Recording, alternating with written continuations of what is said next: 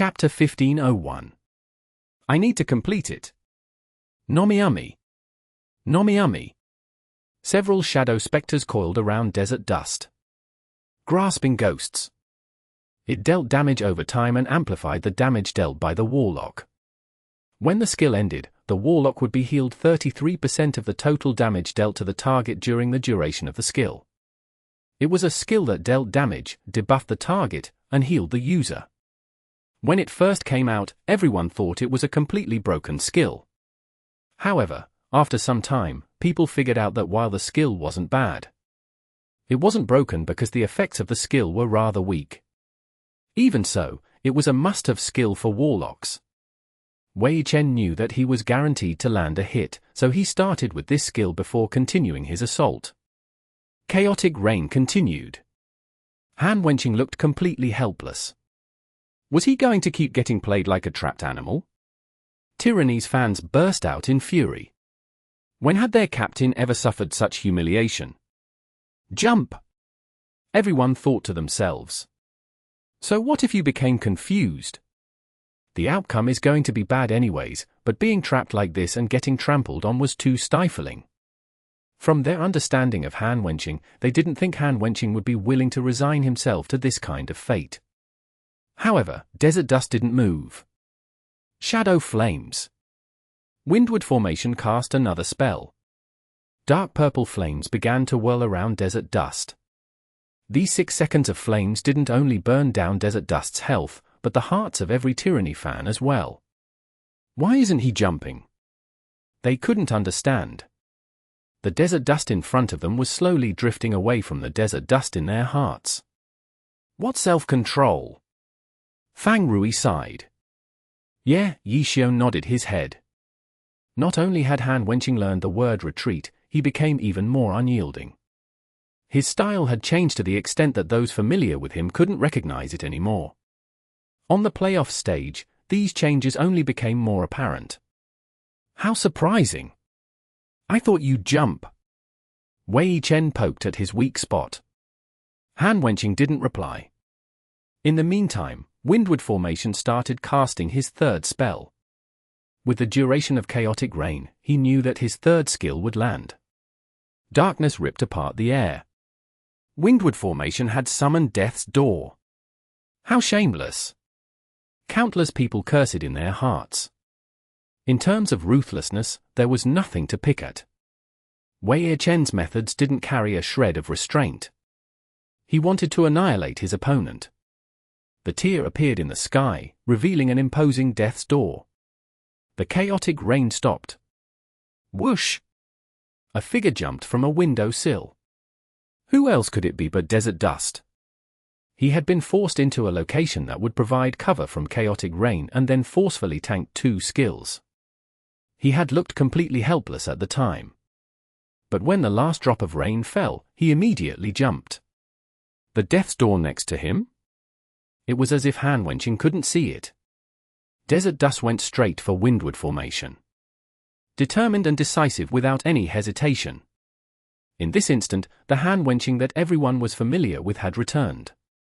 Tyranny's fans didn't have time to adjust their emotions, involuntarily letting out a cheer. Tendrils of darkness extended out from Death's Door, its target even bumping into it as it scurried away. The darkness immediately gave chase. Han Wenqing ignored it. Desert Dust used the wall as a foothold and continued jumping. Keep charging forward even if the darkness behind him was in pursuit. The fans of Tyranny stood up from their seats. They had completely forgotten about their indignation a few seconds ago from seeing Desert Dust cowering under that window. Punch! Desert Dust had swung his fist. And Windward Formation? Windward Formation wasn't able to escape in time. To attack Desert Dust, he had dropped down from his original position, moving closer to where his target was. This change in position became Han Wenqing's opportunity to attack. This decisiveness and ferocity had been outside of Wei Chen's expectations. He had calculated that Death's Door would be cast the moment Chaotic Rain ended.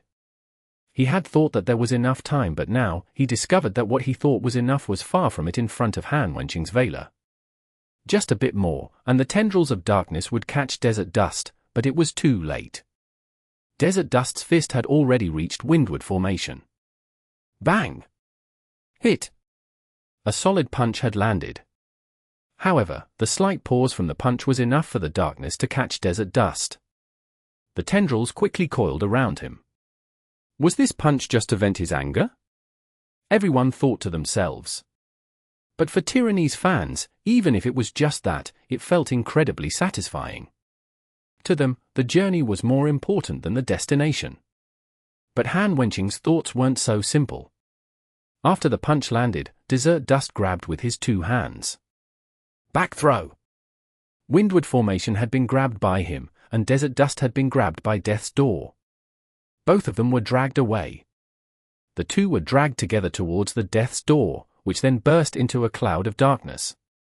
Death's Door had accomplished its mission and disappeared. The two dropped from the sky. One on top, one below. One slow, one fast. The faster one was windward formation. Although he wasn't affected by Death's Door, the back throw wasn't something the Death's Door could interrupt. Desert Dust was able to complete the back throw, flinging windward formation crashing down. As a result, windward formation fell faster. On the other hand, Desert Dust took the damage from Death's Door before free-falling down. While in the air, Desert Dust assumed an offensive posture. Wei Chen was helpless though. Windward formation wasn't free-falling. He had been tossed by back throw. Before he hit the ground, he would be in a stunned state. He could only watch as Desert Dust raise his foot, eagle stamp. Desert Dust dove down as if he were an eagle catching its prey. However, windward formation could do nothing. Sigh. Wei Chen let out a gentle sigh. I was too slow. If he had reacted faster or put in the inputs faster, perhaps that punch wouldn't have landed or he might have been able to dodge the back throw. In either case, he wouldn't be in his current predicament. While stunned, he could only watch as the eagle stamp came towards him. The instant the skill effect ended, would he be able to dodge in time? Wei Chen felt a tremble in his heart. His fingers were starting to go stiff. It was another contest of reaction speed and hand speed. That was what he was most afraid of and what he was weakest at. But that's the only way to get out of this predicament. If he was hit by the eagle stamp and let Han Wenqing close in onto him, his fate would be sealed. Focus! Wei Chen grit his teeth. He was no longer looking at Desert Dust, but carefully feeling windward formation's condition. The instant the stun ended, he would immediately act. I can move! All of these thoughts happened in an instant. Wei Chen felt that the stun had worn off. In that instant, his mind was blank. He had forgotten about the match, he had forgotten what he was doing. He only had one thought: complete it, complete this input. Windward formation raised his two hands in front of him. Bang! Desert Dust's eagle stamp was kicked windward formation's chest. Oh! Tyranny's fans cheered for a moment before abruptly stopping. Windward formation puffed into smoke and dispersed into the air as Desert Dust continued to fall. Han Wenqing turned around. Windward formation was back on the wall on the side of the manor. Shadow clone technique.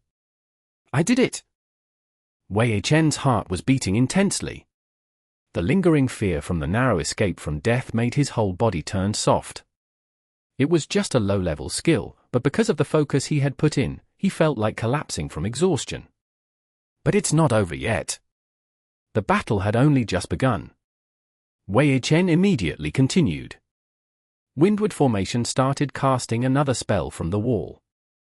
Soul Slice. A blade of darkness cut through the air. In this situation, at this distance, Wei Chen didn't think of using a high-level skill for a setup. He simply wanted to take advantage of the fact that Desert Dust was in the air and could not dodge, so he could deal some damage. He predicted where Desert Dust would land and aimed his Soul Slice. However, Eagle Stamp wasn't as simple as just a stomp. Han Wenqing saw Windward formation casting a spell and immediately finished his Eagle Stamp. Pa pa pa. Desert Dust stepped in the air 3 times. He didn't hit his target, but he used these steps to slow his speed down a little bit. But it still hit in the end. Wei Chen was a crafty old fox. This little trick wasn't going to mess him up. But apart from damage, the soul slice didn't do anything else. Desert Dust landed on the ground and darted towards the manor in pursuit. As for Windward Formation, he was once again climbing towards the roof in a fluster. We're not going to see a repeat of what we just saw, right? Many of the viewers started to worry. No, Liebor dispelled these doubts from the audience. His skills aren't off cooldown yet. How could we get a repeat so soon? Liebor said. Of course, he can't use the same skills, but does he have the tools to do something similar as before? Pan Lin said. Liebor thought carefully about the Warlock's kit. It shouldn't be possible, right? He wasn't certain though, so he didn't say it. Chapter 1502. Sneaky Acting. Nomiumi. Nomiumi. Jump, jump, jump. The two characters were both jumping non-stop on the manor wall. Windward Formation didn't use any skills to disrupt him, nor did Desert Dust use any techniques to harass him. But just this kind of jumping and climbing was already enough to render the watching players dumbstruck. The map came from an in-game environment, and the online arena also had this map. With the vast number of Glory players, there were players who had visited this manor in-universe, and of course there were also those who liked to play on this map in the arena. But, to so easily leap and scale the side of this manor, this was evidently outside of the experience of ordinary players. After this match, those Glory players who liked this map would probably once again begin to pay attention to this kind of technique of scaling the manor wall. It was in this manner that professional matches were at the forefront of Glory trends. And of the two people on the field right now, Wei Chen was more familiar with the map, while Han Wenqing, having played so many battles, was extremely adaptive. Neither player's controls revealed any flaws. But Han Wenqing's Desert Dust was still slightly faster. This wasn't because of any difference in skill, it was a result of the differences between their characters. Strikers were simply more nimble than Warlocks, and had superior movement and jumping ability. But he probably couldn't catch up, right? Looking at the distance between the two characters, if they set the roof as the target, it didn't seem like Desert Dust had enough time to catch up to Windward Formation. Then, once Windward Formation reached the roof, he definitely wouldn't hold back in unleashing a harsh attack down upon Desert Dust, right? Wei Chen didn't disappoint.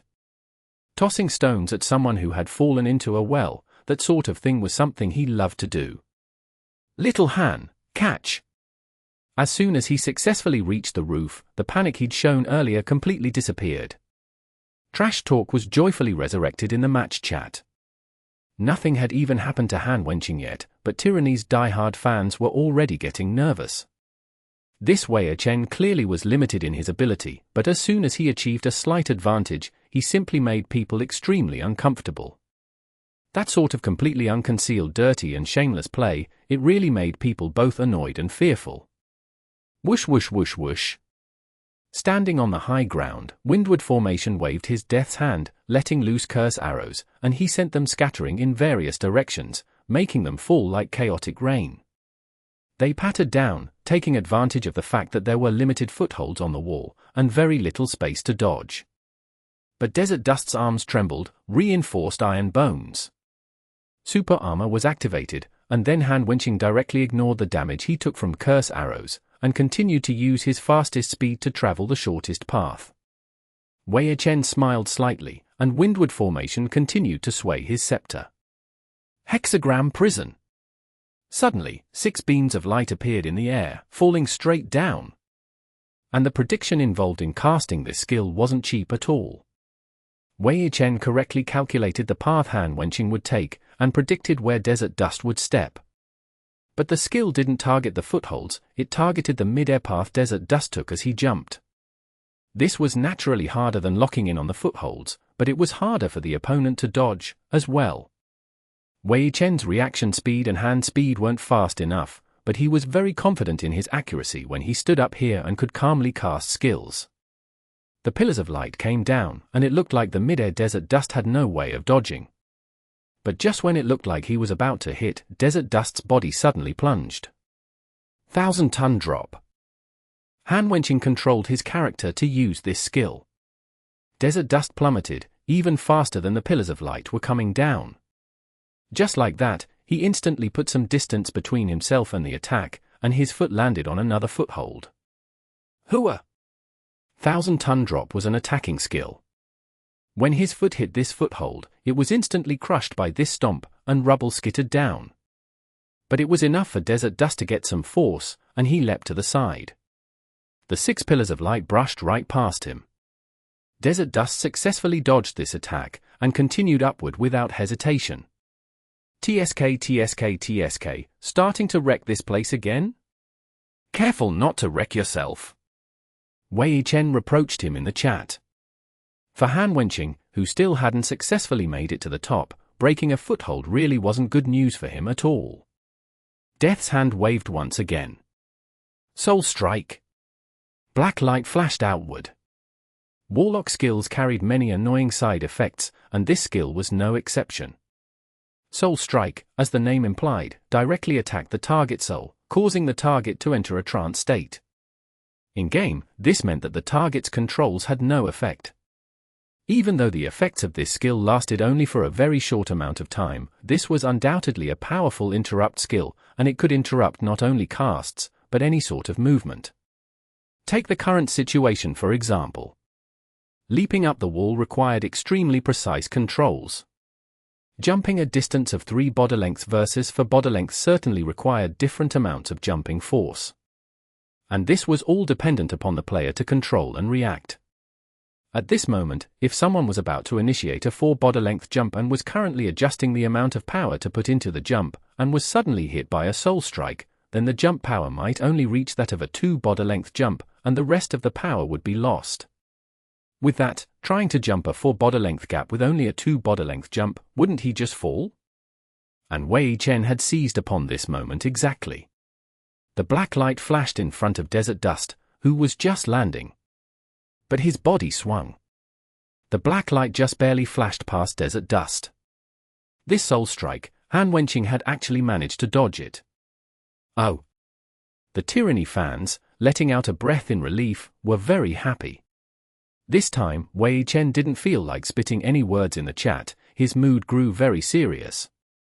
If this soul strike hadn't successfully interrupted Desert Dust's jump power, then that could just be attributed to luck. But it had missed altogether. How? Wei Chen was very confident in the accuracy of his judgment and control. This attack he had calculated very well. But he had still been too slow? Wei Chen hurriedly began casting another skill. Binding Curse! Another flash of light, but it missed again. In such an advantageous condition, he had actually missed 2 times in a row. The happy fans lamented his bad luck, but Wei Chen knew that that definitely wasn't the case. After 1 miss, the second time, his prediction and controls had been even more careful. This second miss shouldn't be because of any problem on his end. Han Wenqing adjusted the rhythm. Watching the match, Yixiu had already seen what the problem was. The adjustment is very subtle, Fang Rui said. It seemed like a very normal adjustment, but coming from Han Wenqing, suddenly it seemed rather abnormal.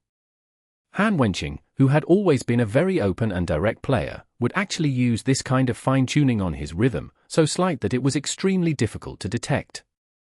Has this guy really become so interesting now? Yixiu mused. Windward formation continued to cast. Another curse, another miss. Hava hava. The Tyranny fans in the stadium had begun to jeer and shout. This dirty playing guy, he tried to play dirty but his attacks missed, it was extremely rewarding to watch. Old Wei still hasn't noticed. Fang Rui furrowed his brow. Even though Wei Chen might not compare to them in terms of pro experience, he had never left Glory after so many years, so his eyes were sharp.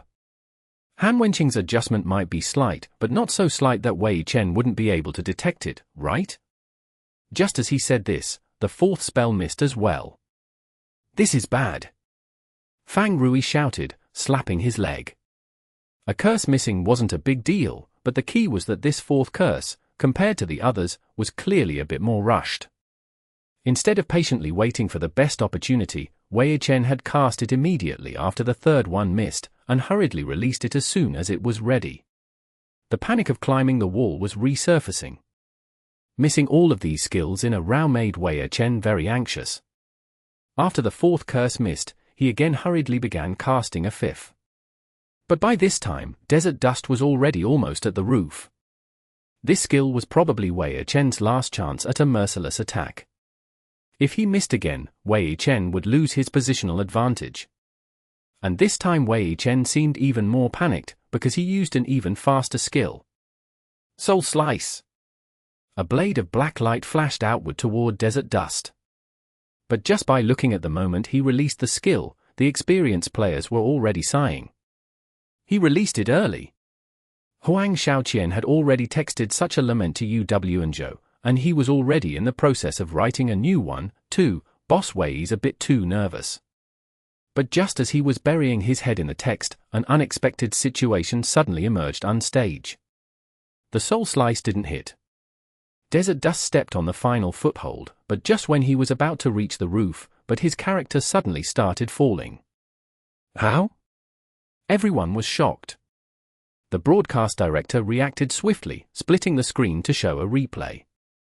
That moment that Desert Dust landed on that last foothold, it shattered from the impact, and he fell with it. Little Han, catch! High-spirited trash talk once again floated into the chat. Everyone was dumbfounded, including Wei Chen's teammates. Fuck! Fang Rui was slapping his leg again. As expected of the master of dirty playing, as soon as he saw this result, he instantly understood what Wei Chen had done. He'd been pretending. It was all an act. This guy had also probably detected the slight adjustments Han Wenqing had made to his rhythm, but these adjustments were changing often, so even if he could tell the rhythm was changing, it would be very difficult for him to grasp it. And so, Wei Chen pretended that he couldn't grasp it at all. He missed skill after skill, and he even adjusted his own rhythm to give off the impression that he was panicked and rushed. Even Fang Rui, this master of dirty play, had been fooled. Did it even have to be said how superb this acting was? And so, the final killing blow simply came from landing on the final foothold. How come it didn't hold? Wei Chen had messed with it, of course. Even as Desert Dust fell, Han Wenqing was still resolute. He pulled his view downward, and could already see another foothold below him, but... whoosh! Black light flashed past. The soul slice cut that foothold. The missed soul slice had never been targeting Desert Dust. Wei Chen put on a good show. And at this moment, Death's hand flashed with magic energy, gathering into a rain cloud, chaotic rain. The skill's cooldown had finally ended, and it was once again cast by Windward formation. And this time, Desert Dust had absolutely no way of dodging. The chaotic rain poured down, bringing the confusion, and Desert Dust continued to plummet. There might have been more footholds further down, but under the confusion status, how could he possibly find them? And at the very bottom, on the ground, unnatural wind blew. The powerful skill, Winding Wraiths, was already ready to welcome Desert Dust. Huang Xiaoqian, who had still been in the middle of expressing his emotions to Yu Wenju in a text, stared with his mouth hanging open. He put his phone down. The battle was decided. A target controlled by a warlock to this extent had no possibility of escape. In the deciding battle of the group arena, Wei Chen won. In the group arena, Happy won. Chapter 1503. Rivals of 10 years meet once more. Nomiumi. Nomiumi. Heh, little Han, you're still too green. This was the last message Wei Chen left in the group arena chat, something that was enough to make all glory players spit blood.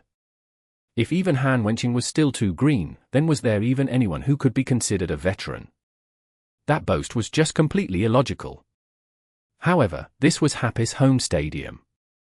As Happy fans, this was something they could totally laugh about. However, for Tyranny fans it was frustrating. They wouldn't fear losing, but losing to a guy like this was absolutely disgusting, especially when the one who lost was their most respected captain, Han Wenqing. No one would blame Han Wenqing for this loss. They had seen his usual courage and determination. It was this opponent. He was too sly, too tricky, too shameless. Perhaps, on some level, this kind of opponent was the bane of hand-wenching straightforward style. The group arena had ended, and the two players walked out of their booths simultaneously. Wei Chen, of course, wore a face full of joy, waving at the crowd while shamelessly making a whole lap around the stadium. Even the wild jeers when he passed by the stands for the guest team fans didn't dampen his smile. In fact, his smile just grew, and he was even more enthusiastic in his waving. The security were restless, as if prepared to face a monster. These were Tyranny fans they were talking about. Was this guy looking to get killed, provoking the Tyranny fans like that? They hurriedly arranged for more people over here while they sent people to try and talk Wei Chen down from his celebrating. Wei Chen didn't give them any trouble, finishing his rounds and returning to the happy player bench. Happy's members had stood to welcome their hero back. Sit, please, sit, Wei Chen energetically waved his hands at them. Everyone laughed. None of them said anything about the way he was behaving because they all knew how important this victory was to Wei Chen, how hard he worked for it. It's all up to you guys now, Wei Chen then said. Next up was the team competition, and he wasn't in the lineup. Don't worry, Yishio nodded at him. Huff, Wei Chen exhaled heavily and looked back at the screen. Everything he had accomplished, the victory he had earned, it was all clearly recorded there. This might not be the most spectacular victory he had claimed, but it was definitely the most satisfying. Time wouldn't let him remain in this moment, but he knew he would never forget any of this. With the group arena at an end, Happy had a 1-point lead. The effect of their victory on their morale was significant, though realistically speaking, a lead of 1 point was negligible in the team competition. Neither team returned to their battle prep rooms, making their arrangements for the team competition right then and there. The match was only just beginning. The two teams made surprisingly synchronized pep talks. For Happy, it was mostly reminding everyone that they shouldn't drop their guard due to their lead from the group arena. For Tyranny, it was about not letting the group arena results get them down. However, the gist of both was the same: a 1-point lead was nothing. Both teams were solemn. After boasting for a while, Wei Chen tactfully quietened down, analyzing their path of action in the team competition seriously with the others. Time flew by, and the referee was already on the outskirts of the stage, staring at his watch and getting ready to call the teams to the stage. Team Tyranny, with a 1-point disadvantage, rose from their seats first and headed for the stage without needing prompting from the referee. Han Wenqing, Lin Jingyan, Zhong Jiala, Qin Muyun, Zhong Xinjie, and 6th player Bai Yanfei. This was the formation that Tyranny used last season to charge into the championships, as well as what people viewed as their core formation. It was just that Han Wenqing, Lin Jingyan, and Zhong Jiala were on rotation this season, and with the addition of their new little general Song Qiying, this formation rarely appeared. It didn't even appear in the first round of the playoffs.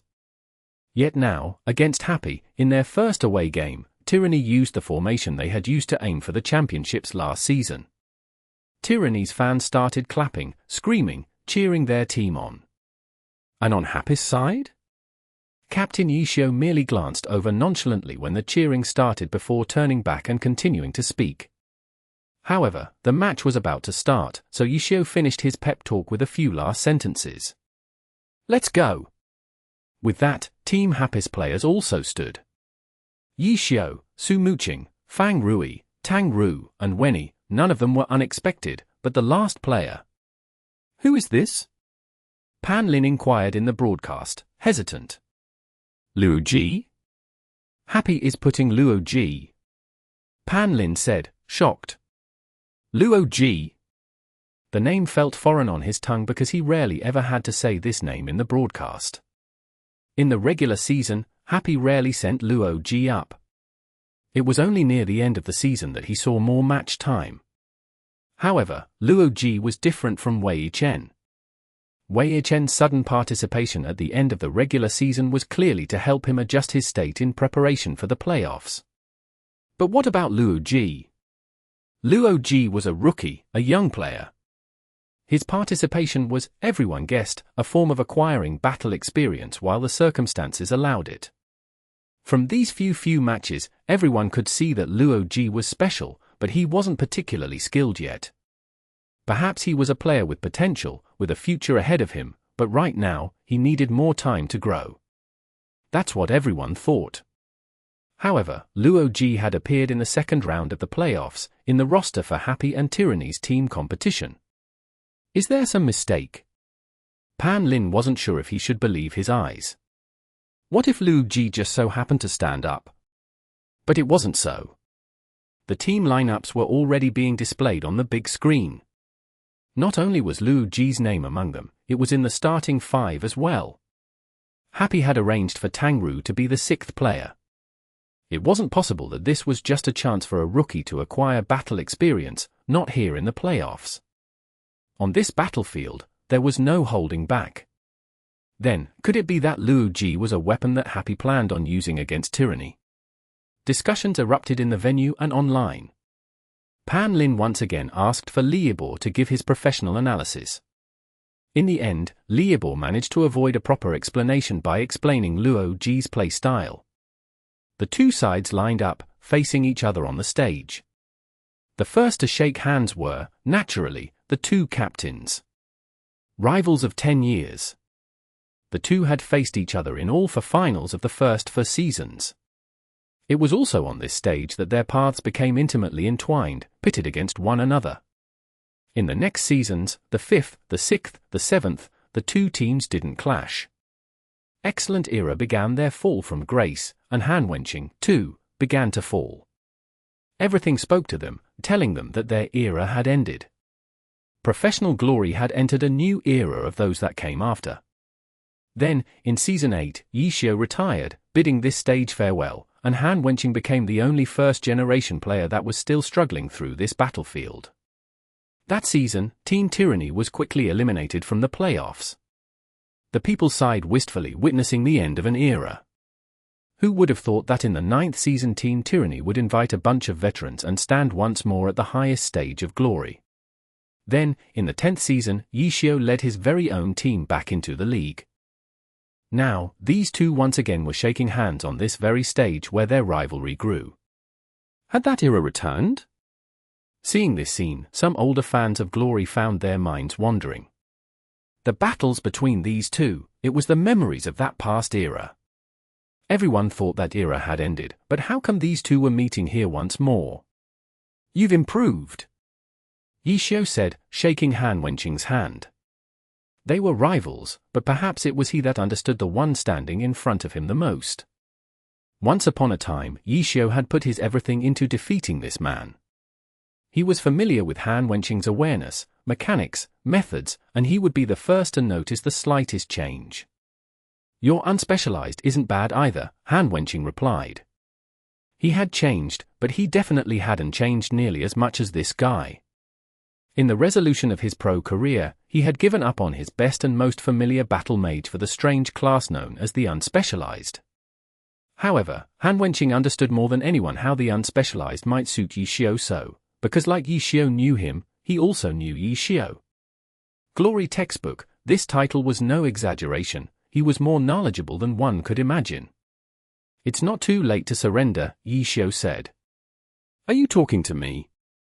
Han-Wenqing's reply was cold. Surrender? That word didn't exist in his dictionary. Yishio chuckled, but said no more, shaking hands with each of Tyranny's members one by one. Zhong Xinjie, Zhong Jiala, Lin Jingyan, these were old opponents that he couldn't be more familiar with. The so-called that era wasn't something created by just the two of them. Countless people had already left this battlefield, but who knew if they were watching the ones who were still fighting for glory from whatever corner of the world they were in. The players of the two teams headed towards their booths, their characters loading into the map.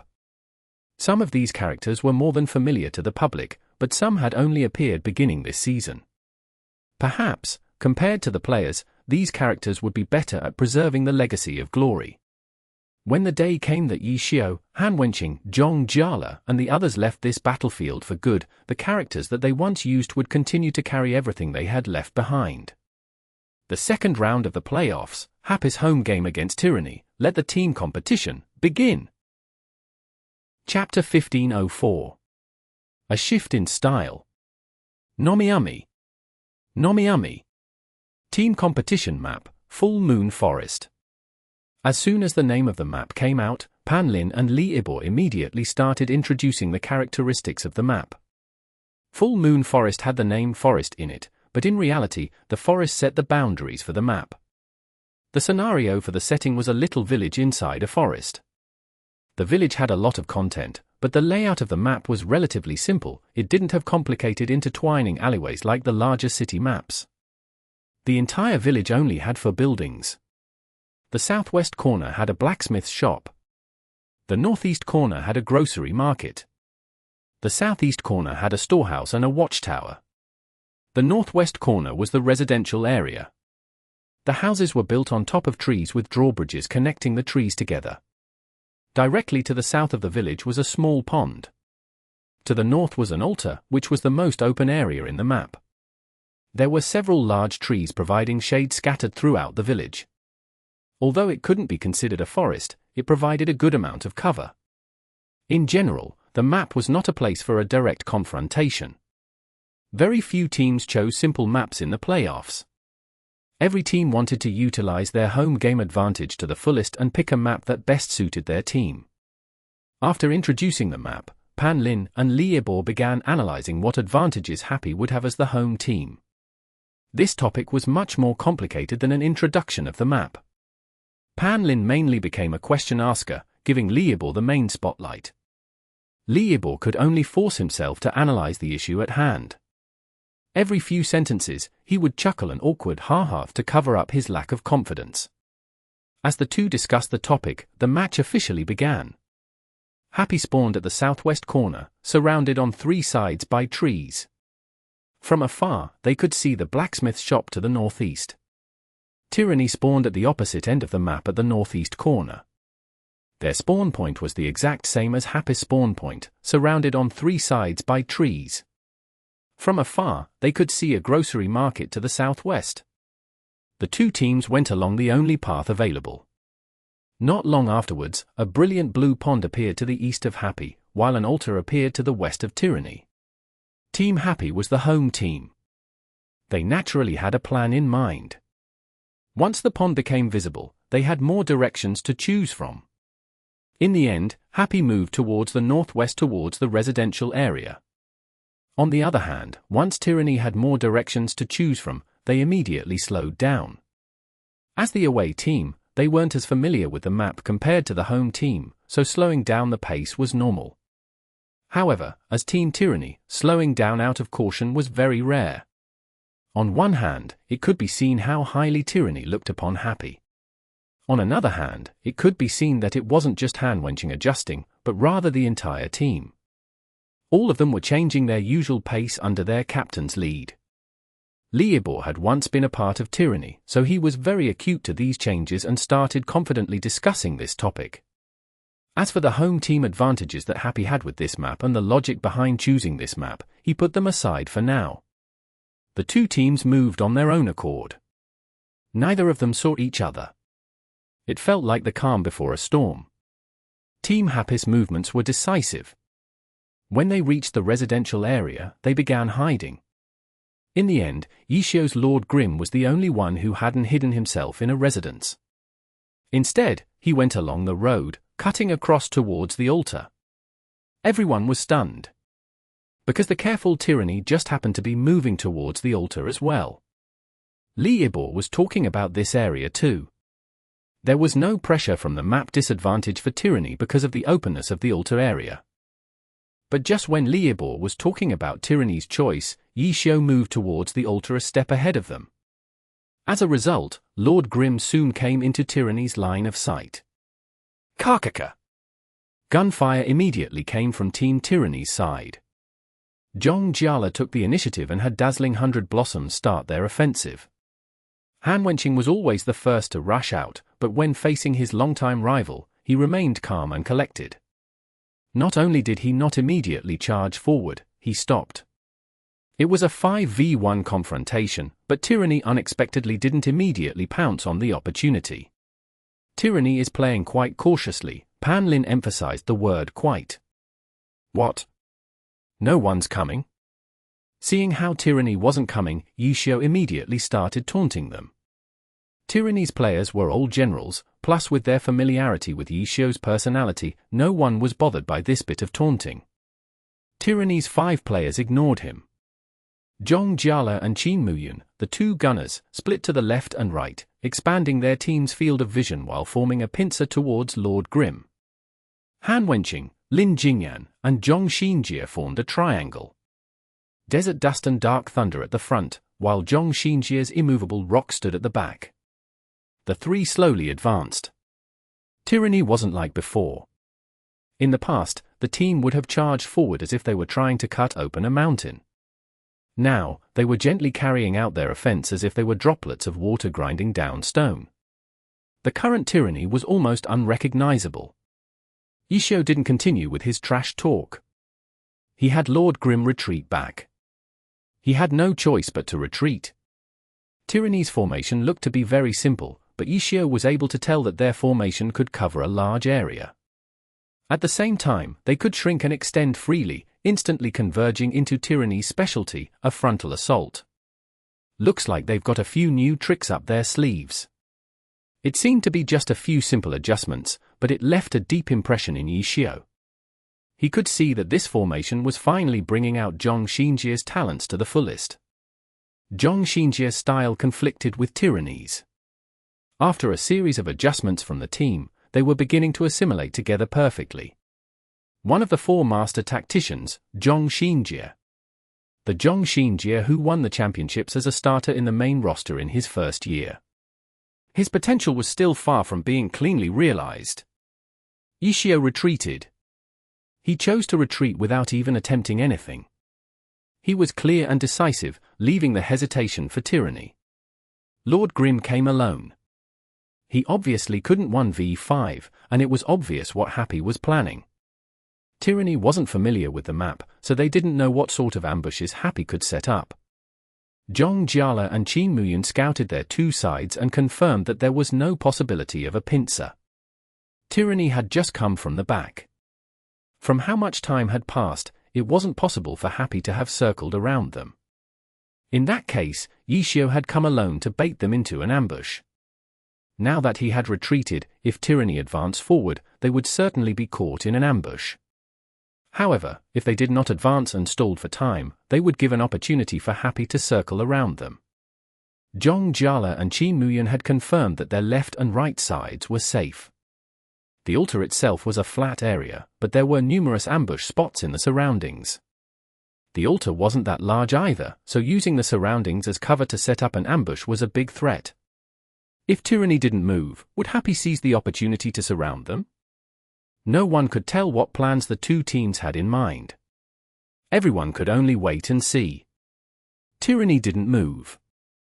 Happy didn't move. Tyranny didn't give chase. As a result, Yishio didn't have Lord Grim continue retreating. Happy's 4 characters, who were hiding in the residential area, stayed still too. The 10 years of rivalry didn't immediately set off blazing sparks. Instead, the 2 sides were carefully probing each other's actions. It had to be known that with their understanding of each other, neither side originally needed to do any probing to know the other side's thoughts. However, Yishio had a new team behind him, and Han Wenqing's unyielding fierceness that had been a part of him for 10 years had begun to become more flexible. The 2 pro players at the end of their career, the 2 rivals of 10 years, were still as diligent as ever, looking for ways to break through. It was because of this that the 2 sides were more careful. They wanted to be the first to see through their changed opponent, while not letting themselves be seen through. Yishio didn't retreat. Han Wenqing didn't advance. The confrontation lasted nearly 30 seconds, when suddenly, Tyranny headed diagonally in the 10 o'clock direction. This movement had been as swift as the wind. Tyranny's original style was instantly displayed. When the team had been making adjustments, they didn't let go of their strongest and most reliable weapon. However, Yishio had seen this weapon many times and didn't even raise an eyebrow towards it. Instead, when he saw the fierce charge, he smirked. "What are you charging blindly for? You guys aren't surrounded." Yishio typed into the chat. How could he not see through Tyranny's intent? The standoff was to let Happy make their setup. Then, before Happy could complete their encirclement, they would suddenly burst out and break through it. Yes, how could you not see it? Zhong Xinjie replied. Then, what are you planning? Yishio asked. Positioning. Zhong Xinjie replied. Yishio was surprised. When he took a look at Tyranny's position right now, Tyranny was outside of the altar. Behind them was a flat path, which they could either advance or retreat from. To their left and right was the forest. Compared to their previous position at the center of the altar, they were much less in the open and in a far better position than before. Li Yibor had analyzed as such. After listeners heard his analysis, they couldn't help but question it. Is that all? Everyone thought to themselves. All they did was move from one place to another. Had Tyranny really needed to be so careful? If Tyranny had just strolled over, what would happen? Yishio's Lord Grim would rush at them and try to stop them? That was what everyone else thought, but not Yishio. It was a very simple movement, but this simple movement showed Tyranny's spirit. The Tyranny of before had centered around their captain, Han Wenqing. The Tyranny of today had finally begun shifting their center towards their vice-captain, Zhong Xinjie. Chapter 1505. A lot of familiar things. Nomiami. Nomiami. No openings. Zhong Xinjie made the least amount of mistakes out of any player in the Glory Alliance, and this characteristic was one of his most notable strengths. Now, it was being realized in Team Tyranny's tactics. In the past, Tyranny's bold and aggressive play style made it impossible not to make mistakes. As a result, they relied on overwhelming force to push their way through. But now, things were different. By waiting for half a minute, not only did they not walk into a trap, they promptly interrupted a potential play from Happy before positioning themselves into a more open space, which allowed for them to retreat or advance as they wished. The hidden danger was silently resolved in this way. Perhaps only someone like Yishio, who had a deep understanding of Tyranny, could these sort of changes clearly. After moving to the wide open street, Tyranny finally began scouting ahead. Han Wenqing's Desert Dust and Lin Jingyan's Dark Forest at the front, Zhong Jiala's Dazzling 100 Blossoms and Qin Muyun's -9 degrees at the back on the left and right, respectively, and Zhong Xinjie's Immovable Rock at the center. The team maintained this formation as they approached Lord Grim. With every step, they seemed to be finding new information. Retreat? With how calm and collected Tyranny was moving, retreating would not bait them into action. Advance? What good would that do? It wasn't like he could charge in and 1v5. However, Yishio's Lord Grim really did advance forward, matching their every step. Before Tyranny's fans could react to Yishio's insane decision, two players dashed out from Tyranny's formation. Dazzling 100 Blossoms. -9 degrees. The two long-ranged gunners unexpectedly took the lead, while Han Wenqing's Desert Dust and Lin Jingyan's Dark Thunder continued to move forward at their original pace. Gunfire burst forth. The two gunners focused their fire towards Lord Grim. Retreat? No, the two gunners had blocked off the area behind Lord Grim. The two were sealing off his retreat path. Retreating would be exactly what they wanted. Don't retreat? The moment the gunfire stopped Lord Grim from escaping, Desert Dust and Dark Thunder suddenly sped up, dashing towards Lord Grim. An assault from all sides was completed in an instant. Beautiful! Pan Ling cried out. Yishio's response to this beautiful offensive was extremely simple. He opened up his umbrella as a shield and pointed it in -9 degrees direction. Peng peng peng peng. The bullets bouncing off of his umbrella sounded quite peculiar. With the bullets blocked, Lord Grim was about to stroll his way out of danger when white flames suddenly burst from the ground. Sacred fire! Taking advantage of the fact that Yishio's vision was blocked from his own umbrella shield, Zhong Xinjie cast a sacred fire, surrounding Lord Grim in white flames.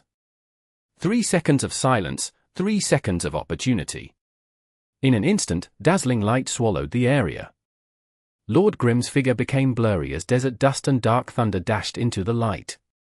The crowd let out a cry of surprise. Tyranny's sudden burst of speed from their initial slow and methodical manner was truly shocking. Tyranny's tactics had become more varied. Not only did it not weaken their offense, it upped their explosiveness by another level through an abrupt change in tempo. In addition, their change in tactics didn't leave behind a single opening. To allow for a sudden increase in tempo, every step need to be carefully thought out for there to be not opening. Sharpshooter attacks were single-target attacks and were very easy to block with a shield. So what if you blocked them?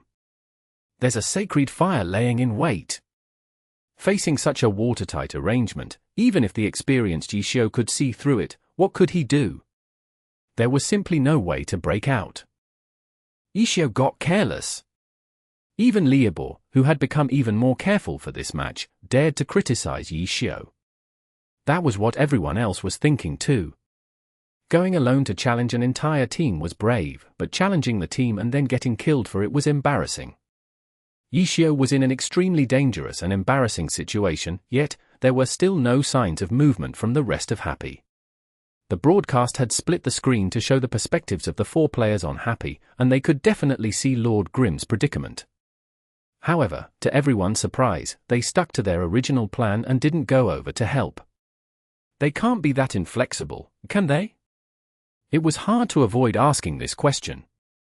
It was true that pre-match preparations were important, but the other 70% of the match depended on the team's response to the circumstances of the match. There was no team who would do nothing seeing this situation. Unless they were confident that they needed to make any moves. The camera once again locked onto Lord Grimm. Lord Grimm had already been swallowed by the 100 Blossoms style, and Han Wenqing and Lin Jingyan needed only a few more steps to reach him. During these 3 seconds, Lord Grimm wouldn't be able to use any skills. Inside the light, a blurry shape could be seen spinning round and round in a circle. How long could 3 seconds be? After a few circles, the blurry figure in the light suddenly sped up. In the next instant, Lord Grimm could be seen clear as day in front of everyone. Lord Grimm had escaped from the 100 Blossoms besiegement, while under the 3 seconds of silence from Sacred Fire. The crowd was silent in shock. A replay quickly appeared on the big screen. This time, the camera zoomed in, paying close attention to Lord Grimm. All sorts of bullets and grenades had been thrown at Lord Grimm. Lord Grimm couldn't use any skills. He could only wave around the umbrella in his hands, blocking what he could as he moved. 3 seconds later, through a skill that increased his movement speed, he broke out from the 100 Blossoms style. The viewers continued to be at a loss. Despite seeing the slow-motion replay, they still couldn't understand. How could he escape by just blocking a few attacks? Only Zhong Jiala understood. Only the person who created the 100 Blossoms style could. Only he knew that Lord Grimm's spinning umbrella wasn't just to block some damage, it was to block the attacks that the 100 Blossoms style used to restrict the opponent. It was because he blocked those few skills that the light of the 100 Blossoms style still existed, yet did little to obstruct its target. After the Sacred Fire wore off, Yishio immediately rushed out with a movement skill, leaving Han Wenqing and Lin Jingyan in the dust. In other words, even though Tyranny's tactics had no openings, Zhong Jiala's 100 Blossoms style had been seen through by Yishio. Yishio's understanding of Zhong Jiala was not much worse than his understanding of his longtime rival Han Wenqing.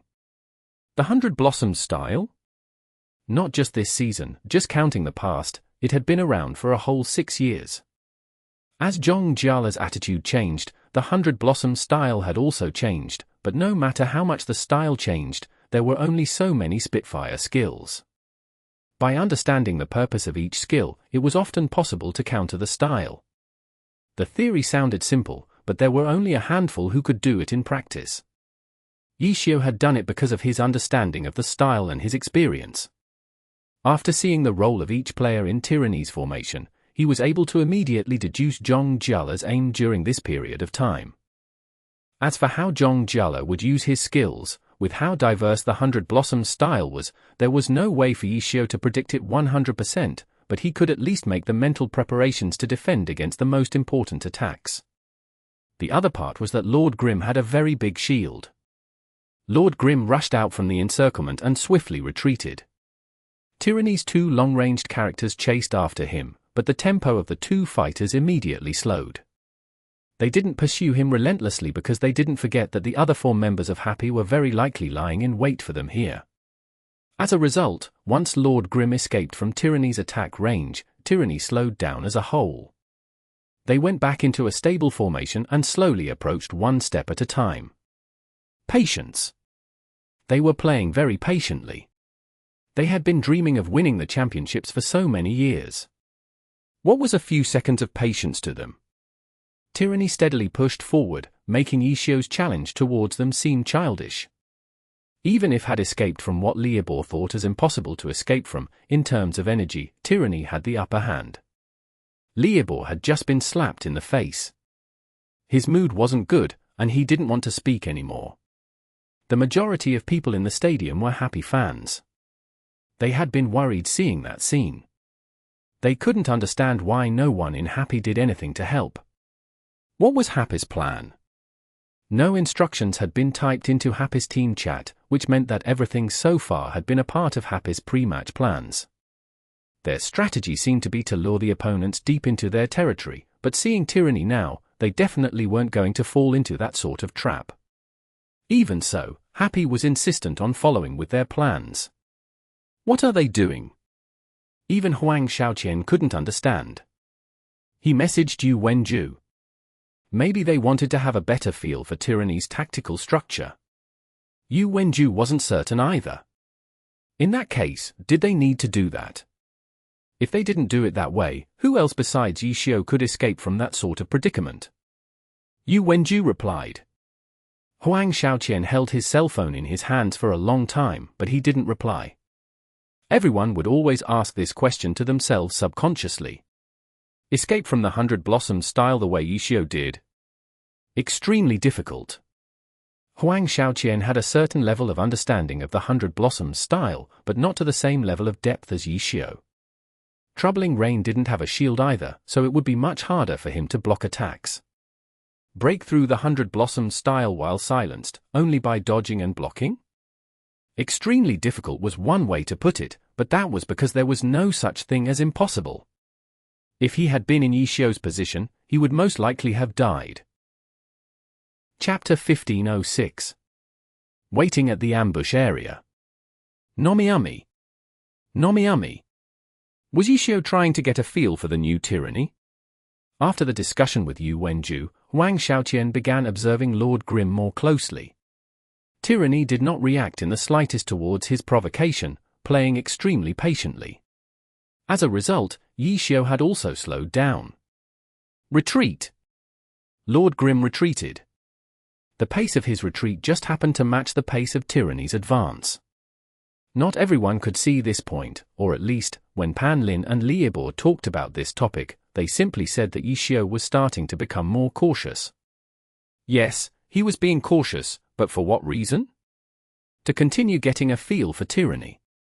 He had been getting a feel for their offense. Now, he was getting a feel for their defense. He's getting a feel for Tyranny's tempo switch. This time, Yu Wenju messaged Huang Xiaoqian. Tempo switch. Normal players might only have an idea of what it was, but pro players would immediately understand if they heard this phrase. To put it simply, it was referring to the switch in tempo between attack and defense. It couldn't be too flat or too exaggerated. It had to be just right. Ishio was constantly adjusting his own tempo to produce a change in Tyranny's tempo. From this, he could grasp new information on Tyranny. This isn't to win the match, but to win the set. Yu Wenju typed again. Huang Xiaoqian understood this point. Tyranny had constantly been rotating their roster throughout the regular season. It was only until the end of the season did the old generals of Tyranny start coming out together. However, everyone knew that those games were just as a warm-up. Their full capabilities would only be revealed in the playoffs. How had Tyranny changed over the course of this season? The only way to find out was to personally experience it, which was why Ishio didn't hesitate to take these risks alone. In terms of tactics, it was very risky. but from a strategic standpoint, it would likely prove to be useful in the future. But would Tyranny let Yixiao see everything so easily? The two gunners in Tyranny suddenly rushed out again. Bang bang bang. The gunfire crisscrossed towards Lord Grim. This time, Yixiao was ready. As soon as he saw the two dash out, he swiftly retreated. The broadcast rotated through the four players on Happy lying in wait. Happy's ambush area was not far now. Yixiao's Lord Grim was retreating towards this area. Would Tyranny walk into the ambush? No? The two gunners forced Lord Grim to retreat to show that he was not welcome. Tyranny had no intentions of relentlessly pursuing him. As a result, when Lord Grim retreated into the ambush area, Tyranny was still a fair distance away. Han Wenqing and Lin Jingyan didn't move forward. Only Zhong Jiala and Qin Muyun, the two long-ranged characters, attacked from afar.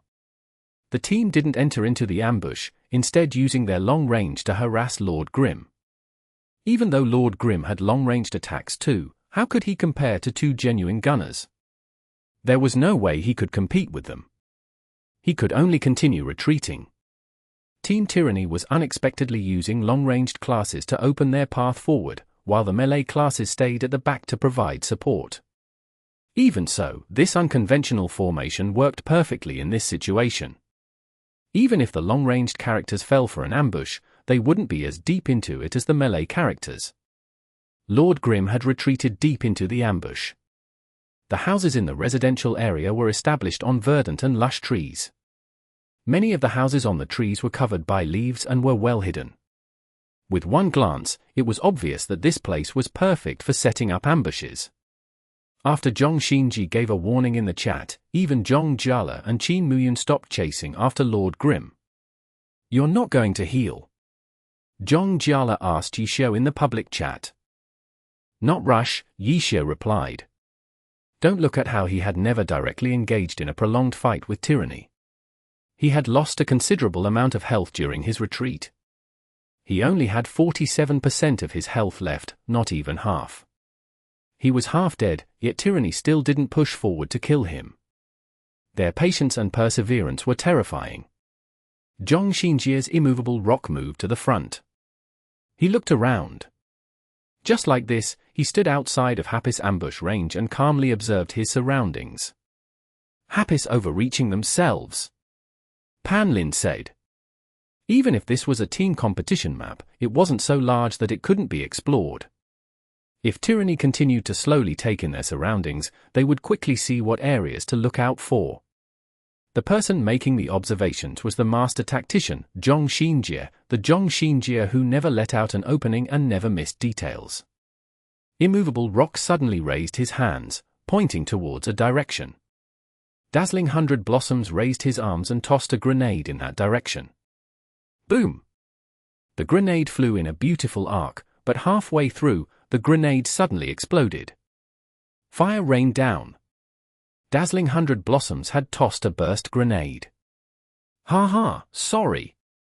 Yixiao apologized in the public chat. On the other end of the forest, smoke rose from the tip of Lord Grim's umbrella. He had shot down the grenade. Suddenly, Lin Jingyan raised his arm. What appeared to be a wine bottle flew in that direction. "Are you testing me?" Yixiao even had the time to type out a message. Lord Grim lifted his umbrella and with a bang, the wine bottle shattered into pieces. Flames rained down and spread onto the ground. "Are you trying to set the forest on fire?" "That's a bit difficult," Yixiao typed. The broadcast coordinated with the conversation between the players. As Yixiao said these words, the camera zoomed in on the fire on the ground. Sure enough, the fire produced by these skills didn't last for long before dissipating. A better idea would be to learn from Huang Shaoqian and cut down these trees instead. Yixiao suggested. "That motherfucker!" Huang Shaoqian was just watching the match, and shots were being fired at him. He quickly expressed his inner resentment in the form of a message for Yu Wenju. Tyranny remained indifferent towards Yixiao's words. Not a single person in the team replied back.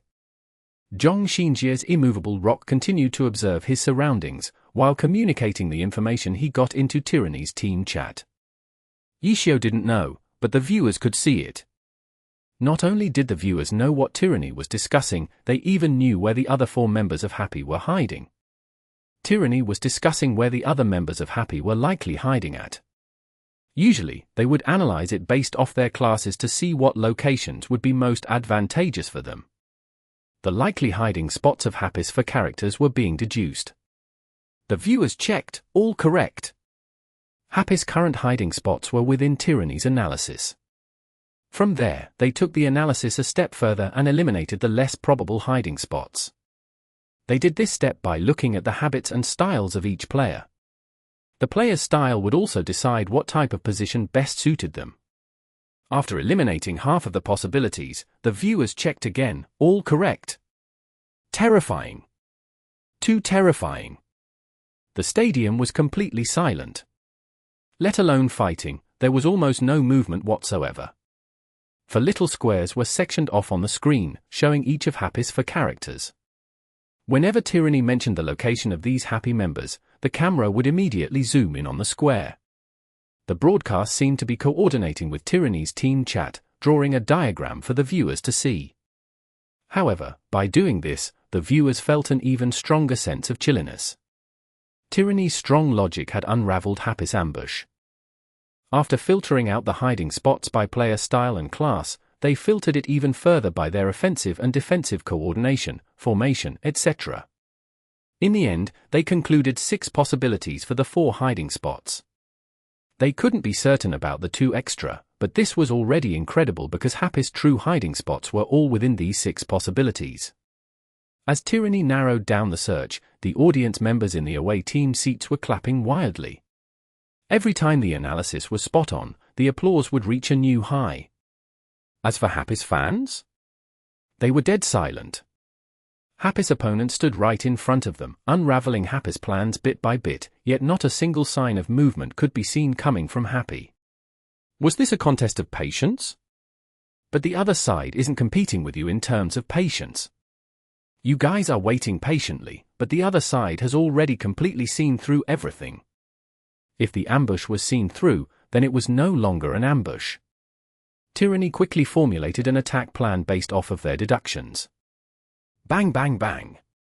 The sounds of gunfire. The 2 gunners led the attack. They ignored Lord Grimm, who was directly facing them. Instead, they aimed at trees that appeared to have no one there. Dancing Rain. Tyranny just happened to attack where Dancing Rain was. They didn't attack the important healer, nor the average skilled rookie Luo Ji, who was coming out onto the playoff stage for the first time. Tyranny's first target was the experienced Su Muqing, the launcher who held the range advantage. It seemed to be a stupid choice, but the viewers understood the reason clearly. Because they had seen the analysis by Tyranny. There was only one reason for picking Dancing Rain as their first target. Dancing Rain's position was the position that they were most certain of. Reliable and never making mistakes, the style of Zhong Xinjie. Chapter 1507. The possibility of mistake. Nomiami. Nomiami. The dusky forest brightened, illuminating a path from Tyranny's formation. Zhongjiala. Dazzling 100 blossoms. 100 blossoms style. Offense and defense together. By the time the viewers regained their composure, Desert Dust and Dark Thunder had vanished. Only their shadows could be seen flickering in the light. The 2 had charged forward alongside Dazzling 100 Blossoms attacks. Tyranny's fans instantly became excited. Holy Trinity! The Tyranny fans cheered. Holy Trinity! Han Wenqing, Zhong Jiala, and Lin Jingyan. These 3 old generals of Tyranny had been fighting each other all the way from Season 2 to Season 9. At the end of their careers, the 3 unexpectedly became teammates, gathering together under Tyranny. They were even able to create their own unique offensive formation, which Tyranny nicknamed the Holy Trinity. The name showed just how much synergy there was between them. The people who understood you the best were your own enemies. These words suited these 3 perfectly. From enemies to teammates, being able to create their own set of tactics so quickly was because of their many years of experience as opponents. At this moment, Tyranny officially began their offensive. The Holy Trinity that had the Tyranny fans go wild last season had reappeared. As for this season, because of their frequent rotations, the three old generals rarely appeared together on stage. The Tyranny fans had been waiting to see this scene for too long. Their hopes had finally been realized. The Holy Trinity didn't seem to be out of practice at all. Just as the fans were getting excited, another shadow flickered into their view. -9 degrees, Qin Muyun. Tyranny's fifth player, the fifth player who was overshadowed by the gods around him, had intruded into this picturesque scene. He didn't match the pace of the other three. His pace seemed completely out of place in comparison. However, the true experts could immediately feel the improvement in Team Tyranny as a whole. The Holy Trinity, it still comprised of the same three players. However, there was now a new helper alongside them. Qin Muyun was outstanding at positioning. He kept weaving in and out between the Holy Trinity, his gaze and gun aimed at spots that could potentially mean trouble for the formation. It was just that no trouble had occurred yet, so -9 degrees looked somewhat comical, as if he were delusional. But this was Zhong Xinjia's style. It was better to be safe than sorry. His every move blocked any potential areas that could disrupt their plans. Shortly afterwards, the Holy Trinity had reached their destination. Cannon fire could already be heard in the forest. Tyranny's guess had been correct. Su Muqing obviously wasn't going to sit there and wait for her death to come. Dancing Rain fired a few shots at the light cover, borrowing the recoil to move. Aerial cannon. It was difficult to change directions while using aerial cannon, so it wasn't too suitable for this map. However, with this being Happy's home map, Su Muqing was evidently very familiar with this area of the map. As Dancing Rain used aerial cannon, she accurately calculated the glide distance and direction every time, intentionally bumping into trees to change directions. After a few shots, Dancing Rain pulled away from Tyranny's formation. Bang bang bang bang. Gunshots suddenly rang in the air. Qin Muyun's -9 degrees suddenly fired towards a direction. Enemy attack? No. The slower viewers weren't sure what was happening. On the other hand, the more attentive viewers quickly realized that Qin Muyun's -9 degrees was firing at one of the 6 potential hiding spots that Tyranny had conjectured. There's no one there. The viewers could see where Happy's members were located and knew the answer. Even so, by checking with his attacks, he helped Tyranny eliminate this possibility. As a result, apart from the already exposed Dancing Rain, there were only 4 guesses and 3 characters left. Tyranny was in no hurry though. Tyranny had already reached this far in. Was Happy still going to do nothing? If they made some adjustments, they might make Tyranny to predict wrongly.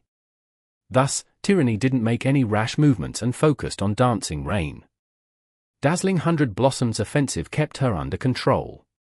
The bright lights kept interfering with Dancing Rain's sight, making it difficult for her to see Tyranny's pathing.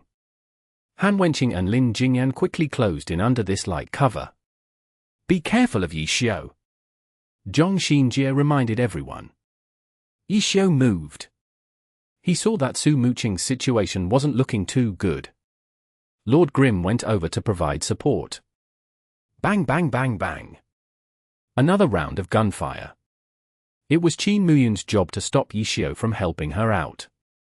He didn't need Zhong Xinjia's warning. He had taken note of Yi Xiu. As soon as he saw Lord Grimm move, he didn't hesitate to attack. Lord Grimm fled behind a tree. Under such heavy gunfire, he couldn't easily expose himself. He could use his shield to tank the hits, but Lord Grimm didn't have that much health right now. His shield only reduced the damage too. It didn't negate it. Beautiful. Zhong Jiala praised in the chat as Dazzling 100 Blossoms attacked even more fiercely. Zhong Xinjia wasn't moved by the current situation. He continued to be cautious, paying close attention to those calm areas. It was too calm. The battle had already developed to this stage, yet Happy still wasn't going to act. Were they really going to test Yi Xiu and Su Muqing and hope for the two to escape on their own? If Yishio and Su Muqing failed to escape and died here, the match would be over. Could I have missed something? Zhong Xinjie never made mistakes. That was what people thought of Zhong Xinjie, but Zhong Xinjie himself never felt like he never made mistakes. He simply did his best to think of all aspects before making a decision. Others might not see any mistakes, but that was because he was constantly thinking of what could go wrong. He never let down his guard at any moment.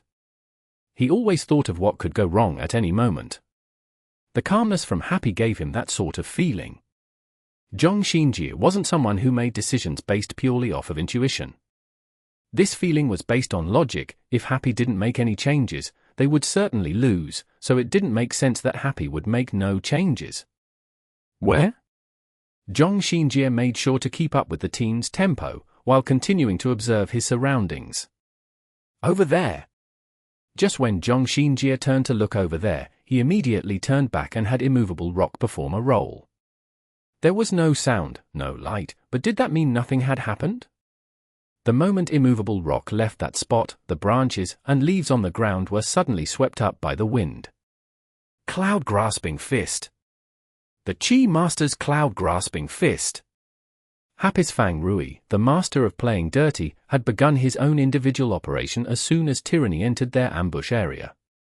He was very patient. Even when Tyranny had nearly cornered Su Muqing, even when Yishio had been prevented from helping her, he hadn't made his move. Because what he wanted wasn't just to give Tyranny a bit of an inconvenience. He wanted to completely disrupt the entire Tyranny with a single move. He had fixed his sights on Zhong Xinjie, on the important healer. He had been waiting for an opportunity to act. From the very beginning, he had planned on stealthily grabbing Zhong Xinjie's Immovable Rock with a cloud-grasping fist. That was why he ignored Su Muqing's and Yishio's predicament. Only those sorts of predicaments could catch Tyranny's attention and lower their guard towards their healer. These types of ambushes were Fang Rui's specialty. His judgment was correct. When Qin Muyan began targeting Yishio to stop him from helping Su Muqing, Tyranny's attention was almost entirely fixed on the fight over there. As a result, Fang Rui made his move. Following Immovable Rock, Boundless Sea found a perfect position. Then, he casted, prayed for good luck, and acted. However, in the final moments, Fang Rui hadn't expected Zhong Xinjie to sense it. The cloud-grasping fist missed, exposing his position. Even though he was facing a cleric who posed no offensive threat, Fang Rui felt like he had been stripped naked. It was as if nothing could escape from Zhong Xinjie's notice. Fine, if an ambush isn't going to work, then I'll just go to you. Boundless Sea unexpectedly rushed forward. The cloud-grasping fist had missed, so his new plan was to kidnap Immovable Rock directly. Zhong Xinjie immediately had Immovable Rock retreat. Tyranny's other players obviously received the signal. In an instant, the 100-blossom style enveloped Immovable Rock. Then, the light and Immovable Rock vanished. What? Is this a magic trick? Are you sure you aren't a magician? Fang Rui spat out. He immediately changed his plans. He couldn't catch Immovable Rock, so he began attacking Qin Muyan's -9 degrees. The guy had firepower though. Fang Rui couldn't fight him out in the open, so he relied on his familiarity with the terrain to begin playing dirty. Chi bullet! Boundless Sea suddenly reached out with his hands and fired a Chi bullet from behind a tree. Qin Muyan didn't dodge and let the Chi bullet hit -9 degrees. He was ready to guard against a follow-up from behind that tree, when a storm of Qi came from the other direction. Sky-piercing cannon! The wave of Qi sent branches and leaves flying. It was obvious where it was coming from. The attack seemed to be saying to him, "You little punk, let's see you tank this one." Chapter 1508. Neither side willing to take a step. Nomiami. Nomiami.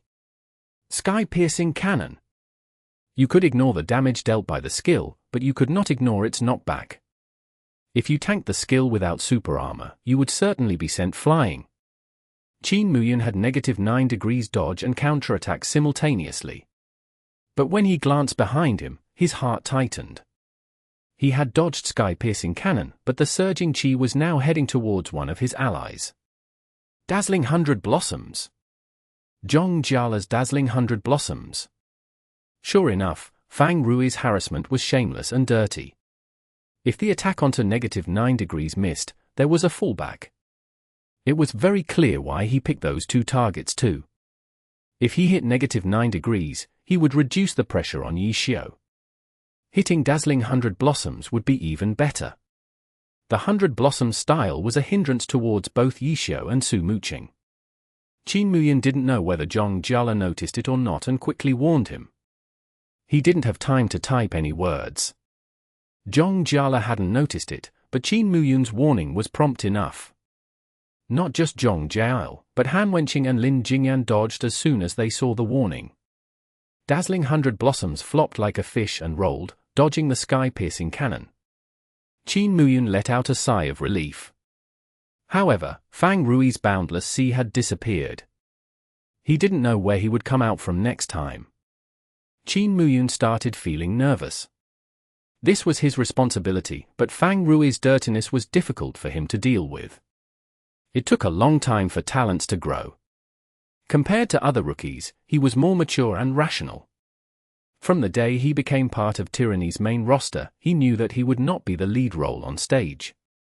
At that time, Team Tyranny had shined the brightest in all of glory. Legendary names that would go down in glory history had gathered together in this team.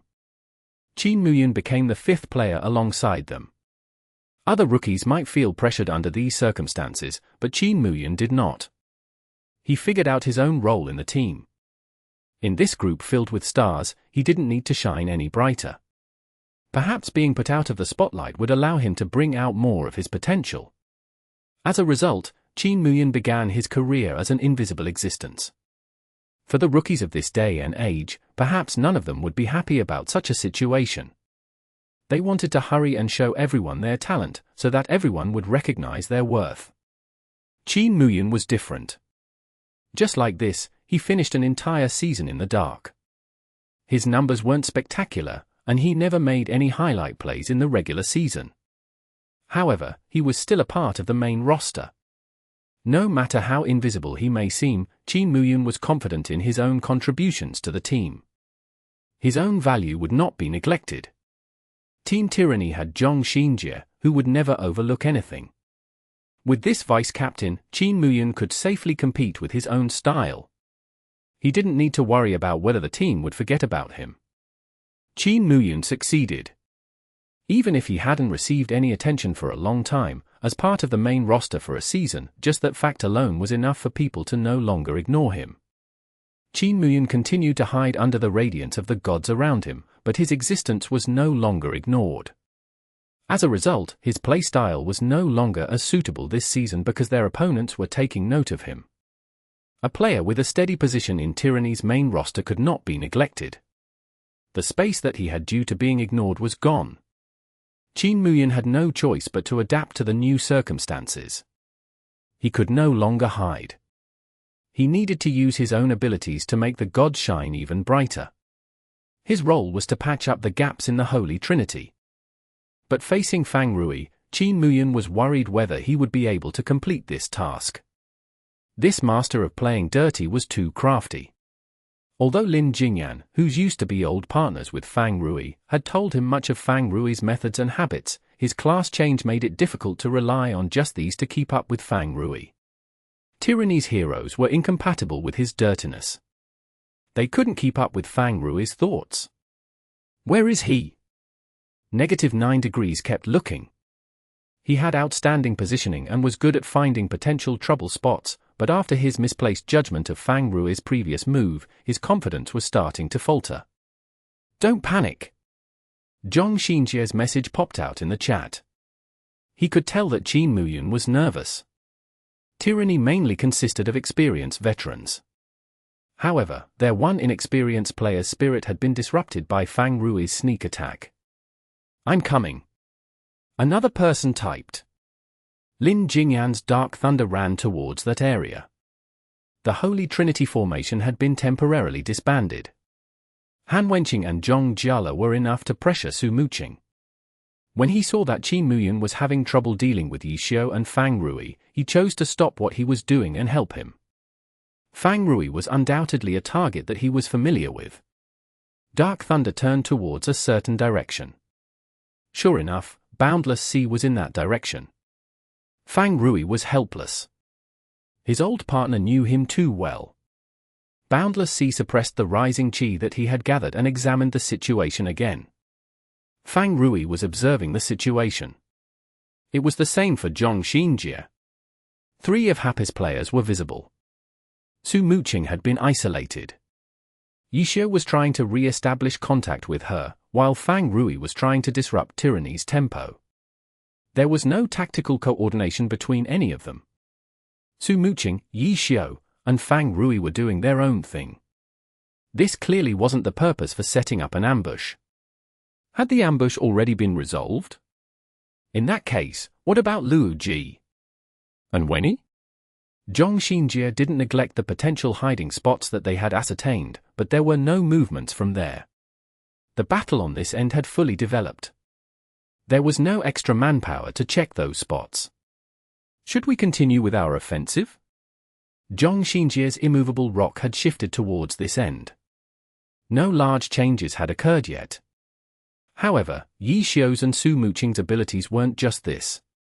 With Lin Jingyan shifting his attention to Fang Rui, the pressure onto them should have been greatly reduced. The deadlock should have been broken.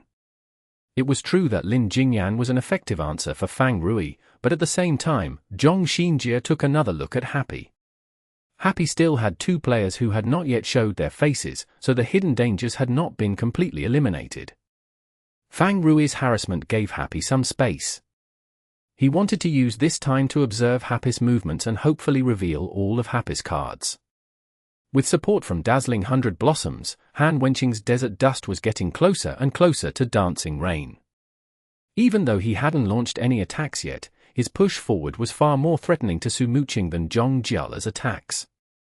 If Han Wenqing's Desert Dust was able to get close to her, the only outcome for her launcher was death. Retreat, keep retreating.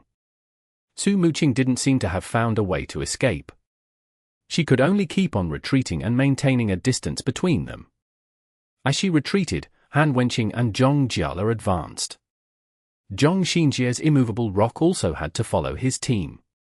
The entirety of Tyranny was being pulled deeper into the residential area.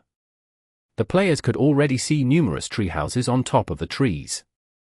They weren't just following Dancing Rain blindly. The team maintained their formation. As Dancing Rain retreated deeper into the area, they had tried to surround Yixiu's Lord Grim. But in the end, Yixiu was able to see through their intentions. Tyranny's formation was still intact though. Yixiu's Lord Grim failed to reach Dancing Rain, but his presence made it such that Tyranny could not let out any openings. Lin Jingyan and Fang Rui were following along with the paces of their respective teams, keeping their opponent in check and moving. The atmosphere in the stadium was very strange. The 2 sides could take a step and change the situation, but neither of them did so. In the end, Tyranny didn't open up their offensive, while Happy didn't do everything they could to save Su Muqing. Both sides seemed to be using 70% of their strength. The remaining 30% made the viewers feel extremely anxious. The match is still in the observation stage. Yu Wenju messaged Huang Shaoqian.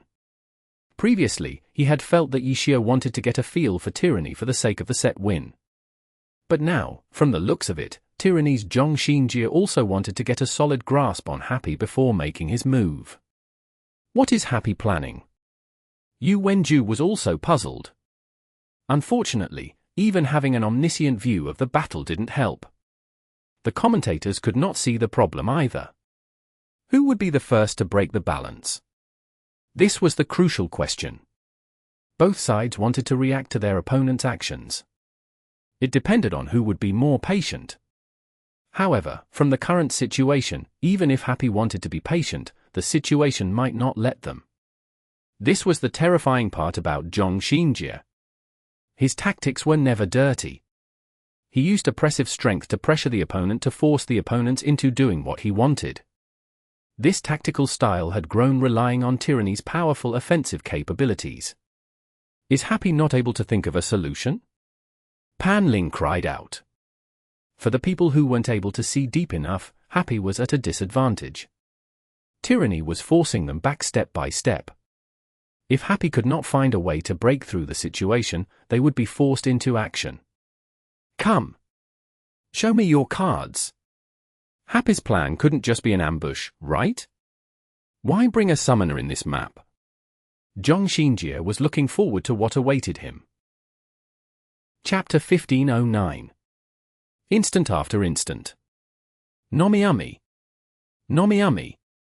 It was Luo Ji's first time on the playoff stage. He was a rookie that couldn't be more of a rookie. If he knew that Zhong Xinjie was worried about him, his self-confidence would skyrocket. But no matter how much Zhong Xinjie was looking forward to what was to come from him, Luo Ji wasn't going to give him face. His summoner, Concealed Light, had yet to appear on the battlefield. The viewers didn't know that Zhong Xinjie was thinking about Luo Ji. If not, the broadcast would have certainly given Concealed Light a few close-ups to see what he was so busy with that he couldn't give this vice-captain any face. Luo Ji's Concealed Light didn't make any movements, but Yishio's Lord Grim did. Boom! A grenade exploded. Lord Grim tore through the explosion and rushed towards Dancing Rain. In the end, Su Muqing isn't able to hold on and needs to be rescued? Zhong Xinjie's attention quickly shifted towards that direction. As a cleric, his job wasn't just to keep up his team's health. Clerics had many useful offensive support skills such as Sacred Fire, Hypnosis, Holy Commandment. This was the difference between clerics and paladins. Clerics served a more offensive role, while paladins served a more defensive role. When Yishio's Lord Grim rushed forward, the first person to intercept him on Tiany's side was Zhong Xinjie's Immovable Rock. Immovable Rock lifted his silver weapon, backlight cross, to his forehead and began casting a spell. Sacred Fire. Sacred Fire was a widely used cleric skill. No one cared about the damage dealt by the skill. What mattered was the 3 seconds of silence. 3 seconds. Yishio would likely reach Su Muqing within these 3 seconds, but if he couldn't use any skills, how was he supposed to rescue her? Happy's fans began to feel worried for Yishio, seeing what Immovable Rock was about to do. Immovable Rock's cast speed was extremely fast. The Sacred Fire was practically cast in an instant. White light radiated from the backlight cross. Then, the light seemed to leap across the void and disappeared. On the other side of the forest, a Sacred Fire suddenly burst forth in front of Lord Grim. It missed! Right when Lord Grim was about to take a step, he suddenly stopped, the Sacred Fire floating in front of him. Then, he gently circled around it and even took a glance at Immovable Rock. Was I discovered? Zhong Xinjie felt that it was a pity, but he wasn't frustrated by it. Ambushes weren't his specialty. What's more, he was trying to ambush someone as experienced as Yishio. Zhong Xinjie never placed all of his hopes on a single skill. The Sacred Fire missed? It was too bad, but it at least disrupted Lord Grim's tempo. Dazzling 100 Blossoms seized this opportunity to attack Lord Grim. As for Han Wenqing's Desert Dust, he stepped to the side, stopping Su Muqing's attempt to move her Dancing Rain towards Lord Grim. A launcher charging past a striker was not a good idea. The blossoming light swallowed Lord Grim. Suddenly, the forest seemed to quiet down. What was missing? -9 degrees gunshots. Qin Muyun's -9 degrees had been chasing after Lord Grim, but the blossoming light blocked his view. For a moment, he couldn't lock onto his target. Not good. The sudden pause made Zhong Xinjie realize that the situation wasn't good. It had interrupted Tyranny's tempo. Yishio had most likely intentionally let his Lord Grim get swallowed by the blossoming light. He had unexpectedly used his opponent's offensive as a cover. It was unadorned disdain towards Zhong Jiala. Zhong Xinjie realized it, as did Zhong Jiala. The blossoming light that he had sent over wasn't a net, but a wall. If Yishio continued to charge towards Dancing Rain, he would certainly suffer heavy damage. With Han Wenqing's Desert Dust there, as well as a pincer from Zhong Jiala and Qin Muyun, they could eliminate him in one go. That was the best outcome, but Zhong didn't think Yishio was so stupid. But it turned out that Lord Grim really did walk right into it. In that instant, Zhong had been excited, but he soon realized that though Yishio's intrusion had been shallow, Lord Grim had walked into his 100 Blossom style, but he didn't continue moving through the wall. He's using me as cover. Zhong and Zhong Xinjie reacted almost simultaneously. Zhong had dazzling 100 Blossoms hastily retract the light cover. Not good. Not good at all. Zhong had realized the problem, but his realization had been somewhat shallow. When he retracted the light cover, Zhong Xinjie immediately noticed an even deeper problem. By borrowing the light as a cover, Yishio had interrupted Qin Muyun's offensive and tyranny's tempo. Then, when Zhong noticed the problem, he adjusted his 100 Blossom style. Didn't that mean he had interrupted tyranny's tempo twice? The interruptions had come one after the other. Although it was just for an instant, Qin Muyun and Zhong had stopped their attacks. Yishio had been looking for this instant. Boom, boom, boom. The sounds of cannon fire. Sure enough, Su Muqing's dancing rain immediately seized this opening. She paved the way forward with her cannon fire. At the same time, Yishio's Lord Grim charged fiercely at Han Wenqing's Desert Dust. Having won the title of best partners for 3 consecutive years, the coordination between the two didn't need to be explained. There was only one final obstacle in their path: Han Wenqing. Team Tyranny's captain, Han Wenqing. Reinforced iron bones. No one knew if Han Wenqing had a complete grasp of the situation like Zhong Xinjie did, but when he saw Su Muqing and Yishio form a pincer onto him, he immediately had Desert Dust activate reinforced iron bones. Then, he completely ignored Lord Grim. Ferocious Tiger Flurry. Desert Dust attack Dancing Rain, ignoring Lord Grim's attacks from behind. With reinforced iron bones activated, these attacks would not hinder his movements. Right now, he only had one target in his sights: Dancing Rain, who was heading straight towards him. Boom, boom, boom. Dancing Rain's artillery shells exploded onto Desert Dust, but it didn't even faze him.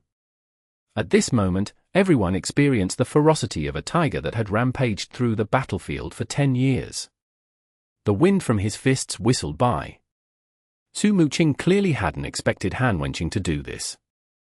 It was too late for Dancing Rain to retreat. She could only do her best and face the ferocious tiger flurry head-on. Dodge? Not possible. She could only try to minimize the damage that she took. A white light radiated from Desert Dust, who could ignore most attacks with reinforced iron bones. The reason that he could bravely charge forward even if he didn't have a grasp of the situation was because he trusted the person behind him. With him, not a drop of water would leak out. Anything he overlooked would be patched up. Opportunity was only for an instant. Yishio had cleverly interrupted Qin Muyun's and Zhong Jiala's offensive, but in the end, he had been stopped by Han Wenqing. Opportunity was fleeting. -9 degrees and dazzling 100 Blossoms started their offensive again. The two characters had rushed over to surround them. Not only had Yishio failed to rescue Su Muqing, it looked like he was going to be trapped here too. Good, it was just a false alarm. Even Zhong Xinjie couldn't help but let out a sigh of relief. But then, in that instant, a white light suddenly flashed from the depths of the forest. White light! A white light that Zhong Xinjie couldn't be more familiar with. Kai! It was a gentle noise, but in that instant, Desert Dust became enshrouded in white flames. Reinforced iron bones, so what? Ferocious tiger flurry, so what? Sacred fire. The cleric's sacred fire. The skill that Han Wenqing's most reliable partner was proficient at was now burning Han Wenqing's Desert Dust. Ferocious tiger flurry was interrupted, and the reinforced iron bones was dispelled. Lord Grim stepped forward, falling flower palm. Boom! Desert Dust was sent flying. Lord Grim and Dancing Rain had finally convened. -9 degrees and dazzling 100 Blossoms were still firing at them, but the problem with long-ranged classes were that their control over the battle wasn't enough. Trying to keep Yishio and Su mooching there with just the two of them was too difficult, let alone when one of them had a giant shield. Happis and Wenny, a rookie cleric and a fan of Zhong Xinjie, used what Zhong Xinjie was most proficient at to help rescue Happy from a crisis.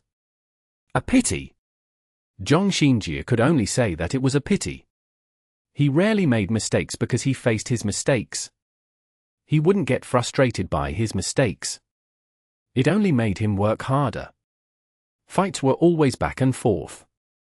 Zhong Xinjie knew that it was not possible to have a 100% grasp in any situation. Yishio successfully convened with Su mooching, but the match was far from over. Who knew how many more back and forth there would be? The two had convened, but they hadn't escaped, no? The gunfire from the two gunners continued to weave in and out. Desert Dust, who had been sent flying by a falling flower palm, was on his way back. Lin Jingyan's Dark Thunder was actively drawing closer to the team, while being on the lookout for Fang Rui. Yishio and Su mooching had broken through the small net, but a bigger net was coming their way. And Wenny's little cold hand's position was now known. Another sneaky move like that sacred fire wouldn't be so easy. Chapter 15:10. Falling Short. Nomiami. Nomiami. It had only been a short moment, yet all sorts of changes had taken place. The lesser skilled players might not even have been able to recognize what twists and turns had happened. With help from the sacred fire from Wenny's little cold hands, Yishio's Lord Grim and Su mooching's dancing rain were finally able to convene. It wasn't over yet though. The two had established contact with each other, but it was far too early to say that they had escaped from tyranny. By this time, Desert Dust had recovered from the sacred fire. Again, he took the shortest path and ran towards the two at his fastest speed. In the meantime, the two tyranny gunners weren't stingy with their ammunition. Lin Jingyan's Dark Thunder was also moving towards the front to stop the two from leaving. The situation looked to be advantageous for tyranny, but this time, Zhong Xinjie didn't dare let out a sigh of relief. Little Cold Hand's save with the sacred fire had happened once, and it could happen again. However, this time, Little Cold Hands was being watched with great attention, making hard for him to even find an opening to cast a heal. Under Zhong Xinjie's instructions, the two gunners were keeping an eye on him. Happy had others though. Fang Rui? Even if Lin Jingyan, who understood him inside and out, was on the lookout for him, it wasn't enough to make them feel at ease. There was also Liu Ji's summoner, Concealed Light, who had yet to appear. What is Concealed Light doing? Finally, it wasn't just Zhong Xinjie who was wondering. Pan Lin and Liebo had started to talk about this question as well. The broadcast also found an opportunity to switch to Luo Ji's perspective. Concealed Light was moving. That was all the information they could get from this angle. For a moment, it was impossible to tell what he was planning. The broadcast could not put the focus on him entirely. After all, there was an intense battle taking place on the other side. Moreover, Luo Ji was a rookie at his first playoffs game. In reality, more people were worried rather than expectant of him. In the end, the broadcast left a small window for Concealed Light, but not long afterwards, the scene in the small window changed. Boundless Sea. Fang Rui's Boundless Sea was put into the small window instead. The broadcast figured that Fang Rui's actions were more likely to become a turning point for Happy. Boundless Sea lowered his body, hiding amongst the underbrush as he moved. He moved slowly but resolutely. His line of sight was fixed ahead of him. He evidently had a clear plan in mind. The camera focused on where Boundless Sea was looking at, Lord Grim and Dancing Rain. Tyranny's two gunners were controlling these two's movements brilliantly. Zhong Jiala's 100 Blossom style interfered with their vision, while Qin Muyan relied on his outstanding positioning skills to predict and seal off their most optimal retreat paths. The two attacked at a wide angle and moved accordingly. As a result, even though Lord Grim had a shield, he was unable to defend against simultaneous attacks from two sides. Healer, be careful! Yishio's own situation was worrying, but he couldn't help but warn Wenny. Zhong Jiala's dazzling 100 Blossoms formed a wide angle with Qin Muyan's -9 degrees, while pushing closer to Little Cold Hands. He was no longer simply keeping watch onto him, but preparing to attack him. Although Unavoidable lacked experience, he never lost his cool or his ability to reason. He had been taking note of Jingyan's movements even before Yishio gave a warning. But at this moment, even though Yishio had pointed it out, he still didn't move. What is he doing? Many Happy's fans were becoming dissatisfied. Even though Unavoidable had just performed a miraculous save, as a player who had always been deemed as Happy's weak point, there were still many players who took particular note of him, worried that he would make a careless mistake on the stage. Yishio had just warned him despite being in such a predicament, yet he still wasn't going to move. What is Unavoidable doing? Is he so focused that he can't see the Tam chat? That shouldn't be right. Could he be too nervous? The more Panlin talked, the more he felt that he was wrong. Nervous? Did Happy's rookies ever feel nervous? Tang Ru, Bao Rongxing, Mo Fan, and Wenny. All of them were first-year rookies. There were times where their unfamiliarity with professional play hindered them, but nervousness? Sometimes, it seemed like Happy's rookies were tougher than even many experienced pro players. And when he wasn't nervous, so why did he ignore Yishio's warning? Does he have other thoughts? Liibor spoke up. Happy's rookies couldn't be viewed from common knowledge. Rookies from other teams wouldn't hesitate to follow what their captain or senior instructed, but it was different for the players on Happy, who didn't seem to know what nervous meant. Having their own thoughts and ideas during a match shouldn't be anything strange, no? More importantly, Yishio's message wasn't an order, but a warning. How Unavoidable would respond depended on himself.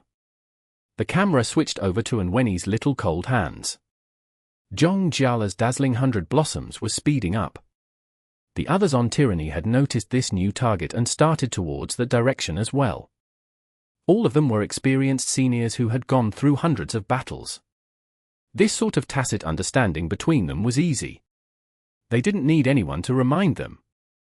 After retaining this possibility, they just needed to confirm which target would be more advantageous for them. Good. Jingyan felt that things were looking good. His dazzling 100 blossoms had entered his predicted range and started moving more carefully. It would be best to look as natural as possible to prevent his opponent from noticing him. Little cold hands didn't make any troublesome movements, which made him feel gratified. Keeping a rookie in the dark about his motives wasn't anything special. What was more rare was that Yishio didn't seem to have noticed either. What a great opportunity! What should I do next? This situation probably could not be maintained for long. Yishio would certainly notice it sooner or later. Jingyan had started to ponder as he moved. Finally, he took a crucial step towards Little Cold Hands. But then, Little Cold Hands moved. Right when Jingyan thought he had succeeded, Little Cold Hands took a step, instantly making it so that Jingyan's plans fell one step short. It was just one step. Most people probably hadn't noticed it, and of the people who had, how many of them understood the implications of this single step? And when he finally moved, Panlin shouted. He hadn't realized that the single step taken by Little Cold Hands was a step away from great danger. This time, Liibor wasn't caught unprepared because he had been paying close attention to dazzling 100 blossoms and tyranny as a whole. Just before Panlin cried out those words, he was about to say how Little Cold Hands was about to meet much misfortune. But with that single step, those words were caught in Liibor's throat. What came afterwards was astonishment. Was it a coincidence? Or was it intentional? If it was intentional, Unavoidable's observational abilities were incredible. And he dared to do it at the final moment. Such confidence and gall was praiseworthy. Sure enough, Happy's rookies are all monsters. Even if Unavoidable's technical skills were poor, he was outstanding in terms of his mental game. Due to his shock, Liibor kept this in his heart. He forgot that he should also make some comments. As a result, the viewers outside didn't know the significance of that one step. On stage, Jingyan felt it the most. Coincidence or intentional? For a moment, Jingyan had the same thoughts as Liibor. Next, he needed to test out this question. His dazzling 100 blossoms took another step. Little Cold Hands retreated another 2 steps. It's intentional. He wants to divert our attention. The difference in 1 step was the difference between rational and irrational. If they focused their offensive onto Little Cold Hands, whether it was just himself or the entire team, the outcome would be much worse. It would be better to continue attacking Lord Grim and Dancing Rain. But even if they continued attacking Lord Grim and Dancing Rain because of their slight adjustments to come here, they had sacrificed a bit of their offense as well. Not good. The new step that Dazzling 100 Blossoms had taken to test Little Cold Hands hadn't been a wise choice. He had been too eager to know the answer. It was just a single step, yet because of it, a small opening had appeared in Tyranny's encirclement on Yishio and Su Muqing. Yishio, were you waiting for this opportunity? Sure enough, Zhong Jiala didn't see incorrectly. Yishio grasped this opening. Boom boom boom. Dancing Rain's cannon fire came from under the cover of Lord Grim's umbrella. In an instant, the two seized that tiny opening and rushed out. The only who could block them was Lin Jingyan's Dark Thunder. But at this moment, the small screen on the broadcast focusing on Boundless Sea showed movement. Boundless Sea locked onto Dark Thunder and rushed at him. Lin Jingyan understood Fang Rui. How could Fang Rui not understand Lin Jingyan? Between them, the only way to deal with the other was to seize a strategic moment. And this time, Fang Rui had succeeded. In the end, he helped Yishio and Su Muqing escape, thoroughly destroying Tyranny's encirclement. The viewers were stunned. Even now, they didn't know that the single step that Anweni had made at the final moment was the reason for all of these changes. Falling short. Zhong Jiala felt extremely nauseous. He had felt this sort of defeat who knew how many times. Chapter 15:11.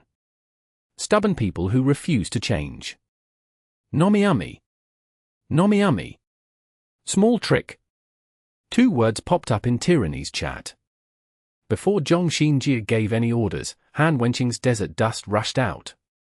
His target was Little Cold Hands, not Lord Grim or Dancing Rain, who had just escaped. In the end, Han Wenqing and Zhong Xinjie had been partners for many years. With this sudden change in circumstances, he reacted the fastest, grasping Zhong Xinjie's thoughts before the words came out. The formation shifted towards Little Cold Hands, who had been their backup choice in case of an accident. Now that an accident had happened, Little Cold Hands was absolutely the better target compared to Lord Grim and Dancing Rain.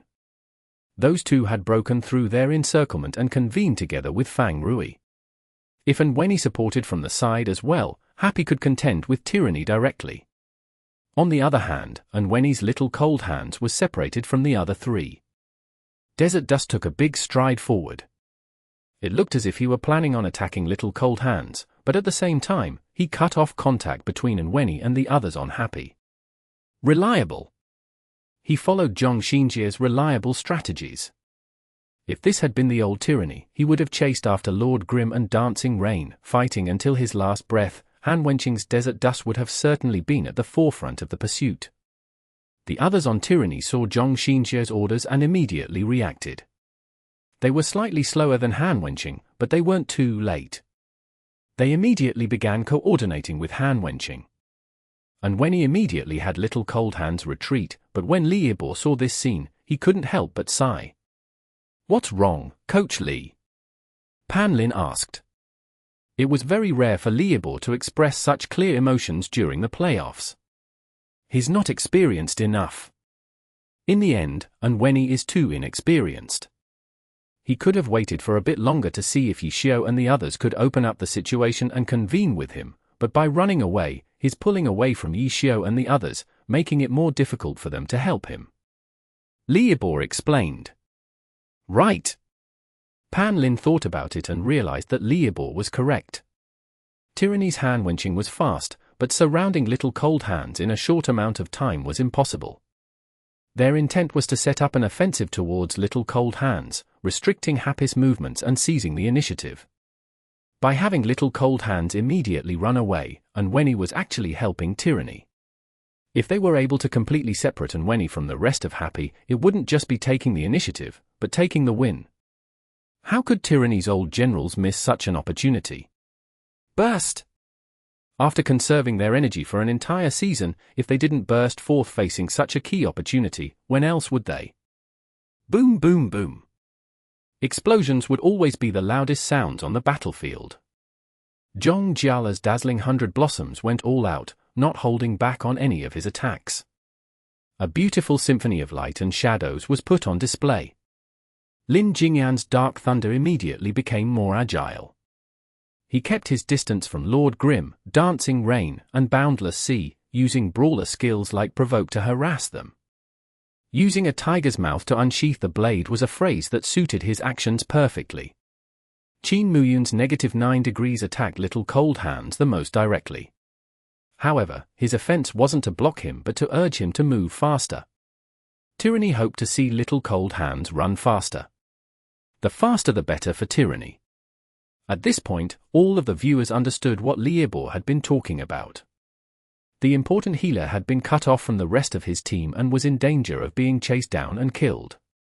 This situation was far more dangerous than Su Muqing and Yishio being trapped. Why isn't Yishio reminding Enweni? Pan Lin said anxiously. It's too late. Liebo sighed. How could Tyranny leave an opening for Happy to rescue him? As soon as Enweni took the first misstep, his retreat path was blocked off by Tyranny. In the end, Tyranny's players are too experienced. Experience! It was the most valuable treasure that old players had, and it constantly shined in Team Tyranny. Their team had the 3 most experienced players in the Glory Alliance apart from Yishio. Run! Right now, Little Cold Hands was just running. No one said anything in the Happy chat to stop him. His Little Cold Hands ran for his life. It was his only choice. However, this was exactly what Tyranny wanted. The faster he ran, the farther he ran, the easier it would be for Tyranny. Finally, Little Cold Hands ran until Yishio and the others could no longer see him. They weren't able to maintain the distance between them because Tyranny had been attacking them the entire time. Lord Grim and Dancing Rain weren't doing too well in terms of health after just narrowly escaping. Tyranny had a healer assisting them too, so there was no way for them to fight too forcefully. What's more, under Zhong Xinjia's adjustments, Tyranny didn't become imbalanced from pursuing Little Cold Hands too excessively. As Little Cold Hands ran, Tyranny put less attention towards him. As Little Cold Hands gradually vanished from Happy's view, Tyranny also began to stop chasing after him until only Han Wenqing's Desert Dust was the only one left in pursuit. Han Wenqing versus a rookie healer?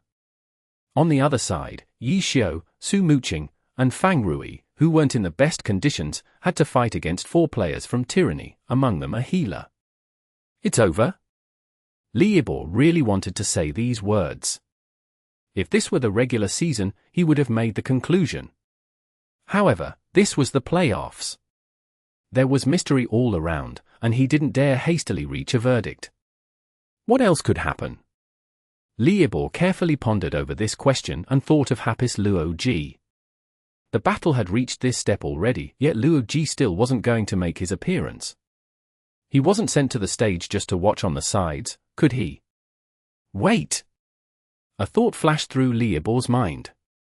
Han Wenqing's Desert Dust chased after Little Cold Hands to kill him on his own. What if Luo Ji suddenly appeared to rescue Little Cold Hands? A summoner with a cleric's help could easily bully an extremely close-range fighter like a striker. I think? A question mark jumped out when Liebo thought this. Under normal circumstances, the striker would definitely be the one bullied. However, if the striker was Han Wenqing, the fierce tiger Han Wenqing. Enweni? Luo Ji? These two were still university students and newcomers to the pro scene. Would they be able to hold down a wild tiger? I'll just have to wait and see. Liebo shifted his gaze. Even if the two took down Han Wenqing, they would have to go through much effort. What about the other end? Could Yishio and the 2 others on Happy hold on against a strong offensive from 4 players on Tyranny? If the trade happened, the ones to lose out would probably be Happy. As expected, there are no holes. Truly worthy of Zhong Xinjia. Liebo's final season at Tyranny was the year that Zhong Xinjia joined the Alliance. That season, Tyranny defeated Excellent Era, who was going for their 4th consecutive championship win, stopping their dominance over the Glory League. Zhong Xinjie had left a deep impression on Liable that season. He felt a bit ashamed though. At that time, the seniors had paid more attention to this junior's robot-like lifestyle.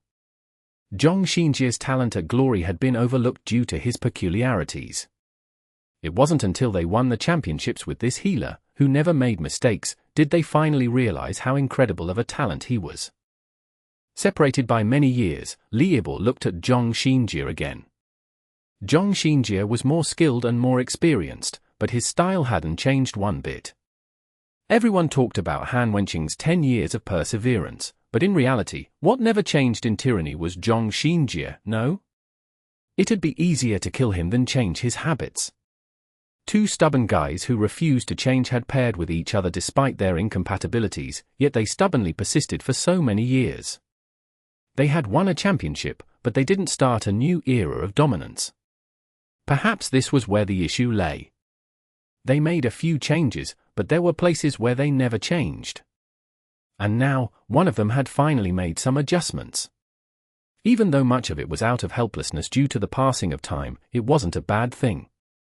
The two core members of Tyranny, their sharpest spear and sturdiest shield, were finally fighting alongside each other together as one for the first time. Win! Liable had always been a very professional commentator. But at this moment, when he saw Tyranny realize the potential that they hadn't been able to realize for many years, at the final moments of Han Wenqing's career, he didn't hesitate to stand by Tyranny. He could only hope that it hadn't come too late. He hoped to see these two win another championship. Go Tyranny! Liable cheered in his heart. He didn't lose his rationale though. If he expressed such obvious bias during the broadcast, he would probably be laid off. At this moment, the broadcast had finally cut to Luo Ji's perspective. Concealed light had been moving the entire time. A small screen had followed along for quite some time now. From his position on the map, Liable could confirm Luo Ji's movements. Concealed light wasn't moving to attack Han Wenqing. Instead, he was rushing over to the side of the battle with more people. As expected. Team Happy wasn't stupid. Having Luo Ji ambush Han Wenqing definitely wasn't a wise move. However, how much help could he provide to the other side? Tyranny's side had a healer. Even if it was a 4v4, Happy would still be at a disadvantage. Perhaps Happy was regretting not putting Tang Ru in first? With her energy and drive, no matter if she attacked Desert Dust or joined the other battle, she would have a better chance at turning the situation around. What could Luo Ji do? Chapter 15:12. Starting at 13 minutes 32 seconds. Nomiami. Nomiami. Happy's Luo Ji had finally appeared on the battlefield after 13 minutes and 32 seconds. All of the viewers watching were having trouble processing it. By this point, most team competitions were at the halfway mark. The faster matches would almost be over. But in this match, one of Happy's players would only just be joining in on the fight at this time. With one player missing the entire time, how had Happy survived up until now? When the viewers looked at the time and thought about this question, they were put into a daze. The more attentive viewers couldn't help but think of Happy's first match against Blue Rain in the playoffs. In that team competition, hadn't Happy been hiding one of their players while fighting against Happy? Today's match and that day's match were looking very similar. How had Happy won that time? When they searched through their memories to look for an idea, they suddenly remembered. Fuck, what win? Happy lost that team competition, relying on their lead in the group arena to barely win that round. But today, Happy only had a 1-point lead from the group arena. If they just narrowly lost the team competition like that match, it would end in a draw. Happy's goal for this match couldn't possibly be a draw, right? They couldn't think of an answer, so they could only wait and see. Devil World Flower. Concealed Light's first summon was incredibly standard. He summoned a Devil World Flower to stabilize the battle. Then, boom boom boom. Smoke and fire pervaded the area, burning the Devil World Flower into ashes. Ha ha ha. The crowd burst into laughter. Gunners were the bane of the Devil World Flower. Their long-ranged attacks reached farther than the Devil World Flower could. Since the Devil World Flower couldn't move, it was basically a practice target for gunners. In addition, the Devil World Flower took additional damage from light and fire elemental attacks. Gunner bullets naturally contained fire elemental properties, making it even easier for them to deal with Devil World Flowers. As a result, when facing a team with gunners, the usefulness of Devil World Flowers was very situational. Tyranny had 2 gunners, yet Liu Ji's first thought was to summon a Devil World Flower. Before the flower could even bloom, the 2 gunners shot it down. Tyranny fans laughed wildly. This rookie, who had been hiding for 13 minutes and 32 seconds, looked ridiculous. But soon afterwards, they stopped laughing. The Devil World Flower wasn't able to display its crowd control, but in that instant, a gap had appeared in the 2 gunners' offense. It wasn't that Zhong Jiala and Qin Muyan didn't know about this issue, but they had no choice.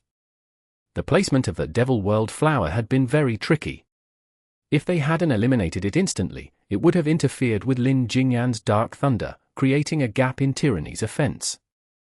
In comparison, a brawler's ability to control the field was stronger than theirs, which was why the 2 gunners didn't hesitate to attack the Devil World Flower to minimize the opening created. But no matter how small the opening was, there was still an opening. Only a few players could grasp such a small opening, and unfortunately for Tyranny, Yishio happened to be one of them. Shining Cut! A cold light flashed, and Lord Grim instantly covered a length of distance from his original position. Brick! Lin Jingyan's Dark Thunder hurriedly threw a brick towards the back of Lord Grim's head. Pa! Suddenly, Boundless Sea cut across the field, leaping horizontally into the air, knocking the brick away. This sort of move required not only precise inputs, but also accurate prediction. There perhaps might be no one but Fang Rui who could have accomplished this. Boom boom boom. The sound of cannon fire soon followed. Su Muqing's dancing rain fired her cannon as she moved, her target, immovable rock. After Lord Grim used Shining Cut, he borrowed the trees as cover to avoid the gunfire from Tyranny's 2 gunners. At this point, his next target was very obvious. Immovable rock. Grasping this small opening, Happy didn't run away. Instead, they launched a fierce counterattack targeting Tyranny's healer. But Zhong Xinjie didn't feel pressured. Happy's end goal was to retreat. By targeting Immovable Rock, they would force Tyranny to retreat to protect him. But even if he knew what Happy's plans were, there was nothing he could do about it, because if he ignored them, Happy had the capability to kill him in one wave. In that case, it would become a trade. Happy would kill him, but would suffer heavy damage from the rest of Tyranny. However, whether this trade was worth it, depended on how Han Wenqing handled and Wenny. Zhong Xinjie would always choose the most reliable path. A question mark appeared in the Tyranny chat. Zhong Xinjie wanted to know what Han Wenqing's situation was like. The reply was a bunch of ellipses. These ellipses meant that Han Wenqing didn't have an Wenny in his grasps yet. Zhong Xinjie sighed. He could only give up on this trade. If he couldn't confirm the outcome of Han Wenqing's battle, and Wenny might be able to rely on his familiarity with the terrain to run a circle around Han Wenqing, convening back with his team. In that case, Happy would have their healer, while Tyranny would have no healer. Or perhaps, the corner of this map was a support zone. After Happy took him down and suffered heavy injuries as a result, they would sub in with their healthy 6th player and rescue Little Cold Hands. Then, with the help of a healer, facing an alone Han Wenqing. All sorts of possibilities flew through Zhong Xinjie's mind. He wasn't sure which of these was Happy's true intent, but he knew that if Tyranny didn't make adjustments to protect him, the outcome would not be certain. As a result, a new order came from Zhong Xinjie. His immovable rock would retreat, the 2 gunners would suppress Lord Grim, while Lin Jingyan's Dark Thunder would retreat as well. As Zhong Xinjie expected, Fang Rui and Su Muqing immediately went on the offensive, breaking past Lin Jingyan's defensive zone. The battles on both ends began shifting away from each other. Everything had changed, starting from Liu Ji's Devil World Flower, the Devil World flower that had been incinerated before it could even be fully summoned. The changes hadn't stopped yet. Even though Zhong Xinjie pursued stability, he wouldn't just obediently comply with the opponent's intentions. At any moment, he would always look for the possibility of a victory by rushing the opponents. The retreating Dark Thunder suddenly dashed forward. Street Riot. He unexpectedly used a high-level skill. Bricks, bottles, needles, all sorts of low-level brawler skills began being thrown over. His target, Lord Grim. Although he let Fang Rui and Su Muqing go, Zhong Xinjie wanted Yishio to stay. When he saw that Happy wanted to attack him, he had asked Han Wenqing for his situation. It had taken some time for him to come to a decision. If he made the trade, the time used up here wasn't meaningless. But if he didn't make the trade, then Tyranny could take advantage of this time used up. Because of the delay, Happy had continued their aggression, which meant they would continue moving deeper into the enemy fray to reach him. The further in the target, the harder it was to retreat.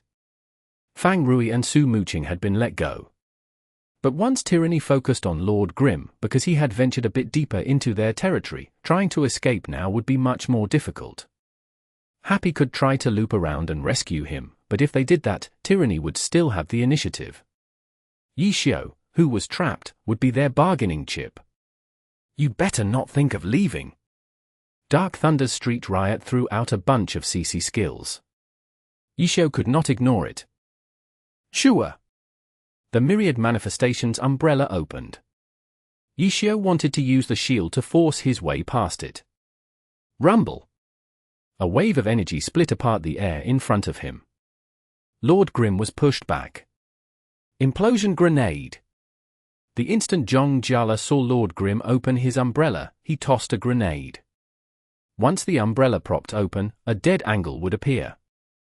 Zhong Jiala recognized this point, and tossed the implosion grenade where Yishio couldn't see it. Yishio wasn't able to force his way through. The others on Happy hastily went to his rescue. An eagle flew past. Concealed Light, who had only appeared on the battlefield after 13 minutes and 32 seconds, only now officially joined the battle. A Thunder Eagle was let out, firing a bolt of lightning towards Dark Thunder. Bang bang bang bang. Amidst the gunfire, the Thunder Eagle stuttered. Qin Muyun's -9 degrees struck the Thunder Eagle, stopping the eagle from moving in the air. Godlike aim. It was a stunning display. Several Tyranny fans began shouting, Gunner King. The Thunder Eagle had been stopped, but the 4-beast-style Concealed Light had more than one summon at his disposal. Spirit Cat. The nimble Spirit Cat suddenly scurried out from the grass. Bang! Floating Bullet. The Spirit Cat was knocked into the air. Then, a grenade met with the Spirit Cat in the air. The shockwave from the explosion sent the Spirit Cat tumbling back to where it came from. The audience began laughing again. Every move that Luo Ji made looked like a joke. Tyranny dealt with them easily with flashy moves. But this time, their laughter halted even more abruptly than last time. Lord Grim had broken through. Happy Su Muqing and Fang Rui didn't even need to act. Just Luo Ji's 2 summons gave Yishio enough of an opening to break through. No matter how unskilled the viewers were, at this point, they had realized that Luo Ji wasn't as simple as they thought. Retreat! With Lord Grim out, Happy began retreating. Chase! Tyranny went after them. They had no choice but to give chase because Han Wenqing's Desert Dust was chasing after Wenny's little cold hands alone. They had to prevent Han Wenqing from getting surrounded by Happy. Zhong Xinjie asked for the situation again. Chapter 15-13. Terrifying Pressure and Precise Calculation. Nomiami. Nomiami. Ellipses. Han Wenqing's response was more ellipses. He was only facing a cleric. Against a cleric without any outside support, if he could get close, killing the cleric would only be a matter of time. But Han Wenqing's reply was unexpectedly the same as before, ellipses. This meant that even now, he wasn't able to close in on Wenny's little cold hands. Zhong Xinjie felt surprised. Everyone who understood the meaning behind these ellipses felt surprised. The broadcast immediately switched the focus to the battle over there. Sure enough, Desert Dust was still chasing after Little Cold Hands. Let alone Tyranny's players and the viewers watching them, even Han-Wenching himself was feeling surprised. Healer classes moved slowly compared to other classes and didn't have any movement skills to help them move faster either. It was true that strikers needed to get extremely close to their opponents before they could start attacking, but strikers were naturally fast classes unlike healers. Along with the several movement skills, their movement should be much faster than clerics. But he wasn't able to catch him. Was it because Little Cold Hands was wearing equipment that buffed his movement speed? Happy had used this sort of strategy before in the Challenger League. A fast cleric restricted the opponents to a certain extent, but this match, Little Cold Hands was wearing his proper high crit healing equipment. His movement speed was the same as a normal cleric, slower than average. Yet Han-Wenching's Desert Dust was just unable to chase him down. Although Han-Wenching was surprised, he knew the reason why. Because of the terrain. And Wenyin was extremely familiar with this residential area. In addition, the terrain wasn't flat. There were many buildings on top of the trees, some with 2 or 3 floors. Little Cold Hands wasn't fast, but he took advantage of the terrain, nimbly moving in and out.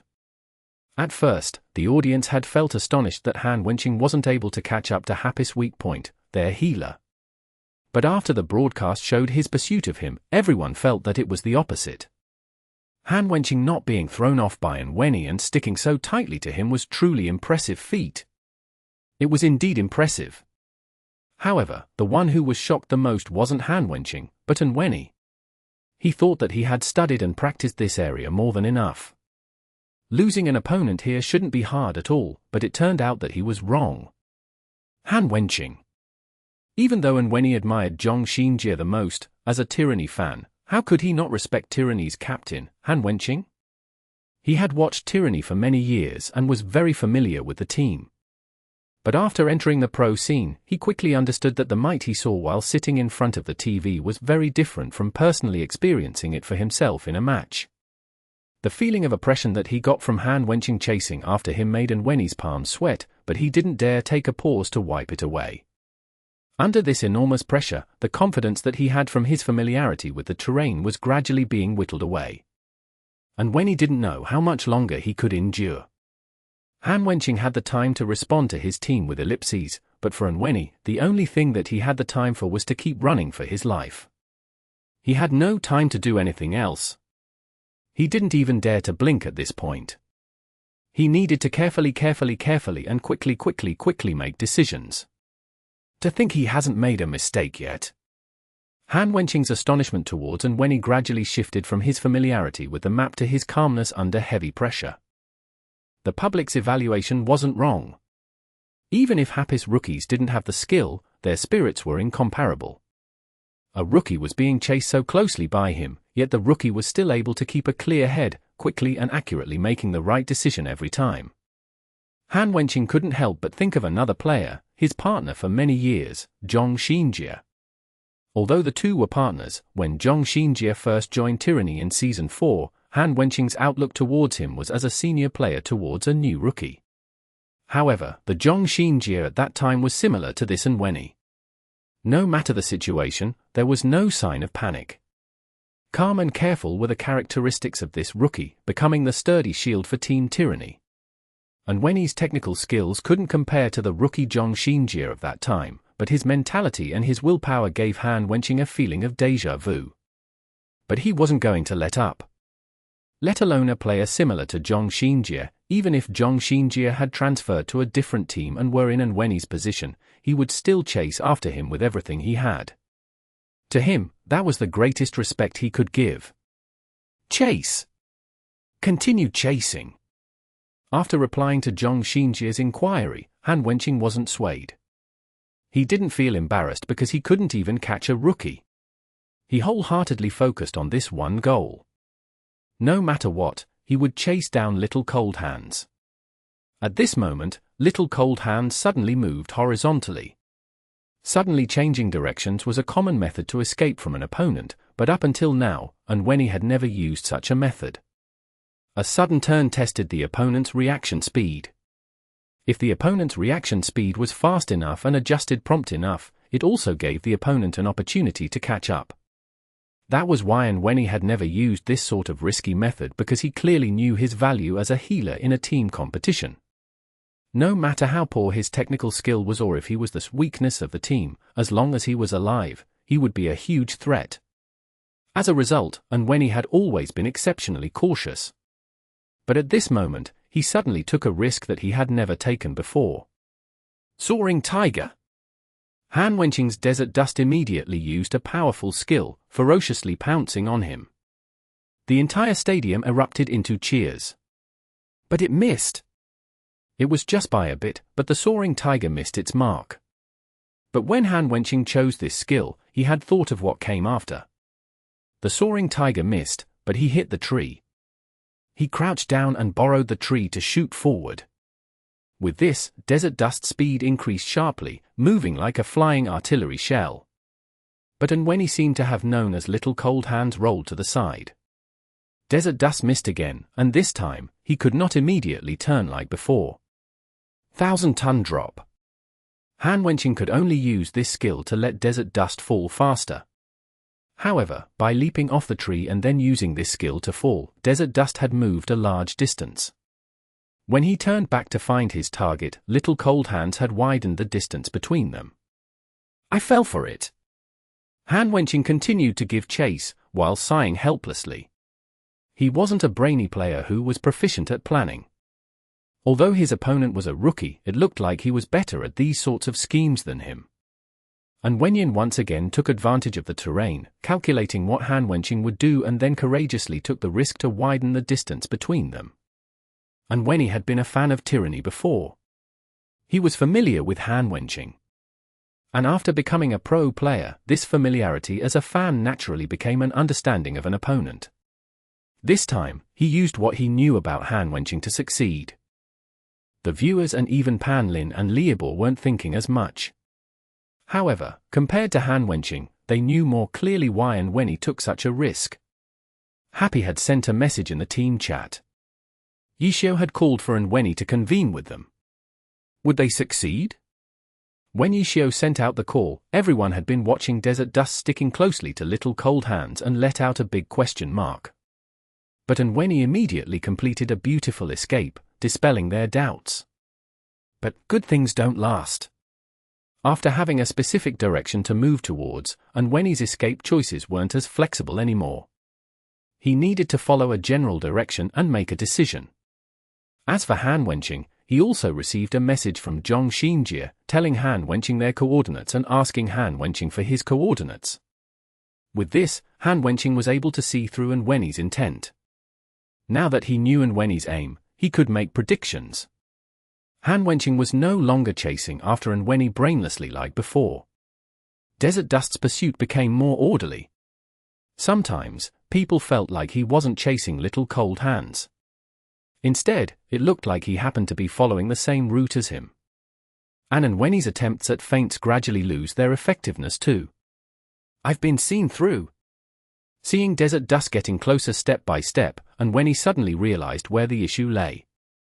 But at this point, it was too late to regret his previous actions. Keeping running. His best choice was to simply run as fast as he could. Tricks would only be a waste of time. Next, it would be a contest of speed. However, since his opponent was a striker, how could he hope to outspeed him as a cleric? Unwenny could only hope that he could meet up with the rest of Happy before his opponent caught up to him. So he sprinted. He didn't spare his stamina, using everything he had to sprint as fast as he could. Unwenny wanted to cover the greatest distance in the shortest amount of time. But unfortunately, if he could do it, so could Han Wenqing. As long as he caught up to Little Cold Hands, Desert Dust wouldn't need stamina to finish him off. Sprint! All-out sprint! Han Wenqing's Desert Dust immediately sprinted after him. The distance between the two characters closed at a visible speed. He's caught up! Pan Lin shouted. Launching kick! Desert Dust jumped and kicked. It hadn't been easy catching up to Little Cold Hands, so of course he wouldn't use a knockback skill to help push Little Cold Hands away. He used the striker's knock-up skill. He wanted to send Little Cold Hands into the air and then slowly deal with him. But boom, boom, boom. 3 rounds of artillery shells exploded between Desert Dust and Little Cold Hands. Little Cold Hands wasn't hurt, but Desert Dust was blown back by the shock wave.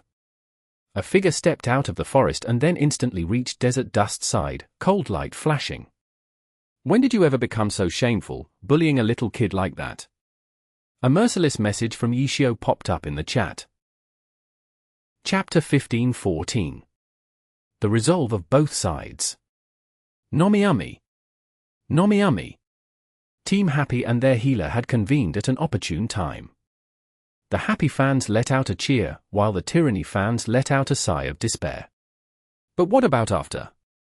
Tyranny's fans quickly regained their composure because it wasn't like Happy had the advantage now.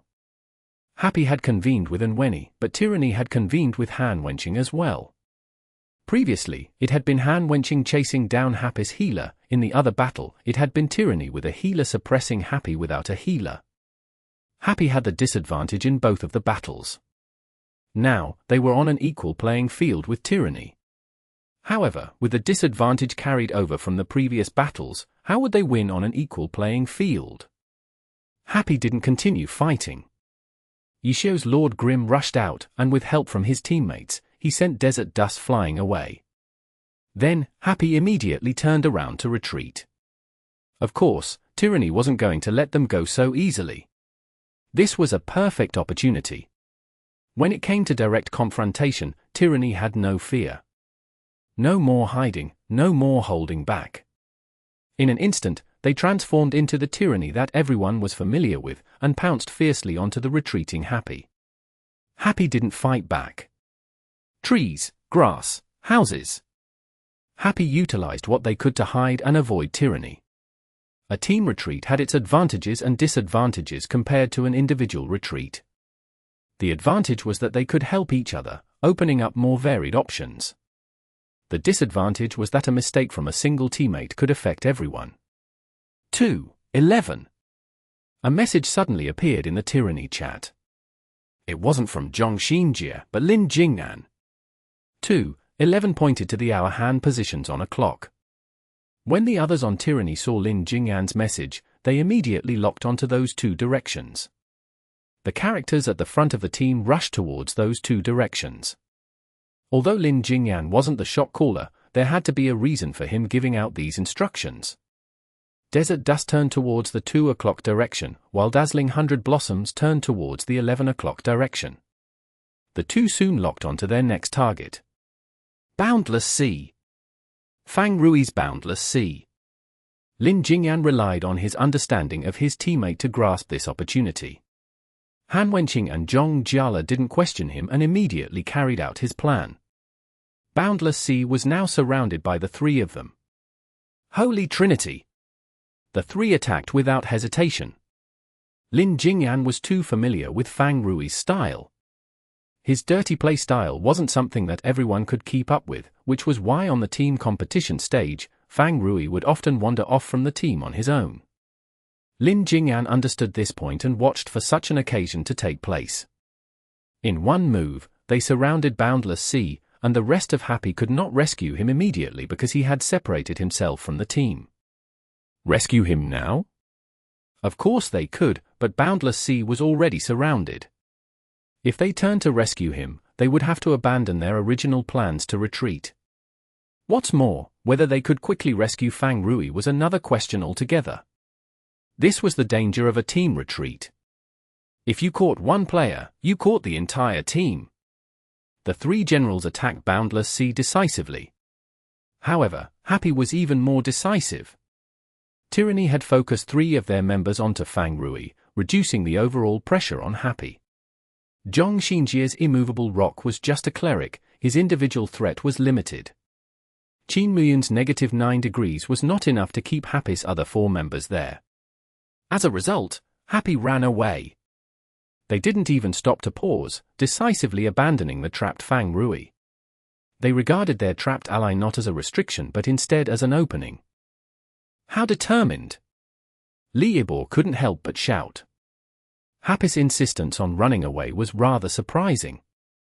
It wasn't like abandoning a teammate was never done, but usually, the abandoned teammate would be used to trade for the initiative. Right now, Happy abandoning Fang Rui didn't yield them any sort of initiative. All they got was an escape from an unfavorable situation. And then? Happy would lose Fang Rui and would still be in an unfavorable situation. If Tyranny simply employed a strategy where they traded blow for blow, Happy would suffer greatly. After exclaiming in surprise at Happy's resolve, Youve adopted a critical view of Happy's decision. But at the same time, there wasn't much else they could do, yet after analyzing them, Youve spoke in their defense. A direct confrontation here would be too disadvantageous for Happy. By sacrificing a player, they gain time to reset the battle and formulate a new plan. If they can take advantage of their familiarity with the map, there will be more opportunities in the future. Is that so? Pan Lin was still doubtful, because the more time that Youve mentioned Happy would gain didn't seem like it was coming fast. That was the impression that everyone got. Fang Rui's Boundless Sea was killed incredibly fast. In the blink of an eye, Boundless Sea's name turned grey. Their speed came from their resolve, Tyranny's resolve. After Happy abandoned Fang Rui to escape, Zhong Xinjie didn't hesitate to order the entire team to focus all their efforts onto Fang Rui's Boundless Sea. He didn't care about what Happy would do next, nor did he think about using this situation to make any future setups. Quickly kill Boundless Sea. Because a numbers advantage would always be the most reliable and trustworthy advantage on the Glory battlefield. If such an opportunity was presented in front of them, there was no need to hesitate. A Chi Master wearing cloth armor had low defense. Under Tyranny's full focus and the watch of the many experienced players on Tyranny, Boundless Sea wasn't even able to use defensive skills like Chi Guard that would let him survive just a bit longer. Boundless Sea's health dropped to 0 almost instantly. Then, Tyranny immediately turned around and chased after the rest of Happy that could still clearly be seen. Pan Lin's doubt came from this. How much time had Happy gained from Fang Rui's sacrifice? Youve was also stunned. He didn't think that Tyranny's attacks would be so fierce to the extent that Fang Rui couldn't even put up a struggle before being killed. Happy is in trouble. Youve immediately determined. At this distance, disappearing from Tyranny's sights without a trace was impossible. In the end, Happy would not be able to avoid a direct confrontation, except this time, they would have one less player. Where is Happy running away towards? Pan Lin pointed out. The support zone. Youve also saw it. Starting from when Happy abandoned Fang Rui, their retreat direction had been extremely clear, the support zone. This was because their 6th player would come in from the closest support zone to them. Happy needed to hurry and meet up with their 6th player to maintain a 5-member formation before making their next plans. But now? They've switched directions. Pan Lin shouted. HM. Youve also saw them change directions. After confirming the speed of Tyranny's pursuit, Happy turned away from the support zone. Tang Ru, who had been automatically loaded in, immediately saw Yishio's instructions in the team chat, telling her where to go. Happy needs to get as far away as possible from the support zone. Youve said, they have no way of avoiding a confrontation with Tyranny. The closer they are to the support zone, the more advantageous it is for Tyranny. Yeah. Pan Lin nodded his head. He didn't need Youve to give any further explanation. When one had a numbers advantage, trades were the most common and most reliable strategy. The closer they were to the support zone, Tyranny, who still had their 6th player, could quickly keep up their numbers advantage when one of their players was traded away. If the team fight took place far away though, then while Tyranny's 6th player was rushing over, for a period of time, Happy would temporarily be back on equal footing with Tyranny, a 4v4. Statistically speaking, most turning points took place during this period of time in Glory team competitions. The disadvantaged team would often try to turn things around. Tyranny was an experienced team, but Happy had Yishio, who didn't lose to them in terms of experience. From this adjustment, it could be seen that Happy hadn't given up. They were going to put up a fight. Tyranny was in close pursuit. Happy could not shrug them off, but they managed to convene with Tang Ru's soft mist before the fight began. And the meeting point that they chose wasn't simply the place as far away as possible from the support zone. Evidently, this was the place that Happy chose as their battlefield. Tang Ru's soft mist didn't join up with the team directly. Instead, she reached the location first and picked her spot. Ambush! Soft mist was lying in wait for an ambush. The broadcast switched to her view, and it was obvious that was her plan. After seeing Tang Ru's actions, Liibor concluded that Happy wanted to decide the match here. The broadcast listed the health and mana on both sides. All of the characters had enough mana to last an entire fight. In terms of health, Happy had a clear disadvantage. When their characters lost health, they didn't have time to replenish it. And Wenny's little cold hands had been running away the entire time. He didn't even have an opportunity to cast an instant heal. Happy wanted to decide the match here, but could they win? No one looked at Happy's chances favorably, even if Tang Ru's soft mist was set up for an ambush. Zhong Xinjie was very cautious. Once he saw that Tang Ru's soft mist wasn't with the team, he would most likely be on his guard. With the amount of experience that Tyranny had, how effective would Tang Ru's ambush be? What's more, Tang Ru wasn't the type of player who was good at ambushes. She'd probably be more effective standing in front of Tyranny and fighting them alone. Yishio and the others entered the area. Tyranny hadn't been left behind. The broadcast focused onto soft mist, and the viewers did as well. Her ambush was the one thing that Tyranny was not aware of. Her ambush was probably Happy's last hope. Soft mist slowly raised her spear. Charge! Rising dragon soars the sky. Chapter 15:15.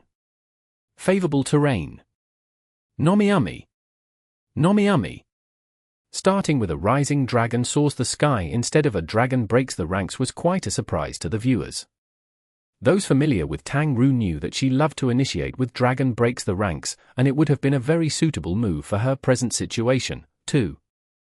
But in the end, her spear turned into a roaring dragon as it flew towards Tyranny. She had mixed up her usual starting move, but it was nothing too surprising for Tyranny. Tang Ru had loaded into the map a while ago, yet there were still no signs of her. From the moment they stepped into this region, the entirety of their surroundings were within their sights. The magic dragon tore into Tyranny's formation, but not a single one of them was hit by it. When using Rising Dragon Soars the Sky, the battle mage needed to maintain a certain distance away. But would that be enough?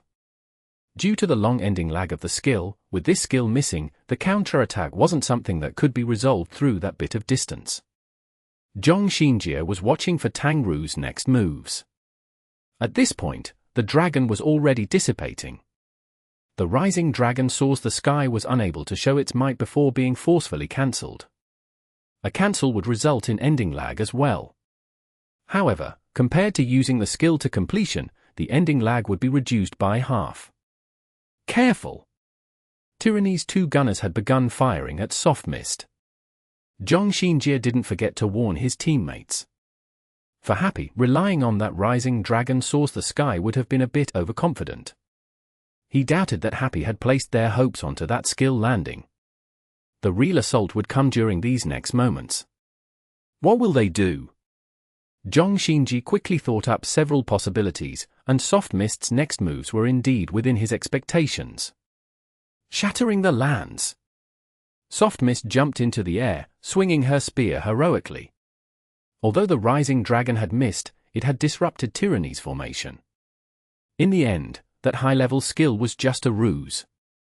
Her next move would disrupt their formation even further. Soft Mist fell, and a burst of battle chi erupted. The Shattering the Lands had been within Zhong Xinjie's expectations, but Tyranny had no suitable way to deal with this powerful skill. Their only choices were to temporarily retreat or to face it head-on. Reinforced iron bones. The two fighters on Tyranny trembled. The Shattering the Land sent out a burst of battle chi, sending branches and leaves flying into the air. When it struck the two fighters, it made a loud bang. Their health plummeted. The power of a level 75 skill wasn't something that a low-level defense buff like reinforced iron bones could negate. However, with the super armor, while the battle chi still inflicted damage onto them, it couldn't push them in the slightest. Before the skill had come out, Desert Dust and Dark Thunder had already been charging towards her. The skill was unable to knock them over, and Soft Mist was now stuck in its ending lag. There was no way for her to dodge their pincer attack.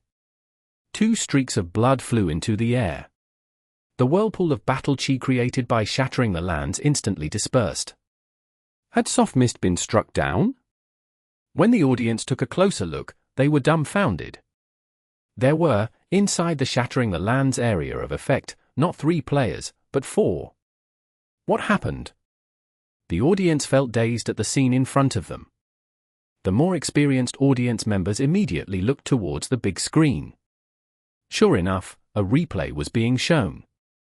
When Desert Dust and Dark Thunder attacked, Soft Mist was still stuck in her ending lag, unable to move. But at the final juncture, Lord Grimm suddenly appeared in front of her. His 2 hands flickered up and down, resulting in 2 streaks of blood. Blood from Desert Dust and Dark Thunder? Dual Blade Crescent Flow. The audience members who knew what immediately shouted the skill name out. Dual Blade Crescent Flow was an assassin skill that required dual blades. Against opponents who used attacks to parry, this was a perfect counter. For the user, it was a perfect complement to using attacks to parry. Team 301's captain, Yang Tsung, was proficient in this style. Lord Grimm's myriad manifestations umbrella had transformed into 2 blades, striking down Desert Dust and Dark Thunder simultaneously. By the time the audience finished reflecting over and appreciating the play, the situation on the battlefield had already changed. Han Wenqing and Lin Jingyan weren't intimidated by the dual blade crescent flow, but Lord Grimm's sudden interference had surprised them. An Yishio had appeared at the perfect moment. The 2 weren't able to make any adjustments in time. However, they quickly regained their composure and attacked again. Yishio reacted faster, though. The myriad manifestations umbrella transformed again, and a streak of black swept towards them. Shadow Cloak! Han Wenqing and Lin Jingyan immediately saw and recognized the skill. Grabs were still effective against super armor. Their only choice was to dodge. The 2 had their characters avoid the Shadow Cloak, and these 2 experienced players wasted no movement. They dodged just outside of the Shadow Cloak's range, their movements incomparably precise. Their timing had been perfect as well. Before the Shadow Cloak disappeared, the 2 were already stepping forward to counterattack. Slow down! A warning came from Zhong Xinjie, but it was too late. Shua! The Shadow Cloak suddenly tightened, wrapping the 2 characters into a bundle. Han Wenqing and Lin Jingyan were stunned. Had they misjudged it? No. The 2 were clear on this point. Lord Grimm took a step back. Although the 2 were bound by Shadow Cloak, with their super armor, he wouldn't be able to send them away, so he simply retreated. With this retreat, Soft Mist could be seen. Han Wenqing and Lin Jingyan suddenly understood. A battle mage was a mage class, and Shadow Cloak was a low-level skill, so she could learn it too. Lord Grimm used the skill first, and then when Soft Mist could move again, she immediately followed suit with a Shadow Cloak of her own. The 2 Shadow Cloaks overlapped with each other, so how could they have distinguished between them? Han Wenqing and Lin Jingyan had overlooked this possibility, and only took into account Lord Grimm's Shadow Cloak. Just when they thought they had avoided it, Soft Mist's Shadow Cloak took its place. The 2 hadn't seen Soft Mist act, but Zhong Xinjie had noticed it. However, the warning had come too late. It was just a brief exchange. Lord Grimm and Soft Mist immediately retreated. Zhong Jiala and Qi Muyun could reach them, but they couldn't keep the 2 of them there. What's more, Happy's other team members weren't just sitting there watching. Su Muqing's dancing rain stood to the side, providing support for Lord Grimm and Soft Mist. Chase! Of course Tyranny had to give chase. Desert Dust and Dark Thunder quickly escaped the Shadow Cloak. Lord Grimm and Soft Mist weren't able to make a clean getaway with just that one skill. In the end, Soft Mist's ambush had given the rest of Happy time to take their positions. But she herself, as well as Yishio's Lord Grim who had come to rescue her, were still within Tyranny's attack range. Tyranny pursued the two of them fiercely. The three others on Happy quickly occupied the high grounds. The houses in the residential area were scattered all over the forest in picturesque disorder. Zhong Xinjie swept over their positions. The three characters on Happy had moved into the rooms on the trees and were standing by the windows. From the window openings, Dancing Rain was attacking, Little Cold Hands was healing, and Concealed Light was controlling his summons in an attempt to provide cover for Yushio and Tang Ru. No. Not providing cover, but assisting them with their offense. Zhong Xinjie saw their formation and immediately understood. Lord Grim and Soft Mist suddenly stopped. They turned back and rushed towards Desert Dust and Dark Thunder. In the end, Tyranny had been baited by Happy. However, this couldn't be considered a trap. Happy occupied a slightly more favorable position, allowing them to establish a more stable offensive formation. Yishio and Tang Ru had timed their counterattack perfectly. With the stickiness of their close-ranged characters, it would probably be riskier for Tyranny to run away than take the fight. It looks like we'll be deciding the match here. Yishio truly wasn't simple. Happy had been at a disadvantage for the entire period of their pursuit, but by the end of it, he had managed to create a slightly favorable position out of it. But would that slight advantage be enough? Happy was at a numbers disadvantage, and because of Tyranny's pursuit, they weren't able to stop to take a breather and heal themselves up.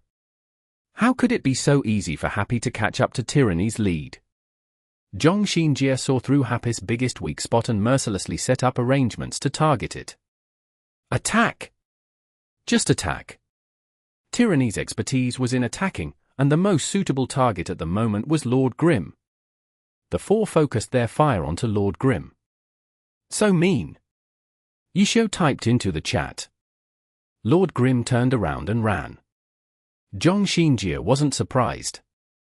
Yishio had no reason to stand his ground here. He could see through Happy's strategy. Yishio's and Tang Ru's main responsibility was to keep Tyranny busy. The main damage dealers were the long-ranged classes on the treetops. This wasn't a direct fight, but a war of attrition. Unfortunately, Happy only had two players at the front, Yishio and Tang Ru. If Tang Ru were Fang Rui instead, this situation would be even more favorable for Happy. Fang Rui's dirty playstyle was exactly what was needed here. With Tang Ru's playstyle, when she tried to restrict her opponents, she would usually restrict herself as well.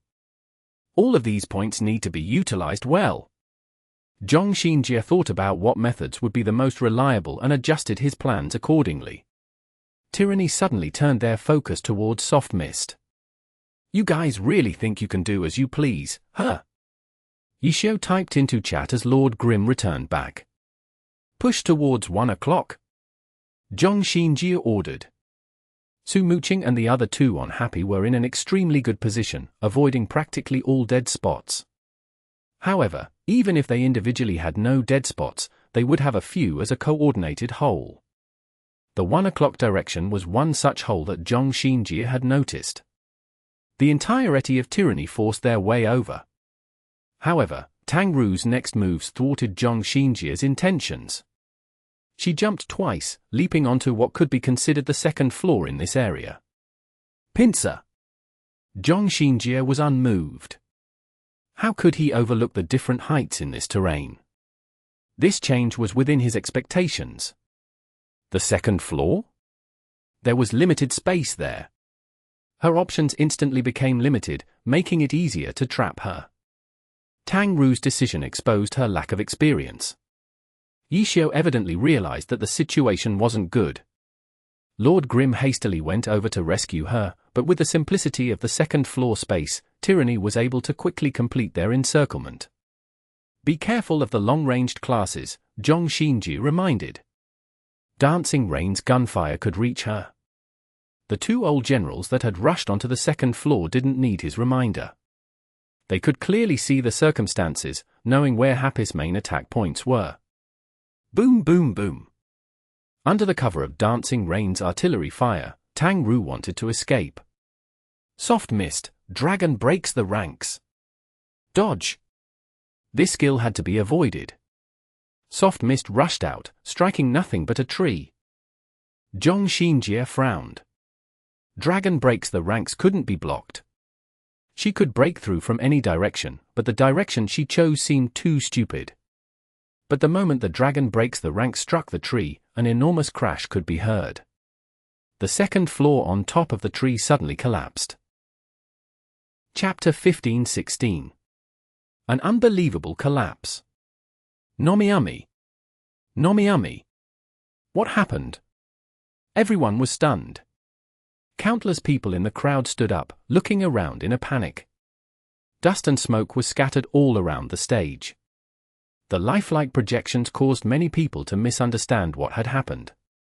They thought that the actual competition stage had collapsed. It wasn't until the stadium broadcasted an explanation repeatedly that the panicked crowd came to a realization. When they looked carefully at the stage again, they saw that the stage was intact. What wasn't intact were the scenes of the match displayed by the projection. That beautiful fairy tale-like forest had been struck by an apocalypse. Everything was destroyed. The buildings and walkways built on top of the trees lost their support and collapsed to the ground. In the group arena, the audience had witnessed the inside of a manor being completely wrecked. However, in comparison to this scene, the level of shock was similar to the difference between an explosion from a grenade and an atomic bomb. What happened? Everyone was obviously curious, but soon afterwards, the people with better eyesight could see a figure moving inside this apocalyptic scene. Who was it? They couldn't see the figure clearly. Luckily, the camera zoomed in figure and displayed it on the big screen for everyone to see. Lord Grimm. Lord Grimm was still moving. What else? Flames, the other end had flames. The camera focused on a different area. Dancing rain, it was Su Muqing's dancing rain. Her surroundings were collapsing, but she stood there firmly, firing her gun. Firing where? The camera followed the path of her artillery shells and quickly found Tyranny's dazzling 100 blossoms. He wasn't nearly as calm as dancing rain. He looked like he had come out from a disaster movie, bitterly seeking to survive. The artillery shells from dancing rain landed on him. Zhong Jiala hadn't noticed the attack. He didn't have the energy to. Happy was still attacking. A satellite beam descended from the sky, sweeping over Tyranny. What else? Concealed light. The audience found concealed light. He was the same as dancing rain.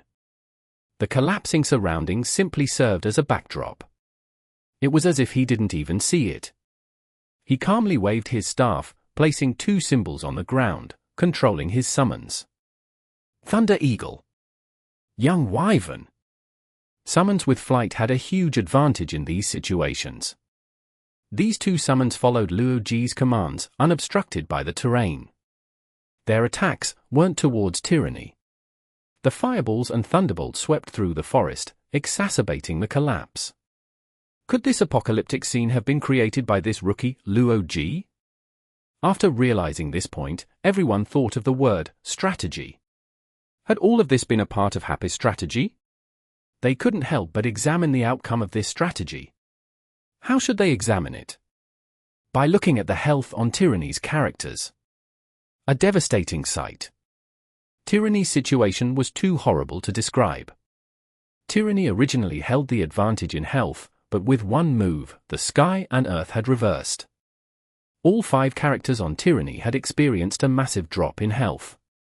What's worse, it hadn't ended yet, because Happy was still attacking them amidst this chaos. Happy's assault was with rhythm and thought. Su Muqing's dancing rain led the way. Then Yishio's Lord Grimm, Tang Ru's soft mist, and the summons from Luo Ji's concealed light joined in. As for Tyranny? Everyone was the same as Zhong Jiala. They had no way of making any decisions in this chaos. Even if they were old generals, none of them had ever experienced the entire team trapped in a collapsing forest. They couldn't make any contact with each other. Everyone was trapped in their own predicament. They tried to grasp their opponent's attacks and counterattack, but the outcome was unsatisfactory. Happy held the initiative, utilizing this unbelievable collapse to thoroughly crush Tyranny. Who died first didn't matter.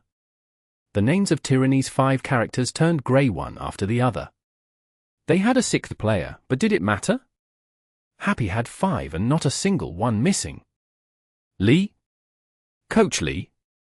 When Pan Lin saw the 4th name on Tyranny turn grey, he came back to his senses. He and Lee Ibor had been completely dumbstruck during this period of time, not uttering a single sound. No one in the broadcast team reminded them. Everyone was staring blankly at the scene in front of them. This, Lee Ibor regained his composure, but apart from saying this, he didn't know what else to say. Tyranny's 6th player, Bai Yanfei's Elementalist Rota, had entered the match, rushing towards the battlefield without any second thoughts. No matter the situation, Tyranny's young heroes wouldn't back down. But everyone knew that there was nothing he could do. Not even a miracle could save Tyranny at this point. The match was over. What they needed to do was review this final astonishing scene. What had happened? Even though Pan Lin had called for Lee Ibor, he ultimately didn't ask this question. He knew that, let alone Lee Ibor, no one in entire world had ever witnessed such a wide-scale collapse in a glory competition before. This? I feel like Happy had intentionally set it up. Lee Ibor guessed. Even though he didn't dare believe that it was possible to set up such a frightening scene, seeing how Happy came out of it safe and sound, and then calmly and efficiently wiped out Tyranny, it could be seen that all of this was planned. How did they do it? Pan Lin asked. In the end, he finally asked this question. Those were the only words going through his head right now. Apart from these words, he couldn't think of anything else. How did they do it? Lee Ibor laughed dryly. How could he know? But when he turned to look, he suddenly focused on a single character, Concealed Light. Luo Ji, Concealed Light? Concealed Light had joined the battle 13 minutes and 32 seconds after it had begun. What had he been doing before then? Lee Ibor realized something and hastily had the director find a replay from Concealed Light's perspective. Luo Ji, it really was Luo Ji. He hadn't joined the battle until 13 minutes and 32 seconds later. Apart from hiding together with his teammates at first, Concealed Light had been busy in this forest area the entire time. This calamity had been brought about by him. It's Luo Ji, Lee Ibor said. This time, the broadcast displayed a replay of what Luo Ji's Concealed Light had been busy doing at the beginning. But don't ask me how he did it. I don't know either. Luo Ji was just one person. But he was a summoner, so he could summon many servants to do his bidding. The scene shown in front of everyone seemed to be a busy construction site. All sorts of summons were fiercely attacking the surroundings under the Concealed Light's orders. This, is he breaking apart all the parts supporting the buildings? Pan Lin said. He broke them all? It's clear that he needs to be able to time when the place collapses, Lee Ibor said. This, Pan Lin wanted to how he did that, but this time, Lee Ibor had been prepared. He had preemptively said don't ask me, I don't know. In the end, Pan Lin's how did he do it, became a sigh, because this could probably be answered by no one but Luo Ji himself. I really want to go to the post-match press conference now, Lee Ibor said. This question would definitely be the highlight of the post-match press conference. The brilliance of the group arena and the other parts of the team competition had probably been forgotten by now. Everyone's attention was on this question. The match officially ended, and Happy won the team competition with a 5-point lead. When Bai Yanfei's Rota died, the surroundings hadn't entirely collapsed yet. There were a few places that were still shuddering. Apart from the astonishment at the turn of events, everyone was also in praise of Glory's in-game mechanics. It was over. Happy had won. For Happy's fans, this was naturally something to be excited about. The Tyranny fans were silent. How could they be happy about such a defeat? The two teams lined up on stage. After the 6 players on Tyranny came out from the player booths, they raised their heads to look at the big screen in the stadium because the highlights of the match would always be played during this time. How could they have forgotten about what had just happened? They needed to know the answer. At the end, when the two teams lined up, the 6 players on Tyranny were all looking at Luo Ji, who was standing at the end. Yishio? Sumuqing? Fang Rui? No matter how big of a star, at this moment, they were nothing but air. Finally, Yishio let out a laugh, taking the initiative to shake Han Wenqing's hand. You were probably scared out of your mind, no? Yishio said. Even you couldn't have done that, Han Wenqing said. Ha ha, Yishio laughed and didn't explain. He shook Zhong Xinjia's hand and asked, you couldn't figure it out either, right? Zhong Xinjia shook his head in honesty. Yes, even he only knew that Luo Ji had been the cause for everything. He didn't know how he did it, and if someone asked him to do it, he wouldn't have been able to do it either. Sorry for your loss, Yishio shook Zhong Jiala's hands. Sorry for your loss, my ass, Zhong Jiala cursed. What kind of people are your team members? When it was his turn, Lin Jingyan spoke up first. Chapter 15-17. Can be casually accomplished. Nomiami. Nomiami. The match had been decided. But for a playoffs match, the stadium right now was almost too calm. Far too many people hadn't even recovered from the shock yet. This was Happy's stadium. Happy instantly reversing the situation to achieve such a massive victory was something that should have made them go wild, but because of this method, they were still processing what had just happened. It wasn't until the players of both sides completed the post-match exchange and began acknowledging the crowd that many people were roused from their trance. They won. They won. They had indeed won. Oh. Suddenly, cheers rose up. The passion of the audience had actually come so late. Sitting in front of a television, Yu Wenju received a phone call. It was from Huang Xiaotian, but after he picked up, all he heard was noise, clearly coming from the stadium. Huang Xiaotian, like the rest of the audience, had been reviewing what had happened and only just now recovered. That was incredible. Yu Wenju heard Huang Xiaotian's voice yelling from the other end. Ha ha, Yu Wenju chuckled. How did they do it, who? Huang Xiaotian continued to shout. Who knows? Yu Wenju said. Indeed. Who knew the answer to this question? After greeting the crowd, the players of both teams left the stage and returned to the prep rooms. After a brief rest, they would begin the post-match press conference. First up was the losing side, Tyranny. Captain Han Wenqing, Vice-Captain Zhong Xinjia, and Zhong Jiala were the 3 representatives. As soon as they arrived, they saw the reporters all eager and anxious to ask their questions. Unsurprisingly, as soon as the conference officially began, the first reporter chosen to speak didn't even bother with the typical sympathetic words for the losing team, instead directly asking what their views were of this match. An extremely formulaic question, but for this match, everyone felt that this question was particularly weighty, and went straight to the point. Extremely unexpected, Han Wenqing answered. Just 2 words? The reporters were clearly unsatisfied. Could you elaborate? Someone requested.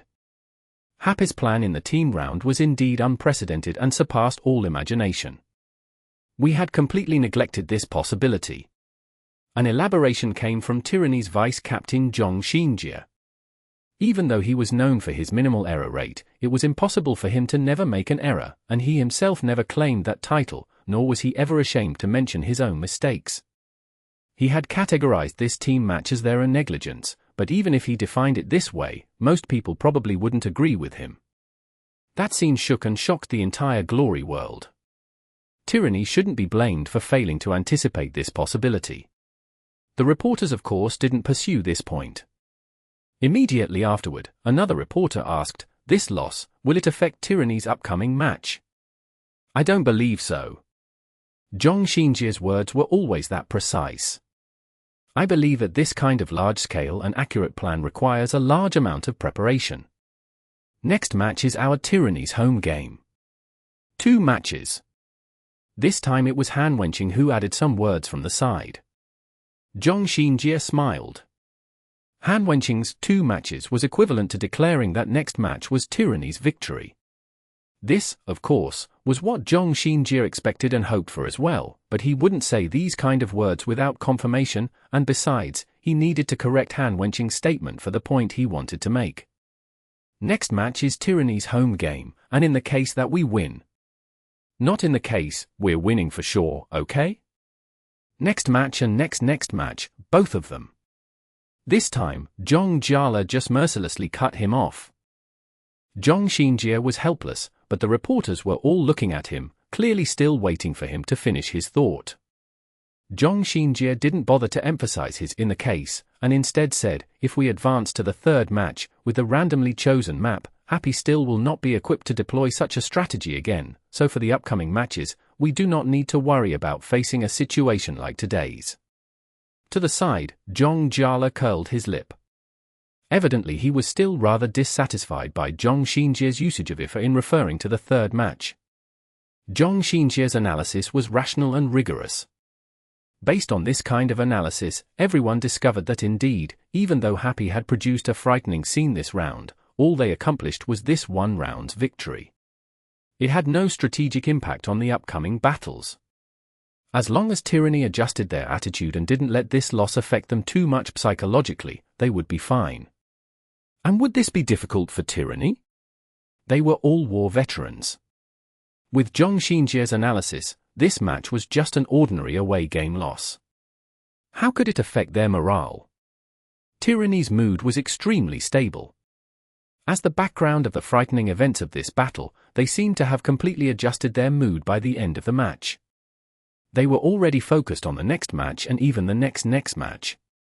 Whatever Happy had managed to pull off this match, it wouldn't weigh down their thoughts at all. The press conference of the losing side didn't give off the air of being lost or downtrodden at all. This was Tyranny.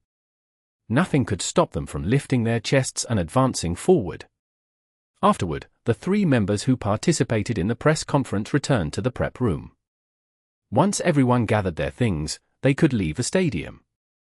The television screen in the prep room, however, was displaying Happy's press conference.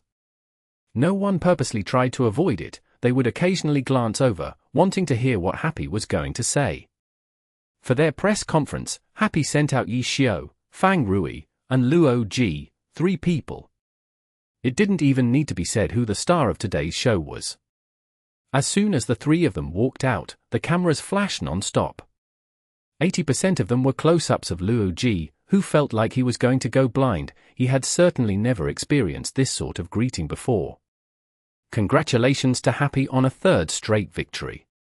Interviews with the winning side were always a bit more cheerful, carefree, and natural. In general, victorious teams were willing to talk a bit more, so reporters weren't especially impatient. Continuing from last round where Blue Rain's Huang Xiaoqian suffered heavy injuries from cutting down a tree, Happy once again used a similar idea. Of course the questioning began with this point. Haha, that was entirely different. Huang Xiaoqian did that to himself, Yi Xiu said. Fuck. Yu Wenju, who was watching the television, received more messages from Huang Xiaoqian, 2 in a row. First a curse, and then, I'm gonna kill that guy for sure. Do you know any assassins you could introduce me to? Yu Wenju smiled and ignored him. The live crowd had burst into laughter, and Yu Wenju could understand how embarrassed Huang Xiaoqian must be. So what happened today was something that Happy purposely set up, a reporter continued to ask. Of course, Yi Xiu said. Could you talk about how this was accomplished? You must have made extensive preparations in many aspects, right? The reporter pulled out the question they cared about the most, and everyone's gaze is focused on Luo Ji.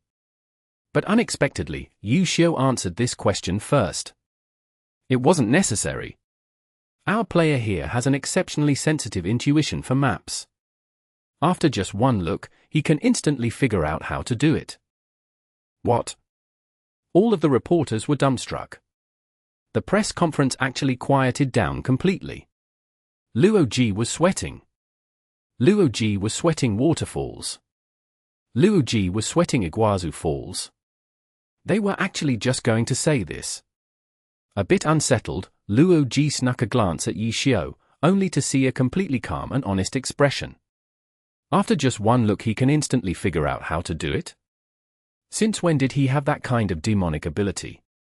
In order to accurately create this enormous destruction, he had used who knew how many kilograms of draft paper just for his miscellaneous scratch work alone. Guan Rongfei had supplied a large amount of data and calculations on all sorts of aspects of the in-game physics as well.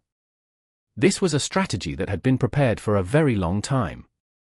To use it in the regular season would be too wasteful, so they had saved it for the crucial elimination stage of the playoffs to deliver a hammering blow. Before they had come to attend the press conference, Yixiao exhorted him to say this and that, but he had thought that Yixiao was kidding. But now, he saw how, facing the camera lenses of so many reporters, Yixiao was so relaxed and composed as he lied. You could just do it like that? What kind of power do you have? When the reporters recovered, they instantly focused on Luo Ji again, and even addressed him with the formal you. Hearing this, Luo Ji became even more panicked. Of course, he could only say what he could. If he was wrong, so he muddled through a story. I was always pretty interested in Glory's map things, so I guess I have a certain amount of experience, and some intuition. It's probably just something like that. The reporters were too good at observing people. Yixiao was very calm, but this Luo Ji, he was still young, and seemed to be a bit panicked. But when they thought again, this was a rookie, suddenly being surrounded as though he were a star. It would be fairly normal for him to be a bit nervous. So this, was it the truth?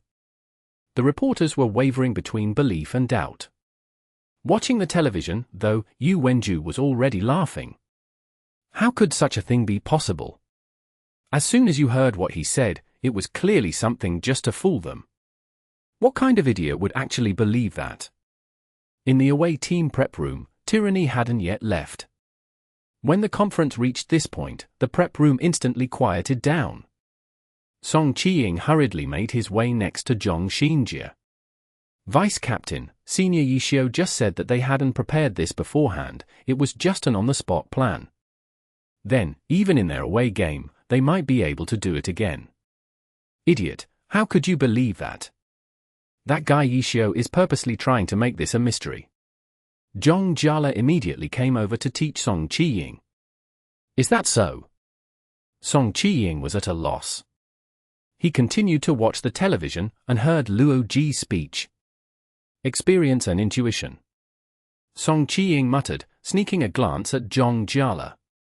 Look at him, he was clearly taught to say that by Yixiao. Zhong Jiala told Song Qiying. Song Qiying didn't say anything, and looked at Zhong Xinjie. That kind of experience and intuition, is there such a thing? Zhong Xinjie was saying. Are you an idiot too? Zhong Jiala was all sorts of speechless. We have severely insufficient data in this area.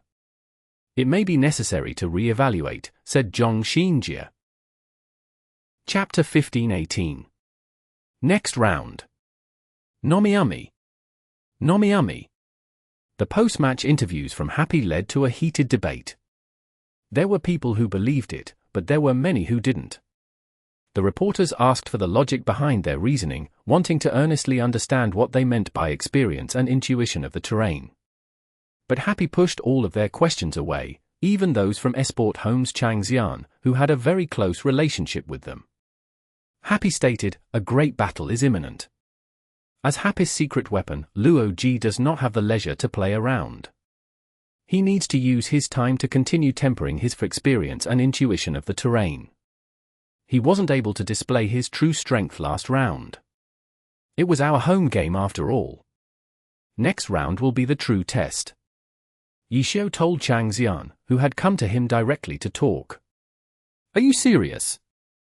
Although Chang Xian had a good relationship with Happy and supported the team, he didn't believe it personally. It wasn't just him. Anyone with a certain understanding of Glory would have their doubts. The ones who immediately gasped in surprise were noobs who didn't have the skill to see it. Chang Xian was a professional reporter who followed the Glory scene closely. His own individual skill at Glory might not be anything noteworthy, but his perception of the game could not compare to a normal player. After hearing Yixiao's words, he looked left and right, confirming that there was no one else around.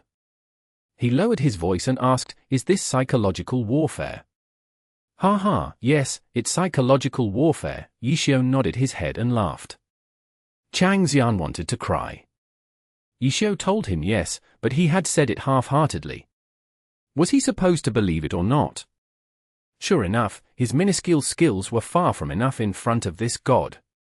Then, I'll just have to wait and see. Chang Xian could only helplessly say some nonsense and leave with a laugh. Bye. Yishio said his goodbyes to Chang Xian before returning to Happy's practice room. Everyone was there in front of their computers. The atmosphere in the room was quite casual. The time between games in the playoffs was even more tight than the regular season. The teams had to rush back and forth between venues, which used up a good amount of their time on travel. As a result, a stable practice schedule between games such as in the regular season couldn't be done in the playoffs. Most of their practice was to maintain their conditions. If the regular season required consistency, then the playoffs required explosiveness. An explosiveness that used everything you had.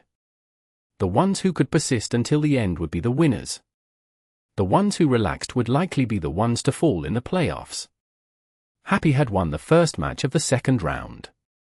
It was something to be happy about, but it was far too early to celebrate. It looked like everyone understood this point. Everyone was using their own methods to reflect on the outcome of the match in preparation for the next match. Did he leave? Chengui asked Yishio. She didn't lower her voice, afraid of bothering the others. The current atmosphere was their usual daily one. If there was something someone wanted to say, then they could just say it. It wasn't a practice session, where they needed to focus intensely on their playing. He left. How did you say it? Chengguo asked. Luo Ji is a secret weapon, how can we let them interview him so easily? Yishio patted Luo Ji's shoulders as he sighed. Luo Ji's body went soft. He turned his head with difficulty. Isn't that not good? Relax, it has nothing to do with you. Yishio laughed. Luo Ji wanted to cry. What do you mean it has nothing to do with me? Right now, everyone in Glory was talking about him. Making one's name after a single battle described this situation exactly. That night, his for-beast summon style was no longer called that. People gave it another name, building demolition style. It looked like there were countless people who thought he was a demolition specialist who could instantly see through the terrain and destroy it. Luo Ji obviously understood why Yishio insisted on saying it like that. However, as a rookie, he was completely unprepared for this psychological warfare, which completely distorted the truth. Luo Ji discovered that the world was far scarier than he had imagined. It really has nothing to do with you, Yishio continued. What comes next is something tyranny has to worry about. Is that so? Then, next match. Of course you'll be playing next match. Even if we don't use the atomic bomb, just having it there is very intimidating. Yishio said. Atomic bomb. Luo Ji felt his body go soft again. Do you really think that it'll scare tyranny? Chengguo spoke up. After a match, she would scour the forums. From what she read, the more persuasive posters were saying that Yishio was just making stuff up. Glory had an enormous player base, so there would naturally be many experts in the game. Many people were already pointing out what needed to be done. Chengguo knew the truth, and felt like Yishio's psychological warfare was rather naive this time. Of course it won't scare them. Yishio said, nothing can scare tyranny, but it'll leave a thorn in their hearts. Even if it's just a teeny tiny advantage, we still have to take it. Okay, Chengguo nodded her head and didn't say anything more. To do everything they could meant taking those 1%, 0.1%, 0.01% chances. That was what Yishio was saying. Ever since he started in the 10th server, he had always done this. Team Tyranny. After the match, they took a flight back to City Q and began preparations for their home game. Similar to Happy, Tyranny wouldn't do any strenuous training between playoff games. However, their vice-captain Zhong Xinjie didn't seem to have a relaxed attitude right now. When Lin Jingyan went over to see what he was doing in the practice room, he saw that Zhong Xinjie was studying the full moon forest map that Happy had chosen last round. His character was looking at the floor that Happy had completely collapsed, leading to Tyranny's demise. Do you really believe him? Lin Jingyan grabbed a chair and sat beside Zhong Xinjie. He watched him study the area as he asked. Not really. Zhong Xinjie said. Not really meant that there was some leeway. With Zhong Xinjie's personality, he wanted to erase that final bit of leeway. Lin Jingyan knew that he couldn't stop him. It was just the way Zhong Xinjie was. It had its advantages, but it had its disadvantages. Yishio was poking at this weak spot. His words might not be able to cheat others, but it would work on Zhong Xinjie. It wouldn't trick Zhong Xinjie, but it would divert his attention away. There were only 3 days away until the next match. Would Zhong Xinjie be able to clear away his doubts by then? It wasn't that Lin Jingyan didn't trust his teammate, but he really didn't look favorably on Zhong Xinjie towards this issue. He had seen of the comments related to this topic and agreed with the commentary. Happy collapsing that entire area had nothing to do with experience or skill at glory, but science. Science, those words felt so distant to Lin Jingyan. He had worked hard in the pro scene for 9 years and understood the scene well. Let alone science, most players of the game weren't on the high end of the spectrum in terms of knowledge. The number of competitive players with high educational backgrounds were rather limited. After all, the competitive scene emphasized youth.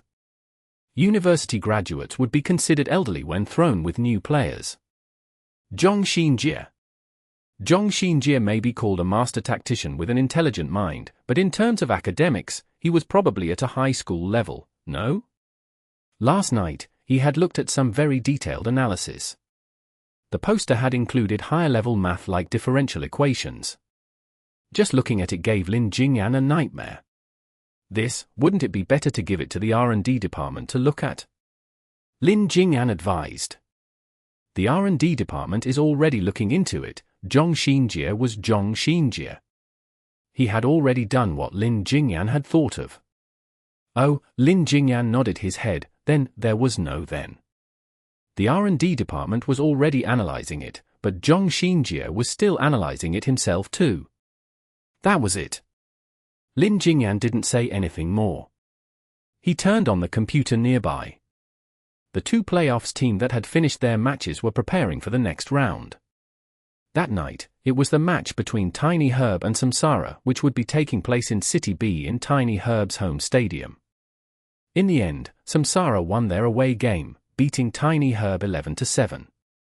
Tiny Herb had lost their home game. It was a rather bad outlook for them. But it wasn't outside of people's expectations. The pre-match analysis had Samsara with a higher chance of winning, even if they were against the 2-time champions, Tiny Herb. Before the match, the topic of who would become the next excellent era and be the second team to win 3 championships. After this round, the answer seemed to have already come. It was as if this best of 3 was already over. Then, what about the other best of 3? Happy versus Tyranny. The second match came as scheduled.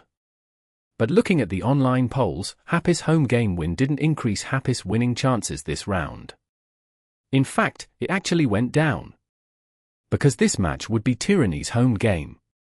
Even if you didn't like Tyranny, no one thought that Tyranny would stumble because of their loss in the first game. Even if such an unprecedented reversal had happened last round, Tyranny's heroes wouldn't fall so easily. City Q, Tyranny's home stadium. The 2 teams lined up under the spotlight. How are things going? Have you found a way to win? Yishio provoked Tyranny. What do you think? Han Wenqing wasn't as wordy as Yishio, but he never lost out in vigor. Little Zhong, good luck. Yishio called Zhong Xinjie Little Zhong.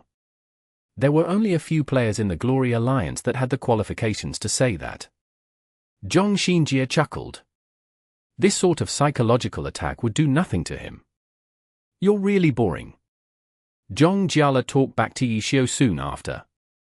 Not coming to Happy is actually the biggest mistake you've made in your career, Yishio said to Zhong Jiala. Fuck off, Zhong Jiala cursed. Mistake was ear-piercing enough. There was even an Achilles in front. What did that mean? Chapter 15:19. Normal people chasing after the footsteps of geniuses. Nomiami. Nomiami. Tyranny's home fans were unfriendly towards Happy and Yishio in particular. Yishio didn't care though. After shaking hands with Tyranny's players, he waved his hands towards the crowd, triggering a flood of boos. A few rather impulsive fans thought of their loss in the last round and immediately started throwing random objects at him. The security quickly put a stop to them and escorted them out. Ha ha ha, Yishio laughed, not in the least concerned. After greeting each other, the two teams went to their designated seats. But when they looked again, they saw that Yishio hadn't gone down. He was still standing there on the stage. What's the meaning of this? He would be Happy's first player for the group arena. But the problem was that this wasn't Happy's home game, it was Tyranny's, yet he stood there heroically. The Happy fans were quite excited seeing this scene, but the boos from the Tyranny fans quickly drowned them out. Yishio had come onto the stage, waved his hands to the crowd, and stayed on the stage. The match hadn't even started yet, and boos had been thrown his way 3 times already. How capable! Yishio heard someone say from the side. He turned his head to see who it was. Jingyan hadn't gone down from the stage and stayed as well.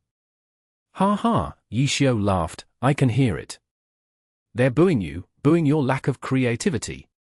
As soon as he said those words, the boo suddenly turned into applause, turning into the background for Jingyan, who had come over to talk to Yishio.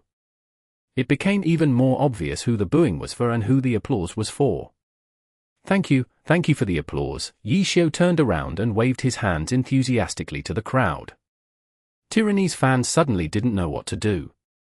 It was really hard to grasp the timing for booing Yishio and applauding Jingyan. Jingyan didn't know whether to laugh or cry. He wasn't capable of doing something like this, but at the same time, he was secretly feeling a bit envious of Yishio's shamelessness. In the end, Tyranny's fans couldn't endure it any longer. The applause turned into boos again, and Yishio immediately acted like the boos weren't for him. Jingyan couldn't help but laugh. Don't look at how this was hate not love. The two sides had quite the understanding of each other. When the day came that Yishio no longer stood on the stage, Tyranny's fans would probably miss these interactions. As for Yishio? Was it because he knew that he would one day have to leave this stage that he teased Tyranny's fans endlessly? In reality, he probably wasn't admiring Yishio's shamelessness, but his lively interactions with Glory fans. As for himself? He had a group of diehard fans rooting for him, but right now, were they looking at him? Jingyan actually became depressed for some time, up until Yishio came over and called out to him, so Tyranny sent you to kill yourself. Ha ha ha, Jingyan laughed dryly. If Han Wenqing or Zhong Jiala were in his place, they would probably respond with who knows who'll be the one to die. But not Jingyan. From the very beginning, he was different from players like Yishio, Han Wenqing, and Zhong Jiala. Those players were geniuses. It only took one look to know that they were destined to stand at the top of glory. As for himself? Jingyan knew that he wasn't a genius of any kind. He was just one among the many who chased after the footsteps of those geniuses. Fortunately, he was able to get very close to these geniuses. Unfortunately, he was left behind despite his efforts, never able to reach the same heights as them. Nothing could be done, because there was no rule saying that genius couldn't work hard either. The genius in front of him put in no less effort than he had. Those geniuses never thought of giving others a chance to catch up. Being with you guys for so many years has truly been exhausting. Jingyan suddenly said. HM. Yishio stared blankly at him. Jingyan's words had come out of nowhere. For a moment, he didn't know how to react. It's too bad. I also have goals that I won't give up on. Jingyan said. Oh? You're very spirited today. Yishio said. Yes, I'm going to win. Jingyan said. Let's see you try, Yishio smiled. See you in game. See you in game. The two shook hands and went to their respective player booths. The big screen in the stadium displayed the names of the two competitors. Team Happy, Yishio, Lord Grim. Team Tyranny, Lin Jingyan, Dark Thunder. When the time came, the referee confirmed that the players were ready, and the match officially went underway. It was clear who would be playing first in the group arena. The next question was, what type of map would Tyranny choose? It's the arena? Everyone was taken aback. Team Tyranny had unexpectedly chosen the most commonly picked 1v1 map for the all-important playoff stage, the arena. This map had the highest pick rate in the game because it was the smallest, simplest, and most direct. This style fit Tyranny quite well, but maps weren't chosen for the sake of simplicity. Picking the map was equivalent to giving the home team the initiative. The chosen map was the home team's first attack towards the away team. It could affect the momentum of the entire match. However, Tyranny had chosen the arena. Picking this plain and simple map was the same as giving up their home team advantage. What's more, Happy's Yishio liked this map. In the regular season, Happy would often this type of map in the individual competition. For Tyranny to choose this map, had a spy infiltrated the team? Coach Lee, what's the meaning behind choosing this map? Pan Lin asked Liebor for his opinion. This map couldn't have been chosen on the spur of the moment, especially with Zhong Xinjie planning Tyranny's strategies. There must be a reason behind picking this map, Liebor said. This time, Liebor wasn't just trying to get out of saying anything meaningful. These were his actual thoughts. Unfortunately for him, Pan Lin misunderstood, thinking that Liebor was just joking around. As a result, he followed up with the usual "okay, then let's wait and see," leaving Liebor hanging. Liebor wanted to say something but hesitated because the match had begun. The arena was as simple as a map could be. The setting was that there was no setting. As soon as the characters loaded in, there was no time for Liebor to make any introductions. The two characters chosen by Happy and Tyranny were already at the center of the map. Lord Grim, Dark Thunder. This map, did you pick it just for me? Yishio asked in the chat. Chapter 15-20. Unintelligent Lin Jingyan. Nomiami. Nomiami. Yeah, I chose it for you, Lin Jingyan replied. Dark Thunder, charge! Lin Jingyan has made the move. Pan Lin immediately called out. He was a bit surprised. Up until now, no one had given any trouble to Yishio's Lord Grim in direct combat. Tyranny choosing such a straightforward map was surprising enough. Lin Jingyan making the first move only added to that surprise. Could Tyranny have found a way to counter the unspecialized blitz? Pan Lin continued. But soon afterwards, Dark Thunder was sent flying away. This, Pan Lin was dumbstruck. That didn't look like someone who found a way to counter an unspecialized. Lord Grim gave chase and began his counterattack. Pan Lin continued to commentate passionately, while Liebor remained silent. He carefully watched the fight between Lin Jingyan and Yishio. He was also wondering whether Tyranny had found a way to counter Yishio's unspecialized. After all, besides Yishio, the most experienced players in the Glory Alliance were the players in Tyranny. The unspecialized playstyle required ample experience to support it. Perhaps the only players who could find a way to break it were the ones in Tyranny. But in just 3 moves. Dark Thunder only had a chance to attack 3 times before being sent flying by Lord Grim. Liebor didn't see any signs of Lin Jingyan figuring out the unspecialized playstyle.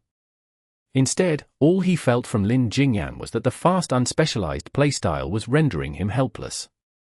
But when Yishio counterattacked, the defense from Lin Jingyan was as taut as ever. He didn't run away or kite him. None of the dirtiness from his days with Fang Rui appeared either. Lin Jingyan looked as if he wanted to beat Yishio in direct combat. Competing against the opponent's strength with one's weakness seemed like he was letting his emotions affect his decisions no matter how it was spun. However, how could someone as experienced as Lin Jingyan make such a low-level mistake? What is Tyranny planning? Liebor searched for an answer. Many people were searching for an answer. Bang bang bang. After another intense exchange, the two once again separated. So sharp. Yishio smiled. Yeah. Lin Jingyan replied. Dark Thunder charged forward again. Lin Jingyan was clearly losing.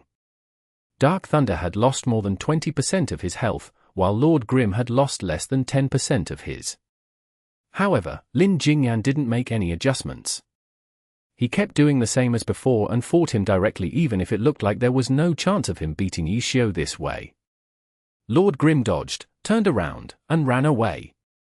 What? Everyone was dumbfounded. The way Yishio was playing didn't seem to have any problems, but right now, he seemed to be running away. Yishio was running away from Lin Jingyan. Was Lin Jingyan's way of fighting really that threatening? Of course, to the normal players, Lin Jingyan would crush them. But when looking at a competitive match, it had to be looked at in terms of professional play. Even if you said that Lin Jingyan's attacks were giving Yishio trouble, the amount of trouble it was giving was very limited, no? From their last exchange, it was obvious that Yishio had won that trade. However, why would someone who had the advantage choose to run away and go on the defensive? There was no time for everyone to think too much because Lin Jingyan had set his heart on his methods. Dark Thunder turned around and gave chase to Lord Grim, attacking again. Lord Grim retreated another step, Dark Thunder advanced another step. Then, there was nowhere to run to. Lin Jingyan was an experienced general. He wasn't going to let Yishio run away as he pleased. He would think of some way to corner his opponent. If the terrain was richer in content, there would be more space and more options to choose from when escaping. But the arena was a small map without any obstacles. The only way to run was by using one's own movements. There was limited room to run, too. The arena was only so big. After running away twice, Yishio was forced into a corner. As a result, he counterattacked. Cold light intertwined with the occasional sounds of clashing weapons.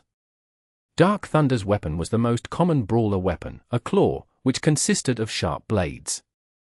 Blood would fly into the air every time the blades cut. Fast.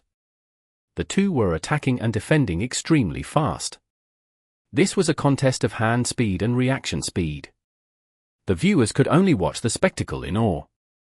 They couldn't see what attacks they were using and whether it was effective. Their only choice was to look at their health bars to determine who was winning. Yishio. Yishio was winning. Lin Jingyan's brawler wasn't a match for Yishio's unspecialized in direct combat. From this point, it seemed like it was obvious who would win the match. However, Lin Jingyan didn't retreat or give up.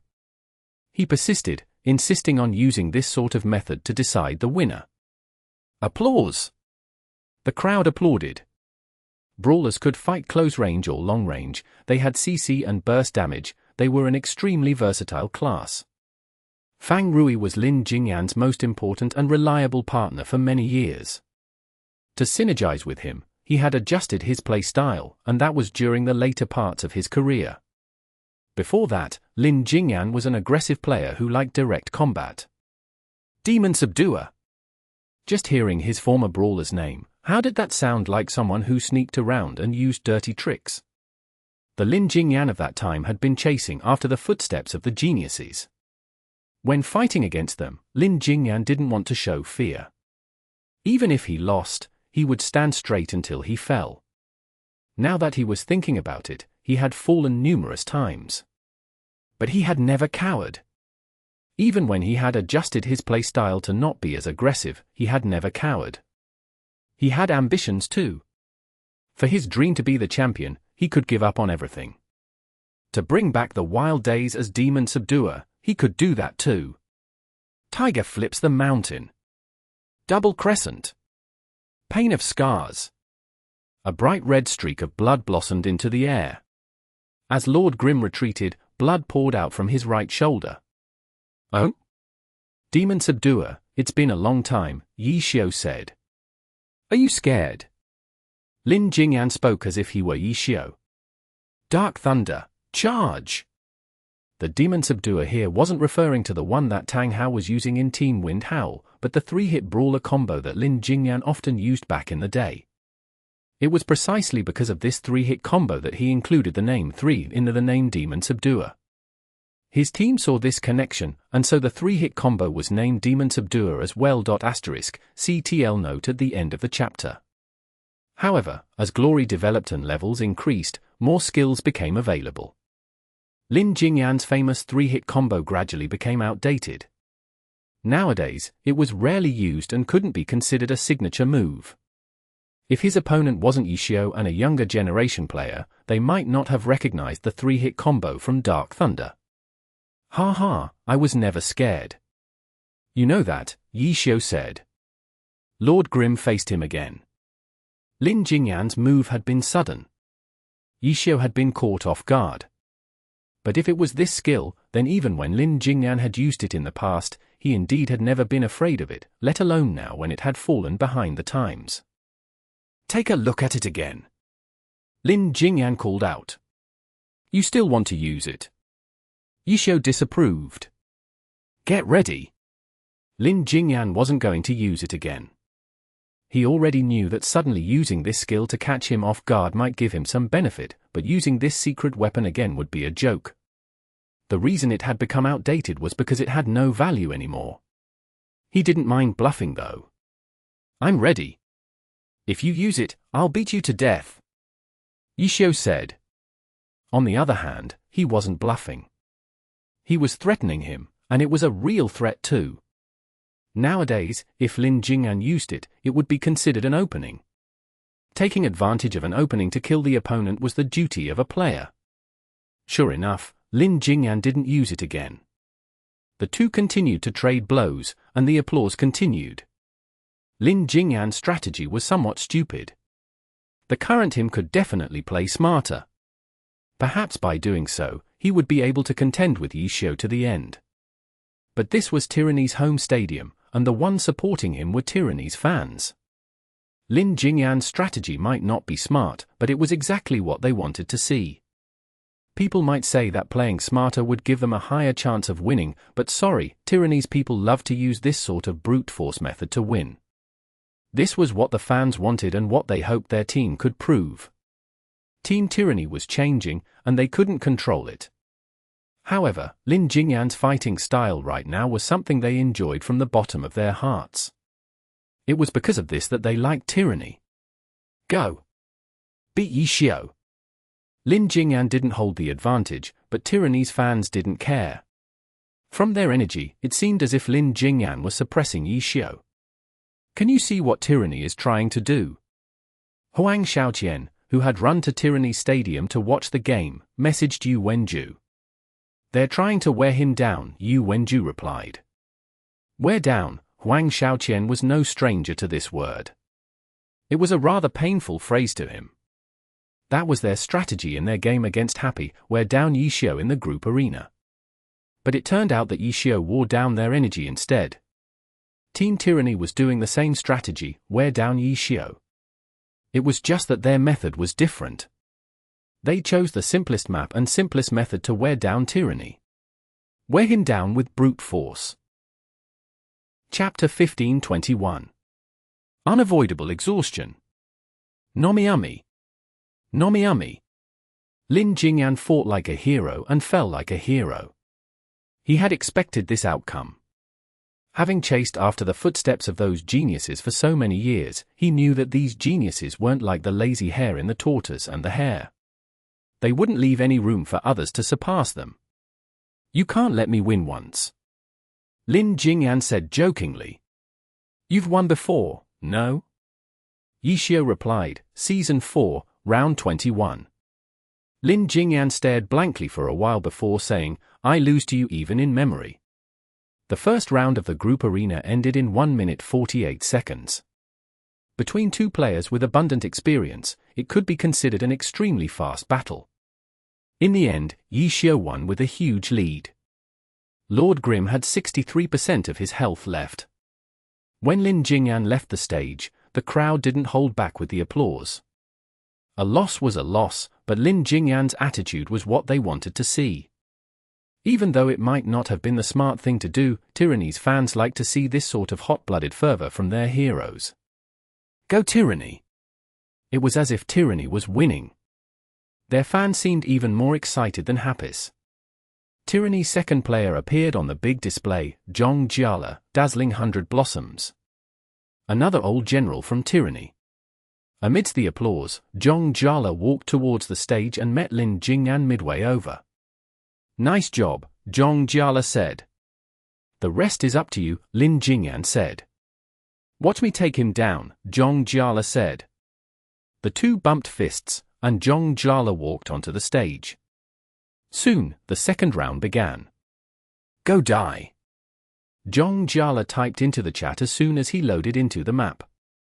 Then, his 100 blossoms bloomed. Dazzling 100 blossoms seemed to explode. The shimmering light spread throughout the arena with him as the center. Offense, another aggressive offense. Just like Lin Jingyan, he went for direct attacks without any tricks. The wave of blossoms swept over Lord Grimm. With this small arena, there was practically nowhere to hide. Jingyan's strategy couldn't be considered a group arena strategy. In the group arena, no one would be as wasteful as this because your opponent was never just one person. If you only cared about a win over the opponent in front of you, if you lost the group arena, then that win wouldn't matter. Tyranny, are they planning on giving up on the group arena? Pan Lin couldn't help but blurt out. Li Ibor furrowed his brows, unsure what to say. Exhaustion. He had a grasp of Tyranny's intentions. He wasn't certain about it though, so he didn't say out into the broadcast. But by the looks of it, if their intent was to exhaust Yi Xiu, wouldn't the price be too large? The Spitfire was a mana-hungry class. With Jingyan not caring about his mana and using everything he had to display his 100 Blossoms style, even if Yi Xiu lost, how much mana would dazzling 100 Blossoms have left to deal with Happis' next player? Engulfed by the wave of light, Lord Grimm's figure turned blurry. For Yi Xiu, this was a difficult problem. He was obviously aware of Tyranny's intentions to exhaust him, but in this map, the other side didn't care that Yi Xiu would notice because their arrangements were such that even if he knew, there was nothing he could do to avoid it. Unless Yi Xiu gave up on winning and let Lord Grimm stand there for them to kill, in which case, that would be great too. Otherwise, in such a small map facing such experienced players, there was no way for him to kite around and relax. Last round was like this, and this round would be the same. Team Tyranny didn't hide their intent. If you don't go all out, then you'll be killed instantly. If you go all out, then you will certainly expend quite a bit of energy. It was true that Tyranny's side had old players too, but they were taking turns fighting Yi Xiu. On Happis' side, after listening to Fang Rui's and Wei Chen's analysis, Chen Guo suddenly became worried. But after thinking about it for a bit, she suddenly thought of something. In any case, Yi Xiu has taken down Lin Jingyan. We're already in the lead. He can just play casually and use up the other side's mana. We'll still be winning in that case. Chen Guo said. Oh, is that so? Boss, what a good plan, Fang Rui said. Of course, Chen Guo was delighted. But a second later, she discovered that Fang Rui's reply had been somewhat sarcastic. The others on Happy didn't think much of her good plan, did they? What's wrong with it? Chen Guo's ideas were often demolished by Yi Xiu, so she was very self-conscious. No one immediately replied. Everyone's focus was on the match. Yi Xiu didn't retreat. Instead, he faced Jingyan boldly just like in his fight with Lin Jingyan. Everyone's expression was solemn as they watched the match. Chen Guo didn't keep asking what was wrong with her good plan. It was unlikely that Yi Xiu wouldn't have thought of her plan, so there must be a reason why he wouldn't choose to use it. The battle was as intense as the previous round. Both sides knew each other well, and the intense, fast-paced battle didn't lack caution either. The entire stage was a chaotic mess of light. If last round, people couldn't tell what each player was doing exactly, then this match, with Jingyan's all-out light blossoms, there was very little left of what they could see. The only thing they could clearly see were their health bars. Fast. Their health bars were dropping very fast. The difference was that Yishio's Lord Grim was dropping steadily. He clearly wasn't ever able to cleanly escape from the grasps of the 100 Blossoms style. As for Dazzling 100 Blossoms, his health dropped intermittently. It was just that each drop in health was quite considerable. Bite him to death. Happy's players and Happy's fans were praying with all their might. If Lord Grim could stick close to him, he might be able to interrupt Dazzling 100 Blossoms' fierce assault. Then, in close combat, Spitfires would be at a huge disadvantage. In the regular season, Zhong had been burst to death this way. But this time, it clearly wasn't going to be so easy. Zhong, who was going all out, had blocked off everything. Too crazy, Huang Xiaoqian felt his heart tremble. With the way he's playing, let alone the next player, if Lord Grim had started with over 70% of his health, Dazzling 100 Blossoms might not even have had enough mana for this round alone, Yu Wenju replied. Zhong had let go of everything. His eyes had been set on Lord Grim, who hadn't even started out with full health. Lord Grim had started with only 63% of his health left. His energy, his decision-making, and his attacks were all concentrated on that 63%. Only by doing this could he give Yishio the most pressure. It was only by doing this could he make it so that Yishio would not be able to afford to relax. This round could not be defined as simply as who won or lost. Tyranny's strategy was being carried out in this forceful way. As for Yishio, since he couldn't avoid getting exhausted, then he could only do his best to win as much of a lead as possible for Happy. As for what the outcome would be, it wasn't just this round that had to be looked at, but the entire match. 1 minute 24 seconds. The battle between Yishio and Zhong had been even faster than the battle with Lin Jingyan. In the end, the first to fall was Yishio's Lord Grim. However, Zhong's Dazzling 100 Blossom was useless at this point. He only had 9% of his health and 2% of his mana left. Yishio wasn't able to complete a 1v2, but it was very close. When left the player booth, Happy's fans applauded wildly. This was Tyranny's home stadium. Happy's fans knew of Tyranny's enmity with Yishio. They had no way of suppressing Tyranny's fans in their home stadium, so it was only by taking these openings could they show their support to Yishio. Unexpectedly, boos didn't come immediately from Tyranny's fans. This despicable guy has his decent moments. Tyranny's fans were in a discussion. Yishio fought head-on against the aggression put out from Tyranny. It was what Tyranny's fans liked to see. As a result, even if Yishio was their mortal enemy, they hesitated. His playing today is pretty okay. Let's boos a bit softer, someone suggested. As a result, the boos still came, but they were light as a feather. What's going on? Yishio wasn't used to it. As he walked down from the stage, he saw that Tyranny's fans weren't putting in much effort to boo him like usual. Now you know what fear is. Yishio smirked as he said these words to the audience members nearest to him. Fuck! The audience members heard him, and their boos immediately intensified. The reason was soon spread throughout the stadium. Fuck, and now he's proud of himself. Tyranny's fan leader and Tyrannical Ambitions Guild leader, Jiangyu, felt the urge to flip a table.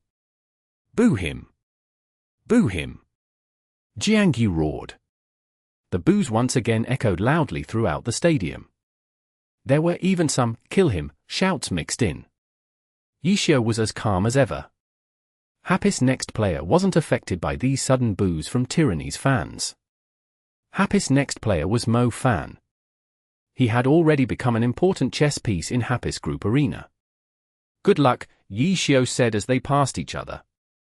Mo Fan didn't stop. He simply nodded his head and kept walking.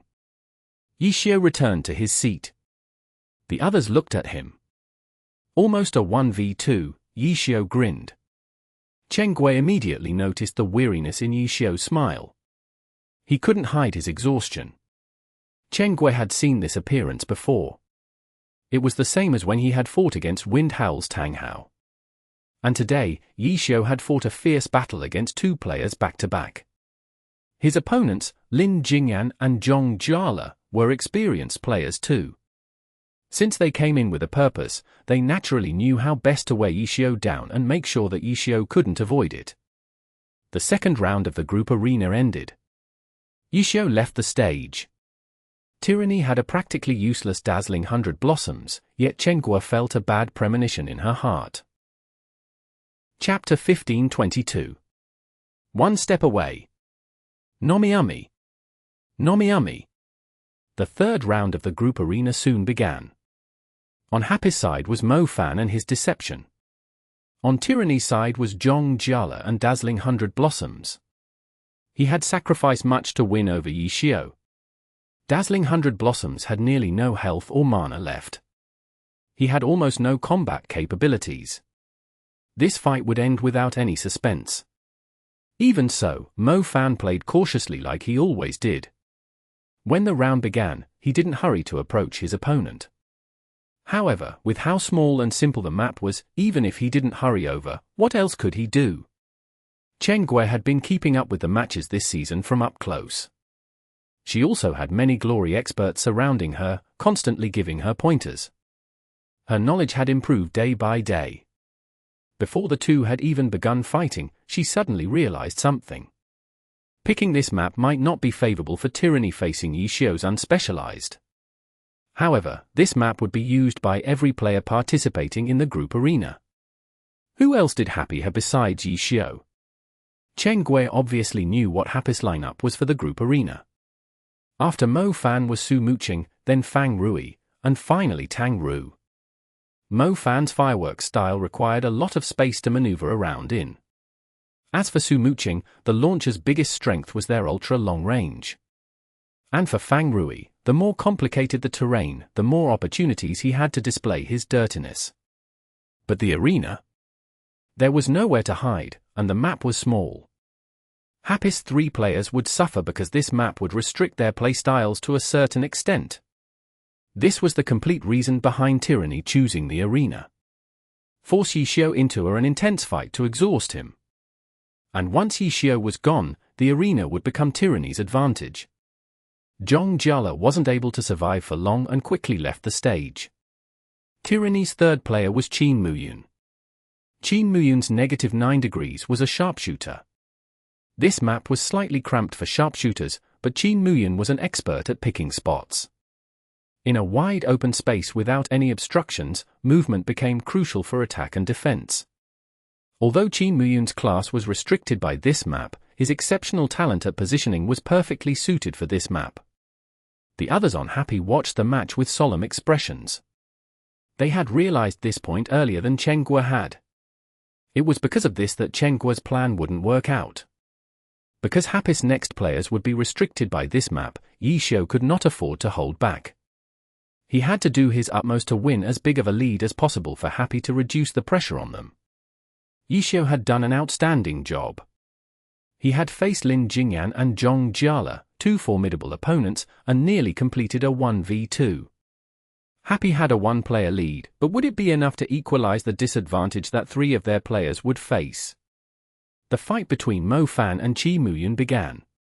Mo Fan didn't hurry to charge over, but Qin Muyun? -9 degrees raised his gun and began firing immediately.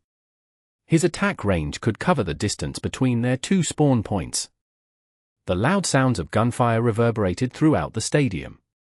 Mo Fan's deception moved nimbly about, trying to use his speed to get into Qin Muyun's dead angles. But what happened next gave everyone an even clearer understanding of Qin Muyun's ability to pick spots. The arena was considered unfavorable for long-ranged classes, but nevertheless, Qin Muyun was still able to freely kite around. -9 degrees wasn't just standing there, he was also moving. Every step of his matched deceptions. The distance between the two would sometimes decrease and sometimes increased, but after a few back and forths, it would always go back to what it was in the beginning. In an open map like the arena, it was a pure contest of who had better movement. And in this fight, it was obvious who was superior. Mo Fan had succeeded many times in escaping from huge chaotic battlefields in the game. He naturally had extraordinary skill in that domain, but there was a huge difference between a huge chaotic battlefield and a 1v1. Mo Fan had been trained in an unorthodox way, while Qin Muyan had trained under standard professional procedures. His ability to pick spots was detailed and meticulous. His every action was backed by clear logical reasoning. 10 years of glory, innovation and improvement had produced this fighting method, and Qin Muyan was executing it perfectly. Tyranny's players weren't just heroes who knew only how to fight fiercely. Qin Muyan, Song Qiying, the two talented rookies that had come from Tyranny, had the mark of their vice-captain, Zhong Xinjie, careful and meticulous. Mo Fan was clearly losing in this contest of positioning. Compared to Qin Muyan's precise positioning, Mo Fan's positioning seemed right but was actually wrong. Oftentimes, he himself wouldn't know why he took that step. It had come to him instinctively out of habit. This was the biggest flaw of someone who had been trained in an unorthodox way, and it could clearly be seen through Mo Fan. Mo Fan quickly realized that he had no way of closing in on his opponent purely relying on his own movements. He could only try a few attacks. Ninjas had a few mid-ranged attacked, so when the distance between the two characters pulled a bit closer, Deception attacked. Shuriken. A shuriken was thrown. It was the ninja's lowest level ninja tool. It didn't deal much damage, but it inflicted a brief stun. As a result, it was very useful for interrupting skills. However, sharpshooter skills didn't have cast times, so the shuriken's threat was rather limited against them. Mo Fan's reason for choosing this skill wasn't at random. At this distance, even if the shuriken hit, the brief stun wouldn't be enough to give Mo Fan any sort of advantage, so it wouldn't pose a problem for Qin Muyan if he didn't have his -9 degrees dodge. Most people would make this judgment and ignore the shuriken. However, Glory was a game with very precise mechanics. The effects from a skill would vary depending on where it landed on the opponent. Mo Fan's deception threw this shuriken, seeking this precise effect. His target was -9 degrees right wrist. During combat, the arms would often be moving, so the chances of hitting the wrist was extremely low. But for sharpshooters, their arms wouldn't move nearly as much as fighter classes who would be throwing out punches left and right. Mo Fan saw an opportunity and had Deception throw a shuriken. When a shuriken hit the wrist, the stun effect wouldn't affect the entire body, but the stun time would be longer. Sharpshooters used both their hands to fire their guns. A temporary stun on the wrist would be enough to create an opening for an attack. His reasoning was sound, and even when he threw out the shuriken, no one had seen through it. Throwing a shuriken towards the body and throwing a shuriken towards the wrist looked nearly identical. It was almost impossible to distinguish between the slight difference in angle. If Qin Muyan waited until after the shuriken before realizing it, it would be too late for him to dodge. Any ordinary person would not have been able to see through his calculations. When Deception suddenly attacked, Pan Ling got excited. But after shouting out the skill shuriken, his voice suddenly went from loud to quiet. The final Ken syllable exposed his disappointment. He clearly recognized that the attack was meaningless. Qin Muyan could completely ignore it and have -9 degrees continue attacking to punish Deception for his misplay. But to his surprise, Qin Muyan did not ignore it. -9 degrees kept attacking, but he also took a step to dodge the shuriken. Was that necessary? Pan Lin was in a daze. Even though dodging it didn't seem to take him much effort, this was a high-level confrontation. A wasted movement that seemed to not matter could be a sign of a deficiency in the details. Qin Muyan is being very cautious, Li Yibor said. He hadn't noticed the trouble that shuriken would have caused -9 degrees either. He was right though. In reality, Qin Muyan hadn't seen through Mo Fan's plan either, but he chose to dodge anyways out of caution. Since it didn't disrupt his tempo, he didn't care about a possibly wasted movement, so he dodged. A deficiency in the details? Being hit by the shuriken would have been a deficiency in the details. In comparison to getting hit by it, it would be better to take the initiative to react to it. The shuriken missed, and the dodge from Qin Muyan had been the right move. He didn't give Mo Fan an opening. Since his plan had failed, he could only force his way to Qin Muyan. Deception moved to the side, ready to rush forward. However, this slight movement to the side drew a reaction from Qin Muyan as well. -9 degrees took a step to the side, and from his new viewpoint, he could see Deception's hands. Hand seals! Deception was forming hand seals. He had attempted to hide his intentions by that slight movement to the side. Qin Muyan hadn't neglected this sort of ninja trick. He had his -9 degrees follow along. He noticed the hand seals, but he couldn't tell what ninjutsu Mo Fan was planning on using. In any case, getting away from his current position would not be wrong. -9 degrees continued to move. His aim was to find a new spot where he could maintain the same type of suppression onto Deception. -9 degrees moved back, while Deception moved forward. Shadow clone technique. Mo Fan had wanted to use this skill to get close, but Qin Muyan had taken precautions. It was Mo Fan's first time getting this close to his target, but he was off by just one step. Just one step was enough for Qin Muyan to set up his wall again. The fourth round of the group arena ended in Tyranny's victory. Chapter 15-23. Snowflake firing line.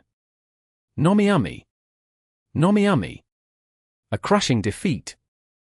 Qin Muyan's playstyle might not have been as hot-blooded or as tough as Tyranny's fans would have liked, but winning with such dominance was still something that they enjoyed. Thunderous cheers greeted Mo Fan as he left his booth.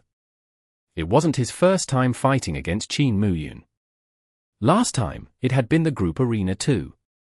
Qin Muyan's -9 degrees only had 11% of his health left, yet it took Mo Fan's Deception nearly half of his health to finish him off. It could be considered a loss for Mo Fan. This time, the two started the fight at equal health, and in the end, Mo Fan suffered a crushing defeat. 31%. Deception had only taken out 31% of -9 degrees health when he fell. Putting it nicely, you could call it 1/3 of his health. It was another loss against Qin Muyan. When he returned to his seat, hints of unhappiness could be seen in his usual poker face. Su Muqing, who could be considered as the person closest to him compared to everyone else on the team, patted his shoulders to console him. Mo Fan thought hard for a moment, but when he raised his head to say something, Su Muqing was already gone. "It's my turn," Su Muqing called out to everyone before heading over to the stage.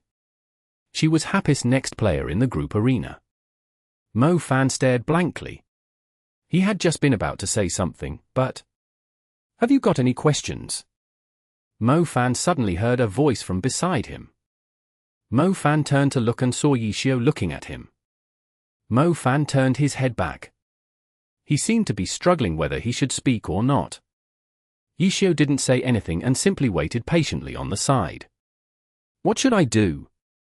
Mo Fan didn't turn to look at Yishio, but he spoke up in the end. "Learn from him," Yishio replied. "And then I can beat him if I do that. Don't limit yourself to just the opponent. You have many opponents. The purpose of learning from him isn't purely to beat him, but for you to improve, so you can win more," Yishio said. Qin Muyan could be considered a great wall for Mo Fan. The strengths that Qin Muyan had gained from going through Tyranny's training camp were things that Mo Fan lacked. If Mo Fan could use what Qin Muyan had for himself, his individual prowess would improve considerably. Just take Qin Muyan's talent at positioning and movement. If Mo Fan could take those for himself, his fireworks style would certainly become more threatening. Yishio hoped that Mo Fan could understand this point, but Mo Fan was giving him the silent treatment again. Yishio waited for a long time, but seeing that Mo Fan didn't intend on speaking again, he didn't pursue it. "Give it a try," Yishio said before leaving. Mo Fan stared thoughtfully at the new round that was about to start.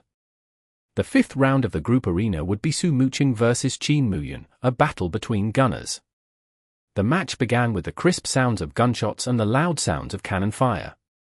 As soon as the two entered the map, they began attacking their opponent from afar without needing to move. Launchers had a longer range than sharpshooters, but it didn't matter in the arena.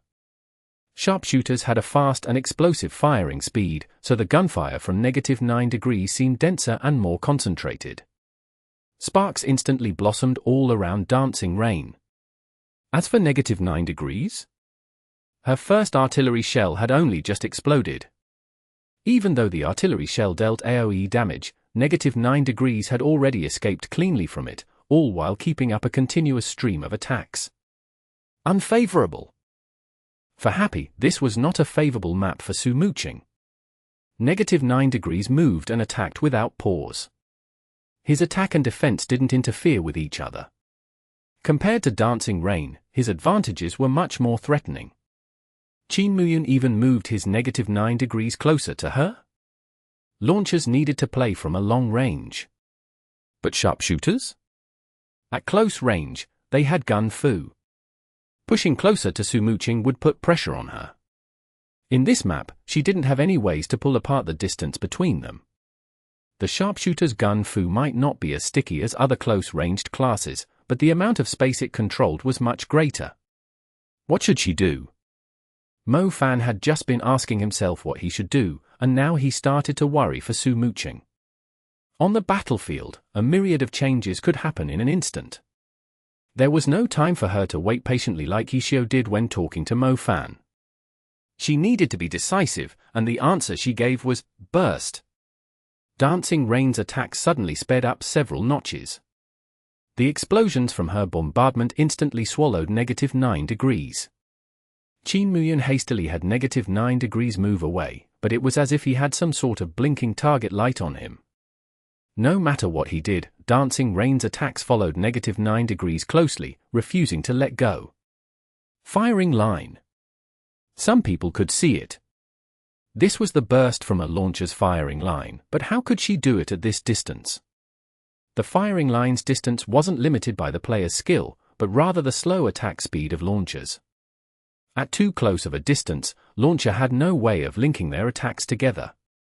However, right now, it seemed like Dancing Rain was planning on breaking apart this predetermined limit. Why would she do this? Pan Lin was stunned. Liebor felt his head ache. He had a vague feeling that he needed time to think and organize his thoughts, but today, the group arena between Happy and Tyranny was moving at such a fast pace. By the time he finished organizing his thoughts, it would probably be the next round, no? Her distance isn't fixed, the pro players had more perceptive eyes. On Tyranny's side, Zhong Xinjie figured out the reason. Some of the more minute details might skip over a normal viewer's eyes, but not Zhong Xinjie. Su Muqing is using burst skills for her first wave of attacks, borrowing the recoil to retreat. As she pulls away, she chooses skills that can link together to keep up a continuous offense. As a gunner, Zhong Jiala was extremely acute towards this area. It can be considered a cross-shaped firing line, where the horizontal axis can shift freely. Lin Jingyan said. It's not just that, Zhong Jiala said. Yes, Lin Jingyan could see it too. If it was a cross, it wouldn't be able to seal off Muyun's movements. It's a variation using 3 overlapping firing lines, Zhong Jiala said. 3 overlapping lines, like a snowflake. Lin Jingyan displayed his imaginative capabilities. Think of asterisk. Snowflake firing line. Pan Lin and Liebor were having a headache. In the meantime, Tyranny had given Su Muqing's technique a good name. The debate over whether Su Muqing is a flower vase has reached an end, Zhong Xinjie expressed. This sort of technique was a masterpiece born from a launcher's experience and intuition reaching the apex. It wasn't something that anyone could use. Didn't that debate come to an end a long time ago? Zhong Jiala was puzzled. No one in the pro circle thought of Su Muqing as just a pretty face. There has always been debate over it, Zhong Xinjie said. All right, Zhong Jiala didn't argue. He knew that this was Zhong Xinjie's meticulousness at work. If you had to look at things from his view, it probably wasn't possible for a debate to ever end. But this match, Lin Jingyan commented. The match wouldn't end just because of this. Su Muqing's performance was outstanding, but unfortunately, there was a limit to how far Dancing Rain could retreat. Her attack tempo should be restricted soon. What if she goes again in reverse? Zhong Jiala said. If Su Muqing's changing firing line could retreat, then it could advance. All she needed to do was do things in reverse order. But after seeing their situation, Zhong Jiala found an answer. Muyun has realized it. Yes, Qin Muyan had noticed this possibility. His -9 degrees was being suppressed by the firing line, but his outstanding positioning negated much of the damage. He had avoided the attacks that would have interrupted his own offense. Qin Muyan was tenaciously continuing his attacks despite the suppression from the launcher firing line. He kept up his pressure, waiting patiently for an opportunity. He had the same thoughts as the other Tyranny players. He was aware of the problems that Su Muqing would encounter. The end, for the arena, that was the farthest distance away from where Su Muqing had been at initially. She's almost there. Qin Muyan watched dancing Rain's every step. Would she make any changes before then? Qin Muyan didn't neglect this possibility. He made adjustments to prevent her from taking those options. Dancing Rain's only choice was to keep retreating. There. Dancing Rain made her last step. Her offense stopped there. Next it should be -9 degrees turn to counterattack. Dancing Rain was cornered. Boom boom boom. Taking her final step, Dancing Rain gave one last burst. Su Muqing clearly understood this point. At the last moment, she threw out everything she had. It's her final attack, Zhong Jiala sighed. Even though Su Muqing was an opponent, he still felt sad about this one last burst. No. This time, Lin Jingyan felt something was wrong. What is it? Zhong Jiala had already relaxed. He wasn't as focused, so he hadn't caught it. -9 degrees doesn't have enough health, Han Wenqing, who hadn't joined in on the discussion, said. Everyone was stunned, including Qin Muyan. Everyone had been paying close attention to Su Muqing, Dancing Rain, her firing line, how many attacks she could make in this short amount of time. She played beautifully, but the map was too small. The distance was too short. This was the limit of what she could do. That was what everyone thought, and they couldn't help but sigh. But everyone had neglected the fact that this limit was enough. Because -9 degrees hadn't been at full health to begin with. He had lost 31% of his health to deception. From 69% to 0%, Dancing Rain was able to finish off -9 degrees with her final wave of attacks. We were tricked. The firing line before hadn't been her limit. She held back, so she could save up for this last final wave, Lin Jingyan said. Don't forget about her craftiness. She was Yishio's best partner, after all. Han Wenqing noted. Chapter 1524. 2-second kill. Nomiami. Nomiami. In the end, Qin Muyan wasn't able to defend against Su Muqing's fierce assault. -9 degrees has fallen, and the winner of this round is Su Muqing. Pan Lin announced the winner passionately, not knowing that Qin Muyan was in fact not far from winning. If only I had realized it just a bit earlier, if only I had been ready for it. Qin Muyan felt upset as he walked down from the stage. Along the way down, he greeted Tyranny's next player, their captain, Han Wenqing. Sorry, when Qin Muyan was still a few steps away, he stopped to apologize to Han Wenqing. Even we as spectators weren't aware of Su Muqing's intentions. All of us underestimated her, Han Wenqing said. He wasn't consoling him, or finding an excuse for him. He was pushing the burden onto the entire team. Go back and get ready for the team competition, Han Wenqing said, and then continued onto the stage. Falling was nothing to fear as long as you immediately stood back up. Tyranny's members needed this sort of backbone. Yes. Qin Muyan nodded his head and returned to the team. Tyranny's fourth player is their captain, Han Wenqing. Pan Lin shouted excitedly as the next round of the group arena began. How is Han? Pan Lin wasn't speaking slowly, but before he could even say 4 words, Han Wenqing's desert dust had rushed forward at an extremely fast speed. His clothing fluttered wildly as the wind flew past him. Desert dust swung his fist, followed by an enormous explosion. Desert dust had used his own fists to smash apart Dancing Rain's artillery shell. Ferocious Tiger Flurry. Pan Lin called out the skill name. Before this, he had wanted to say how is Han Wenqing planning on facing Su Muqing to start the match, but before he could even say 4 words, Han Wenqing answered his question. Ferocious Tiger Flurry. He started immediately with a level 70 skill. Even the normal players knew that this was a very rash and very wrong move choice. But this was the playoffs, the highest stage in competitive glory, and the king of fighting Desert Dust chose to use such a move to start the match. Why was it not recommended to use a high-level skill to initiate the fight? Because even though high-level skills were powerful, if the skill missed, it would leave a huge opening for the opponent to take advantage of. As a result, low-level skills were often necessary as setup for high-level skills. Players would use their high-level skills when they were certain that it would hit. As a result, directly using a high-level skill was considered a rash move. However, when Han Wenqing, who had 10 years of glory experienced, used it, no one thought of it in that way. What they saw a confidence. Confidence that his skill would definitely hit. The wind whistled like a tiger's roar as the punch flew out. Desert Dust rushed straight for Dancing Rain, piercing directly through her artillery shell, and swung his fist. A hit! Was there too little space in the group arena? No matter how little room there was, it wasn't to the point where the player could reach the opponent in just one step. Han Wenqing's unconventional move had been completely outside of Su Muqing's expectations. While she was still sending out probing attacks, Han Wenqing bared his fangs and mercilessly pounced onto her. It had been only 2 seconds since the start of the round. The king of fighting, Desert Dust, had closed in on Dancing Rain, and Ferocious Tiger Flurry had landed. In 2 seconds, Han Wenqing had killed the match. It's over, Pan Lin announced the end of the match, but he didn't shout out the winner excitedly like he usually did.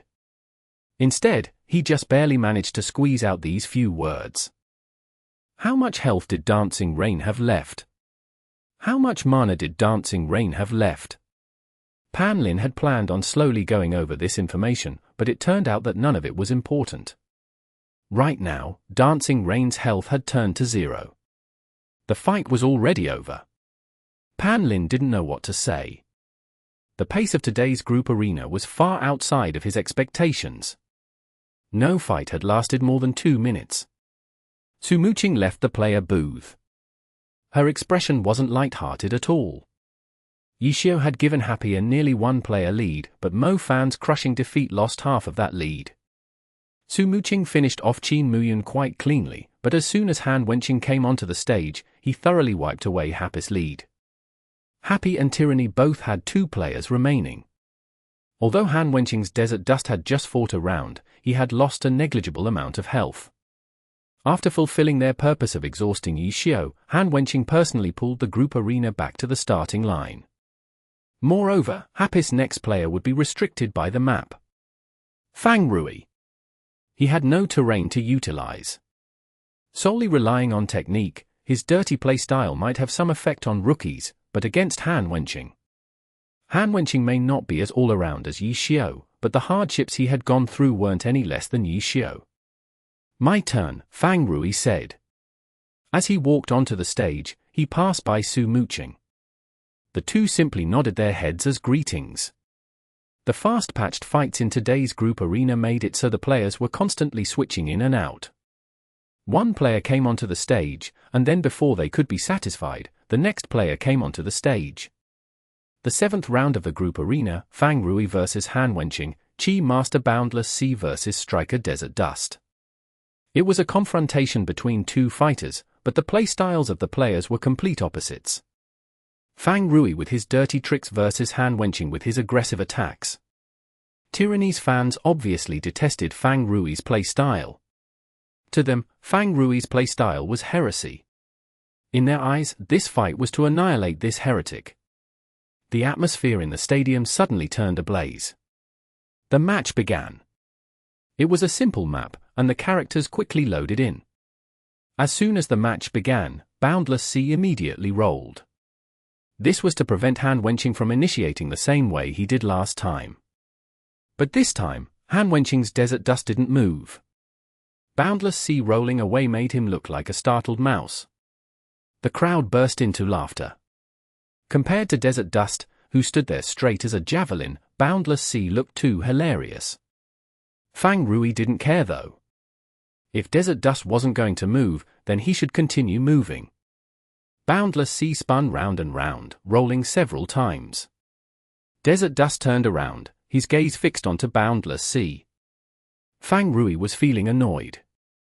This stupid map wasn't suitable for his usual methods of attack, and just relying on his own movements to get into Han Wenqing's dead angles was simply impossible.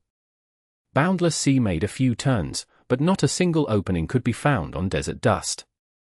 Boundless Sea turned towards another direction. Suddenly, Desert Dust took a step. The viewers didn't think much of it, but this one step made Fang Rui feel extremely uncomfortable. The group arena was so small. A single step could change the amount of space a character grasped. Desert Dust's step had been timed precisely, restricting the amount of space that Boundless Sea could move around in. No matter how experienced Han Wenqing was, he shouldn't have been able to find his weak point that fast. "Old Lin, you sold me out." A message suddenly popped up in the chat. Everyone was stunned. Then, they realized that Old Lin was probably referring to Lin Jingyan. Lin Jingyan understood Fang Rui well. Even if Fang Rui had changed classes, the person who understood Fang Rui the most was still Lin Jingyan. And Lin Jingyan's understanding became Tyranny's understanding. Right now, he wasn't Fang Rui's teammate, but his opponent. Yes, opponent. Fang Rui sounded as if he were in the right. It left everyone speechless. What's more, Lin Jingyan was sitting on the sides. Had he been hoping for Lin Jingyan to reply back? The crowd laughed heartlessly at Fang Rui, but then, Boundless Sea suddenly acted. How despicable! How crafty! Everyone gasped in surprise. Those words were actually just as a distraction. His sudden but reasonable words. Chi Bullet, Flash Burst. Boundless Sea chained together two skills. The Chi Bullet in the front blocked Desert Dust's line of sight. The Flash Burst was only the size of a finger, but the condensed Chi would pierce through everything. Desert Dust didn't dodge. He unexpectedly stepped forward. The Chi Bullet reached Desert Dust's face. This skill didn't deal that much damage, but with Fang Rui shooting it right at his eyes, how many people wouldn't try to dodge it instinctively? Han Wenqing didn't. Desert Dust didn't shift in the slightest. He stepped straight forward at the shortest distance and at the fastest speed. The Chi Bullet exploded, and the Flash Burst arrived, but in the blink of an eye, the Chi dispersed. Boundless Sea's right hand had been grabbed by Desert Dust. Empty-handed blade block. Han Wenqing had unexpectedly used a dismantle skill despite not being able to see and accurately grab Boundless Sea's hand. For fighters, their hands were their weapons. Gloves and claws were worn on the hand. Dismantle, a block and then a grab. It was enforced by the system. If the block succeeded, the grab would be guaranteed as a follow-up. Desert Dust elbowed Boundless Sea's chest and then followed with a flurry of punches and kicks. Both were fighter classes, but Chi Masters couldn't compare to strikers at close range. Boundless Sea covered his head, trying to scurry away. He whirled and spun around, rolling and flipping. The crowd laughed loudly. Just when they were having fun, Desert Dust's offense suddenly stopped. Boundless Sea had actually escaped from the combo. This? Everyone was dumbfounded. They hadn't noticed any openings in Desert Dust's combo, but all of a sudden, Boundless Sea seemed to have pushed him away, interrupting Desert Dust's combo. Being oppressed like that isn't carefree at all, Fang Rui typed in the chat. Carefree? The crowd laughed. That word didn't seem to have any relationship with someone as dirty as you, no? Chapter 1525. Referee Decision. Nomiami. Nomiami. Desert Dust was in the middle of throwing out a punch when Fang Rui's Boundless Sea escaped. Desert Dust retracted his fists and turned around. His unchanging expression had nothing to do with Han Wenqing's state of mind, although at the moment, Han Wenqing's expression was as heavy as his character's. Many people might not have found any problems with his previous punch, but Han Wenqing knew clearer than anyone else that his punch had been too slow. This wasn't a mistake.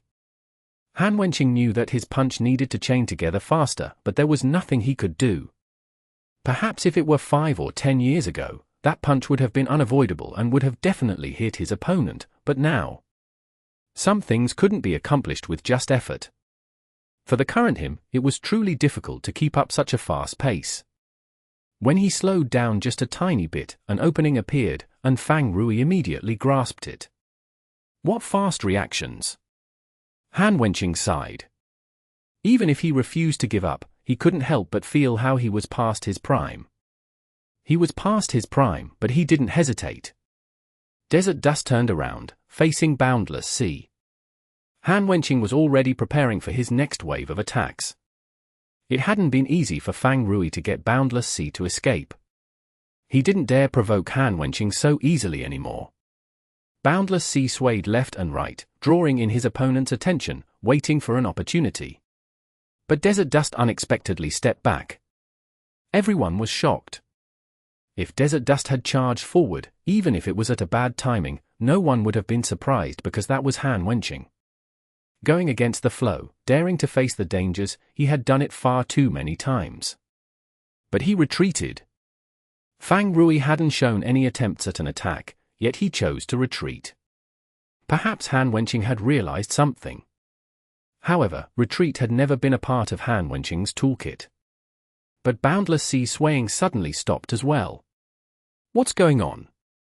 Everyone felt like the pace of this match had suddenly turned strange. And the only ones who understood what was going on were the skilled experts. To think things would go this way.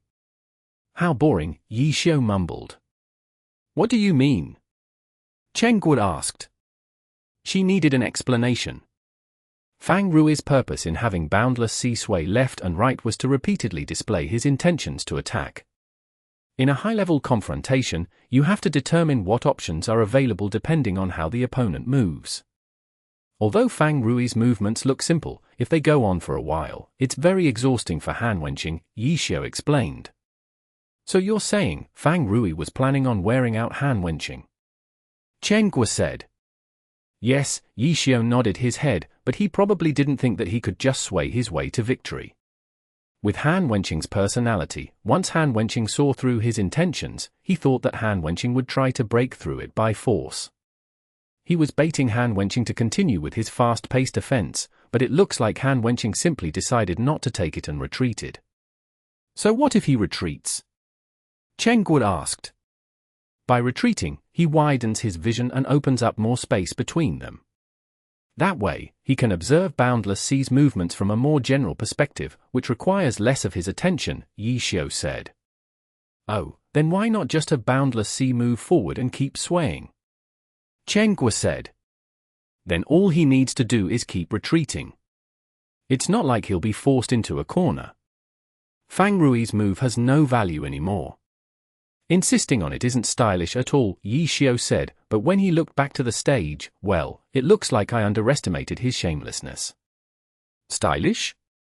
How could the master of playing dirty care about something like style? Fang Rui didn't hesitate to do something unstylish. It was just like Cheng Guo said. Boundless Sea pressed forward and continued to sway left and right, baring his claws like a crab. Just as Yi Xiu said, Han Wenqing simply continued to retreat. The viewers who understood what was going on looked at Fang Rui disdainfully for being so boring. The viewers who didn't understand were confused. Could Boundless Sea swaying be the start of some sort of trump card? Something threatening enough to force Han Wenqing to retreat? One side advanced, while the other side retreated. Desert Dust moved along an arc to make sure that he wouldn't be pushed to the edges of the map. The two continued like this, and not long afterwards, they had went around half the map. He's really become patient. Yi Xiu sighed. If this was the Han Wenqing of the past, Desert Dust would have certainly charged over to punch his opponent by now. What's going to happen if they keep going round and round in circles? Cheng Guo asked. The referee will intervene, Yi Xiu said. Fang Rui's not planning on continuing until the referee makes his move, is he? Cheng Guo said speechlessly. She understood why a player like Fang Rui wasn't suited to be the core of a team. This was too shameless. His testing Han Wenqing's patience, Wei Chen spoke up. Yi Xiu nodded his head. Fang Rui knew that Han Wenqing was dealing with his threats with ease, but if he insisted on continuing with his threats, then that was probably his plan. Fang Rui was using his shamelessness to tear down Han Wenqing. Pressing forward like this was boring and unstylish, but if Han Wenqing followed along and kept retreating, he didn't look any better. 70% of the shamelessness was coming from Fang Rui, but the other 30% was from Han Wenqing cooperating with him. Han Wenqing probably disdained doing something like this, so Fang Rui refusing to give up was intentionally provoking Han Wenqing to act. However, it looked like Han Wenqing was quite tyrannical in terms of his bottom line. They had went around half the map, but Desert Dust's footsteps were as steady as ever. It seemed like he had no intentions of breaking this stalemate. Had he really decided that he would bring down this fight to the lowest point with Fang Rui? Those who understood the fight had mixed feeling about Han Wenqing. The Alliance's symbol of a hot-blooded hero was also going to stoop this low? After half a circle, they went around another half a circle. The two had now circled around the entire arena. The pace for a 2-minute match had finally been broken, but no one would have expected it to be done in such a shameless method with Han Wenqing joining in on it. After going around an entire circle, Fang Rui had no trouble keeping up the shamelessness. Boundless Sea continued to sway freely left and right. It looked like he would have no issue going for another 100 circles. As for Han Wenqing, if he really did go around 100 circles with Fang Rui, the image that he had upheld for 10 years would be completely destroyed. That was what the people who understood what they were watching thought. What would happen next? Everyone had mixed feelings. Finally, when the two started their second circle around, the envoy of justice, the referee, couldn't endure it any longer. Please display a proper competitive attitude. A system notification appeared. Ha ha, Fang Rui laughed as a reply to the referee. Boundless Sea immediately paused, followed by a punch from Desert Dust. Fuck, how despicable. Boundless Sea went flying. Fang Rui typed furiously. A yellow card lit up, along with punches and kicks. Everyone was wide-eyed. Fang Rui very rarely had the opportunity to call others despicable. Usually, he was the one being despicable. But this time, honestly speaking, Fang Rui was right. He unexpectedly seized the moment Fang Rui was responding to the referee's call to attack. The Glory competitive rules never stated that the two sides needed to immediately stop when the referee made a decision, but the referee decision would definitely influence the fight in some way.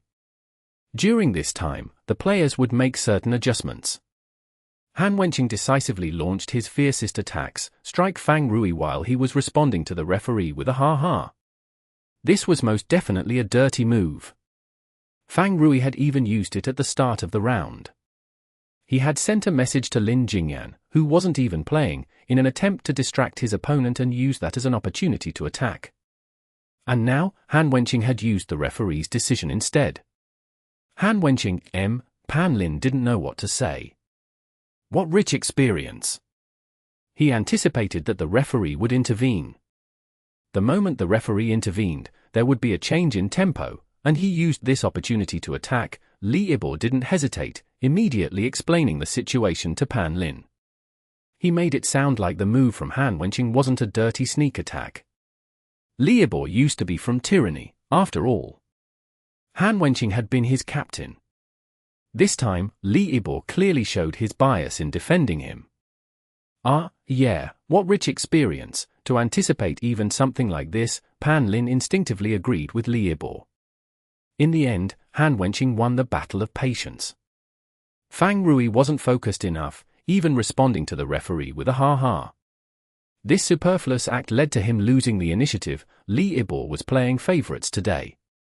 After praising Han Wenqing, he criticized Fang Rui. His words were correct though.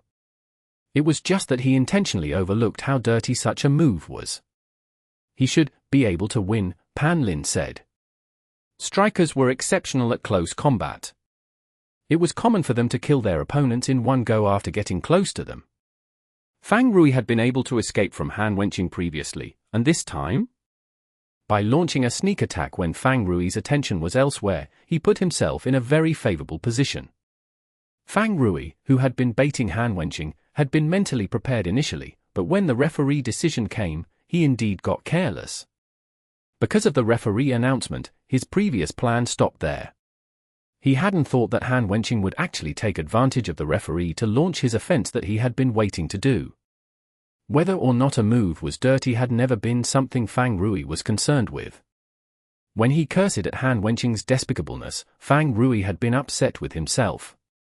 To think he would overlook the possibility of launching a sneak attack when the referee came to a decision. His own dirty play style wasn't dirty enough. Chapter 1526. A historic clash. Nomiami. Nomiami. I lost?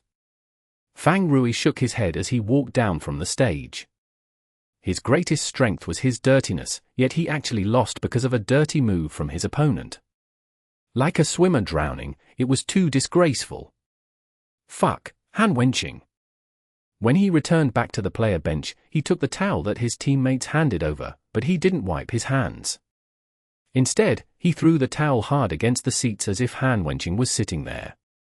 If you were my opponent, I definitely wouldn't have fallen for that, Fang Rui said honestly to Yi Xiao. Nah, you definitely would have, Yi Xiao replied back honestly. Definitely wouldn't have. Definitely would have. Chen Guo felt a bit confused, but after thinking about it for a bit, she understood. Fang Rui meant that he had been careless because Han Wenqing wasn't the type to play dirty. If he had been against Yi Xiao, he definitely wouldn't have been so careless because Yi Xiao was someone who did play dirty, but Yi Xiao was denying it. Pay attention to the match. Stop arguing. Chen Guo scolded the two. Little Tang, good luck. Destroy him. Fang Rui immediately turned around and called out to Tang Ru. But because of how loud the audience was, his voice could no longer reach her. Chen Guo felt deeply worried. Yi Xiao had won a lead at the cost of his energy, but not only had they lost their lead, they had fallen behind. Han Wenqing had beaten two of Happy's players. He lost almost no health against Su Muqing, and although his fight with Fang Rui had taken a long time, half of the time, they were just running around. The other half of the time he had the initiative. Fang Rui hadn't been able to land any effective combos. He had only been able to trade a few blows while he was defending against Han Wenqing. In the end, Desert Dust won with 59% of his health left, and much of this was because Han Wenqing had often taken blows that he could have avoided in order to keep up his offense. 1v3. Tyranny's home crowd had already begun shouting for a 1v3. Considering he had beaten two players and still had over half of his health left, it was a very reasonable expectation. On stage. Han Wenqing, Tang Ru. Desert Dust, Soft Mist. Striker, Battle Mage. 10 years ago, it was these two classes that began the longest rivalry in the Glory Alliance. The two weren't teammates, but Han Wenqing was incomparably familiar with this class and was very proficient against them. Facing battle mags not named Yi Xiao, Han Wenqing had an astonishingly high win rate. Apart from a few rather extreme situations in the group arena, in a fair 1v1, Han Wenqing had never lost against a battle mage. At the Season 8 All-Stars, one Autumn Leaf successor, Sun Song, who was the most skilled battle mage of the new generation, had fought against a Han Wenqing past his prime. In the end, Han Wenqing still came out on top. Now, he was facing Tang Ru, this season's best rookie and a battle mage. But no matter the battle mage, there was always a shadow of Yi Xiao. Even the proud Sun Song had practiced hard to learn Yi Xiao's dragon raises its head. As for Tang Ru, she had been taught by Yi Xiao, and there was no escaping his legacy. However, Han Wenqing discovered that not only were there shadows of Yi Xiao in Tang Ru, there were also shadows of himself. This girl also liked to be fierce and aggressive, wanting to use force to destroy everything, just like him. Attack, attack, and attack, never retreating, always attacking. It didn't matter how much health was lost, as long as the opponent was injured more. This was their style, and Han Wenqing couldn't be any more familiar with it. A familiar opponent and familiar self. The shadows of these two rivals had overlapped in her. How difficult would it be to face this sort of opponent? Han Wenqing sucked in a deep breath and focused. The match began. Dragon breaks the ranks. Without any hesitation, the moment Tang Ru loaded into the map, Soft Mist launched an attack. In this small map, for these two players, the start of the match was like a gunshot signaling the start of a 100-meter dash. Who would be faster? Tang Ru. Tang Ru's Soft Mist was faster because Han Wenqing chose to run away as soon as the match began. A decision that he would have never done in the past had once again appeared another fight today. This time? Because he was familiar with himself and his opponent's play style, he chose not to make this a contest of speed. In the past, he would often like to win this way, seeing who was faster, who was fiercer. But now, Han Wenqing was very clear about how his hand speed and reaction speed had slowed down. He couldn't compare with his past self. So he used what reaction and hand speed he had to dodge. Boom! The dash from Dragon breaks the rank seemed to explode as it swept past Desert Dust. It failed to hit, but just the surging magic energy from it shook Desert Dust. However, this was all within Han Wenqing's expectations. Desert Dust borrowed this force to spin his body, using a whirlwind kick to strike Soft Mist's back. Peng! The sound of a collision sounded. The instant Tang Ru realized that the Dragon breaks the ranks would miss, she cancelled the skill. Dragon breaks the ranks was a high-level skill with little starting or ending lag. It could be considered an abnormality among high-level skills. Soft Mist turned around. Before her Dragon breaks the ranks had completely dissipated, she used a Sky Strike, blocking the whirlwind kick from Desert Dust. The two characters ricocheted back. They readjusted themselves and charged forward again. When two players of this playstyle met, the result was going to be an intense battle. However, from their first exchange, it could be seen that the two relied on different things. Han Wenqing relied more on his experience and his understanding of battle mags and Tang Ru, guessing what his opponent would do next. As for Tang Ru, she relied on her fast reaction and hand speed. It was always Han Wenqing's Desert Dust making the first move and then her reacting, catching up and not losing out. The two were locked in combat. Their healths plummeted. In this sort of confrontation, how could there not be fierce trades? It was just that even though Han Wenqing's Desert Dust was losing in terms of health, he had other players behind him. As for Tang Ru's Soft Mist, even though she came in with full health, after this even fight with Han Wenqing, even if she won, she would be facing the next opponent heavily injured. This was why players like Han Wenqing and Tang Ru weren't suited for the group arena, especially with 5 players rotating. Their brave advances often led to trades, health for health. If they could completely suppress their opponents, it worked out well. But in today's match, force against force, it was unlikely that either side would be winning without losing much health. If this continued, Happy would win this round, but their hopes for the group arena as a whole weren't optimistic. Sigh. Little Tang, even Chen Guo felt that it wouldn't be good if this continued. What's wrong? I think she's playing very well. Yishio said. Tyranny still has another player. Chen Guo reminded Yishio. Did he count wrong? If she doesn't play like this, she probably won't even be able to see the next player, Yishio said. Ah. Do you think Little Tang has a better chance at winning against Han Wenqing meeting force with force, or by slowly playing it out in a contest of experience, decision-making, and technique? Yishio said. Chen Guo was stumped. Experience, decision-making, technique, a contest with Han Wenqing? Chen Guo already knew the answer. Through a spurt of energy, she still has a chance. But if she slows down the pace, it'll be much more difficult, Yishio said. The fight was like a whirlwind, decided in less than a minute. Tang Ru, but she sacrificed much of her health in doing so. Soft Mist only had 50% of her health left, exactly half of it. The two traded blow for blow, with neither side able to gain an advantage over the other. In the end, it could only be a draw. Tyranny's fans were feeling quite regretful about this outcome.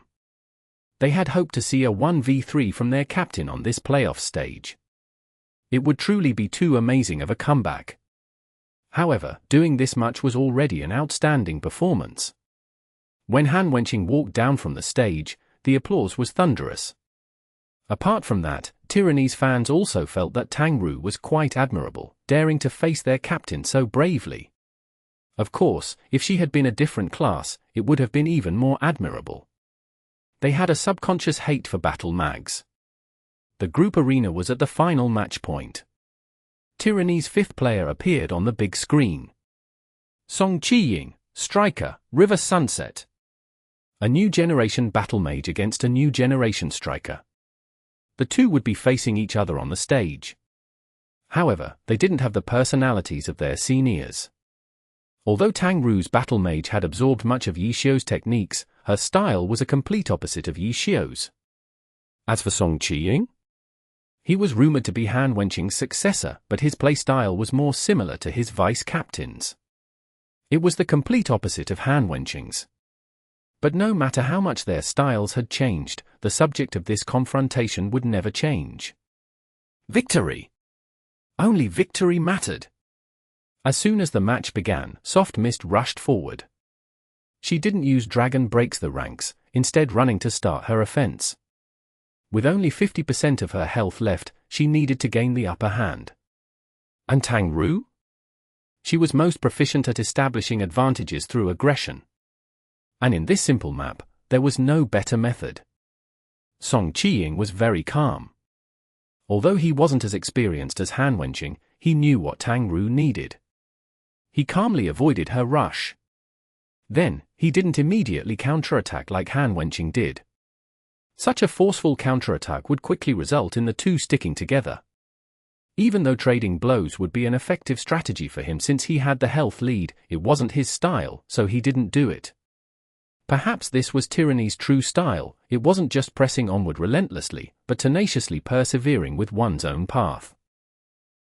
Chapter 1527. A match decided by force. Nomiami. Nomiami. The pace of the group arena had slowed for a second time after the match between Fang Rui and Han Wenqing. This definitely wasn't the pace that Tang Roo was hoping for. Under these circumstances, it wasn't hard to figure out who held the advantage. Song Chi-ying. He was a rookie too.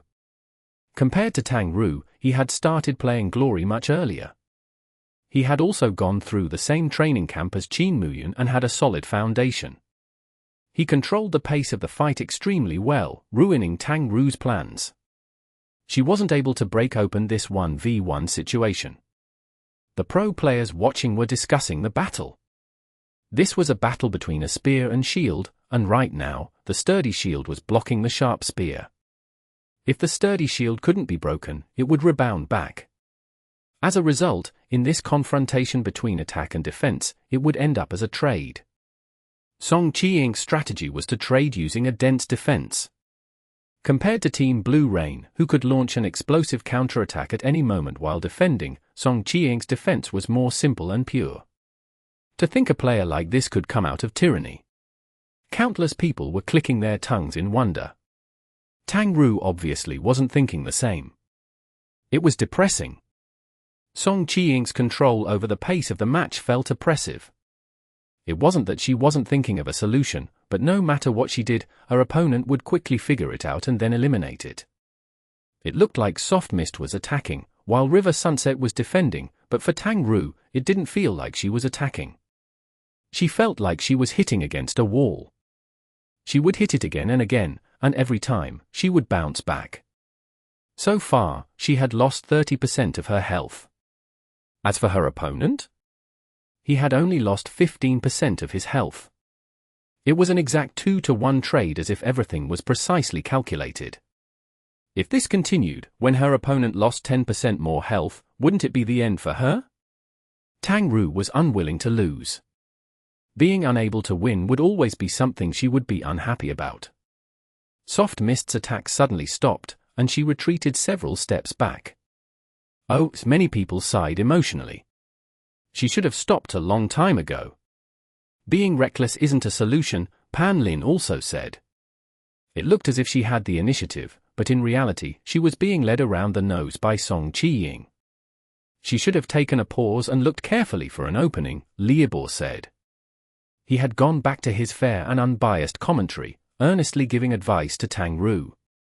But what if she isn't able to find any openings? Pan Lin asked. Then, it's impossible to win, Liebor said. Yes, if you couldn't find any openings and you couldn't beat the opponent, then you would be the one who lost. It was very simple reasoning. What will Tang Ru do? She had always given them an impression of having a fierce offense, but in front of this unbreakable wall, how would she make adjustments? Soft Mist had stopped attacking for 5 seconds already. Song Qiying's River Sunset didn't hurry to counterattack, but he was also pressing forward step by step. He obviously wasn't someone who only knew how to defend and didn't know how to attack. It was just that he attacked just as carefully as he defended. Is Tang Ru planning on giving the initiative to Song Qiying and then searching for an opening in his offense? Liebor had a few ideas. That is a decent solution, considering that she isn't able to get past her opponent's defense. But Song Qiying's cautious style will make it hard for Tang Ru to find an opening. What's more, before Liebor could finish speaking, a figure rushed forward. Soft Mist. Dragon breaks the ranks. After a 5 to 6 second pause, Tang Ru started attacking again. Giving the initiative to Song Qiying? The idea was proven wrong before Liebor could even finish up his commentary. The distance was very close, and Dragon breaks the ranks wasn't an easy-to-dodge attack. However, Song Qiying's caution was such that he would always be ready for any attack. Dragon breaks the ranks? The moment Soft Mist raised her spear, River Sunset had already begun rolling to the side. Magic energy and wind collided, creating a loud boom. Dragon breaks the ranks rushed forward, but River Sunset was already moving away. However, to his surprise, Soft Mist's dancing fire-flowing flames was turned slightly towards where River Sunset would dodge to. Those who weren't perceptive enough wouldn't be able to notice this small detail. Song Qiying had noticed it though. He was the same as Zhong Xinjie, someone who carefully observed the opponent and paid attention to the details. He had even determined correctly that this slight turn had happened after River Sunset had started dodging. In other words, Tang Ru hadn't predicted where he would move to, she had reacted to his movements. It had only been a slight shift to the side, but at this close of a distance and the speed of Dragon breaks the ranks, being able to make this adjustment showed how astonishing her reaction speed and hand speed was. Dragon breaks the ranks wasn't a single target attack. The collision between magic and wind dealt AoE damage. The area that the attack covered deviated slightly from where it was before, but luckily for Song Qiying, he was still able to dodge it. Song Qiying could see it clearly. Even with this adjustment, the Dragon breaks the ranks wouldn't be able to hit him. If Soft Mist had been a bit further, if the adjustment had been slightly bigger, the outcome might have been different. Song Qiying was still thinking about this, when suddenly saw a flash of red light before him. How? He was shocked. He instinctively dodged, evading this sudden attack. It missed and then, there was nothing afterwards. That sudden attack wasn't from Dragon breaks the ranks. If it had been, he wouldn't have been able to dodge the AoE. Song Qiying saw Soft Mist retract her red spear. It looked like she wasn't done with her assault. River Sunset and Soft Mist had been about 4.5 steps away previously. With only a distance of 4.5 steps, she was able to use Dragon breaks the ranks, adjust it, cancel it, and then follow up with another attack to make up for what her Dragon breaks the ranks couldn't cover. Even though it ultimately didn't work, Song Qiying felt his body go cold. What was more terrifying was that it wasn't over yet. The red light quickly returned. Shua shua, 2 thrusts in quick succession, double stab. River Sunset didn't dodge because Song Qiying knew that if he only dodged, he would lose control over the tempo. He would lose control over the fight. The pause from Tang Ru was to give Song Qiying a chance to attack? The people who thought that were gravely mistaken. The pause looked to be a short mid-fight break. What came after was an even fiercer and more explosive assault. When she attacked, she didn't make any probes, nor did she hold back. She went all out with her attacks. More importantly, whenever Song Qiying made any changes, she would immediately react to it. She was accelerating the tempo to her maximum speed, biting tightly onto her opponent. It was dangerous for the enemy and for herself. It was obviously very difficult to maintain such a tempo. It would be easier for her to make a mistake, and for Tang Ru, a single mistake could mean the end for her. Pu. 2 streaks of blood from River Sunset flew into the air. Song Qiying didn't dodge the skill, tanking the damage. River Sunset stepped forward and let out a punch. He needed to respond with a few attacks so he could keep the tempo of the fight under his control. He punched, but he missed. Soft Mist looked as if she didn't even dodge. However, the punch had missed by just a hair. When Han Wenqing saw this scene, he couldn't help but feel emotional. The spear was long, while the fist was short. A stab was the spear attack with the longest reach. If the striker wanted to attack after taking the hit, he would need to get close to her first. He had encountered this challenge repeatedly when he had fought with Yi Xiu in the past. Yi Xiu would always take advantage of these sort of situations. The punch missed, but Soft Mist's counterattack arrived.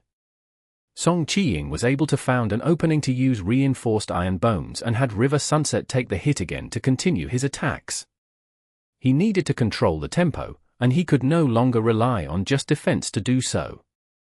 Song Qiying focused on his offense. But Tang Ru didn't retreat. She also knew where the key to her victory lay in.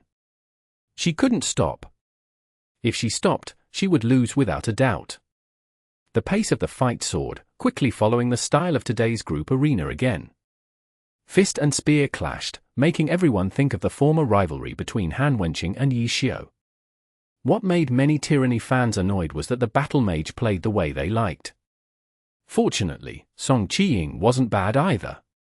Facing this fierce opponent, he didn't cower. Who won today's group arena would be decided through a contest of force. Who would win? For a moment, no one could tell. Soft Mist had less health, but she held the advantage. River Sunset's health was dropping faster. And at this tempo, it was very easy for a mistake to happen. It was possible for a last-second comeback. Everyone quieted down, focusing on the match. Even Pan Lin and Li Yibo had stopped talking. With the speed they were going, how were they supposed to commentate? They might as well wait for the outcome and then analyzing it from there. Bang! In the end, with one final collision, the winner was decided. Song Qiying, River Sunset. In the end, he stood until the end. Tyranny had won the group arena. Although Tang Ru had lost, she had used 20% of her health to take down 60% of River Sunset's health. Her performance had been astonishing. The group arena ended. The 2 players walked out from their booths amidst thunderous applause. The applause was for Song Qiying's win as well as Tang Ru's performance. Even though Tang Ru wasn't well liked by the public and used Tyranny's most hated class, the Battle Mage, Tyranny fans loved the way she played. Since they liked it, they happily applauded. This was just how Tyranny's fans were. Chapter 1528. Sunset Dunes. Nomiami. Nomiami. You should have done that earlier. Yi Xiu told Tang Ru as she came down from the stage and received applause from her teammates. Okay, next time, Tang Ru replied with a smile. She knew that Yi Xiu's words were probably a form of encouragement for her outstanding performance in the latter half of the fight. The current Tang Ru was no longer the noob who challenged Yi Xiu and got crushed dozens of times. She could see the difference in skill between 2 players now and wouldn't be so foolishly confident like before. She knew what sort of tempo she played best at. The higher she raised the tempo, the more likely it was for her to make a mistake. It was similar to how in basketball, the farther away you are from the hoop, the less likely it is to make it in. Although half-court 3-point shots sometimes made it in, who would count on those to be their main method of attack? Tang Ru's final burst was like a half-court 3-point shot. If she hadn't been forced to do so, why would she have made such a choice? Yi Xiu smiled as well. He was very pleased with Tang Ru's spirit. In the playoffs, when it's time to go all out, don't hesitate, Yi Xiu added. Of course, Tang Ru said. Pay attention to the timing, Yi Xiu said. Okay, Tang Ru nodded her head pensively. In that previous fight, her soft mist had used 20% of her health to wipe out 60% of her opponent's health after her explosive burst. What if she had done it earlier? If she had started with that burst and kept it going until the very end, Happy might have won. It looks like I'm still not fast enough at making these types of decisions. Tang Ru sighed. Then, let's take back the point we lost in the group arena in the team competition. Yishio said to the team. Although Happy had lost a point in the group arena, since they had won the previous game, they didn't feel too nervous about the loss. The entire team was still in high spirits. On Tyranny's side, despite winning the group arena, the atmosphere wasn't as lively as Happy's. Their team was huddled together, anxiously preparing for the following team competition. As the home team, their plans could be more targeted. The mid-match break quickly passed, and the referee called for the two sides to come onto the stage. The lineup for the two teams were displayed onto the screen. On Happy's side, there was a player not on the main roster, who was being followed closely, Luo Ji. In the previous game, Luo Ji had demolished the map, leading to Tyranny's loss. He had been proclaimed as someone who had exceptional talent in this area. Would he continue playing in today's match? The names lit up on the screen one at a time. Happy, Yishio. Tyranny, Han Wenqing. Happy, Su Muqing. Tyranny, Zhong Jiala. Happy, Fang Rui. Tyranny, Bai Yinfei. Happy, Tang Ru. Tyranny, Qin Muyun. Happy, Anwenny. Tyranny, Zhong Xinjie. Happy, Bao Rongxing. Tyranny, Lin Jingyan. No Luo Ji. A commotion began going among the crowd. When they saw that Luo Ji wasn't being put in, they felt like the claim that Luo Ji could destroy the map whenever he pleased turned out to be a bluff. Happy didn't dare choose Luo Ji in their away game. On the broadcast, Pan Lin and Li Ibo didn't immediately start analyzing the two teams' lineups. They first discussed why Luo Ji wasn't put in, before commenting on the differences between their lineups compared to the previous game. On Happy's side, Yishio, Su Muqing, Fang Rui, and Anwenny had the most stable positions in the team competition. This time, Tang Ru was put in as a starter. Steen Bun replaced Luo Ji, but he was designated as Happy's sixth player. Tyranny's lineup was the same as before. The only difference was that their elementalist, Bai Yinfei, had swapped positions with Lin Jingyan. Bai Yinfei would be in the starting lineup, while Lin Jingyan would be their sixth player. Both sides have made slight adjustments to their lineup. But the home team usually has a clear strategy in mind. Tyranny specifically placed Bai Yinfei in a starting position. Coach Li, do you think there's a reason for this? Pan Lin asked. Bai Yinfei, Zhong Jiala, Qin Muyun. Tyranny has three long-ranged classes in their starting lineup. Bai Yinfei's elementalist is nicknamed the Gun Turret and is proficient at AoE spells. By coordinating with Zhong Jiala's dazzling 100 Blossoms, the two can cover an extremely large area. My guess is that Tyranny has chosen a relatively large map to play in. We'll see. The players have entered their booths. The match is about to begin. Pan Lin then confirmed that these 10 players would be starting in the team competition. The map began loading. The answer to the question that everyone had been wondering about was on verge of appearing. It's Sunset Dunes. Pan Lin called out. He immediately followed up with praise for Li Ibo. Coach Li, you guessed right. As you said, Tyranny has chosen a large map. As expected of someone who came from Tyranny. Ha ha ha, Li Ibo laughed. After laughing, he felt like something wasn't quite right. As expected of someone who came from Tyranny. Wasn't that implying that he couldn't make accurate predictions for teams that weren't Tyranny? Li Ibo's confidence had been wavering recently. He couldn't help but overthink it. Pan Lin hadn't meant to imply that and wasn't aware of the issue. He continued by introducing the map to everyone.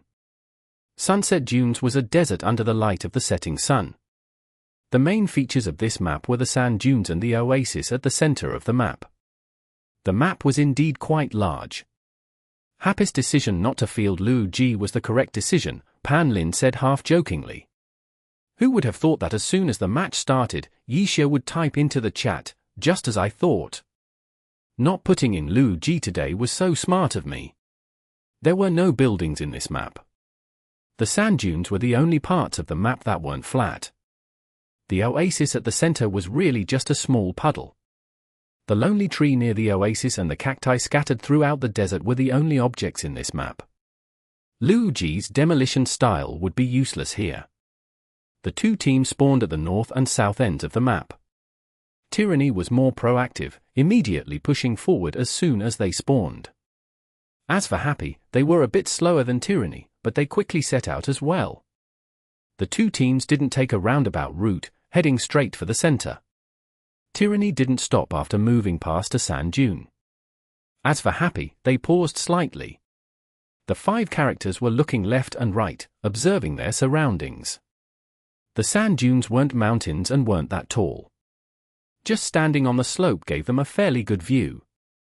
Not only could they see all around them, they could see several hazy figures in the distance to the north. There doesn't seem too many good places to set up ambushes in this map. Happy's team members began discussing their next moves. Fang Rui started with his opinion. "There are some good spots for me to attack from," Su Muqing remarked. "The sand has a certain level of impact on our movements," and Wenny's gaze was fixed at his feet. Their feet sunk into the sand, leaving behind deep footprints. "They're rushing straight for us," Tang Ru mainly observed their opponent's movements. "Let's go somewhere high enough where we can see them more clearly before making any further plans," Yishio said, giving them an opening of sorts in this team competition. As a result, Happy didn't go down from this sand dune. Yishio led the way as they climbed it. After Tyranny's 5 players ran across the sand dune, they could be seen more clearly. Tyranny also noticed Happy. They turned and rushed towards them. "It looks like they want to attack us directly," Fang Rui said. Happy didn't like direct fights. As a new team, they were slightly inferior to Tyranny's old team in a direct fight in many aspects. What's more, the terrain was special. And when he noted that the sand would affect their movements. It wasn't just movement speed, their jumps, rolls, and other movements that required leverage would be affected. It would affect their attacks as well. Tyranny chose this as their map and was used to these effects. But Happy? Yishio would be better. He had played in countless matches and would adapt quickly to this sort of terrain. Su Muqing and Fang Rui had experience as well. However, Tang Ru and Wenny and Steamed Bun were rookies. Their playing would definitely be impacted to a greater degree. "Does the wind do anything?" Yishio suddenly asked. "It does, but the direction of the wind is constantly changing and it isn't easy to grasp," Fang Rui replied. His Chi Master's Chi attacks would be affected if the speed of the wind was high enough. Happy examined their surroundings carefully. Tyranny was obviously familiar with these characteristics, and they clearly wanted to use this map to restrict Happy. The sunshine couldn't be used either. Yishio took a look at the sun. The setting sun was just about to go under the horizon. The sun rays were dim enough for him to look at the sun directly. There wasn't much of a difference between having their backs against the sun or facing the sun. "You guys stand here," Yishio called out to the others. He used his umbrella to point to a spot. The 4 gathered there. "Stand in a line," Yishio said. "Are we taking a group photo?" "I don't think that's a good idea. It's the playoffs, let's be more serious," Fang Rui said as his boundless sea posed for the camera. "Stand up straight," Yishio said, while his Lord Grim retreated. Happy's for players lined up. As for Yishio's Lord Grim, after moving away a certain distance, he turned back to look at them. The opening period was a bit dull since the fighting hadn't started yet. It was just the commentators guessing what the two teams' intentions were. Tyranny was pushing forward. Their intentions were rather obvious. As for Happy? They were just moving on top of a sand dune, but because the team was discussing the map in the chat, it wasn't too boring. Yishio suddenly ordered everyone to do this and that, so the viewers were obviously curious about what he was planning. The broadcast nimbly cut to Lord Grim's perspective. Under the backdrop of the setting sun, Happy's four characters were standing directly in the center of the sun.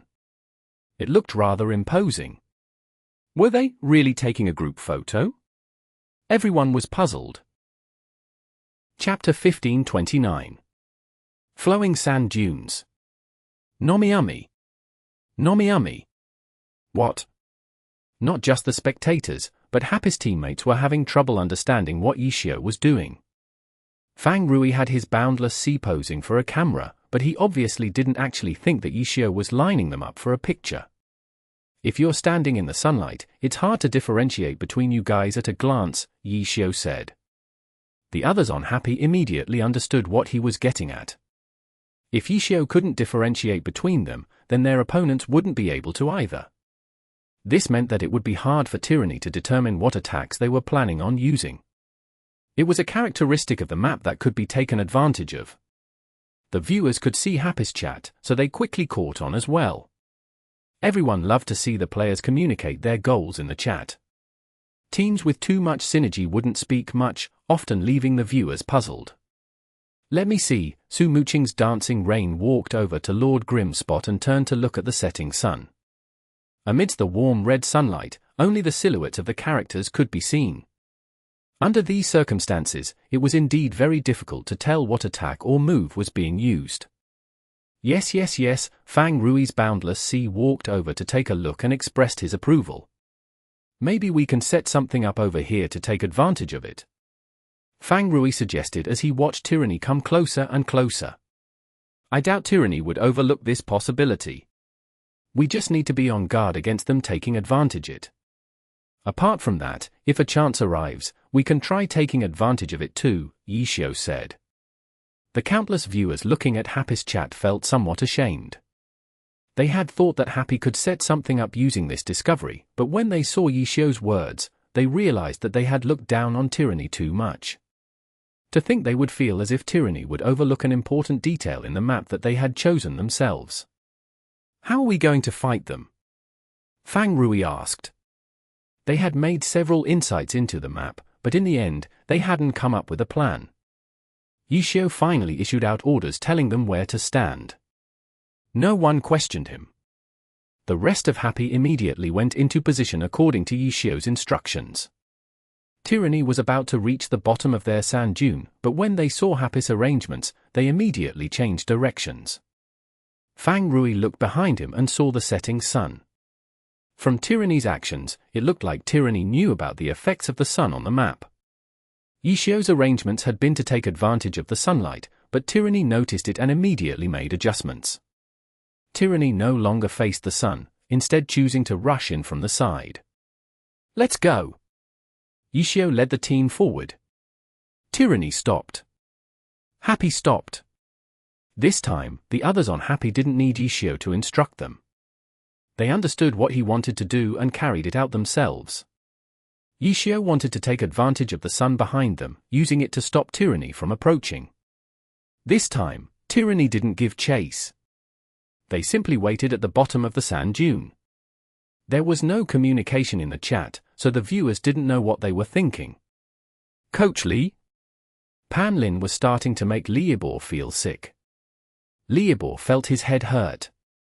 He had a certain understanding of Tyranny, but right now, he couldn't see through their thoughts. Under Zhong Xinjie's lead, Tyranny should be taking the more reliable approach. In this case, the reliable approach was to circle around a bit farther. Eventually, they would be able to escape from the influence of the sun. Instead, Tyranny had stopped. What were they thinking? There was nothing in their chat either. It seemed like everyone already knew what to do. They're probably waiting for the right opportunity. In the end, Liebor had to say something.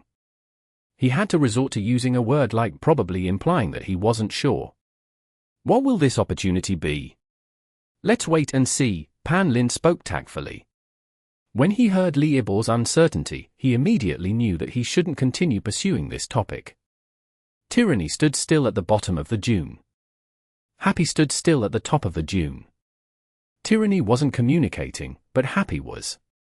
Let's see what they're planning, Yishio said calmly. Should I send out a probing attack? Su Muqing asked. Sure, Yi Xiao agreed. In terms of distance, Tyranny was within Dancing Rain's range. But because Dancing Rain held the high point, she had to take in account the height difference. She could reach them if she calculated the angle well enough, but this sort of max-ranged attack wasn't any sort of threat to them. Even so, as soon as Dancing Rain raised her cannon, Tyranny collectively retreated back a few steps. I can't hit them, Su Muqing felt that it was a pity. Dancing Rain lowered her cannon. How careful, Yi Xiao sighed. Zhong Xinji wasn't even willing to give them the slightest of opportunities. Yi Xiao suddenly noticed that his vision had become somewhat hazy.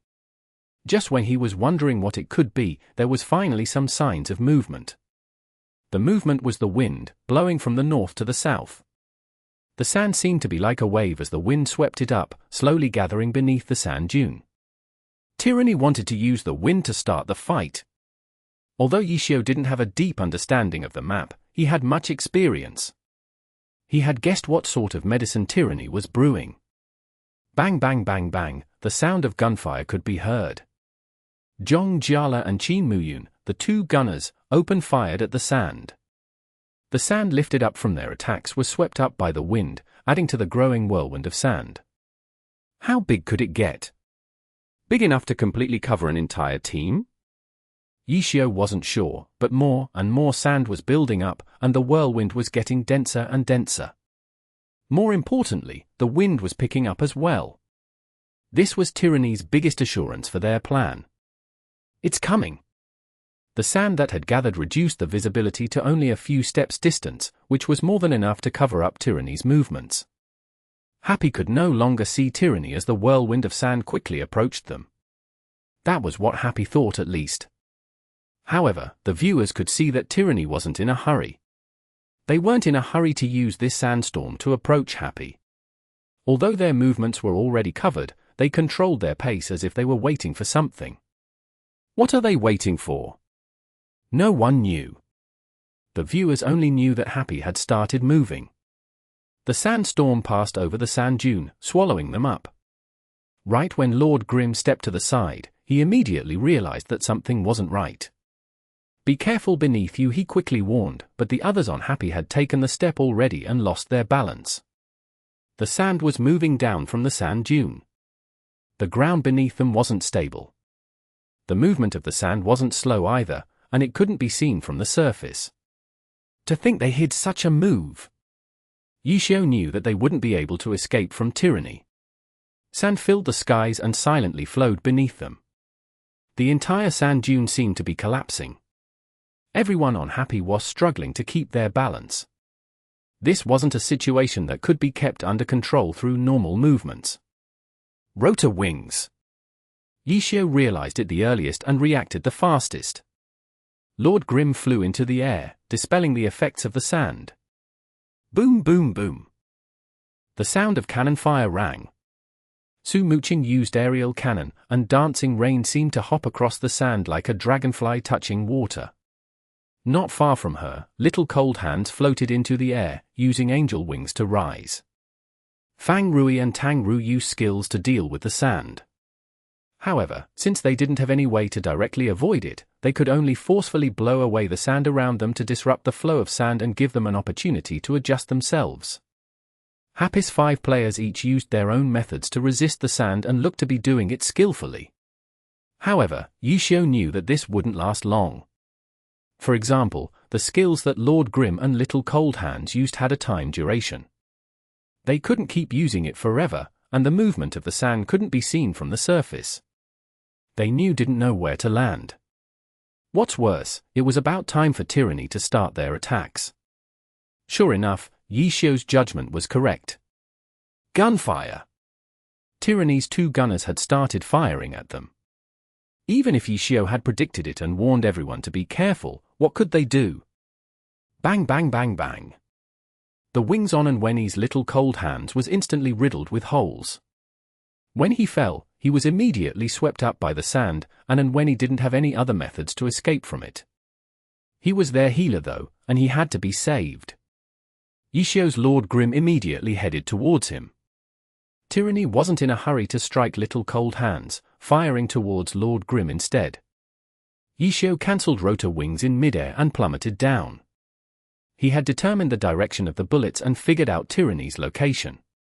Perhaps the ground over there was more stable. "Follow me." Yishio didn't forget to call out to everyone. Right now, even if he didn't want clash with them, he had no choice but to. Falling light blade. Lord Grim used a skill in midair, following the slope of the sand dune. With this, he dropped down very far and looked to be having an easy time. But when he saw Tyranny, he could only grumble bitterly. They had been waiting for him. Soaring tiger. Hand-wenching wasn't polite. He locked onto the falling light blade. Desert Dust jumped towards him and kicked. But as soon as Yishio saw Tyranny waiting for him, he knew the situation wasn't good. How could he just keep going? He cancelled falling light blade, but intentionally let himself continue falling towards them to keep Tyranny's attention onto him. When he saw Desert Dust approach, he immediately had Lord Grim finish the hand seals. The shadow clone left behind puffed into smoke when Desert Dust struck. Yishio was quite bold. Lord Grim had teleported directly into the center of Tyranny's formation. Desert Dust wasn't there though. There were only long-ranged attackers there. Chapter 15:30. Being familiar only makes it more troublesome. Nomiami. Nomiami. Shining cut. Charge. Colliding stab. Lord Grim used 3 movement skills back-to-back, attacking the 3 characters in a triangular formation. All 3 players dodged. Not a single hit landed on any of them, but his attacks carved out a triangle deep into the sand. Son of a bitch. Tyranny felt astonished seeing the grooves in the sand. They hadn't expected Yishio to be able to find the key point to this map. The sand dune was crumbling, and the sand was sliding downwards. However, Tyranny was also situated on the sand dune, yet their area was safe. Why? How did he do it? Yishio didn't know the details, but he clearly remembered that Tyranny's 2 gunners had started their assault with attacks towards the sand. In the beginning, he thought that their aim had been to lift the sand up to cover their movements, but now that he looked at it again, their attacks hadn't been just to lift the sand up but to start the crumbling of the sand dune as well. They used their attacks to create a hole in the surface of the sand to initiate the sinking of the sand. That was the idea that Yishio was able to come up with at the moment, which was why he carved out that triangle. In the blink of an eye, the triangle was erased by the sand. Yishio could feel the movement of the sand underneath Lord Grim's feet and confirmed his theory. With the movement of the sand beginning to spread, Tyranny's small safe harbor would soon be wiped away. Tyranny knew that they couldn't stay here much longer and began to retreat. However, at this moment, Bai Yinfei was startled by a realization. His retreat path had been blocked by Lord Grim. In such a short amount of time, how many moves ahead had he planned? Cancelling falling light blade to dodge Desert Dust's attack, separating the 3 long-range Tyranny players while simultaneously destroying their safe zone, and also positioning himself such that he blocked off Bai Yinfei's rotor. Fortunately, Bai Yinfei wasn't the only one who made the realization. Tyranny's Zhong Xinjie, the strategist who refused to overlook even the smallest of details, caught onto Yishio's intentions. Pray, sacred fire! Bai Yinfei immediately understood, and rotor began to move. Lord Grim moved forward to block him, when a burst of white flame leapt in front of his path. Yishio immediately had Lord Grim stop, but in this short instant, rotor was able to teleport past Lord Grim. Bang bang bang bang. The ones who were able to escape first, Zhong Jiala and Qin Muyun, counterattacked, retreating while firing. However, the biggest threat came from behind. Han Wenqing's Desert Dust rushed straight for Lord Grim once again. Because he was moving with the sand, his speed was faster than before. As expected, since Tyranny had chosen this map, Tyranny seemed to be far more comfortable with the sand than happy. Boom boom boom. But this time, before Desert Dust could reach Lord Grim, he heard an explosion. The sand in front of him had been blasted into the air, covering the sky. Even though it wouldn't be able to stop him, it blocked his vision to a certain extent. No matter how brave Han Wenqing was, he didn't dare get close to someone as crafty as Yishio while blind. Change directions. Han Wenqing didn't even try to approach the wave of sand to prevent Yi Xiu from using any underhanded tricks. When he turned around, he looked behind him and saw Su Muqing's dancing rain sliding down from the sand dune. The cover from the sandstorm didn't differentiate between friend or foe. Once Su Muqing's dancing rain entered the sandstorm, tyranny had lost her location as well. When she suddenly showed up in Han Wenqing's view, she was already halfway down from the sand dune. No, it wasn't just Su Muqing. Boundless Sea and Soft Mist, Fang Rui and Tang Ru were there as well. Dragon breaks the ranks. Soft Mist raised her spear and charged forward. The sand swirled around the dragon as it flew towards Desert Dust. Not only had the sand not provided any resistance to the surging momentum of Dragon breaks the ranks, it had strengthened it. On one end was Yi Xiu, who was hiding who knew what tricks behind the cover of the sand. On the other end was the powerful Dragon breaks the ranks. The two threats formed a pincer attack. Lord Grimm's position wasn't just to seal off Rota's retreat path. More importantly, he maintained a constant threat to Desert Dust. While the rest of Tyranny's attention was on rescuing Bai Yanfei, Su Muqing and Yi Xiu coordinated together to trap Han Wenqing. Yi Xiu had simply picked a spot, yet it hid so many hidden motives. This was what it meant to be a top player. But Han Wenqing was also a top player. If there was no opening, then he simply had to make one. This sort of brute force method was his specialty. Reinforced iron bones. He moved while activating reinforced iron bones. Desert Dust moved past the wall of sand, dodging Soft Mist's Dragon breaks the ranks. But what did Lord Grimm have in store for him? Two hands stretched into the sand. In these hands was a dismantled Myriad Manifestations umbrella, the Tonfa form. Grab! Han Wenqing was able to determine what it was immediately. As expected, Yi Xiu had expected him to brute force his way out. He had also predicted correctly that he would use reinforced iron bones to give himself super armor. Grab skills ignored super armor. Yi Xiu had predicted what Han Wenqing would do, but Han Wenqing had also predicted what Yi Xiu would do. Stomach kick! Desert Dust kicked so fast that it was all just a blur to the audience. Then, they heard a pa. The stomach kick was fast enough to produce a sonic boom. He had attacked later, but it was fast enough to arrive first. However, it didn't hit. To be able to dodge such a fast kick, Yi Xiu must have predicted it. Han Wenqing didn't delay. The instant his stomach kick retracted, he kicked again. Whirlwind kick! As he spun, he kicked up a bunch of sand. His body had turned, but his head was still locked in the same direction. Han Wenqing was adjusting his line of sight as he used the move. The whirlwind kick could be dodged, but the sand couldn't be. Crash! Sand rained down, smashing into Lord Grimm, allowing Han Wenqing to see Lord Grimm's outline. The whirlwind kick fell, and then another kick chased after that outline. The purpose of the whirlwind kick hadn't been to attack the opponent, but to sweep up the sand. Pa! So many exchanges had happened in an instant. The kick should hit, but Han Wenqing immediately noticed that his kick had struck Lord Grimm's Myriad Manifestations umbrella shield. Nothing could be done. Yi Xiu was too familiar with him.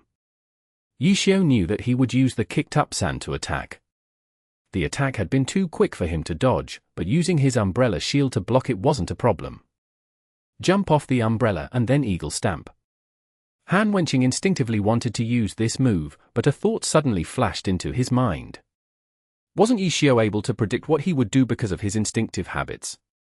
Facing an opponent who knew him this well, it was only by doing something unexpected would he be able to give him a surprise.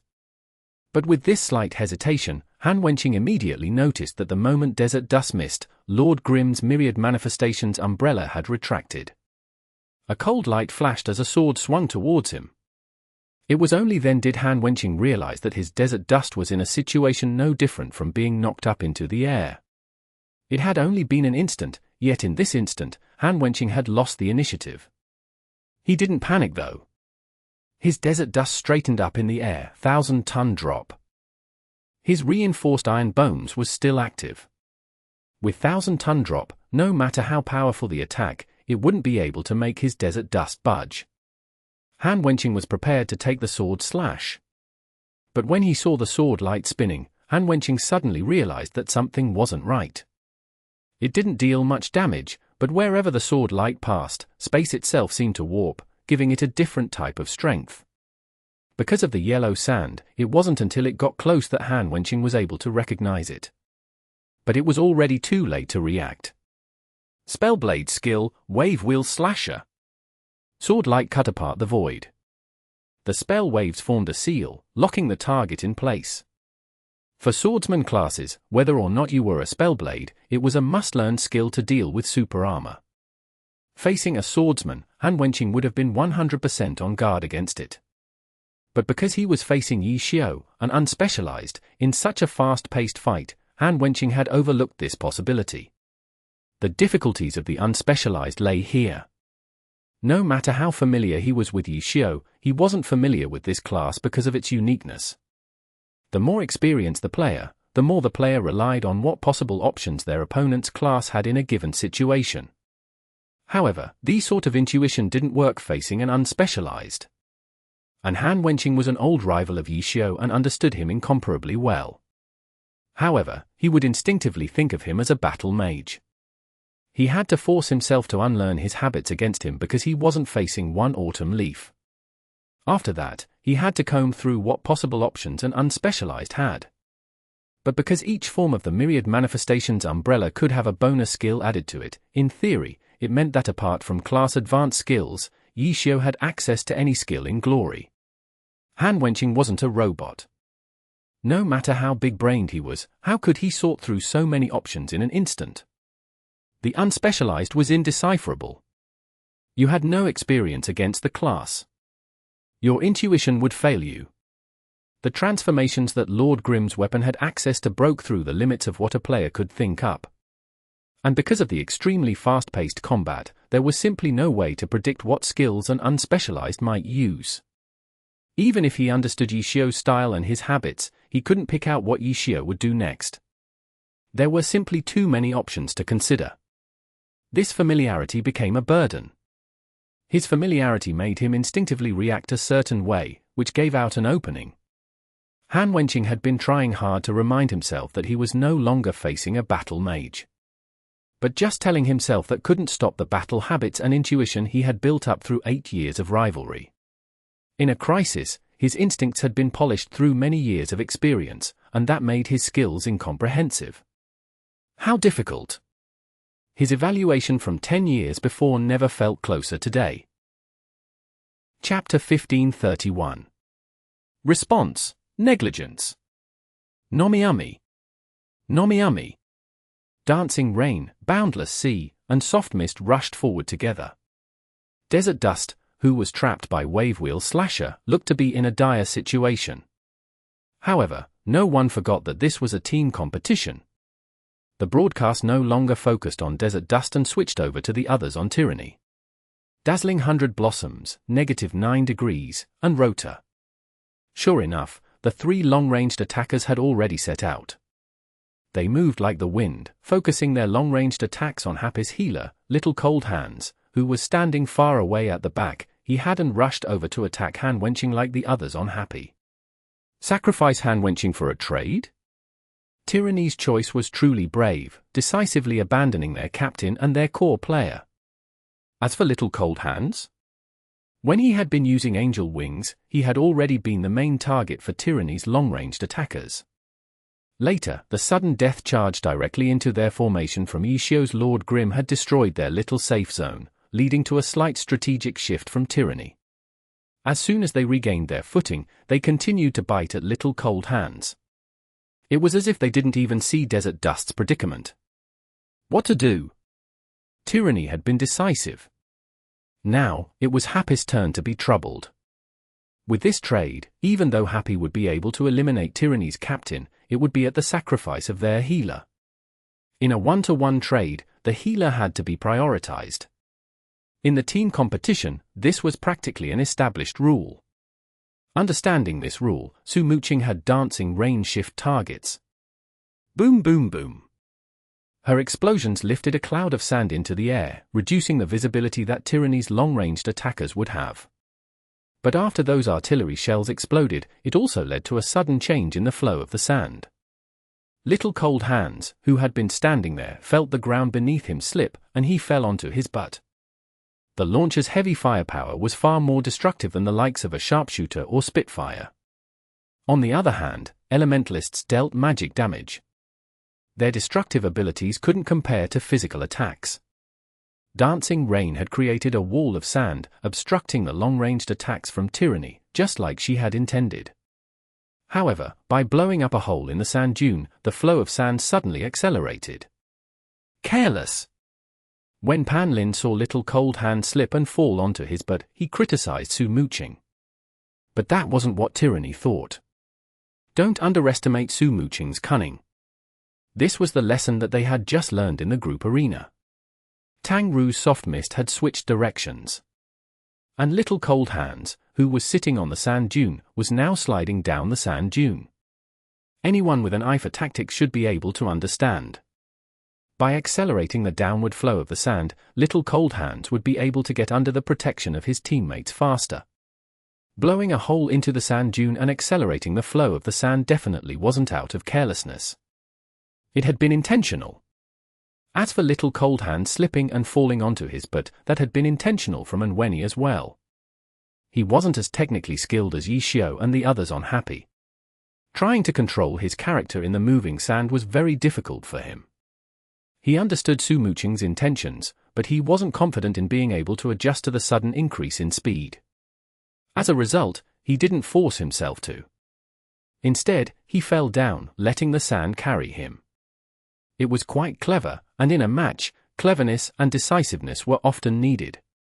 Soft Mist suddenly charged at Tyranny's long-ranged attackers, interfering with their attacks towards Little Cold Hands. Lord Grim and Boundless Sea teamed up on Desert Dust, with Dancing Rain supporting them. Happy had no intentions of letting Desert Dust go, and at the same time, they wanted to save Little Cold Hands. It was a brilliant response. Those who saw through Happy's solution praised them. Unfortunately, it stopped there. Happy's brilliant response wasn't able to be carried out to completion because they had overlooked a certain someone. Hanwenching. Hanwenching was being attacked from all sides, and it looked as if Happy wouldn't have any trouble dealing with Desert Dust, which was why everyone had focused on Unwenny's Little Cold Hands instead. Dancing Rain turned fire, Soft Mist switched directions. In that instant, Su Muqing and Tang Ru indeed hadn't been worried about Hanwenching. After all, both Yi Xiu and Fang Rui were there. But 1,000-ton drop.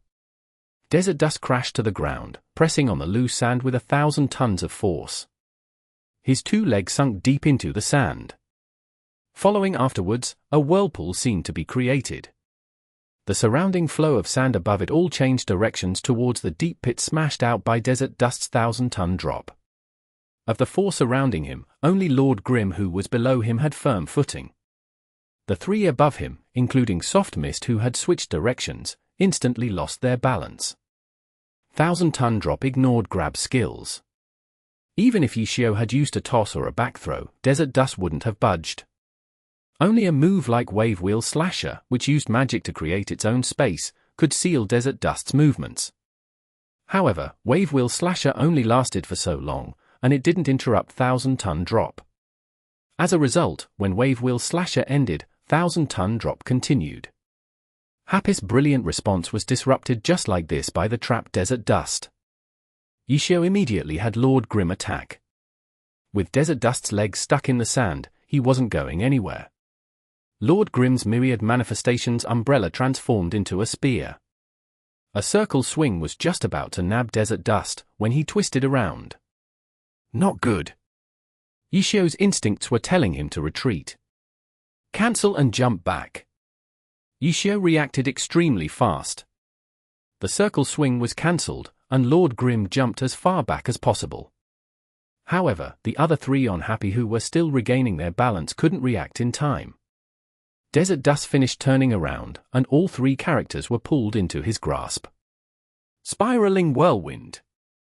A level 70 grappler skill. Han Wenqing had chosen this skill to put on his Desert Dust silver weapon, Flame Fist. Hua! Yellow sand burst into the sky. Desert Dust shot out of the ground.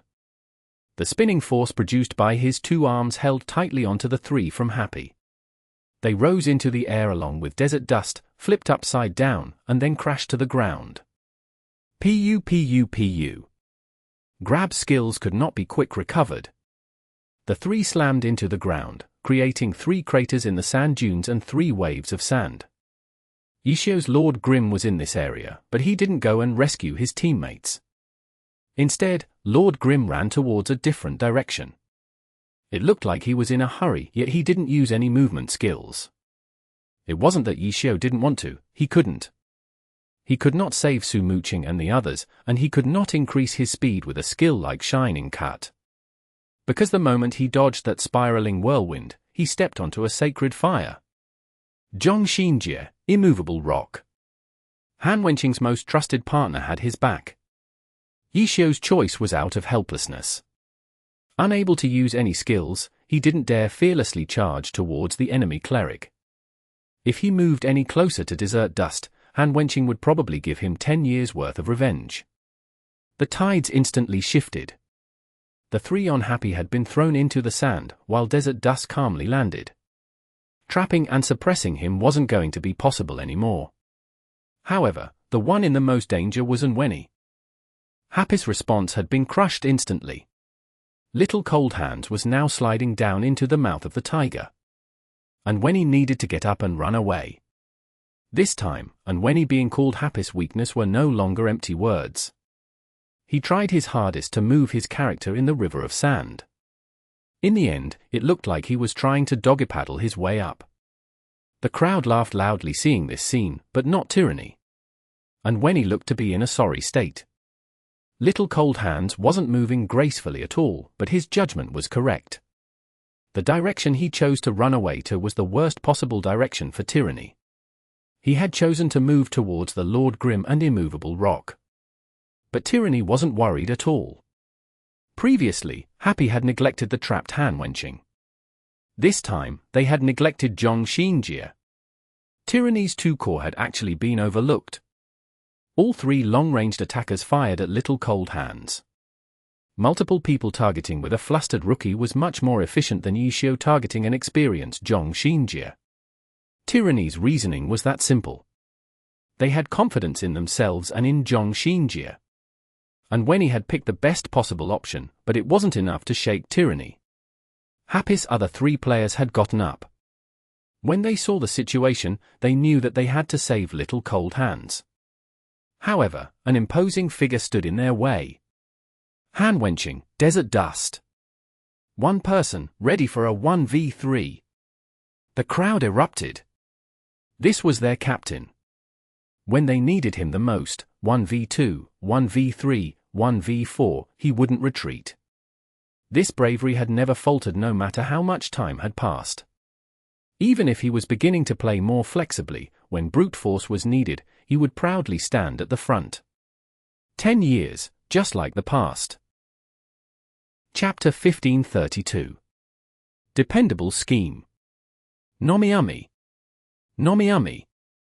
Wind continued to blow, and sand continued to fill the sky. Han Wenqing's 1v3 wasn't simply out of bravery. Tyranny had chosen this map specifically, and he was taking advantage of it perfectly. Desert Dust moved effortlessly and nimbly compared to his 3 opponents. From time to time, his attacks would strike the sand, producing a change in the flow of sand. For Happy, it was an enormous hindrance. Fang Rui and Su Muqing could rely on their experience to adapt to the flow of sand. However, with Han Wenqing constantly changing the flow, they had to focus much of their efforts onto adapting to the sand beneath them. As for Tang Ru, she was having an even more difficult time. Her experience in Glory was lacking, and had to rely on her reaction speed and hand speed to deal with the sand. The amount of effort she had to put in just to move around was frightening. As such, Han Wenqing was able to hold them off despite it being a 1v3. He didn't need to win over his opponents. He just needed to keep them here until his teammates took care of Happy's Little Cold Hands. Happy obviously understood what Tyranny intended to do. Yishio's Lord Grim continued to pursue Zhong Xinjie's immovable rock. He trusted his teammates. If they could get past Han Wenqing and get to Anwenny, forming a defensive wall for him, Anwenny could start putting his healing to use. It would become a 4v4 with Happy having the upper hand. Happy would have a healer, while Tyranny would not. What's more, Tyranny's healer would be in a 1v1 against Yishio. Yishio's decision to pursue Zhong Xinjie's immovable rock seemed like it had been out of helplessness due to the sacred fire. But now, it had become a key chess piece on the board. However, for this chess piece to shine, it needed Su Muqing, Fang Rui, and Tang Ru to break open the situation. 3v1, breakthrough. The task given to them didn't seem hard at all. Those who understood Happy's strategy felt amazed at Yishio's decision to target immovable rock. To them, it was a godlike play that would turn the tides of the match. But no one would have expected that the three on Happy would be unable to get past Han Wenqing. You couldn't blame the three for not trying. Neither of them were playing poorly. The pro players watching the match put themselves in their shoes. Facing Han Wenqing's attacks, none of them felt like they would be able to break out of his blockade easily. It takes time to adapt to the sand. They looked at the flow of the sand and how desert dust was constantly changing the direction of the flow. They thought to themselves, how would they break through this situation? It was a habit that pro players had to improve themselves. It was only these types of difficult situations would lead to this kind of serious thinking. Time passed. Dancing Rain would send out a few long-ranged attacks from time to time, but it wasn't enough to affect the assault onto Little Cold Hands by Tyranny's three long-ranged attackers. Happy's three players weren't taking much damage, but Anwenny was having a rough time. He was being bombarded with spells and bullets from an elementalist and two gunners. What's worse, two of these attackers specialized in AoE attacks, making it feel like he had nowhere to run to. I don't believe it. A message from Fang Rui jumped out. Boundless Sea suddenly took a large step forward. Su Muqing saw this and had Dancing Ran retreat. Yes. The pro players watching the match nodded their heads. They were taking advantage of the fact that strikers had very low range. Their weakness was that the area under their control was small. Retreat and go around. It might take more time than going in a straight line, but it was definitely one way to get past him. Boundless Sea and Dancing Rain didn't only retreat. One went left, while the other went right, so Han Wenqing could only deal with one of them. But Han Wenqing wasn't troubled at all. He didn't even glance at the two of them. It seemed like he knew how they would respond. His desert dust focused solely on Tang Ru's soft mist. The two had previously fought in the group arena. It had been an intense fight. In the end, Tang Ru relied on her health advantage to win over Han Wenqing. However, in the team competition, this time, Tang Ru was losing. The map affected her too much. In this environment, Tang Ru had no way to only concentrate on attacking. After a few exchanges, Desert Dust used an Emperor's Fist, pushing Soft Mist 10 steps back. Turn around, sprint! Desert Dust was ahead of Dancing Rain and Boundless Sea, and he headed straight for Little Cold Hands. Kill! His intentions were obvious. Boundless Sea and Dancing Rain gave chase. Suddenly, a storm of fire rained down on them. A swap! Tyranny had made a swap. Han Wenqing's Desert Dust attacked Little Cold Hands, while the three long-ranged attackers targeted Dancing Rain and Boundless Sea. Blossoms of Light and Magic Explosion swallowed the two of them. Even though Boundless Sea activated Chi Wave Shield as a defensive option, he couldn't completely protect both of them with it. Dancing Rain didn't have any defensive skills. Breaking out forcefully would be unwise. Su Muqing could only have Dancing Rain return fire to see if she could create an opening. This isn't too bad for Happy. Liebor analyzed the recent changes in the fight. If this continues, both healers will be in a 1v1, and it'll likely end in a trade, healer for healer, Liebor continued. I see, Panlin nodded. The broadcast switched over to the fight between Yishio and Zhong Xinjie. The king of 1v1s against a squishy cleric. It was obvious who would win. It was simply a matter of time. The sacred fire on Lord Grimm had worn off a long time ago. He quickly used several movement skills to close in on Immovable Rock. The two were rather far from the rest of the battle. They were no longer on the sand dune. Yishio didn't show any mercy, while Zhong Xinjie did his best to survive. The two master tacticians knew where the key to this battle was. It could even be said that this key had been formed because of their clash in tactics. However, neither of them spared a moment to take a look at the situation over there. Even against a cleric, Yishio didn't relax. Because from Immovable Rock's direction of escape, he could see Zhong Xinjie's intention. Not far ahead was the support zone. The switching of players was protected by the system. No attacks could interrupt it. If Zhong Xinjie reached there, he could swap with Tyranny's sixth player, Lin Jingyan. Of course, there was a time restriction on switching players. Players couldn't just keep switching back and forth however they liked. However, just one switch was enough. Tyranny would be able to protect their important healer. As for the other end, Tyranny held the initiative. If Happy couldn't save their healer, and Zhong Xinjie's Immovable Rock was able to escape, it would be disastrous for Happy. Even if Little Cold Hands was rescued in the end, it wouldn't be a problem for Tyranny. They would certainly retreat back ahead of time and rescue Zhong Xinjie. Tyranny would not lose out either way. Zhong Xinjie liked safe and reliable plans. Yishio obviously wasn't going to let him have his way. Lord Grimm held onto Immovable Rock tightly, not giving him a chance to run. Zhong Xinjie obviously couldn't pray that Yishio would make a mistake. He never believed in placing his hopes on luck. He persevered and waited. He was waiting for an opportunity, waiting for an opening when Yishio attacked. It's here. Zhong Xinjie was calm and cautious. This sort of personality made it easy for people to mistake him for having low hand speed. However, ever since he had joined the alliance, he had never fallen out of the top 10 in hand speed. Glory's #1 healer was top tier in reaction speed and hand speed even among pro players. Charge! The robed cleric suddenly used this bold knight skill. For spectators familiar with the Glory competitive scene, it wasn't anything novel. Pro characters were meant solely for PvP. As a result, many of their skill choices were different than those who needed to do dungeon quests. For healers focused on PvP, learning a low-level skill from a priest class like a knight was nothing strange.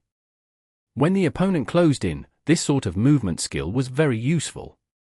Immovable Rock had used charge when he first tried to escape, but in the end, his movement capabilities couldn't compare to an unspecialized.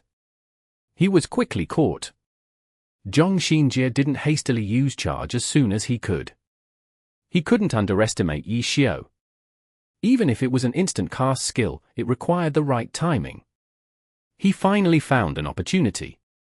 He instantly charged out like a warrior. Hua! As soon as he used charge, his vision was blocked. The myriad manifestations umbrella opened in its shield form. Yishio had reacted in the end. The shield was big, and the edges of the shield were able to block the charge. Clerics looked amazing when they used charge. Their weapon was oftentimes a cross. When they used charge, their cross would float in front of them, radiating with a holy light as if it were guiding the cleric. Unfortunately, this holy light encountered a shield. Charge couldn't be completely nulled with a shield. What's more, because of how big the umbrella shield was, it was rather light. In terms of priority, it was considered a weak shield. Even though a cleric's charge couldn't compare to a knight's, it couldn't be completely blocked.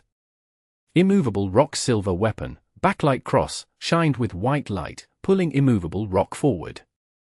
Lord Grimm twisted his body, forcing his center of mass down to stop himself from sliding back. The distance that Lord Grimm slid back was rather unexpected. The terrain was the reason. The two were situated on loose sand. With a push, the sand gave way.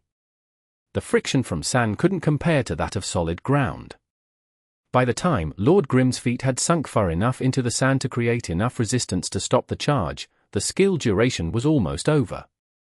Immovable Rock had pushed farther than expected, but it still wasn't enough to reach the support zone. Suddenly, light burst out from Immovable Rock's backlight cross, creating a circle of light. It looked astonishing, but the surface of the sand didn't seem to be affected by it. However, Lord Grim, who was still holding up the Myriad Manifestations umbrella, was directly pushed back several steps by this light. Paladin's skill, Angel's might. Chapter 1533. Post-match What-Ifs. Nomiami. Nomiami. Paladin's skill, Angel's might. The skill forced the target back. It ignored super armor and resistance from shields. After the Blue Rain home game against Happy, many analysts had mentioned that if Blue Rain's healer, Shu Jingxi, had used an Angel's Might against Boundless Sea and Steamed Bun Invasion, the outcome of that match would have been very different. There were always all sorts of What-Ifs after a match. And in this match between Happy and Tyranny, there were What-Ifs as well, and Angel's Might had once again become a hot topic. Happy had lost. The Angel's Might from Zhong Xinjie's Immovable Rock hadn't been the only turning point, but it was the most important one in the team competition. Angel's Might forced Lord Grim back, and Zhong Xinjie was able to take advantage of that opportunity to reach the support zone. By the time Lord Grim was able to recover, his opponent had become Lin Jingyan's Dark Thunder. Post-match analysis had pointed out that Lord Grim could have theoretically intercepted Immovable Rock before he reached the support zone. But in the end, he was one step too slow. One reason was that Zhong Xinjie's reaction speed and hand speed weren't slow. Another reason was that perhaps Yishio had gotten old, or perhaps it was because the exhaustion that Tyranny had built up onto Yishio had finally taken effect. He had been just a hair off. No one could pinpoint the exact reason, not even Yishio himself. Happy needed to face the reality of it. The outcome of the second round between Happy and Tyranny ended in Happy's defeat. The two teams had returned back to the starting point. This set would be decided in the third game, and because Tyranny had placed higher than Happy in the regular season, the game would be held in Tyranny's home stadium. However, the home stadium advantage was only limited to additional morale from the home team's fans and income from ticket sales. Neither team had the advantage of choosing the maps in the deciding match. The maps would be chosen randomly, and they would be maps that no Glory player had ever seen before. The Glory game company had created maps specifically for the playoffs. Before these maps were used, no team would have information on them. The maps would be randomly picked from this collection of playoff maps on the day of the match. It seemed as if neither side had the map advantage. However, Tyranny consisted of experienced old generals. Their ability to adapt to maps was absolutely higher than Happy's rookies. With the match taking place in Tyranny's home stadium, even though they wouldn't be choosing the maps, the support from the crowd would certainly have a positive effect on their morale. The break between Game 2 and Game 3 was 2 days. It would be unwise for Happy to fly to City H and then fly back. As a result, during these 2 days, Tyranny could adjust their mindsets to face this final deciding game in the environment that they were most familiar with. As for Happy, their only choice was to slowly digest their recent defeat in this unfamiliar environment. The night that match ended, in this unfamiliar city and unfamiliar hotel, there were few people on Happy who were able to sleep soundly. Chenghua was someone who always worried, and sure enough, she wasn't able to sleep.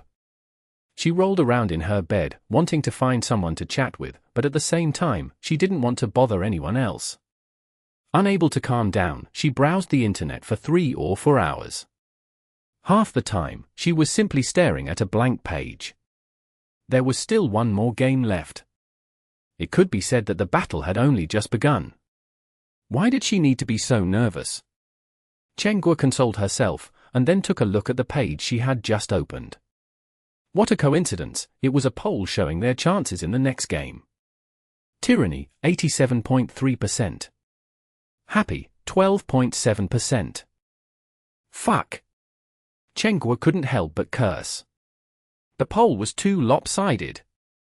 The first game had been Happy's home game against Tyranny.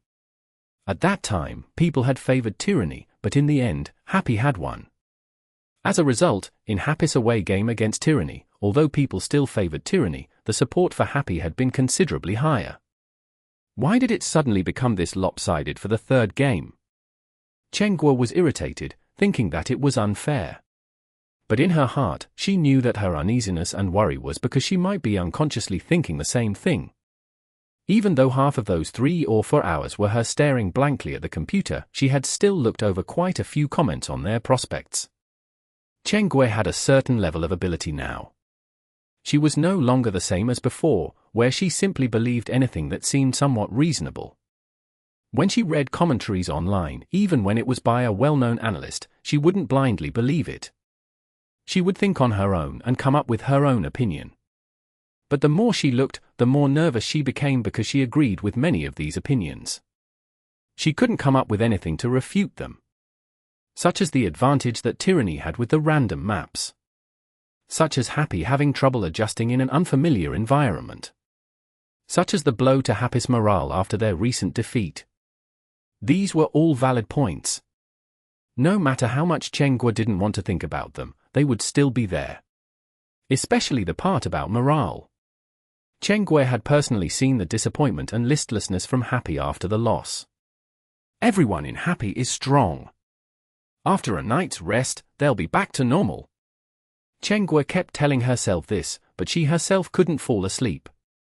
After browsing the internet for those 3 or 4 hours, she still couldn't sleep.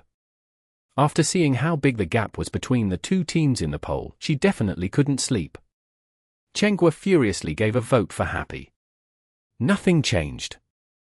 The disparity continued to stare back at her. At this moment, her QQ flashed. Chen Guo checked. It was Yi Xiao. "You're not going to sleep?" Yi Xiao asked. "You're not sleeping either." Chen Guo saw that, like herself, Yi Xiao hadn't slept. She wasn't happy at all about it, though it only made her feel more depressed. In her eyes, Yi Xiao was Happy's unshakable pillar. No matter what situation they were in, he would never waver. But it looked like even he couldn't sleep. It seemed like the problem was far more grave than she had imagined.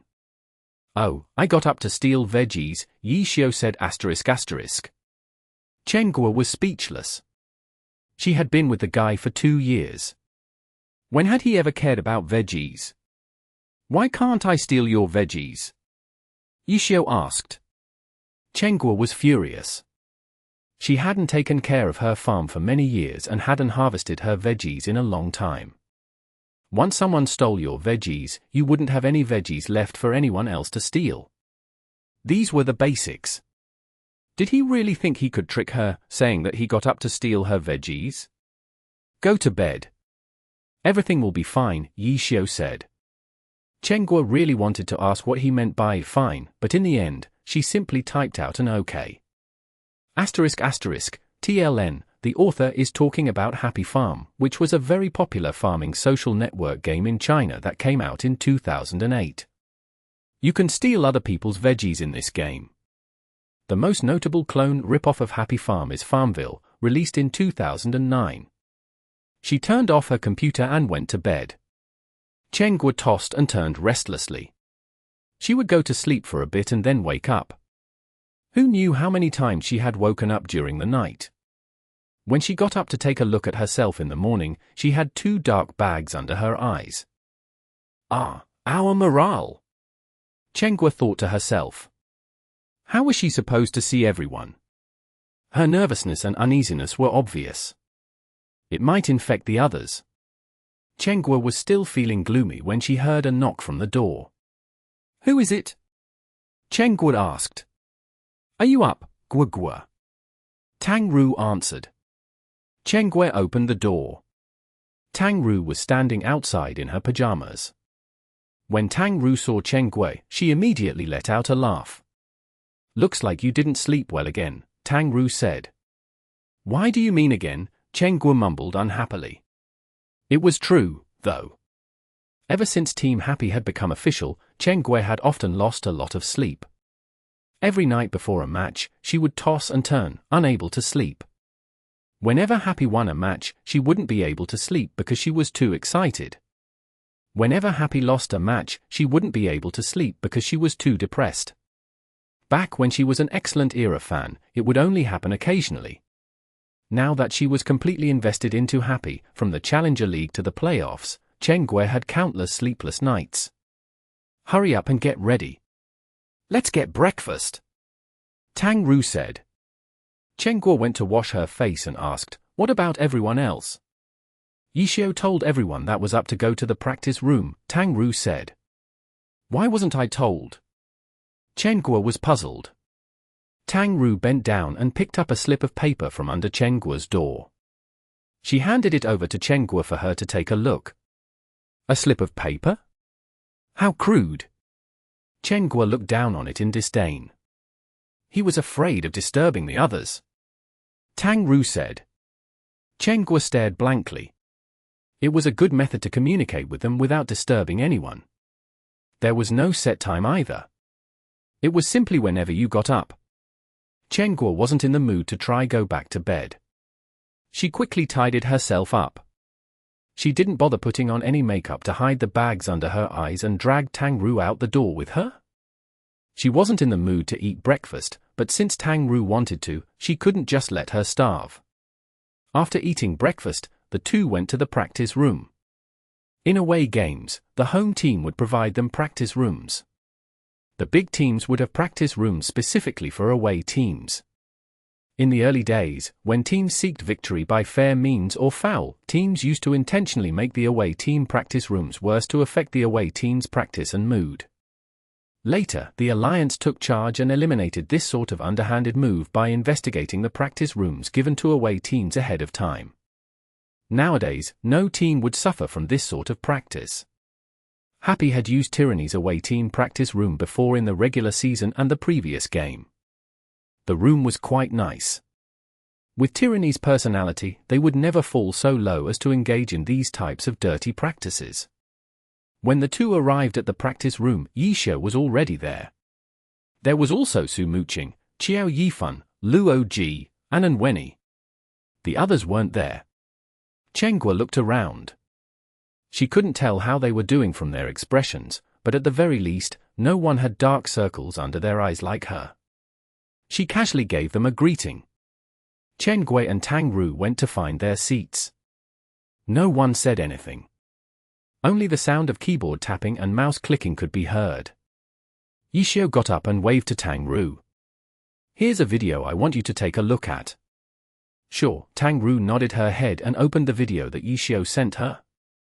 It was a video of Soft Mist showing clips from last night's match. Soon afterwards, Yishio got up from his seat and headed over towards her. Chapter 1534. Everyone with their own video. Nomiami. Nomiami.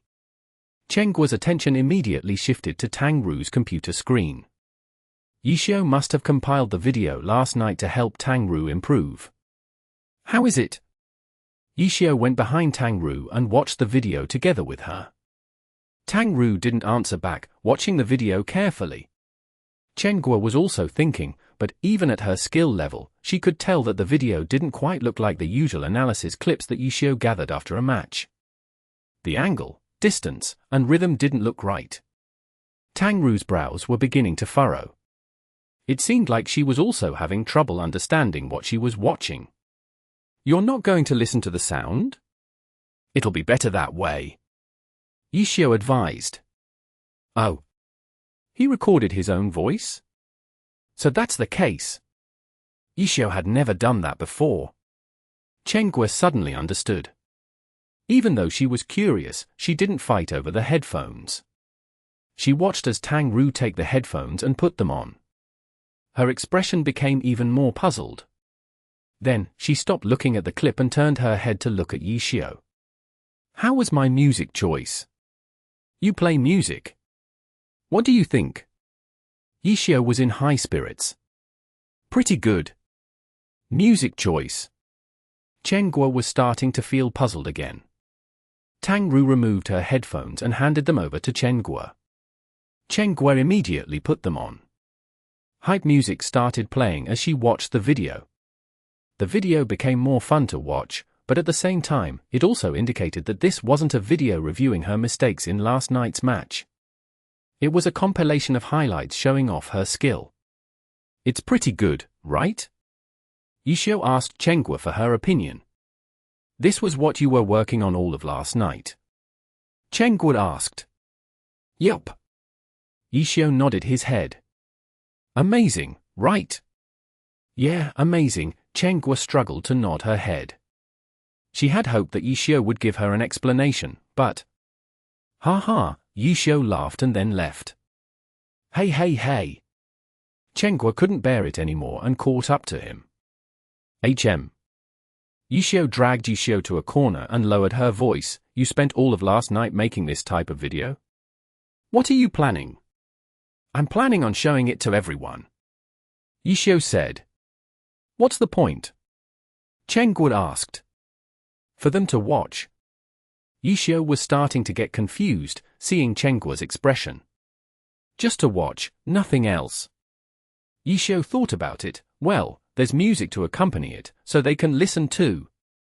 You want everyone to watch these videos to raise the team's morale. Chenghua said. It's better than looking at those post-match reviews, no? Weren't you reading through those all night yesterday? Yishio said. Chenghua wanted to refute it, but she couldn't. Everyone knew about her habits. There was no point hiding it. It'll liven up the mood. Yishio said to her. Chenghua was speechless. Every match brings new possibilities. Whether it's a win or a loss, the past doesn't mean anything. During these 2 days, it wouldn't be good to try to force anything. In fact, it would probably mess up our original rhythm. Rather than having that happen, it'd be better to give everyone some confidence. We can only keep moving forward. Yishio began speaking more seriously. Why didn't you just say this to them? Chenghua said. Because Yishio turned his head back. Not everyone's up yet. You're so annoying. Chenghua walked away furiously, ignoring Yishio. She returned to her seat and looked at Tang Ru. She had put on her headphones and was watching the video again. What do you think? Chenghua asked. It feels pretty good watching it. Tang Ru smiled. The others on Happy arrived at the practice room one after the other. Each of them received their own highlight video. The ones who played last night had clips from last night. Those who hadn't played last night had clips from past matches. The contents of those videos were all highlight clips showing off their skill. Wow! Wow! Wow! Fang Rui watched his highlight video and made a lot of noise. What a high-quality video! I didn't know you had talent in this area. I'm only SOSO, Yishio replied modestly. I'm going to upload it, Fang Rui said. Shortly afterwards, Chenghua discovered that Fang Rui really had uploaded his highlight video to Glory's most popular video sharing site.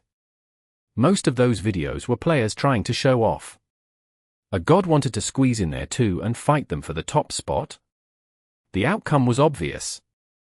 The golden right hand, the greatest, the matchless, the magnificent Chi Master, Boundless Sea. Such a ridiculous title was eye-catching enough. When people clicked on it, they saw that it was indeed Boundless Sea. It wasn't anything new, though. It consisted of clips from last night's match, and anyone could make this sort of clip. But when everyone saw who had posted the video, they exploded. The uploader was Fang Rui himself. The account had been verified by the site. It was Fang Rui without a doubt. As a result, it no longer mattered what the contents of the video were. Fang Rui's name alone was enough to make the video trending. Not long afterwards, it was no longer just that site. The video was uploaded everywhere to all the major video sharing sites. In some places, there were even news articles that had been published. The widespread opinion was criticism of Fang Rui not using this time to review last night's match, instead using the time to make a highlight video of himself and uploaded it to the internet to show off. What sort of mentality was that? What mentality? Chenghua didn't know either. But Wei Chen couldn't endure it anymore, seeing Fang Rui's smug look. He also uploaded his. However, he hadn't played last night. Most of the clips were from past matches, and he also wasn't as popular as Fang Rui, so the video wasn't as popular either. Although his video also caused quite a bit of commotion, it couldn't compare to Fang Rui's. What is Happy doing? Even though Wei Chen's video showed off past clips, his video had been uploaded shortly after Fang Rui's. It was a very subtle detail that many people caught on to. And how could Steamed Bun not join in? Wei Chen called out to him, and Steamed Bun also uploaded his video. Steamed Bun had been the 6th player in yesterday's team competition. By the time he came out, the match was already over. He didn't make any crazy plays, but even so, he had enough moments to make a beautiful video. Another one, another one. The Glory community was astonished. They felt like they had grasped Happy's thoughts. Who on Happy would be next? But the others on Happy weren't the type to blindly join in. They had some fun observing what all the commotion was about, but that was it. Then, they took their own videos and carefully hid them away. Because of their understanding of their teammates, even if they didn't upload them, they couldn't rule out the possibility of those 3 from doing it for them. Unfortunately for Luo Ji, by the time he realized it, it was too late. Let me help you. Steamed Bun's devotion to righteousness inspired reverence. He took Luo Ji's video and uploaded it. No. Luo Ji hastily tried to stop him. But it was futile to think that Luo Ji could overpower Steamed Bun in real life. There's no need to be polite. Steamed Bun blocked Luo Ji with one hand, while uploading Luo Ji's video with the other. Sure enough. The Glory community had been waiting for Happy's 4th video. It's from Bao Rongxing again. Everyone was slightly surprised, but when they saw the video, they saw that it was Luo Ji's concealed light. Luo Ji hadn't played last night, but he had been the star of the first game with Tyranny. It had given the Alliance quite a bit of trouble. They weren't sure if they should give him MVP of the match in the team competition. They could give it to him, but he didn't actually have any eye-catching moments in combat. They could choose not to, but that match had been decided by him single-handedly. In the end, the MVP title for the team competition was given to Luo Ji. Without him, Happy would not have won so decisively. This was the reasoning given by the broadcast. The video showed Luo Ji creating the decisive play in the team competition. In the lonely depths of the forest, concealed light wandered around, ordering his summons around. The bustling scene all around, along with the accompanying music, made for a fun watch. Amazing! Players typed out in the comments below. It had undoubtedly been a brilliant play. There was not a single mistake. The work done by the summons was like a symphony. The people wanted more. The video sharing site received a spike in users. Countless people were refreshing for Happy's next video. But there was none. The others had hidden away their videos, refusing to let Fang Rui, Wei Chen, or Steamed Bun do as they pleased with them. The video upload stopped there. After a night of hard work, this was what he came up with. Seeing Fang Rui and the others pester Xiao Yifan and Wenyi to upload their videos, Chen Guo continued to be speechless. But she could at least feel that the team was in a much better mood compared to last night. Everyone was in high spirits as they watched these videos. Afterwards, now that everyone was up, Yi Xiu said the words that Chen Guo was wondering why he didn't say it. He added another sentence after, "We can only keep moving forward. Let's watch today's match tonight." Tonight's match was Samsara versus Tiny Herb. The winner would move on to the finals. But seeing where they would be watching it, Chen Guo was surprised. Yi Xiu said that they were going to watch the match, but he had never mentioned that they would be watching it with Tyranny. They would soon be going into a fight to the death. Wouldn't it be awkward gathering together now? Chen Guo felt somewhat uncomfortable and talked very carefully. When she looked at the others on Happy, she saw that the rookies looked somewhat uncomfortable too. It was only Yi Xiu and the other experienced players who were at ease, especially Fang Rui. He was having a good time chatting with his old friend, Lin Jingyan. Why'd we need to watch it with Tyranny?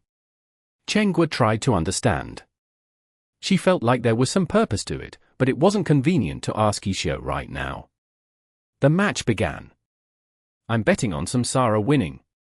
Does anyone on Tyranny dare to bet against me? Wei Chen asked arrogantly. We favor Samsara too, Zhong Xinjie replied. Chapter 1535. A Change in Eras. Nomiumi. Nomiumi. Samsara, Tiny Herb. These two teams were currently the only two teams in the alliance with 2 championships. However, Samsara's 2 championships were consecutive, more impressive than Tiny Herb's, which were interrupted in between. In addition, they were also on their way to their 3rd consecutive championship, but Tiny Herb? They had already gone 2 years without anything. The majority of the current Tiny Herb was no longer the Tiny Herb that had obtained 2 championships. Their god of healing, Fang Shiqian, their unassuming yet diligent and reliable knight, Deng Fusheng, had already left Tiny Herb and glory. After Tiny Herb's 2 championship wins, they went through a reconstruction. People could see that now, Tiny Herb's most important player, magician Wang Jieshi, had begun the countdown on his time at Tiny Herb. Many players who debuted in the 3rd season had already retired, and though team aces would usually retire later than normal players, of the Season 3 debuts, Seaside's all-star level ace Zhao Yang had already retired last year, and 301 degrees a captain Yang Song had also abdicated from this position as the core of the team after Bai Shu joined. He was clearly getting ready to leave things to his juniors as well. Wang Jieshi was still a member of Tiny Herb's main roster, an irreplaceable ace player. The most irreplaceable player. How much longer would Tiny Herb spend depending on Wang Jieshi? Everyone who cared about Tiny Herb cared about this question. Just from unstage performance, it didn't seem like Wang Jieshi had declined in any way, but he was still getting old. There was only one explanation for his stable performance despite the erosion of age: he was overexerting himself. Yang Song, having abdicated from his position of ace, might slowly only play in rotation and become a substitute player if he continued to lower the standards to which he held his own performance. With this pace, he'd still be able to play at decently high level for a good 2, maybe even 3 years. What about Wang Jieshi? If he continued the way he was, leading Tiny Herb on this charge to the finish, how long would he be able to last? Everyone was worried, but they couldn't help but admire him for his spirit and willingness to sacrifice himself for his team. If he was willing to persist, then they were willing to bear witness to what he had left to give and hope this kind of sacrifice could earn him something in return. However, the obstacle in Wang Jieshi's way, in Tiny Herb's way, was Samsara. The mighty Samsara. Compared to Tiny Herb, Samsara was a team currently in its prime. Their players had mostly joined in Season 5 and 6, and they were all at the peak age of their pro careers. Even the younger ones, like Sun Slong, for example, had debuted in Season 7 with experience in weaker teams and powerhouse teams and even the Challenger League before coming to Samsara. Sun Slong's for years in the pro glory scene had been even more comprehensive than many veterans. In Season 8, Samsara beat Blue Rain in the finals. In Season 9, Samsara struck down Tyranny in the finals. This season, they met Tiny Herb in the semi-finals.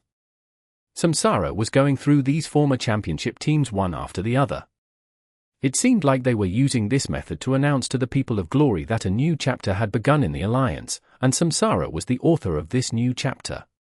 Though many people were unwilling to accept this, they couldn't deny that Samsara was a strong team. Take the two teams currently watching this match together. Tyranny was an old team with old players who refused to leave the stage. They felt an even deeper desire. As for Happy? As a new team with newcomers, they should have been a team of an even newer era than Samsara, but this team just had to have Yi Xiu in it, and Wei Chen, and Su Muqing from the Golden Generation, as well as Fang Rui who was from the same generation as Samsara's Zhu Zikai. It was complicated and hard to say what sort of attitude Happy would have for Samsara. However, for this match between Tiny Herb and Samsara, the two teams didn't hesitate to place their bets on a Samsara victory. The home team Samsara didn't choose any map with particular strategic value, just something they were more familiar with, and then faced Tiny Herb head-on. 5-3. Zhu Zikai, the fourth player on Samsara's side, closed the curtains on the group area. In the following team competition, Samsara used their map advantage, not underestimating their opponent in the slightest. Zhong Xinjie generally never gave uncertain answers, and therefore very rarely made predictions of matches. However, this time, he gave a very clear-cut answer: Samsara will win. Yes, Samsara will win. The situation was already clear enough. Any opinions on Samsara? Feel free to tell us, it's not like you'll need it. Yishio smiled. There was no way that Zhong Xinjie wouldn't get what Yishio was after. He smiled and ignored the question. Behind him, Zhong Jiala leaned over, rebutting Yishio. How about you talk about your opinion on Samsara? They're really good, Yishio said. No shit, Zhong Jiala replied. Even better than last year, Yishio then added. Silence. Last year, Tyranny had fallen to Samsara in the finals. Tyranny's players had been unable to keep up the fight against time. This time? Their abilities had been eroded by yet another year, while Samsara had only grown stronger. It really was time for a new era to begin. Even if one of them managed to snipe Samsara this year, no matter if it was Yishio or Tyranny's veterans, they didn't have the power to compete with Samsara further. Samsara would start anew next year, but what about them? Their era was one to be left behind. Even if we're just a rock they stumble over, we'll make them fall as harshly as we can, Han Wenqing said. Everyone understood what he meant. They could only make their trip and delay them, but they wouldn't be able to trap them. Today, they could only be that small rock in their way. No matter how stubborn Han Wenqing was, he still had to accept the inevitable. Then we'll crush them under our feet. Unexpectedly, someone spoke up from behind Yishio. Yishio turned his head and saw Tang Ru, as well as Steamed Bun, Qiao Yifan, Mo Fan, and Wenny, Luo Ji. They weren't from the same era as the veterans. The veterans might be worn-away pebbles, but they weren't. For Yishio and Co., this was an ending, but for them, it was only the beginning. You're right, Yishio chuckled. Then, let's lay the best path possible for you. Crush Samsara. Zhong Jiala added. What are you spazzing out about? Your destiny is to be crushed by us, Yishio mocked. Fuck. Zhong Jiala bristled. He got too into it, forgetting for a moment that these guys were fighting to the death with them next. Let's go. You guys should go and prepare for your defeat as well. Yishio said, getting up. The match wasn't over, but even Zhong Xinjie dared to say the result. There was no more suspense to the match. It had been over for a while now. Yishio led Happy's players out first. Is it really okay to let those guys walk off all smug like that? Zhong Jiala raged. He was very much displeased with the lack of response to Yishio's trash talk. If there was any use in trash talking, then why even bother competing with matches? Han Wenqing said. Actually, it's because we can't win in trash talk, no. Lin Jingyan said honestly. There was a moment of silence. Fuck. Shockingly enough, Han Wenqing cursed, unable to say anything against that. Hey!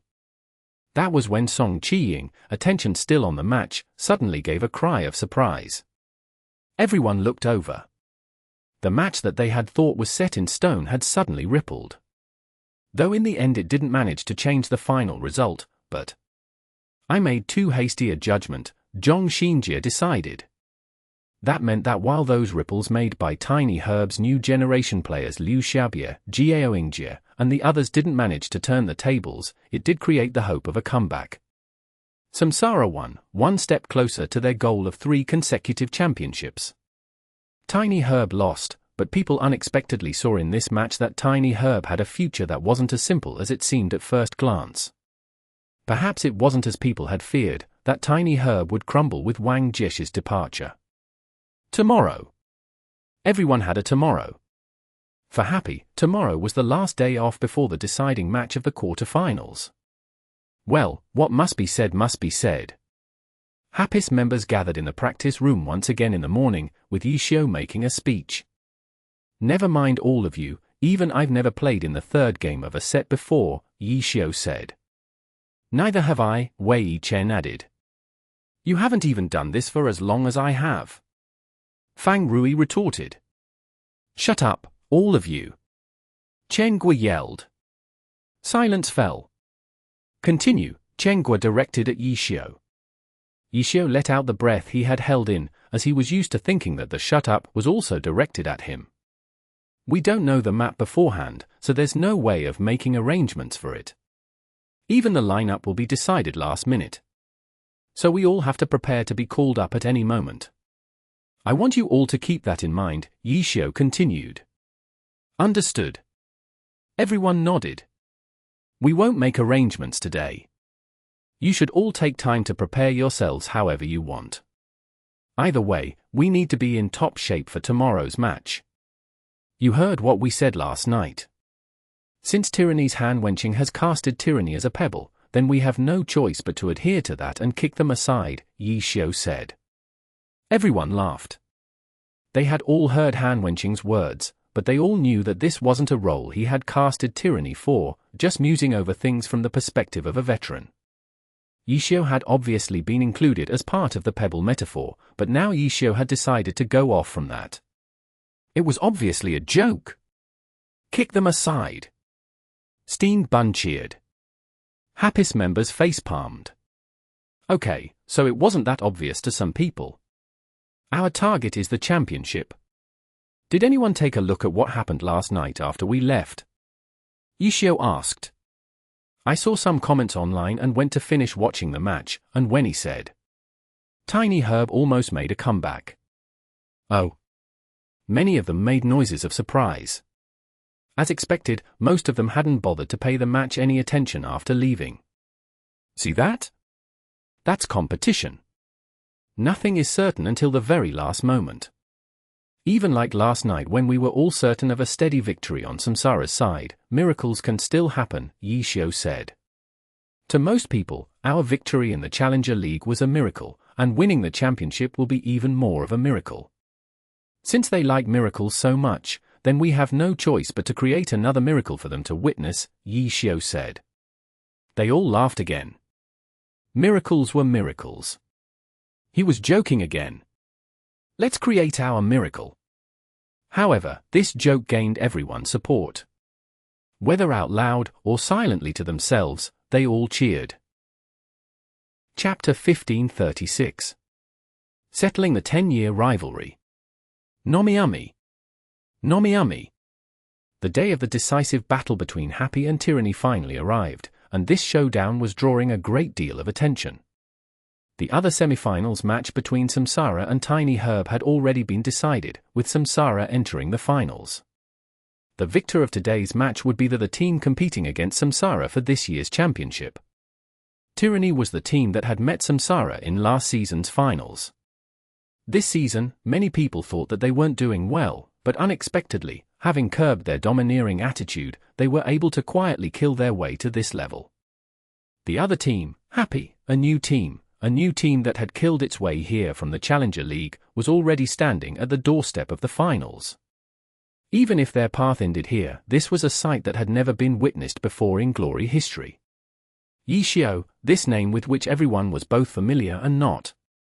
He had left this stage, but he had not vanished, and now he led this new team to stand once again before the world's eyes. "I'm back."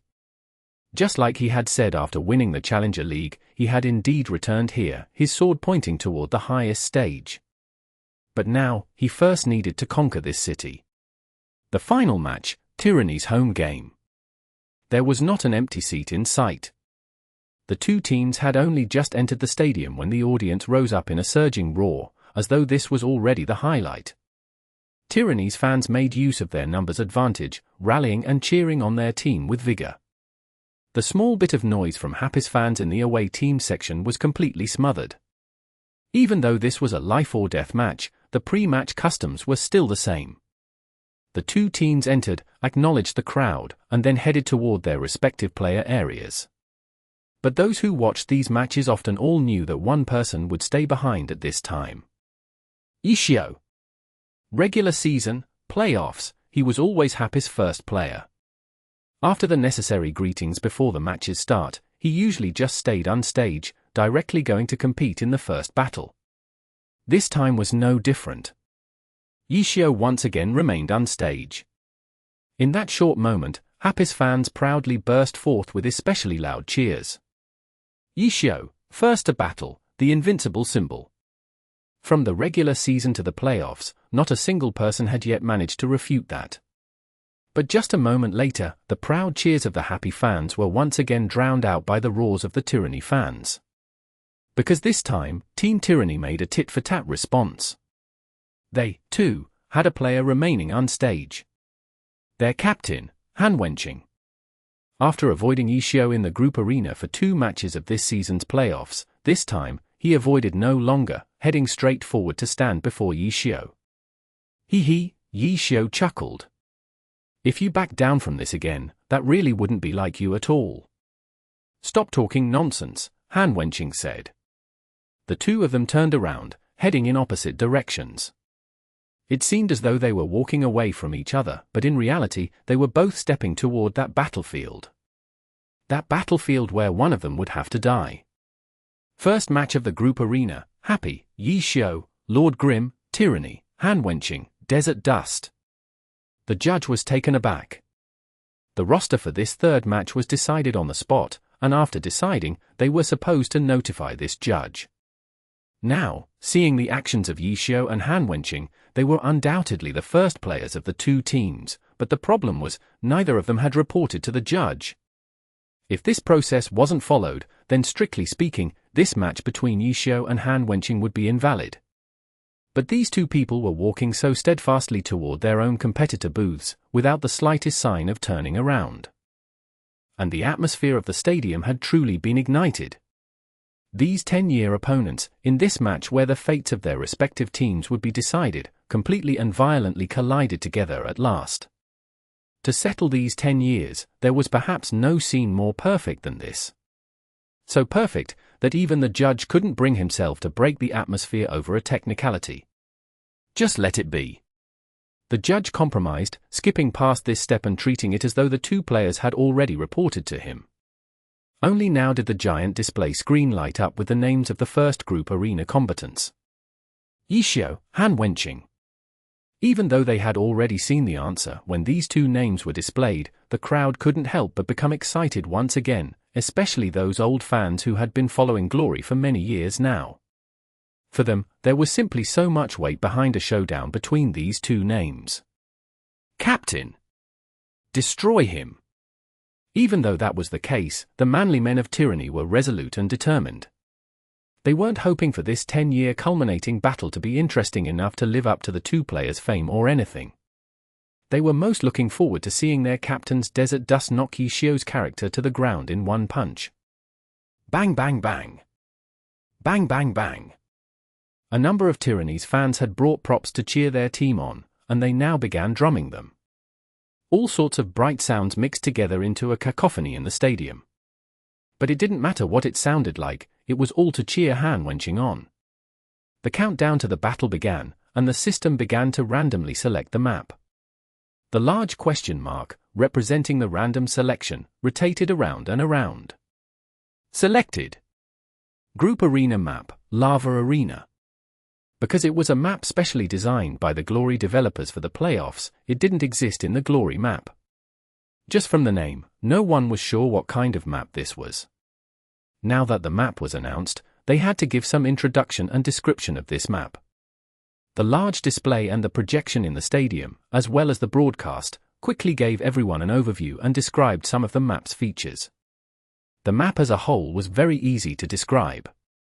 It was shaped like a tic-tac-toe grid surrounded by a ring, and everywhere else was covered with hot lava. Clearly, this was a map with status effects. Characters that fell into the lava would certainly suffer damage from burns. The structure could be understood at a glance, the effects could be understood at a glance. There wasn't much new or strange that could be discussed about this map. When the characters loaded onto the map, the battle officially began. Yishio's Lord Grim spawned in the south, Han Wenqing's Desert Dust in the north. As soon as they entered the map, these two most experienced players in the pro circle looked around, and as soon as they saw the roiling and bubbling lava, they basically understood what this map was about. The two of them both moved very quickly, but their camera views were in constant motion, observing everything that they passed by. The map seemed as though it could be understood in a glance, but when it came to the details, the length and width of each section of the map could impact any battles that occurred there. The two players were both rapidly gathering all the information that they noticed. Very soon, the two of them appeared in each other's sights. There wasn't much that could serve as an obstacle on this map, so the players' views were quite unobstructed. Bang! Yishio made the first greeting with a gunshot, but at this distance, there was of course no threat. Desert Dust was in fact still outside of Lord Grimm's attack range. But in the same moment, Lord Grimm was already charging toward where Desert Dust stood. How could Han Wenqing back down? He came fourth first in the group arena, meeting Yishio head-on. Having reached this point, he of course would not retreat. "I'll use you to test the power of this lava," Yishio shouted in the chat. Lord Grimm opened fire again, and this time, Desert Dust was already within his attack range. But the two characters were separated by lava. A simple jump wasn't enough to cross over. Desert Dust was forced to walk a small semicircle along the path. It looked like Yishio had controlled Lord Grimm thoughtlessly to charge over here, but his final attacking position caused Han Wenqing a great deal of trouble. Just in this moment, the audience discovered that this map was relatively disadvantageous toward Desert Dust. Attack range was one part of it, but more important was that the structure of this map, understandable in a glance, allowed Yishio to easily anticipate Han Wenqing's movements. If he wanted to attack Yishio's Lord Grimm, there was only that one path he could choose to take. Taking any other paths would be like circling around the other side of the planet to reach his destination. And in this kind of high-level confrontation, if your movements were seen through, then you would be suppressed. So as Desert Dust took this roundabout path, he was stung again and again by Lord Grimm's long-ranged attacks. Even worse, even if Desert Dust managed to make his way through the attacks along this road, Lord Grimm certainly wouldn't wait around for him to close in. But Han Wenqing wouldn't back down just like that, nor would Tyranny's fans waver at seeing this kind of difficulty. The cheers became louder, Desert Dust's movement became faster. It was the final match between them. Did he have anything to hold back? No. After saving strength for an entire season, if he didn't let it out now, he would have no more chance. Lord Grimm's long-ranged attacks came from the gunner and mage classes, gunshots, flashes. But ultimately, they were unable to stop Desert Dust's advance. As expected, Yishio didn't stand around waiting for Han Wenqing. Seeing Desert Dust approach one step after another, Lord Grimm began to back away. Attack and retreat, using the map, Yishio began kiting Han Wenqing. Han Wenqing still did not retreat. He focused everything on Lord Grimm's attacks, dodged, and then advanced. 1 step, 2 steps. He was closing in. Whoosh! Lord Grimm suddenly pulled a flash of light, shining cut. He used this assassin skill to swiftly move, instantly pulling apart the distance between their characters again. Those who were keeping track of the distance instantly felt their hearts shatter. And then they thought about how many such skills Lord Grimm had, and they thought about how the cooldowns for these skills weren't very long, enough to be used non-stop, and their shattered hearts felt like shattering once again. But Han Wenqing didn't care. It was as though he didn't understand this principle. He stubbornly, persistently, continued to chase. Ordinary movement, with the occasional swift run. Aside from this, there was the reinforced iron bones that could allow him to withstand attacks, but he did not use it. There were the skills that could give him similar bursts of speed like Soaring Tiger, but he did not use those. Han Wenqing was chasing him tightly, but at the same time, he was saving up, and also at the same time, he didn't forget to study his surroundings. The general setting was just this. Now, it was the details of the map that would decide many things. This was a chase that was extremely disadvantageous for him, but Yishio didn't have it easy either. In this life or death match, both of them understood very clearly the consequences of a single misstep. Chapter 1537. An opportunity not seized. Nomiami. Nomiami. The roiling heat from the lava caused the outlines of the two characters to appear hazy. Han Wenqing's in a shaky situation. commentator Pan Lin exclaimed, after seeing Desert Dust repeatedly close in, only for Lord Grimm to use a movement skill to pull away again. But he hasn't been shaken off, Liebor said calmly from the side. This thrilling fight had put Pan Lin in an excited state, commentating almost non-stop. But Liebor, during this intense match, was in fact uncommonly calm. This match, for him, was also filled with many memories. As first-generation players, Yi Xiu and Han Wenqing's rivalry was a symbol of their time. In that era, the alliance had just begun, and many technical and tactical aspects of glory were still in their formative stages. In that setting, individual strength would become the deciding factor of a match. And Liebor, as a member of Team Tyranny, could be said to have completely experienced this symbol of that era. To this day, he still remembered when Excellent Era had won their third consecutive championship, the helplessness and despair that Yi Xiu's domination had brought upon them. Everyone in the team had felt discouraged and frustrated. But their captain Han Wenqing had never bowed down. Even if he only had a sliver of health remaining, he was the kind of person who would fight relentlessly until the very end. Scene after scene from those old seasons played through Liebor's mind. In comparison, he truly didn't feel that Desert Dust closing in or widening the gap was any problem. Han Wenqing had faced far more despairing situations in the past without wavering. It was just as Liebor had calmly said to Pan Lin, he still hadn't been shaken off. "Ah, chance!" Pan Lin suddenly shouted. The expanse of lava to the right of these two characters came to an end and suddenly narrowed. Lord Grimm was sticking to the side, looking like he wanted to turn right, but at this moment if Desert Dust suddenly used a jumping skill, it should be strong enough for him to directly leap across the lava to arrive in front of Lord Grimm. It was indeed a chance. Liebor's eyes lit up. But to everyone's surprise, although Lord Grimm looked like he was about to turn right, after taking one step, he suddenly began to swift run left. "Ah!" Pan Lin already let out a shout of surprise.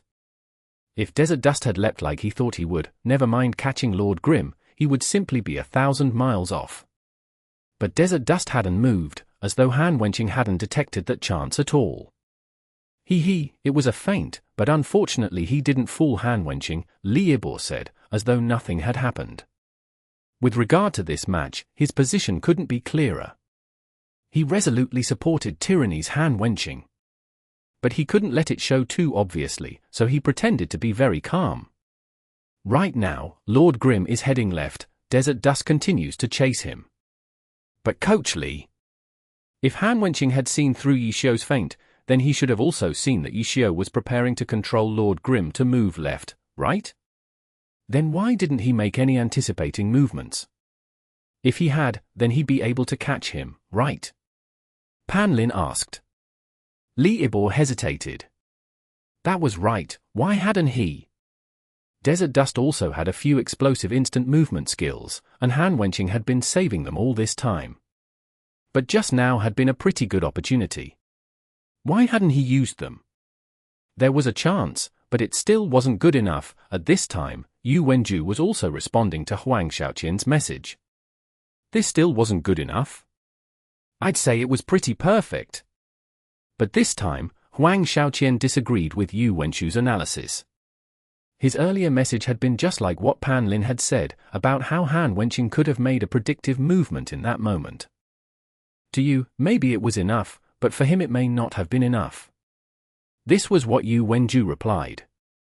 Huang Shaoqian paused, understanding Yu Wenju's meaning. Huang Shaoqian hadn't had a firm grasp of that opportunity either, but a 50% chance of success was good enough for him to take action. In desperate times, 10% was good enough too. But for Han Wenqing? He was no longer at peak performance, and judging from his attitude and choices over the course of this season, he was very aware of this fact as well. A few years ago, if faced with that opportunity, Han Wenqing probably would have controlled Desert Dust forward without a second thought. He might have even been fooled by Yi Xiu's feint. But now, a false action, or an opportunity with a lower chance of success, wouldn't spur him into action lightly. He had changed, but in reality he wasn't actually beginning to retreat or anything. He was just valuing his own drive and vigor because he knew that he no longer had the ability to repeatedly enter a high-intensity explosive state. While Yu Wenju and Huang Xiaoqian discussed Han Wenqing's choice from the perspective of opportunity, a discussion amongst the players of another team took it a step further. He didn't seize that chance, but he established a stronger suppressive atmosphere, said Jiang Buotao of Samsara. Samsara had already entered the finals. The outcome of this match would tell them their opponent. Everyone on the team was curious about the result, and they were now gathered in front of the television to watch this match. From the performance, it looks like Yishio has the advantage, but in reality he doesn't have the initiative, HM. Jiang Buotao said, consulting the teammate next to him. Ju Zakai nodded.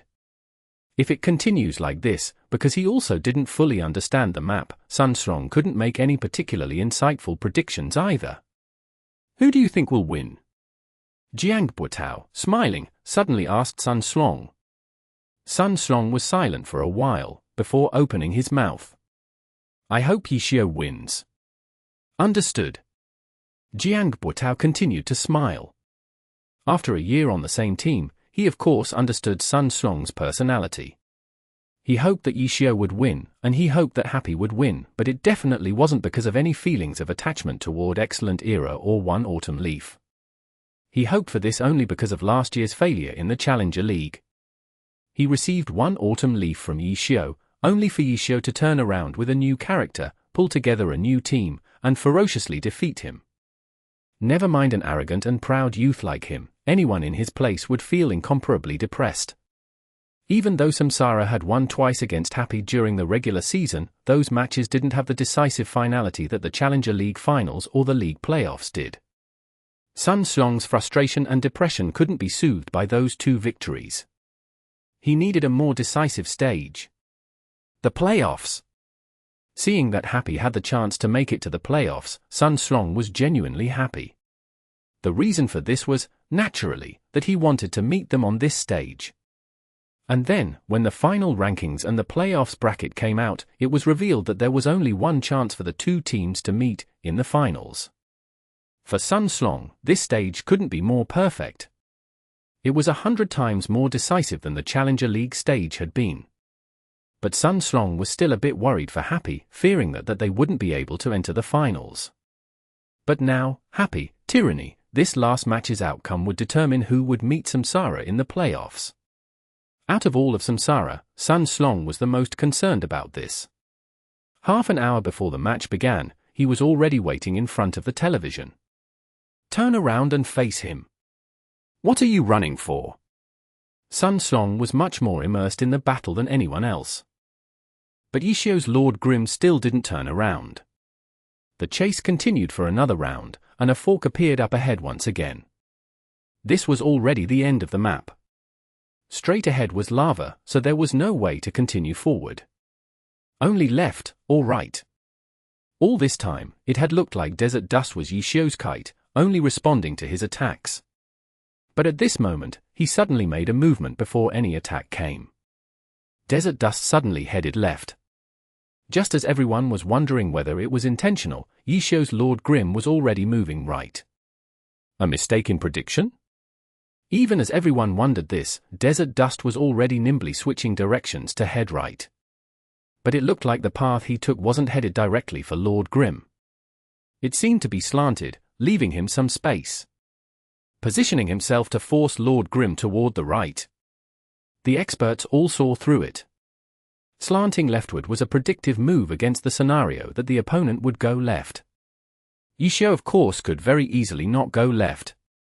And Han Wenqing didn't care that his prediction wasn't correct, because his goal was simply to force Yishio to go right.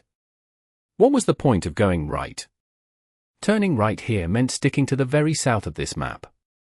Not far from here was the position where Desert Dust had spawned. That was to say, that area was the area that Han Wenqing had studied at the very start of the match, before the two sides had met. And to Yishio, that area was a foreign area he had just stumbled into. The difference was between having glanced at it once before, and only beginning to glance at it now. Would victory be determined by such a small difference? Everyone watched as Yishio's Lord Grim headed toward the area that Han Wenqing had seen before. But then, he suddenly moved horizontally to the right, straight toward the lava.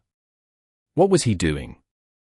Everyone was only wondering, but Han Wenqing's actions were even faster than their questions. Desert Dust also immediately cut toward the lava. Lord Grim jumped up. Suicide? Of course not. In midair, the myriad manifestations umbrella opened, the spokes of the umbrella unfolded, rotor wing. Lord Grim directly flew across the lava, heading toward the path that he had taken here. What about Han Wenqing?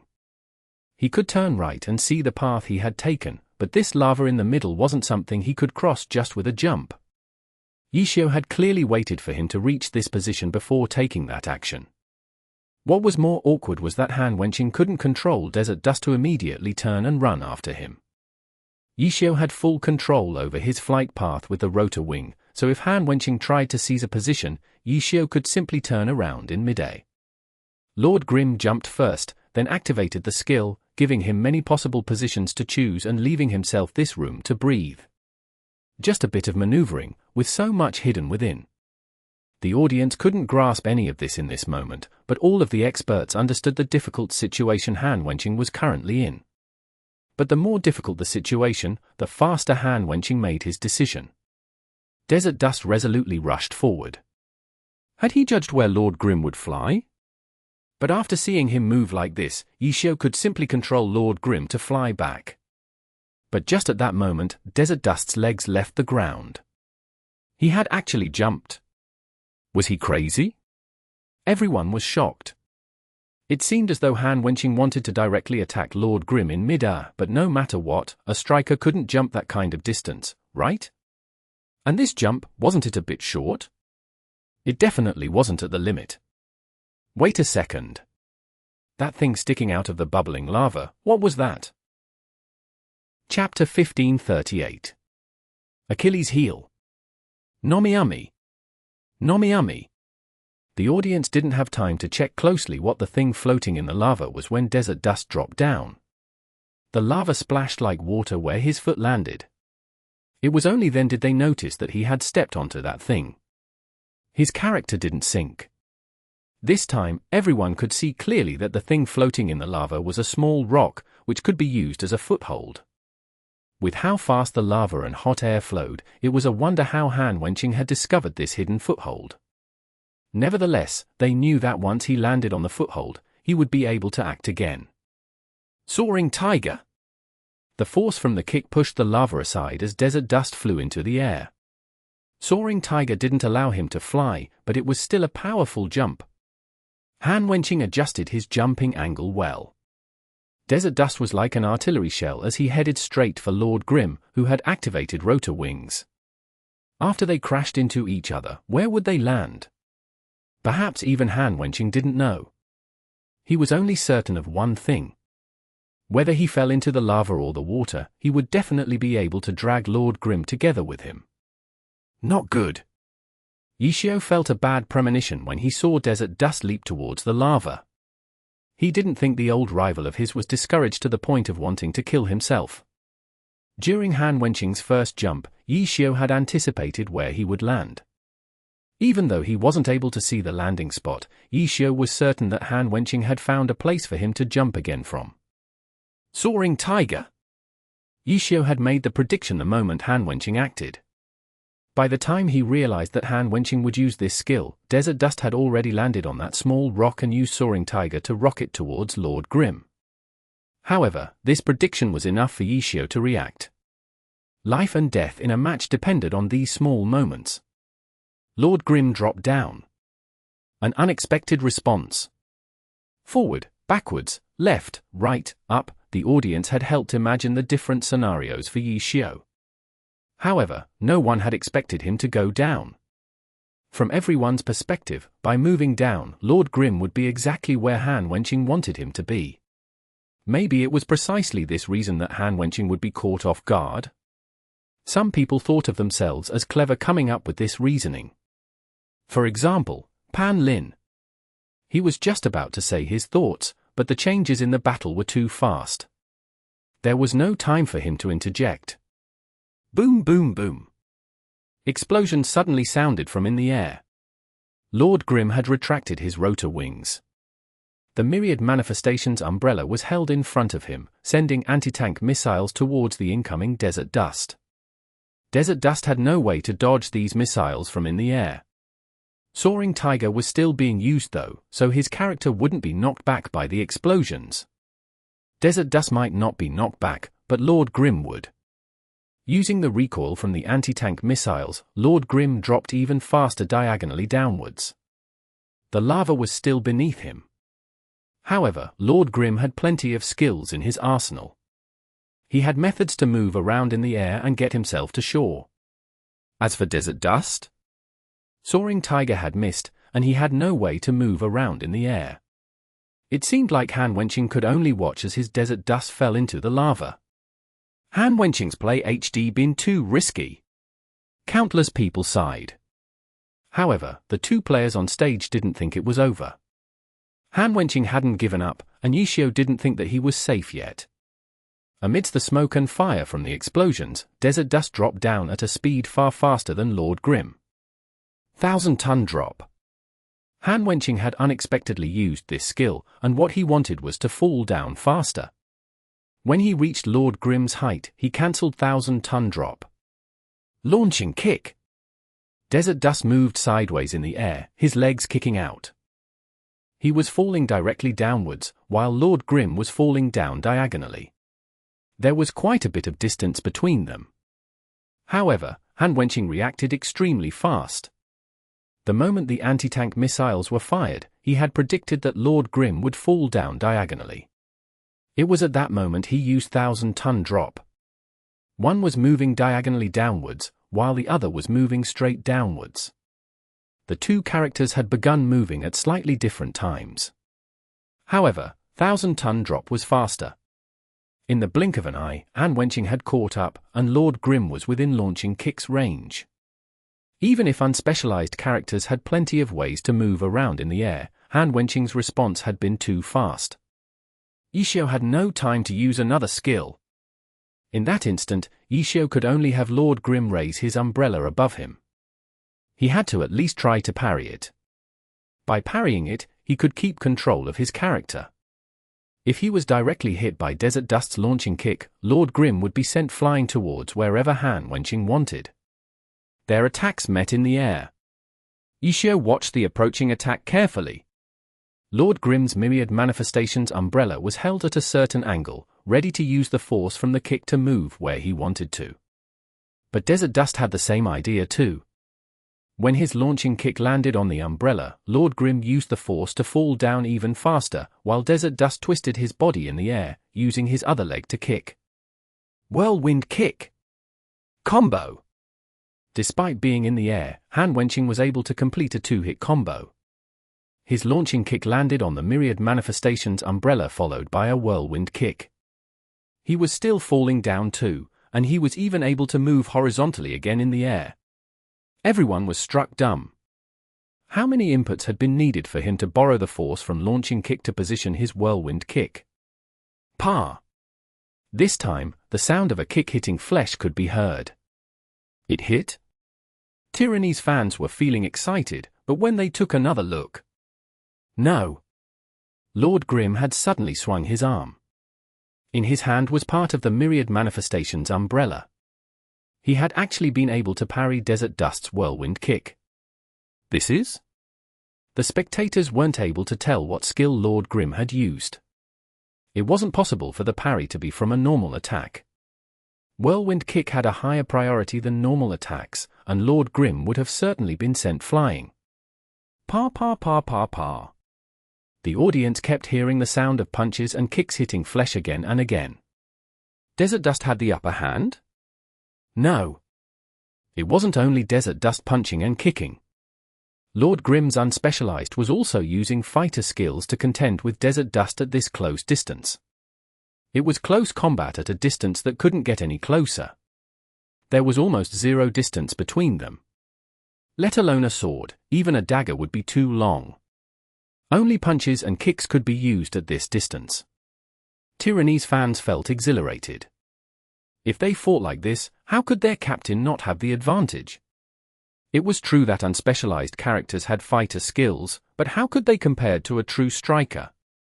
What's more, Han Wenqing had immersed himself with this class for 10 years.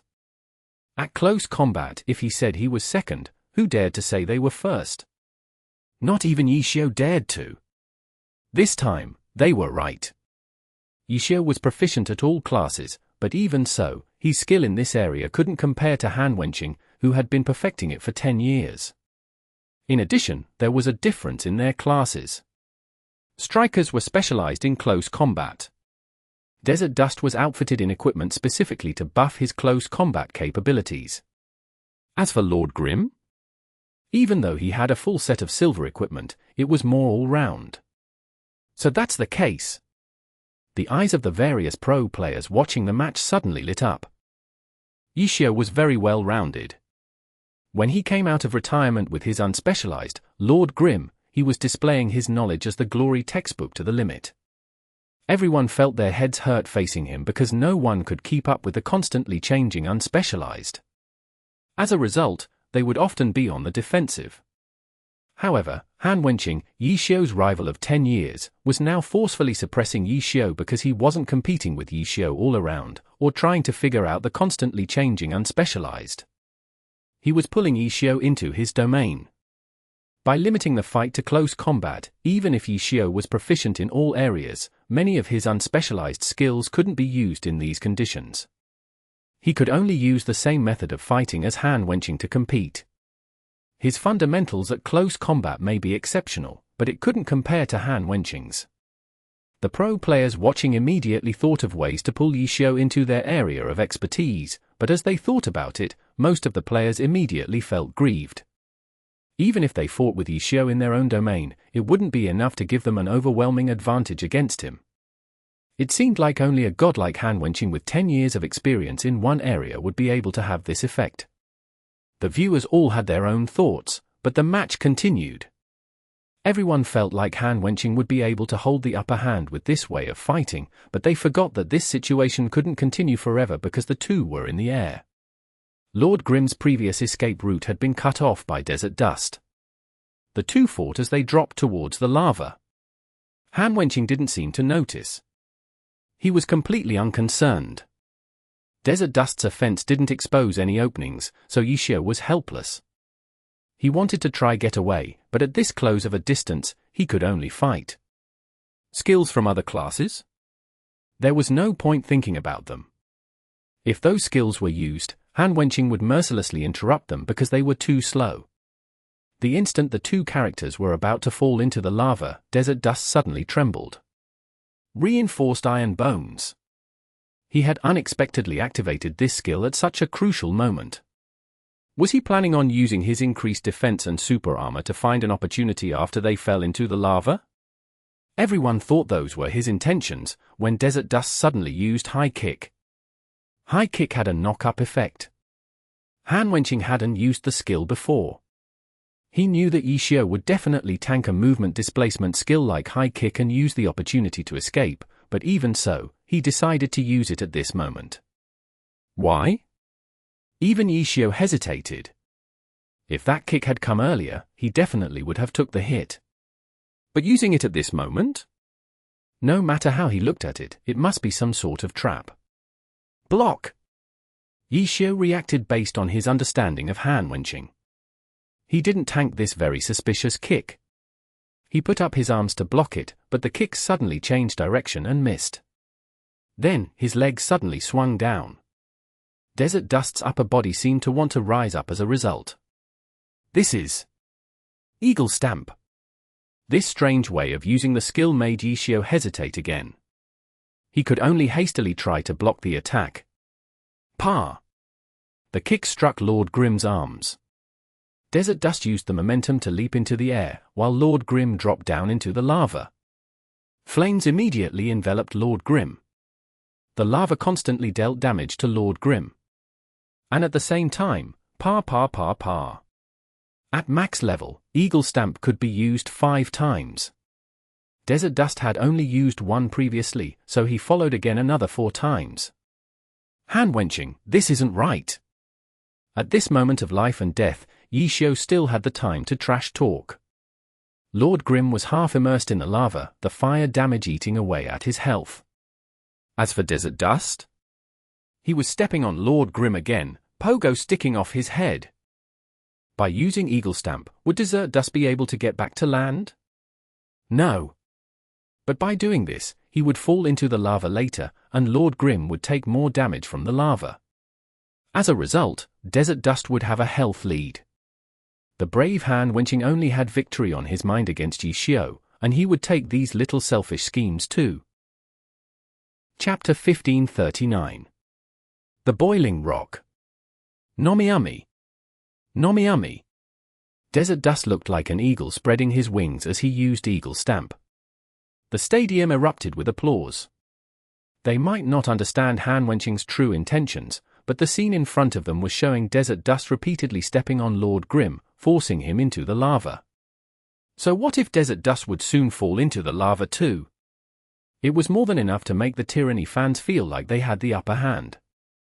It's not going to be so easy.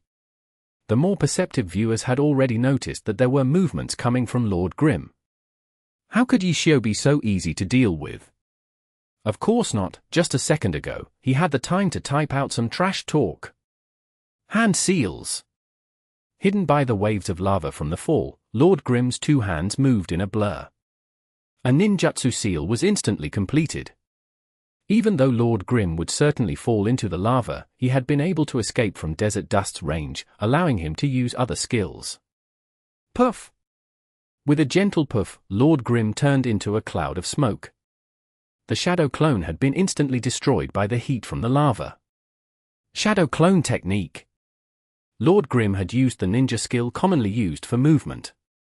Where was his real body? Pa! Splash! Two sounds one after the other. Lord Grim appeared where the shadow clone had just disappeared from. What's going on? Everyone was confused. That obviously couldn't have been where Yishio had planned on moving to. There was only explanation: his shadow clone technique had somehow been interrupted. A replay. A replay was needed. No one understood what had happened in that instant. Only the two players on stage knew. Eagle Stamp, number 6. After the 5 kicks from Eagle Stamp, Yishio immediately used a shadow clone technique. However, he hadn't expected a 6th kick to follow, and this 6th kick had interrupted his shadow clone technique. The shadow clone destroyed by the lava had been a failed clone. The real body hadn't been able to escape and was stepped on again. A 6th kick from Eagle Stamp had indeed been outside of Yishio's expectations, but he didn't think it was impossible. Eagle Stamp's limit was 5 kicks. After the level 75 level cap increase, the max level for Eagle Stamp had increased as well. The number of times it could be used was still 5, but this max level increase was only the max level that could be added using skill points. Equipment that increased skill levels could break through this max level limit and continue raising it. Evidently, Desert Dust had equipment that raised Eagle Stamp's level, and it looked like it raised it high enough for him to use 6 kicks. Unless you saw it in action, there was no way to know. Silver equipment stats were hidden. After 10 years, the current Desert Dust had no orange equipment. The viewers still didn't know what had happened, but they did see that the shadow clone technique had been interrupted. In any case, applause first. Amidst the applause, Lord Grim swung his myriad manifestations umbrella out of the lava like a dragon flying out from the sea. The lava slid down from it, creating a rain of fire. The myriad manifestations umbrella was in its original form as it swung towards Desert Dust. The original umbrella form was considered a priest weapon. As a result, some people were able to determine what skill Lord Grim had suddenly used. Knight skill, heroic leap. There was nothing hand-wenching could do. Nothing. He could predict the shadow clone technique because it was a sub-level 20 skill. It was a skill that was a part of an unspecialized toolkit. Shadow clone technique was extremely useful in his situation, which was why he had paused after 5 kicks from Eagle Stamp. He had left an opening for Yishio. When he saw Lord Grim form the seals, he had Desert Dust kick a 6th time, interrupting the ninjutsu art. But a heroic leap? If it was level 20 plus skill, it meant that it was a bonus skill added onto the myriad manifestation umbrella's priest form. Apart from class advancement and class awakening skills, any mid or high level skill of the same class could be added to a weapon. Teams frequently took advantage of this point. They made changes to the skills attached to their weapons to give a surprise to their opponents. However, there had never been a weapon like the myriad manifestations umbrella before. It had 12 different forms, which meant 12 different high-level skills encompassing all 6 superclasses. The surprise was too big and couldn't be eliminated. Han Wenqing could predict the shadow clone technique, but there was no way he could have predicted a heroic leap. Han Wenqing had made some precautions though. Reinforced iron bones. Before Desert Dust had used Eagle Stamp, he had activated reinforced iron bones. The buff was still active on him. Han Wenqing had the super armor active in case that Ye Xiu did something outside of his predictions. He hadn't thought that he could truly completely suppress Ye Xiu. If not, the legendary dynasty established in the early years of the Alliance wouldn't have been by excellent era, but tyranny. Lord Grimm jumped high out of the lava with a heroic leap. The strike from his umbrella looked extremely imposing too. But Han Wenqing knew that the strike was flashy but not threatening. The attack priority from heroic leap didn't come until the user landed on the ground. No matter how fearsome Lord Grimm may looked, just one punch from his Desert Dust would be enough to send him flying. But Han Wenqing didn't want to do this. Send him flying away? Ye Xiu could take the opportunity to get back onto the land. And then with Desert Dust in the lava, wouldn't that just be suicide? The plan stays the same. He wasn't afraid of falling into the lava, but no matter what, he needed to drag Lord Grimm with him. Desert Dust readied himself. Han Wenqing stared closely at the path of Lord Grimm's weapon. Sure. The myriad manifestations umbrella changed forms. As expected. Han Wenqing hadn't been surprised at all. He had guessed that Ye Xiu wouldn't actually use heroic leap to attack him. The attack wouldn't even be able to break Desert Dust's super armor. Ye Xiu will definitely use a different attack. Han Wenqing had guessed right. His line of sight never left the myriad manifestations umbrella. As the umbrella quickly changed forms, it swung towards Desert Dust. I've been waiting. Desert Dust's 2 hands clapped together, empty-handed blade block. Locked in place. He locked the umbrella in place firmly. A dismantle skill. A block and then a throw. Go down. Desert Dust wanted to use the umbrella to throw Lord Grimm back into the lava, but to his surprise, his throw failed. How? In all his years as a striker, he had never seen empty-handed blade block miss after blocking an attack. A dismantle skill had 2 parts, a block and a throw. Although it consisted of 2 parts, they were linked together. After the block, it shouldn't be possible to avoid the throw. At this moment, although the myriad manifestations umbrella had been blocked, it hadn't finished transforming. The umbrella pulled open, and the ribs of the umbrella squeezed together in the form of an arc. It hung there as if it would fall off at any moment. This form is a scythe. From Night Sword into Scythe. A scythe was a priest weapon, so it wouldn't affect the heroic leap because it was priest skill too. Priest skills? Lord Grimm pulled back on the umbrella. The form changed again, and the umbrella split into 2 halves, which flew back to Lord Grimm's hands as if they had grown wings. Fly back. Han Wenqing realized what had happened. Spirit Guidance. Exorcist skill, Spirit Guidance. It was an attack, where the weapon flew towards the target. In other words, when the myriad manifestations umbrella transformed from Night Sword to Priest Scythe, it was considered as a flying weapon and not in Lord Grimm's hands. Dismantle skills worked on flying weapons, but in that case it could only block, not throw. The other person was more than 10 steps away from you, how were you supposed to throw him? Although Lord Grimm was extremely close to Desert Dust, that was how the system judged it. Empty-handed blade block had blocked a flying weapon, so the block hadn't locked Lord Grimm in place. As a result, Lord Grimm could dodge the throw.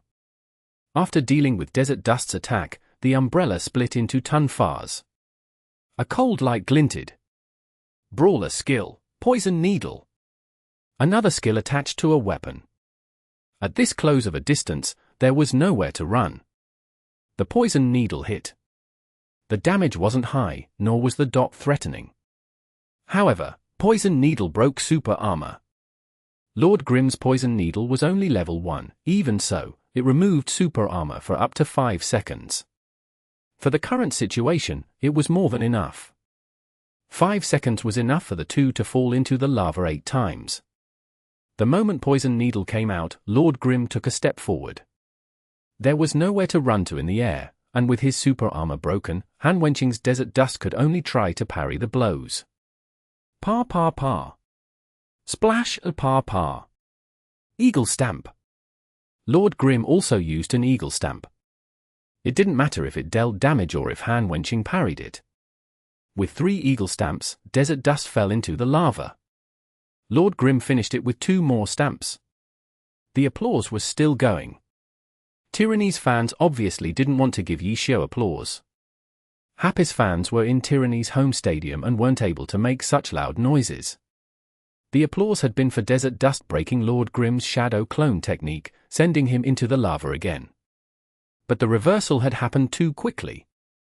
While the crowd was still clapping, Lord Grimm used Heroic Leap, Soul Guidance to cheat Desert Dust's empty-handed block, Poison Needle to break the super armor, and then Eagle Stamp to send Desert Dust into the lava. This was how fast top pro players played. Using seconds to count was too slow. Tyranny's fans hadn't been able to stop their applause when Yi Xiu finished his series of inputs. Their captain was now the one in the lava. Words couldn't describe how fast the reversal had been. How long could characters stay in the air? Even in this short amount of time, several back and forths had occurred. In the end, Desert Dust had fallen into the lava. Lord Grimm used Eagle Stamp to get into the air, and then with the skills available to him, who knew if he would be able to get back to land? There was nothing Han Wenqing could do. However, he knew that if he let Lord Grimm get back to land, the fight would be over. He had to drag him down no matter what. Desert Dust flickered in the lava, cloud body. His hand moved in a blur to grab Lord Grimm's retracting foot at a tricky angle. Just a bit off. Desert Dust hadn't fallen to the bottom yet. His body was still sinking. Although he could stretch his hands out, the sinking made him miss just by a bit. Suddenly, Lord Grimm dropped down into Desert Dust's hands. How? The more vigilant spectators thought that this was some sort of trap from Yi Xiu, but the experts could immediately tell that Yi Xiu hadn't intended for this to happen. Yi Xiu couldn't have done anything about it. The grab from Desert Dust hadn't been a normal grab. Grappler skill, overhead toss. In today's life and death match, Han Wenqing had given Desert Dust this skill. Overhead toss. It was a grab with extremely high priority against those in the air. It was through this high priority that he was able to reach his target. Toss. Lava splashed everywhere. This time, Lord Grimm didn't just drop into it. After being tossed by Desert Dust, Lord Grimm split apart the lava.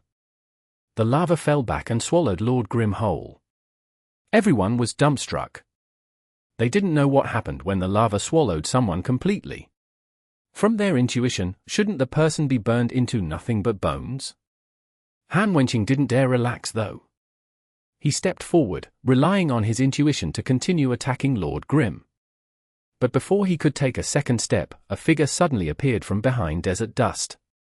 It was as if a mass of flames had crashed into Desert Dust. Ninjutsu, underground tunneling technique. Chapter 1540. Beneath the lava. Nomiumi. Nomiumi. Underground tunneling technique.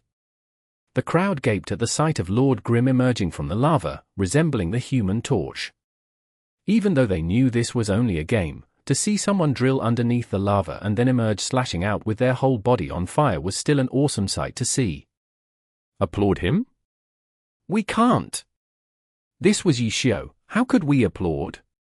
Tyranny fans forcibly suppressed their impulses.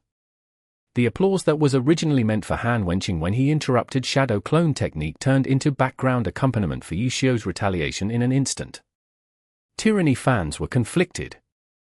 They had to suppress it. Everyone gritted their teeth. It wasn't like they could boo such a spectacular play. That would be too heartless. Go Captain Han! Tyranny fans could only change the topic like this. They were determined not to show any appreciation to Yishio's performance. Even Han Wenqing, who had been ready for a follow-up, did not expect Yishio's retaliation to be so swift and fierce. Underground tunneling technique, then a blade that went straight for the neck. Blood spurted out and was instantly turned to steam by the scalding lava. Desert Dust turned his body sharply and a fist flew out. Did Yishio want to follow up underground tunneling technique with a neckbind technique? Almost any somewhat experienced glory player would make this assessment, let alone Han Wenqing, who had 10 years experience. Both Han Wenqing's assessment and the follow-up strike were reflexive, it was precise and fast, and no ninja could possibly continue their combo after his interrupting strike. But there was no follow-up to begin with. Han Wenqing's reaction was followed immediately by distress. Underground tunneling technique followed by neckbind technique was a common ninja tactic, but the bastard in front of him wasn't a ninja. Underground tunneling technique was already an additional skill bound to the myriad manifestation umbrella. He wouldn't waste another on neckbind technique just for this simple combo. Han Wenqing's second assessment was correct. His reflexive strike had missed. Lord Grimm did not use a neckbind technique. Then what is he going to do? His mind immediately filled with the hundreds of glory skills that existed. There was no way to make a judgment call. He'd have to go by his experience and instincts. Han Wenqing did not wait for Desert Dust to stabilize his stance, and directly sent out a stomach kick. Desert Dust raised his leg and then thrust directly backwards. Oh oh oh oh. Clap clap clap clap. Tyranny fans were quick to cheer and applaud. This kick was perfect. The target was behind him and out of sight, yet he still managed to find Lord Grimm's chest so accurately. This was experience, this was awareness. But they saw a blur straight after. The Lord Grimm that took a stomach kick was actually a shadow clone. Where was the real one? The real one was directly behind Desert Dust, and the blade that came from the myriad manifestations umbrella was viciously thrusted into Desert Dust's waist. From the viciousness and deadliness, you could instantly tell this was an assassin's skill. Flickering stab. The skill only had a range of 1 unit away and didn't sound as impressive as teleporting stab, which could ambush from 3 units away. But true experts knew that the 1 unit distance of flickering stab was far more abrupt than the 3 unit distance of teleporting stab, and was much harder or even almost impossible to guard against. Once again, the Tyranny fans' cheering and applause became accompaniment for Lord Grimm's attack. This time they couldn't even spare the time to feel peeved. Seeing their captain come out at a disadvantage again made them extremely agitated. They really wanted to just whip out their account cards, log into the arena and tear Lord Grimm a new one personally. The blade slid out, bringing along with it beads of blood. But on this glowing red lava, the crimson blood was no longer striking to the eye, and it was visible for a second before it was evaporated into steam. Back combo. Yishio would never miss an opportunity like this. Lord Grimm continued to strike at Desert Dust's back. The lava gurgled and splashed. The two characters stood in the middle of the field of lava. It seemed unlikely that they would be able to escape. The lava's damage was not low, and any damage done by attacks on each other was just adding fuel to the fire. Anyone could see that this battle would not last for much longer. One combo was enough to defeat a character when combined with the lava damage. Victory would be decided within several seconds or even sooner. Han Wenqing was currently at a disadvantage. Would he just lose like this? Not yet. Desert Dust suddenly twisted around. Double Tiger Palm? Yishio's experience was incomparably rich. He could tell which skill his opponent was about to use just from the way they squared their shoulders. He quickly had Lord Grimm retreat a tiny step. Bam! Hit! Yishio was stunned. The skill was indeed Double Tiger Palm. But what hit Lord Grimm was not a palm, but an elbow. Compared to the palm, attacking with the elbows would halve the effective attack range. But using the skill while twisting his body would increase the speed at which it was released. So there was even an effect like this. Even Yishio was taken aback. He found that Han Wenqing had made many changes, of which there was no shortage of research and reform of the striker's battle tactics. However, using double tiger palm like so was never seen before. Yishio wasn't sure if Han Wenqing was never given the chance, or if under the current life-threatening situation, this creation was forged on the spot from 10 years of experience. One hit to snatch back the initiative. Following the twist of his body, Desert Dust launched his offensive. Ferocious Tiger Flurry. Directly following up with a high-level skill. Straightforward and valiant. Would Ferocious Tiger Flurry be enough to finish his opponent, combined with the damage over time from the lava? No one could make this call in this moment. First, the unfamiliarity with the map meant the exact damage of the lava was unknown. Secondly, Ferocious Tiger Flurry was similar to a Blade Master's Formless Phantom Blade. They were skills that required continual input to keep unleashing attacks, and the damage would thus depend on both the attacker's execution and the defender's reaction. The skill had begun, but the details would decide whether the full damage would be dealt in the end. Right now, first punch, hit. Double Tiger Palm comboing into a Ferocious Tiger Flurry. The first punch came from quickly extending the bent elbow. The strike was as natural as it was fast. There was no way to dodge or parry it. Han Wenqing did not decide to follow up with Ferocious Tiger Flurry just because he wanted to look courageous or heroic. After the second hit, a disturbance could be seen in the lava. Then, a fist followed and hit again. However, the system's combo count jumped twice. 3 hits for hits. What? Many people were confused. How was it a 4-hit combo? The third hit came from under the lava. Liabor was rather quick to notice this time in the broadcast. He realized the third hit was a kick. But because Desert Dust's body was submerged in the lava, which was not see-through like water, most people missed it. 5 hits. The combo counter ticked up once again. But this time, there was a collective, regretful sigh from the stadium, because this time, Yishio finally reacted. Lord Grimm raised a half-section of the Myriad Manifestation umbrella, and used an attack to parry the hit. Attacking to parry was to defend with an attack.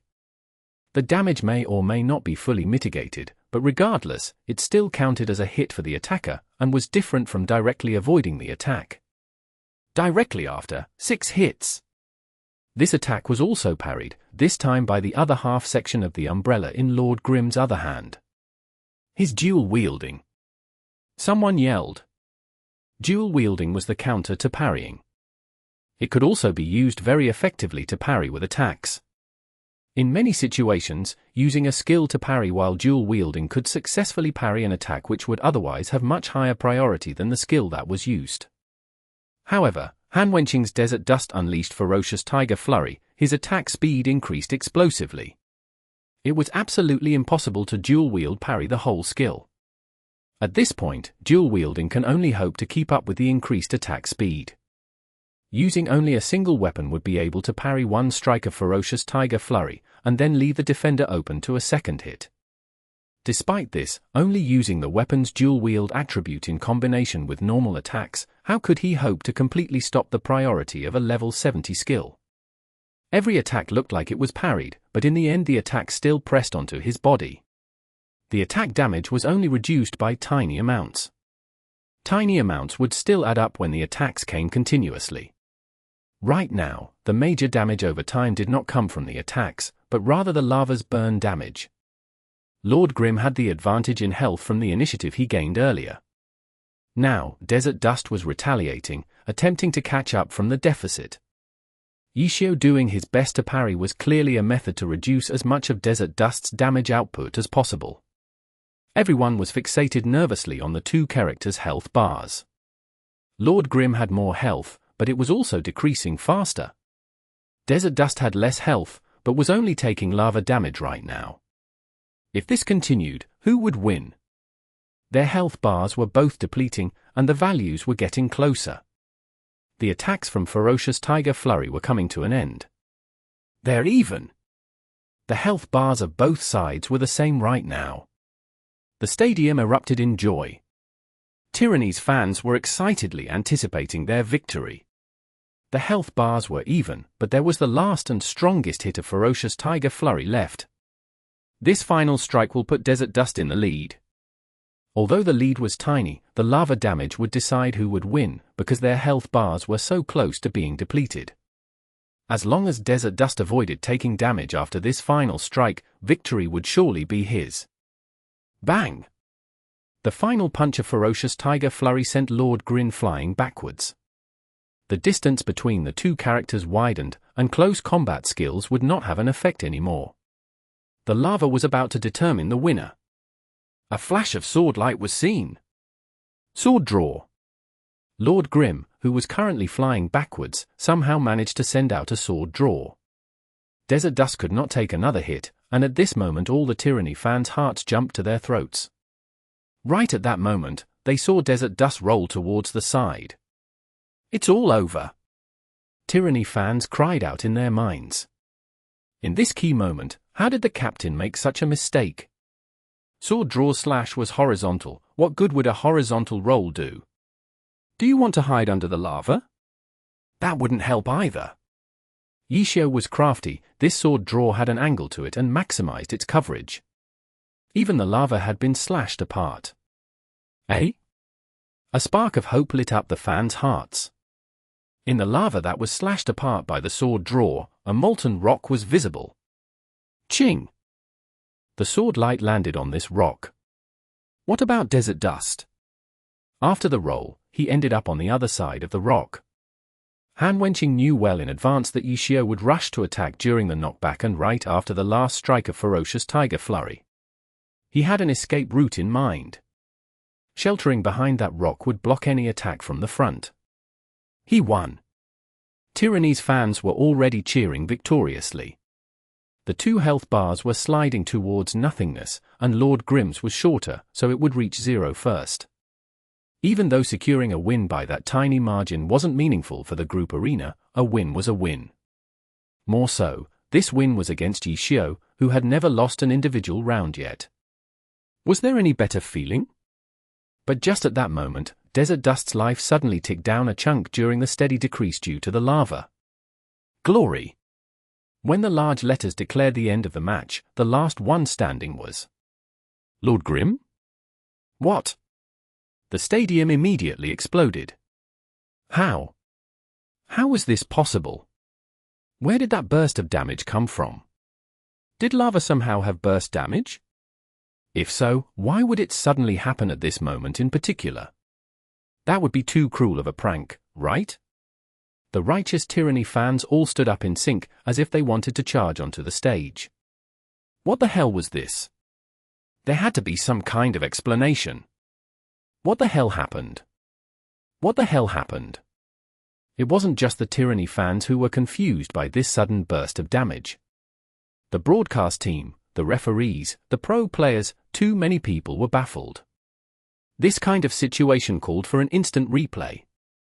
There had to be an explanation for this. Right now, it hadn't been found, so everything was being played back on the big screen. Even the holographic projection technology gave up the usual display of the winning character's model.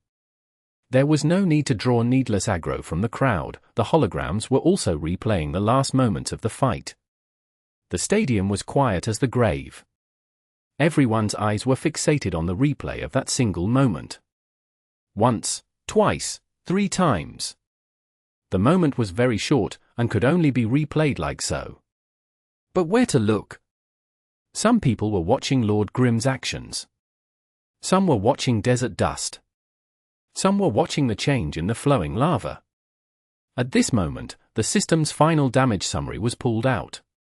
The system would not lie, it faithfully recorded every bit of the match from start to finish. These records would paint a picture and put everyone a step closer to the answer. Lord Grim's last damage taken, Ferocious Tiger Flurry's last punch, plus lava damage. Desert Dust's last damage taken, lava damage, and Waltzing Wave Sword? Spellblade skill, Waltzing Wave Sword. The silence in the stadium is still deafening.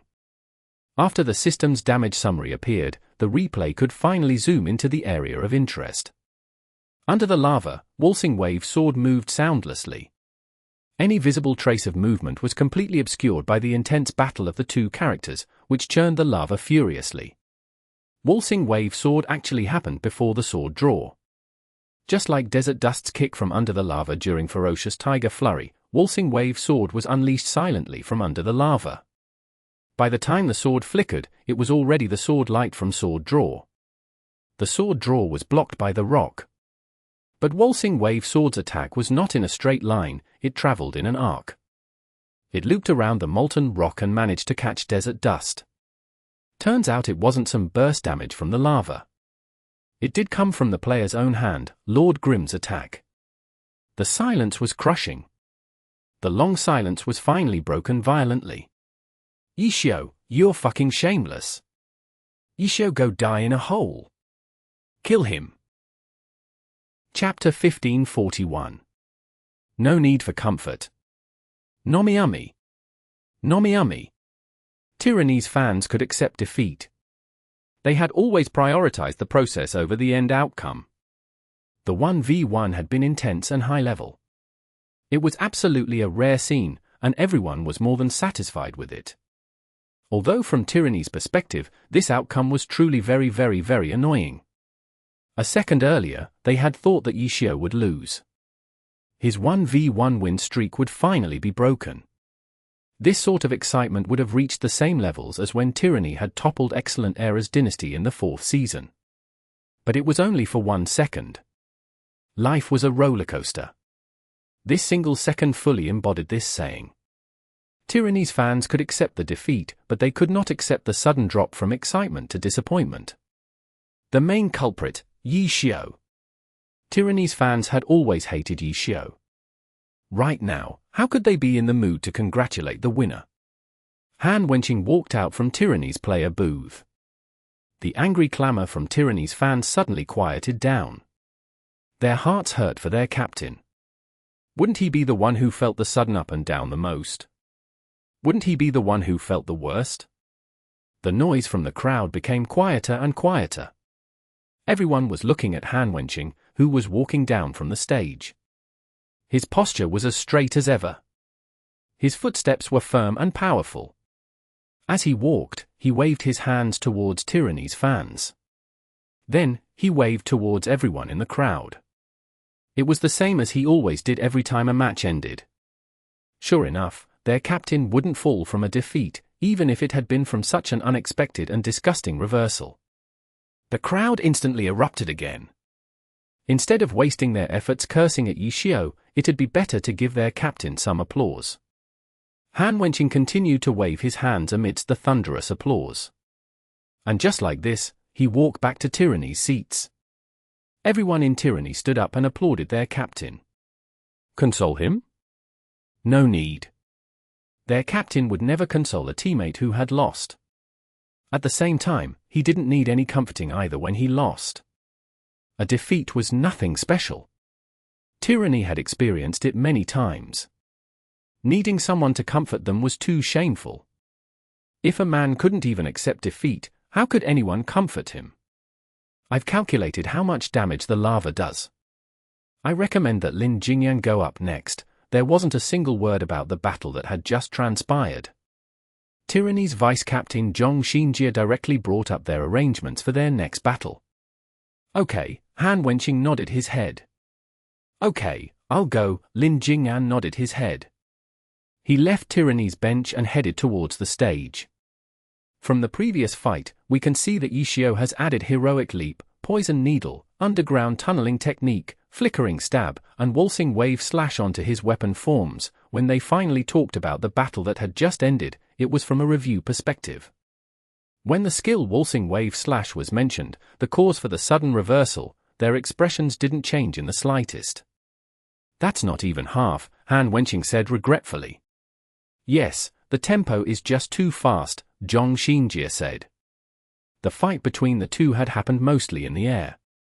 Once they fell into the lava dealt the majority of the damage came. The number of skills that the two could use effectively while in the lava was in fact quite limited. Lord Grim could attach a total of 12 bonus skills onto his Myriad Manifestations umbrella, and he had only used 5 of those 12 thus far. That meant there were still 7 unknown skills. It would be an unknown factor in the team competition. The vice-captain and captain of tyranny were mainly concerned about this unknown factor.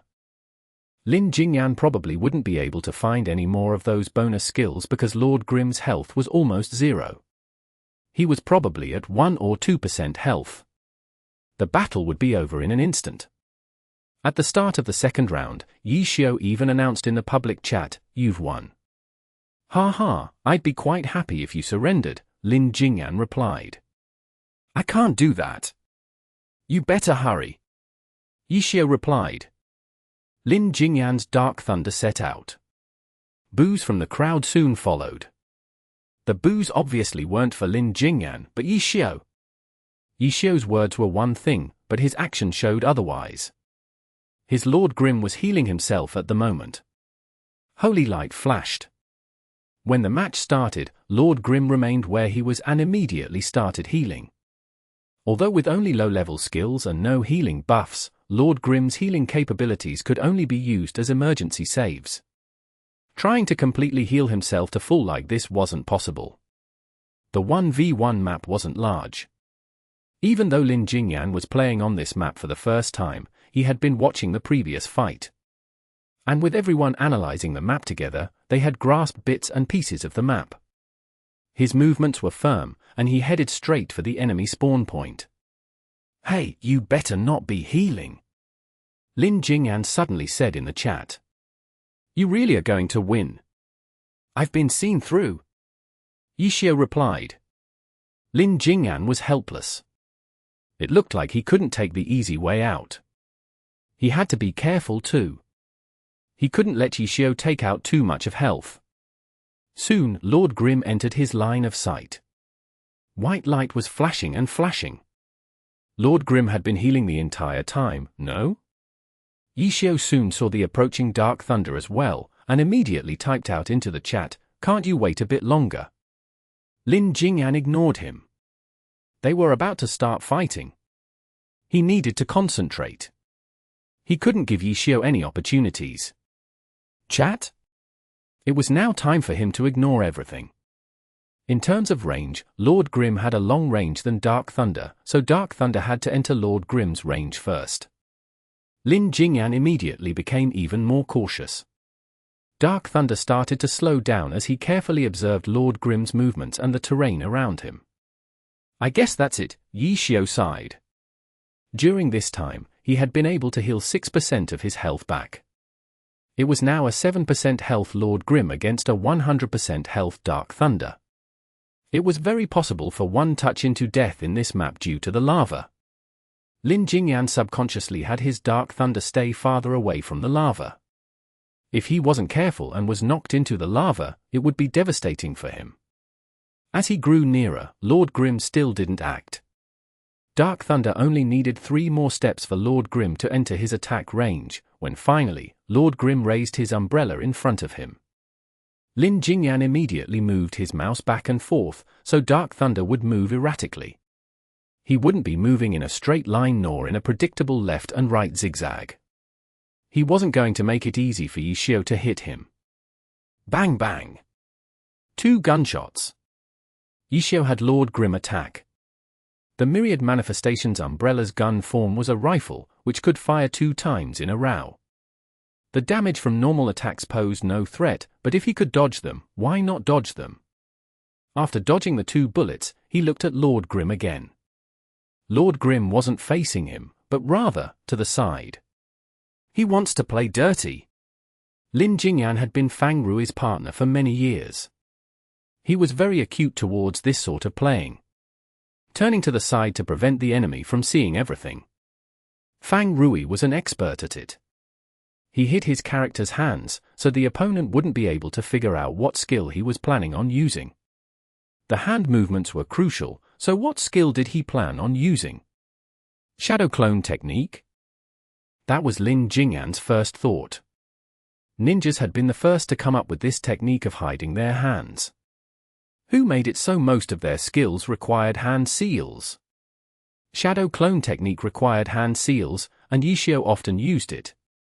Lin Jingyan's thought process was very logical. He immediately had his character roll to the side, while swinging his claw towards the side. One Night 8 Desolates. This was the name of Dark Thunder's silver weapon. He had 4 claws on each hand. The color and luster were rather dull and didn't give off any light. These claws swung in a semicircle motion. "Old Lin, you overthought it," Yixiao messaged. One Night 8 Desolates missed. After Dark Thunder rolled, he adjusted his view, and now he was facing Lord Grimm directly. There weren't any hand movements, just the muzzle of a gun. Boom boom boom. Anti-tank missiles.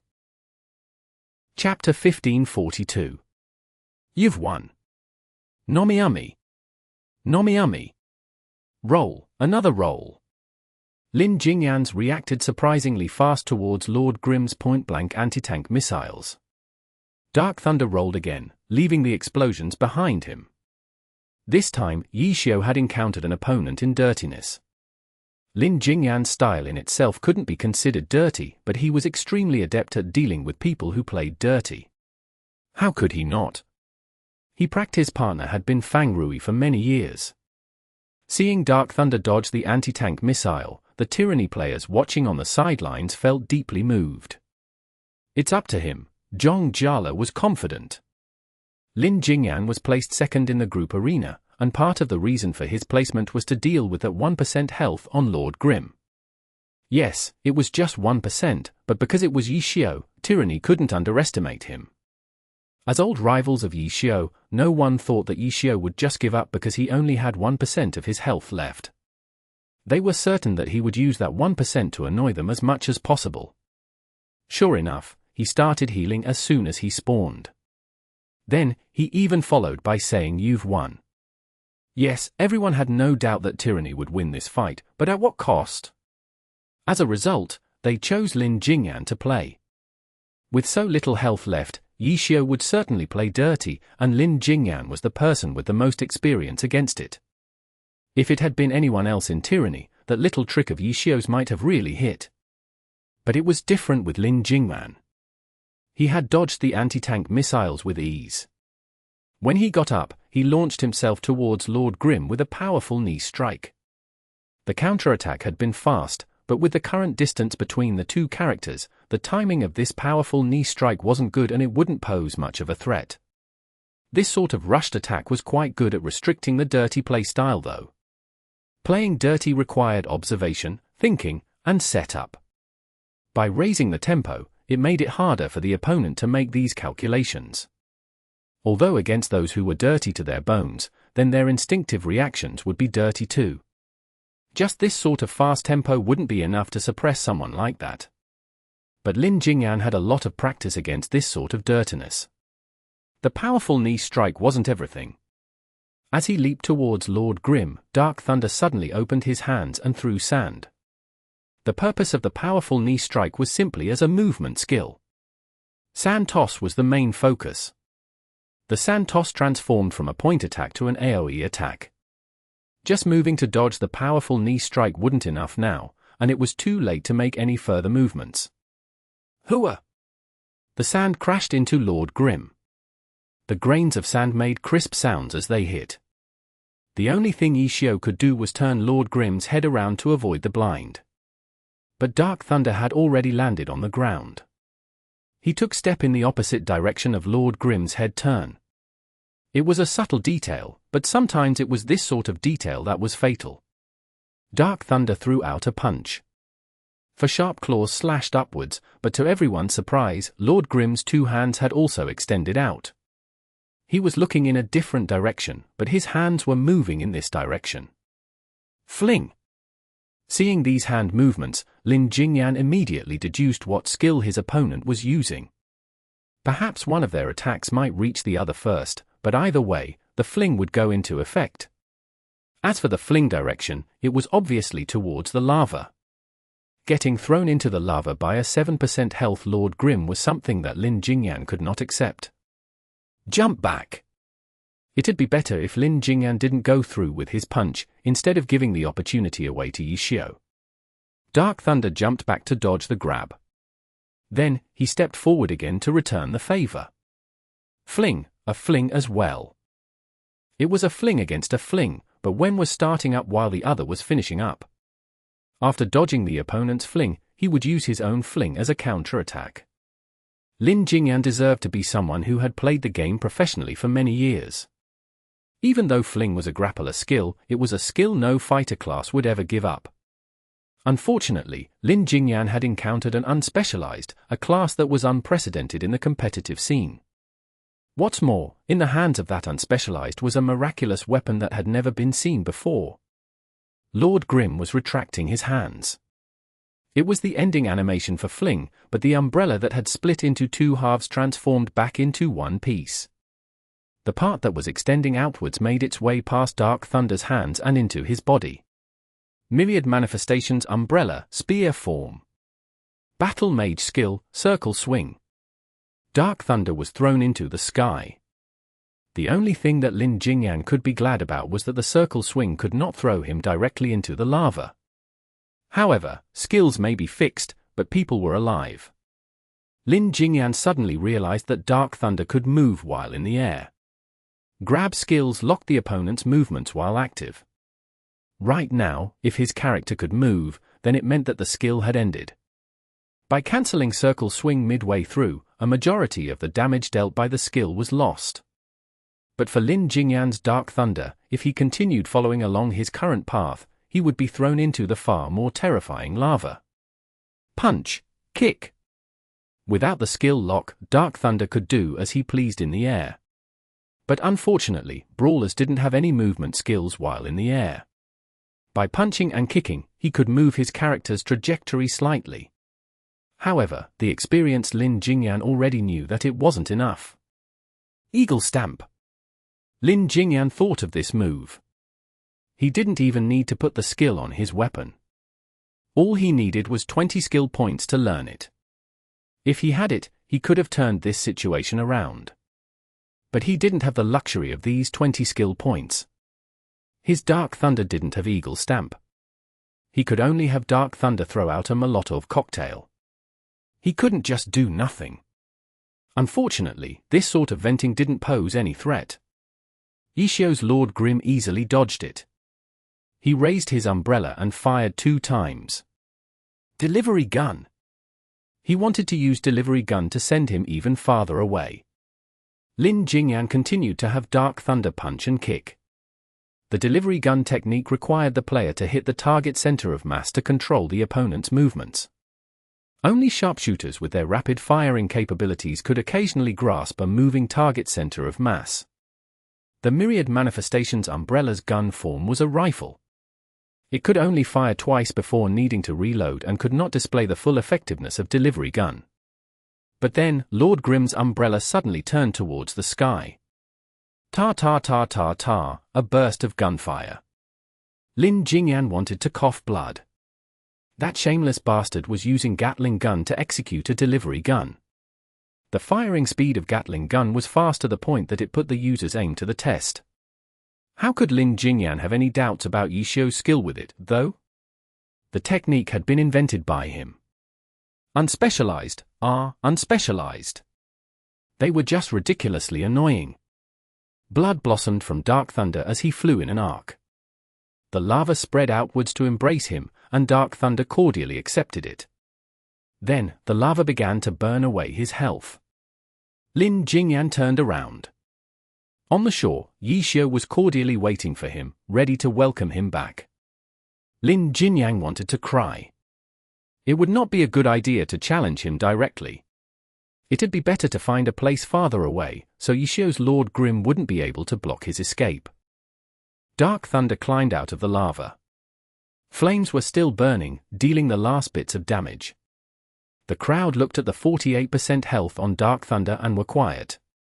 Then, they saw Yishio's Lord Grimm run towards him, while typing out, "Old Lin, how could you be so careless, Old Lin? The lava's pretty strong, no." The lava was indeed strong. He didn't even have half his health anymore. How could Lin Jingyan reply back to it? "You've won" was Lin Jingyan's reply.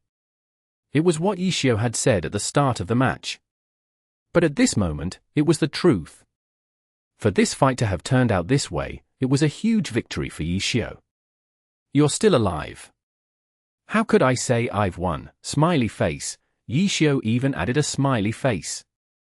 "I give you an inch, and you want a mile." Lin Jingyan replied. Dark Thunder rushed forward to meet Lord Grim. Technically speaking, Lin Jingyan had won. But even the generous Tyranny fans found it hard to applaud for this sort of victory. 41%. This was Dark Thunder's remaining health. To get rid of that 7% from Lord Grim, or perhaps it would be better to say 1%, Tyranny had sacrificed far more than they would have liked. Yishio walked out from the player booth. Normally, there would definitely be boos being thrown at him. But right now, the Tyranny fans didn't know if that was the right move, so they kept silent.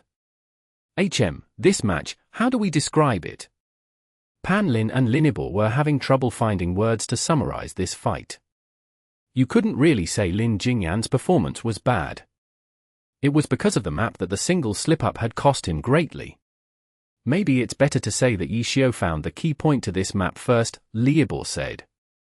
"Fuck off." The vast majority of the people who heard his words cursed at him. You'd have to be blind not to see what the key point to this map. Found it first? More like Yishio was the first to successfully take advantage of it. Chapter 1543. Methodology. Nomiami. Nomiami. Yishio. Yishio. The Tyranny fans stared silently at the bastard. They didn't boo him, but they obviously weren't going to clap for him. At this moment, they had no idea what they should do.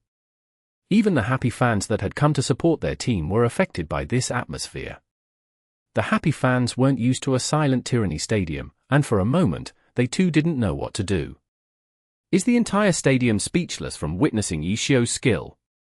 Pan Lin sighed. No one questioned Yishio's skill. Even Tyranny fans. They might feel disgusted by Yishio, but they would admit that Yishio was very skilled. Perhaps in their hearts, Yishio was the best. After all, only the best had the qualifications to make Tyranny hateful for 10 years. Their greatest losses had been at the hands of Yishio. But at the same time, their greatest joys had also been come from him as well. This time? It was only the group arena, and already, Tyranny's fans had experienced heaven and then fallen into hell. In the end, not a single bit of happiness could be seen on them. You have to win. No one knew who, but a shout suddenly came from the crowd.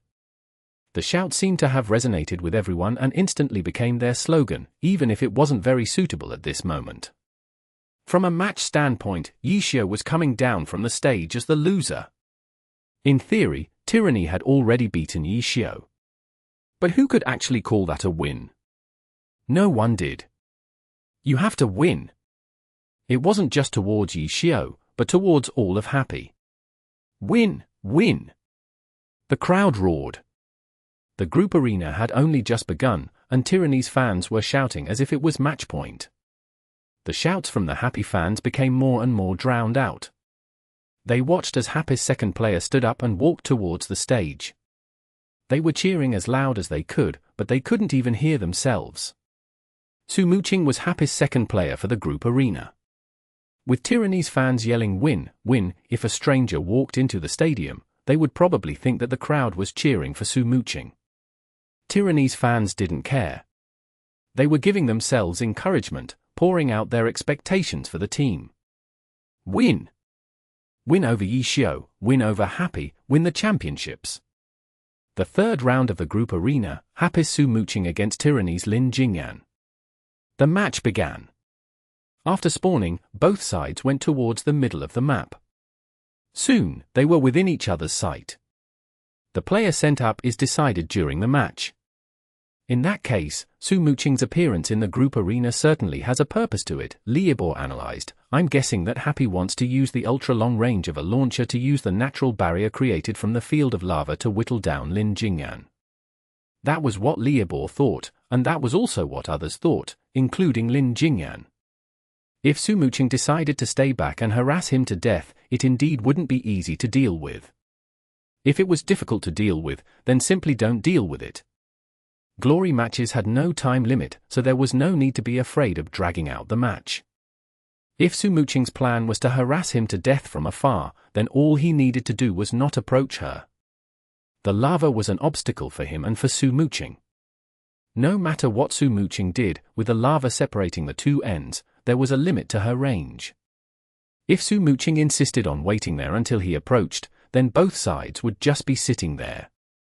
From a match standpoint, if both sides remained in a stalemate, then the referee would need to interfere. However, neither side could be blamed, so both sides would have to be penalized. Would it be a warning? A yellow card? Or even a red card? If it was a red card, then Happy would lose out. Su Muqing's dancing rain was at full health. She had a health lead. If both sides were given a red card, it would be mutual destruction. How could the one winning not be losing out on the trade? Su Muqing wasn't so stupid as to give herself a red card, so these were just random thoughts from Lin Jingyan. It was doubtful that the referee would end the battle in such a crude fashion too. If the match really did turn into a stalemate, then the referee would likely interfere by having the system force them to spawn at two new locations and force them to fight. Lin Jingyan had been a part of the alliance for 9 years. He had seen many things. The Glory competitive rules needed to be impartial to the competitors, while also needing to consider the spectators, the broadcast, the sponsors, and so on. Even after revising the rules many times, there were still many awkward rulings in place. The alliance was still growing to this day. It wasn't perfect. Exploiting these sort of grey areas had become one type of strategy in Glory competitive play. The alliance did not encourage this behavior, but there was nothing they could do to stop it. They could only try their best to create a more perfect rule set and patch up these holes. But before these holes were patched, they could always be taken advantage of. As a result, Dark Thunder stopped moving forward. He began moving horizontally. His current distance from the lava was around 10 steps. This is? Many people were feeling somewhat conflicted about Lin Jingyan's actions. However, Liebo had analyzed what methods Su Muqing might use in this map, which weren't difficult to guess. Seeing Dark Thunder's movements, the viewers soon realized that even if Su Muqing's dancing rain fired from the edge of the lava, she still wouldn't be able to reach him. What would happen then? If the two sides didn't make any changes, the match would turn into stalemate, and then what? For people familiar with Glory, it wasn't a difficult question at all. Then, the referee would interfere and force the two characters to fight. Then, Su Muqing would have lost her barrier. Perhaps the two characters would spawn too close together, making it so that her launcher would immediately be in a dangerous position. He's planning on taking advantage of the rules to change the situation, Liebo said. This tyranny, this, Pan Lin didn't know what to say.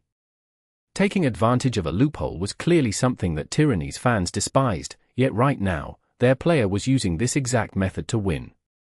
This wasn't a scene they should be seeing from their team Tyranny. How could Lin Jingyan not know this?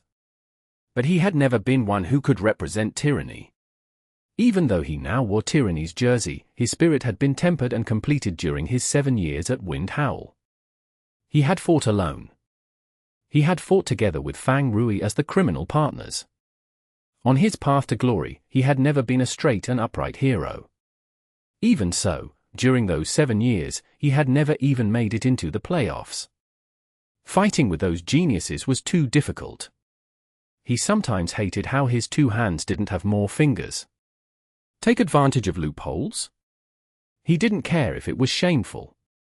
All he cared about was winning and how he wasn't doing enough. He was just a normal person, but his thirst for victory was no less than anyone else's. He might not be a genius of any kind, but he was willing to do anything to win. Exploiting loopholes? So what? That was one way to win.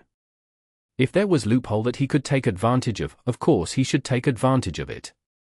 Lin Jingyan didn't hesitate. Dark Thunder stopped moving forward. But then, he saw Dancing Rain head directly for him. The referee didn't need to interfere, but everyone could see that by exploiting the rules, Jingyan created a disadvantageous situation for Happy. Perhaps it had forced Su Muqing to give up on her original strategy of using her long range and the lava to win. She's going straight for him. Jingyan should be very satisfied, right? Pan Lin said somewhat mockingly. After all, as an official staff member of the alliance, he couldn't approve of this sort of behavior. Boom boom boom. Dancing Rain fired artillery shells as she sprinted. She didn't rely on the lava as a barrier, instead, going for a frontal assault. She created a path extending from her position to Dark Thunder's position. If it were any other Tyranny player, they would have likely jumped out and rushed towards Dancing Rain's barrage to try to close the distance with the launcher. But not Jingyan. He was retreating. It seemed like he wasn't satisfied with the terrain here. He was retreating back to a place where there were piles of limestone scattered about. These piles could act as cover. Jingyan was luring Su Muqing towards there. That area was obviously unfavorable for Su Muqing, but what choice did she have?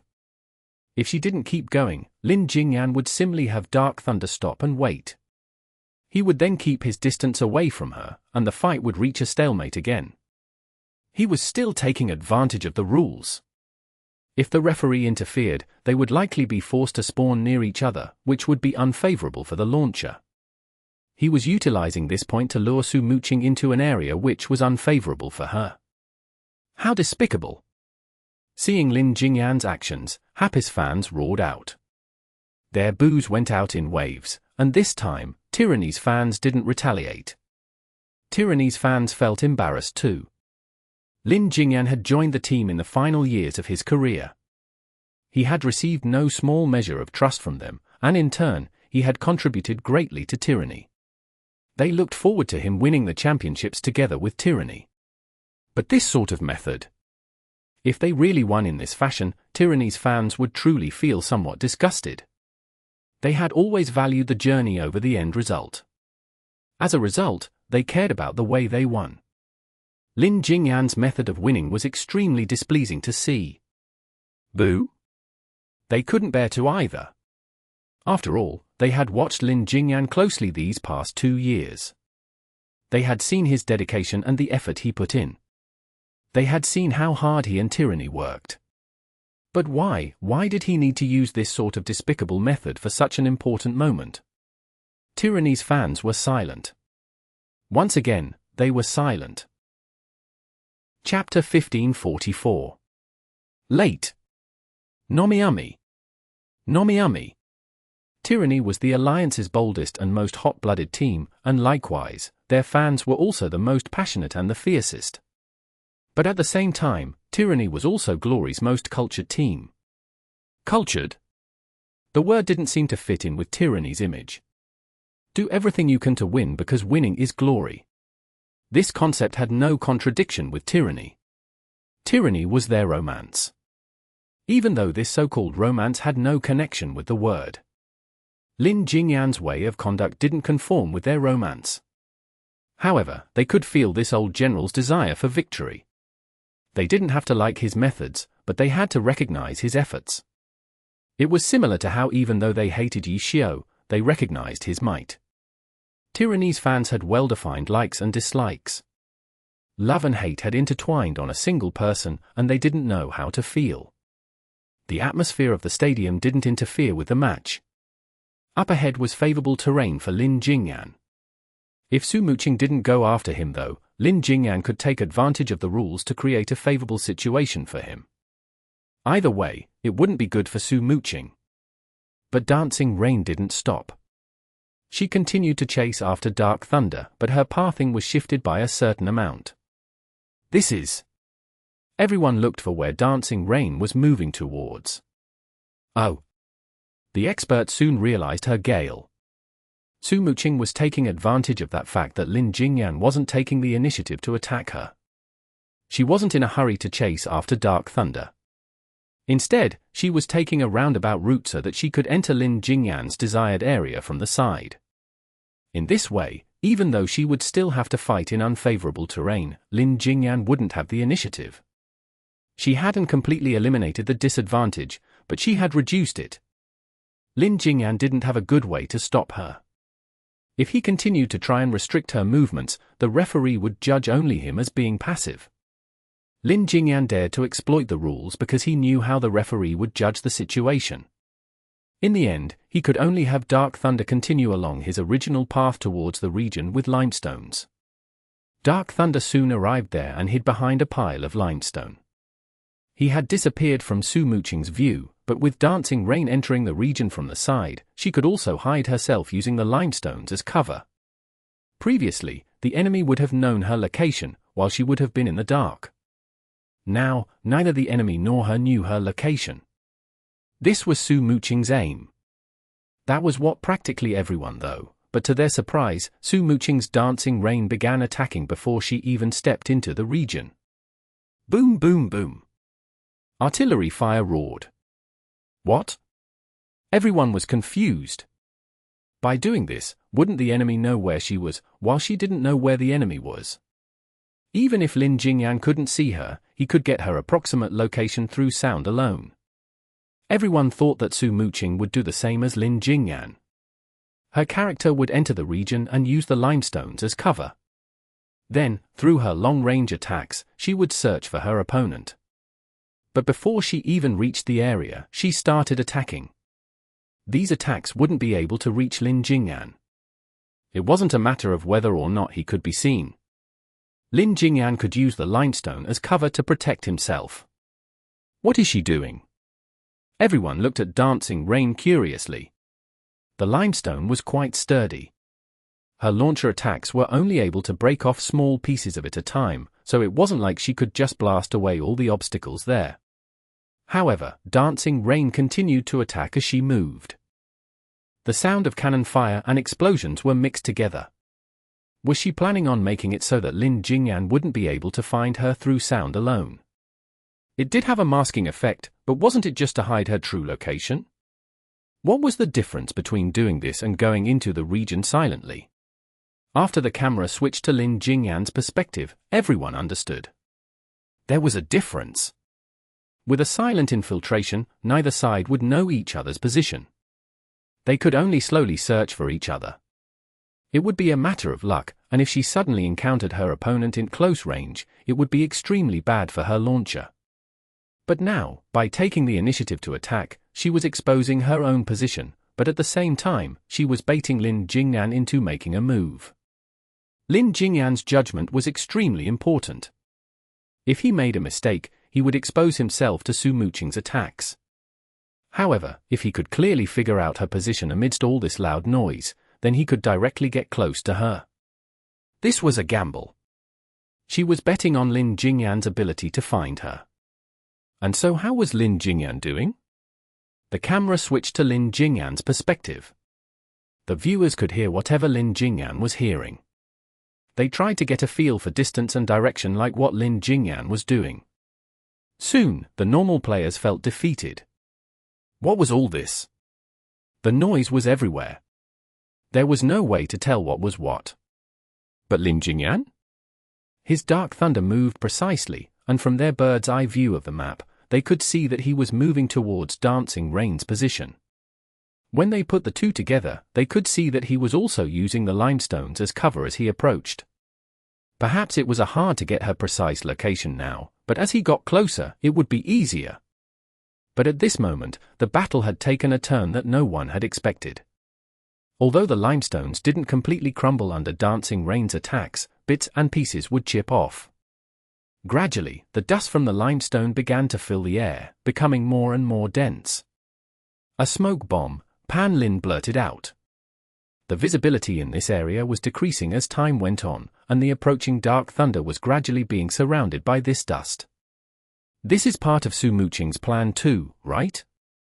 Pan Lin said. I don't think so. Li Yibor said. Because the dust was slowly accumulating, by the time they noticed it, the dust had already spread everywhere. Even though the dust hid her to some extent, it also hid the enemy. It was actually more unfavorable for the launcher. Since it reduced her visibility, by the time she noticed her enemy, they would be at mid-distance and she wouldn't be able to display her long-ranged advantage. This was definitely an accident. Because she had to keep attacking the limestone relatively close to her, the situation had unknowingly turned out this way. The biggest proof was that she stopped firing. Su Muqing clearly understood that she couldn't continue like this. Random maps. Li Yibo sighed. It was a situation brought about by random maps. The plan might be good, but there was no way to know everything about the map. This was certainly a good opportunity for Lin Jingyan. After he discovered this point, he didn't hesitate for long. He used the dust as cover and had Dark Thunder dash towards Dancing Rain's approximate location. Artillery fire could be heard again. What? Seeing Dancing Rain suddenly attack again and seemingly faster too, Pan Lin was confused. Too late. Lin Jingyan had determined Dancing Rain's position because of the pause from Su Muqing. It had probably been an instinctive pause. Su Muqing quickly realized her mistake, so she started attacking more intensely than before. But she was too late. That pause was enough for Lin Jingyan to determine her precise location. Launcher attacks weren't rapid fire. After firing once, she had to reload. That was why she needed to mix in the sound of explosions to hide it. But by suddenly stopping, her final shot became incomparably clear, and Lin Jingyan grasped it. Su Muqing had realized it and hastily tried to cover for her mistake, but she was too late. Dark Thunder suddenly appeared in front of her. The distance was only 5 units. Charge! No hesitation. He couldn't miss such a rare opportunity. He needed to stick close and finish her. Boom, boom, boom. Dancing Rain immediately turned around and attacked. Aerial cannon, just like he expected. Reinforced iron bones. Dark Thunder immediately activated this striker skill. The super armor protected him from being knocked back by the artillery shells. He took a wide step and launched himself from the ground, powerful knee strike. The knee strike was far faster than the retreating Dancing Rain. The distance between them was instantly wiped away, and with reinforced iron bones activated, he wasn't affected by her attacks. But he didn't want the knee strike to connect. He wanted to get close to Dancing Rain, not knock her away. The instant he got close to her, he cancelled powerful knee strike. His hands extended out. Grab! If he had been a striker or a grappler, this grab would have likely missed because the distance was rather far still. Their arms weren't long enough. However, brawlers were different. Brawlers could wear claws. Claws were the only fighter weapons with a bit of reach. His 2 hands might not be able to grab onto Dancing Rain, but the claws on his hands could. His weapon, One Night 8 Desolates, extended his reach, making this distance just enough for him to land the grab. His claws latched onto Dancing Rain's shoulders. Back throw! Lin Jingyan didn't use fling. Instead, he used the sub-level 20 grappler skill, back throw. The target would be thrown directly behind him, instead of far away. The back throw was completed. Dark Thunder threw Dancing Rain behind him, but when he looked towards the ground, Lin Jingyan was stunned. The dust from the limestone was very dense. He couldn't see the ground. He couldn't see the ground. Wait! Lin Jingyan realized it too late. The 2 characters plunged into the lava. Chapter 1545. Mounted Gun. Nomiumi. Nomiumi. Dark Thunder was still in the middle of his back throw. With his body bent, he fell into the lava along with Dancing Rain. The fiery red lava rippled across the hazy ash. Lin Jingyan's heart fell together with Dark Thunder. Coincidence? Luck? Of course not. The density of the ash in this area had to be much higher than in other areas to hide the lava like this. It was a smoke screen that Su Muqing had intentionally set up. It was a set-up. Everything was a set-up. The continuous attacks had been to hide her and to bait him to come over. The instinctive pause in her attacks and her haste to cover up her mistake had been an act. Everything had to been to lure Lin Jingyan into this trap. Lava, lava again. It was obvious that the lava dealt a lot of damage and shouldn't be touched, yet everyone who had participated in this group arena had fallen into it. Lin Jingyan felt like couldn't show his face. Su Muqing's dancing rain had fallen together with dancing rain though. The back throw would still take effect, which meant that Lin Jingyan could continue attacking her in the lava. Fight! Lin Jingyan came to a decision. It'd be better to struggle in the lava than escape. Similar to the high DPS fight between Yishio and Han Wenqing, the lava was also an opportunity to deal massive amounts of damage. Touch the ground and twist around. Dark Thunder moved freely in the lava. The instant dancing rain was thrown to the bottom, he twisted his body. Tyrannical Chain Punch. Dark Thunder immediately started with a high-level skill. The follow-up had been perfect. There was nothing Su Muqing could do. Her original intention was obviously for Dark Thunder to fall into the lava, while Dancing Rain stayed on shore attacking him.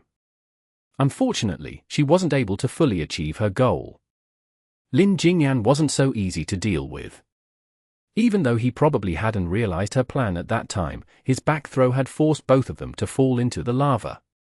Su Muqing wasn't completely unprepared for this possibility, but Lin Jingyan had already decided to abandon everything. After the back throw, he didn't hesitate to follow up with Tyrannical Chain Punch. This place happened to be a corner of the map. There was nowhere to run. Su Muqing's dancing rain could only take the attack. Strike after strike landed, and the lava began to stir again. Dark Thunder's health was dropping, but Dancing Rain, who was taking damage from both the lava and enemy attacks, was losing health faster. Maybe he can win? Some people saw the speed at which Dancing Rain's health was falling, and their eyes lit up. However, the experts didn't think so. Right now, the high DPS was because of Tyrannical Chain Punch. Brawlers didn't have ways to maintain this sort of damage output. This situation would only be temporary. Once the Tyrannical Chain Punch ended, it would end. If this continued, there was no way Lin Jingyan could win. However, if he did well enough, he could deal a lot of damage to Dancing Rain. Lin Jingyan's firm resolution was quite worthy of admiration. Boom! The final hit of Tyrannical Chain Punch created a small crater in the lava. Finally, Dancing Rain was able to escape. The shockwave had knocked her to the side. Dark Thunder was in the middle of the ending animation of the attack. However, during this brief period of time, Dancing Rain was stunned and couldn't act either. It could be considered a sort of protection for the player who used Tyrannical Chain Punch. It looks like everything depends on what happens next. The experts in the crowd understood this point clearly.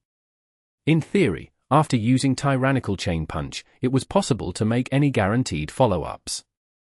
As a result, whether or not the combo continued depended on the situation and the player. Lin Jingyan needed to be on the offensive in order to deal as much damage as possible. Whether he succeeded would be the key to the outcome of this battle. Paralysis Needle. As soon as Dark Thunder could act again, a needle flew out. Paralysis Needle paralyzed the target. With the crashing waves of lava all around, the needle was too small to see. After throwing out the needle, he rushed out. But with half of his body in the lava, the amount of resistance from it wasn't small. The difference was that Dark Thunder had used another high-level skill. Street Riot. It was an offensive skill, but it could also be considered a support skill too. During Street Riot's duration, all mid- and low-level brawler skills were buffed. In addition, the usual skill cooldowns were eliminated. Powerful Knee Strike.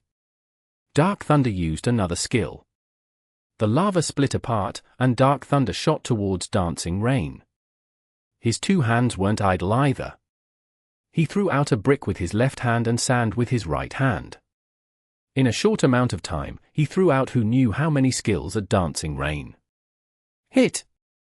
Paralysis Needle hit, brick hit, sand toss hit. Dark Thunder was almost about to reach her when a bright light suddenly shined from within the lava. Dancing Rain had quickly lifted her cannon and then fired at Dark Thunder. It was a quantum bomb. The light crashed towards Dark Thunder. At this distance and that speed, Lin Jingyan had no way to dodge. The bright light engulfed him and then sent him flying. However, the powerful recoil didn't affect Dancing Rain. As the lava was pushed aside by the shockwave, they could see that Dancing Rain stood firmly on top of a support. The paralysis needle had hit. The brick had hit. The sand toss had also hit. Why did the quantum bomb not get interrupted?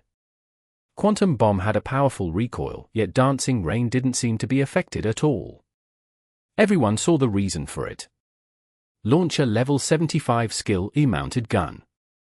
After the skill was used, the launcher would be fixed to a spot unable to move. In exchange, the launcher's attack power would be greatly increased and the launcher's attacks could not be interrupted. Su Muqing had sneakily hidden a mounted gun underneath the lava. Lin Jingyan respected this play wholeheartedly. After blown back, Dark Thunder focused on Dancing Rain again. He saw the cannon on the mounted gun flash again. Boom! Another artillery shell shot towards Dancing Rain. Damage from attacks and lava? That was what Lin Jingyan had been doing to Dancing Rain just before, and the blink of an eye, Su Muqing returned the favor. With how much health Dancing Rain had, there was no chance for another opportunity to counterattack. Glory! Amidst the raging lava, Dark Thunder's health fell to 0. In the third round of the group arena, Su Muqing won while losing 29% of her health. The quantum bomb parting the waves and revealing the mounted gun hidden beneath the lava was the biggest highlight of this match. The broadcast put on a replay of this scene. For the sake of appearances, since this was Tyranny's home stadium, a highlight wshowcasing the away teams wouldn't be good to keep looping no matter how incredible it was. Lin Jingyan walked down from the stage. In this all-important match, his performance was unsatisfactory to say the least. He had only taken out 7% of Lord Grimm's health, which could even be considered as just 1%, and 29% of Dancing Rain's health. That was what he was able to achieve in today's group arena. The loss was big enough to lead to Tyranny's overall loss in the group arena. Was that all? He had gone all out and even tried to exploit a loophole in the rules. Even so, he had suffered a crushing defeat. Lin Jingyan felt extremely disappointed in the outcome and in himself. However, the applause from the crowd had made Lin Jingyan feel somewhat astonished. Tyranny's fans weren't the type to just toss aside the loser. Whether in victory or defeat, the battle was what mattered. As long as the player performed to their satisfaction, it was good in the hearts of Tyranny's fans. But what about today's match? Lin Jingyan was quite clear that his performance wasn't great. He had even done something that Tyranny's fans didn't like. Even so, why was the crowd applauding for him? The applause couldn't be considered enthusiastic. After all, Tyranny's fans were still somewhat hesitant. Lin Jingyan didn't perform the way they liked, and the outcome left much to be desired. However, they still applauded for him because they recognized Lin Jingyan's efforts, especially in his final act, risking his life to try and pave the way for his teammates. Lin Jingyan was a part of Team Tyranny. He had tossed aside his honor for the sake of victory, for the T's victory. This sort of mentality was worthy of being praised. Even if he had used a few unpleasant methods, these details could be ignored. Tyranny fan after Tyranny fan began opening their hearts. The applause became more and more fervent. When the applause thundered across the stadium, Lin Jingyan felt stunned as he walked back to this seat. Go Tyranny! A loud cheer came from the crowd. Lin Jingyan wasn't someone who was easily moved, but at this moment, he couldn't restrain himself anymore. These two matches had been quite depressing. Right now, no one wanted Tyranny to win more than he did. Go Tyranny! Lin Jingyan suddenly roared to the crowd. It was a display of passion that had never appeared before in his career. On Happy's side, his friend Fang Rui felt surprised seeing his excitement. Go go go! Tyranny's fans felt another surge of energy seeing his response. Lin Jingyan waved his hands as he shouted towards the crowd. The atmosphere of the crowd gradually followed along with him. Tyranny's next player had already stood up from his seat. Zhong Jiala, Tyranny's third general. Go! As he walked towards the stage, he passed by Lin Jingyan and gave him a high five. They were passing on their desire to win. Chapter 1546. Distance. Nomiami. Nomiami. When Zhong Jiala high-fived Lin Jingyan, the intensity of the crowd reached a peak. Zhong Jiala also waved his hands towards the audience. Then, he began calming himself down to steady his emotions. Su Muqing wasn't someone who could be beaten just by being enthusiastic. Su Muqing had joined the alliance in Season 4. In that sense, Zhong Jiala, who had joined in Season 2, could be considered her senior. The beginning of Season 4 was the when Yishio and Excellent Era were at the peak, having won all 3 prior championships. However, several Excellent Era players had retired in that summer. Everyone was watching Excellent Era attentively, wondering whether they could fill in these gaps. Then, Su Muqing, a beautiful girl, entered their sights. In terms of publicity, Excellent Era had succeeded. Just having a female player join the team was enough to bring about much discussion from the public. But for pro players who cared about winning the championship trophy, whether or not this female player had the skill to back up her addition to the team was their main concern. She had to compete with those at the peak of glory and stand alongside the most troublesome player in the competitive scene. Soon afterwards, everyone quickly noticed the astonishing synergy between Su Muqing and Yishio. It was as if they had been practicing together as partners for many years. Later, they discovered that Su Muqing and Yishio had a long history together, so it made sense that the two would have a certain understanding of each other already.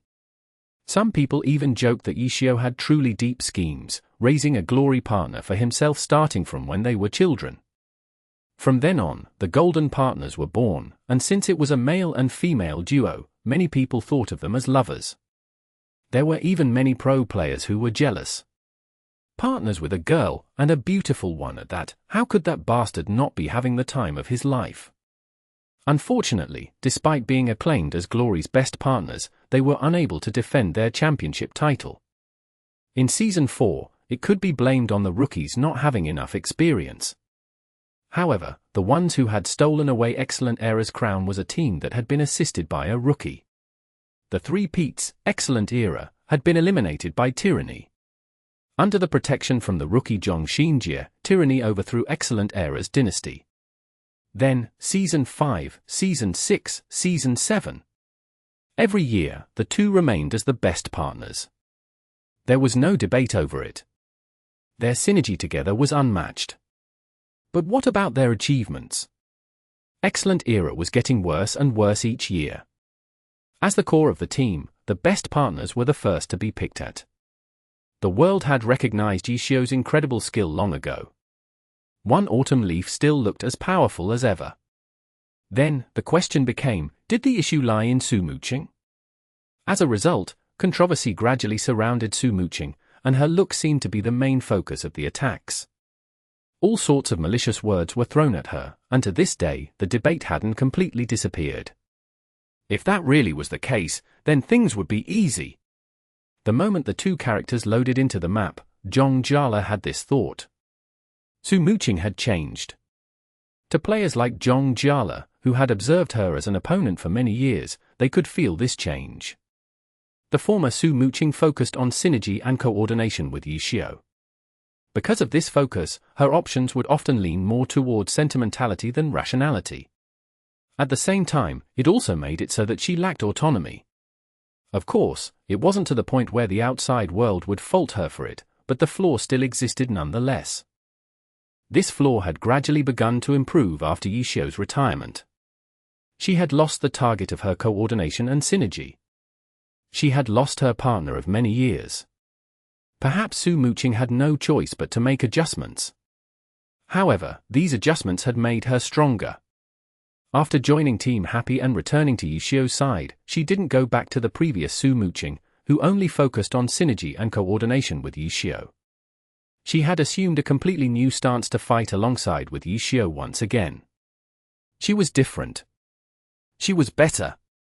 Those familiar with Su Muqing as an opponent quickly became aware of her improvement. As the season progressed, the skill that she displayed was becoming more and more formidable. It was because she was adapting to her new team. Even though Happy had Yi Xiu, the others were new teammates.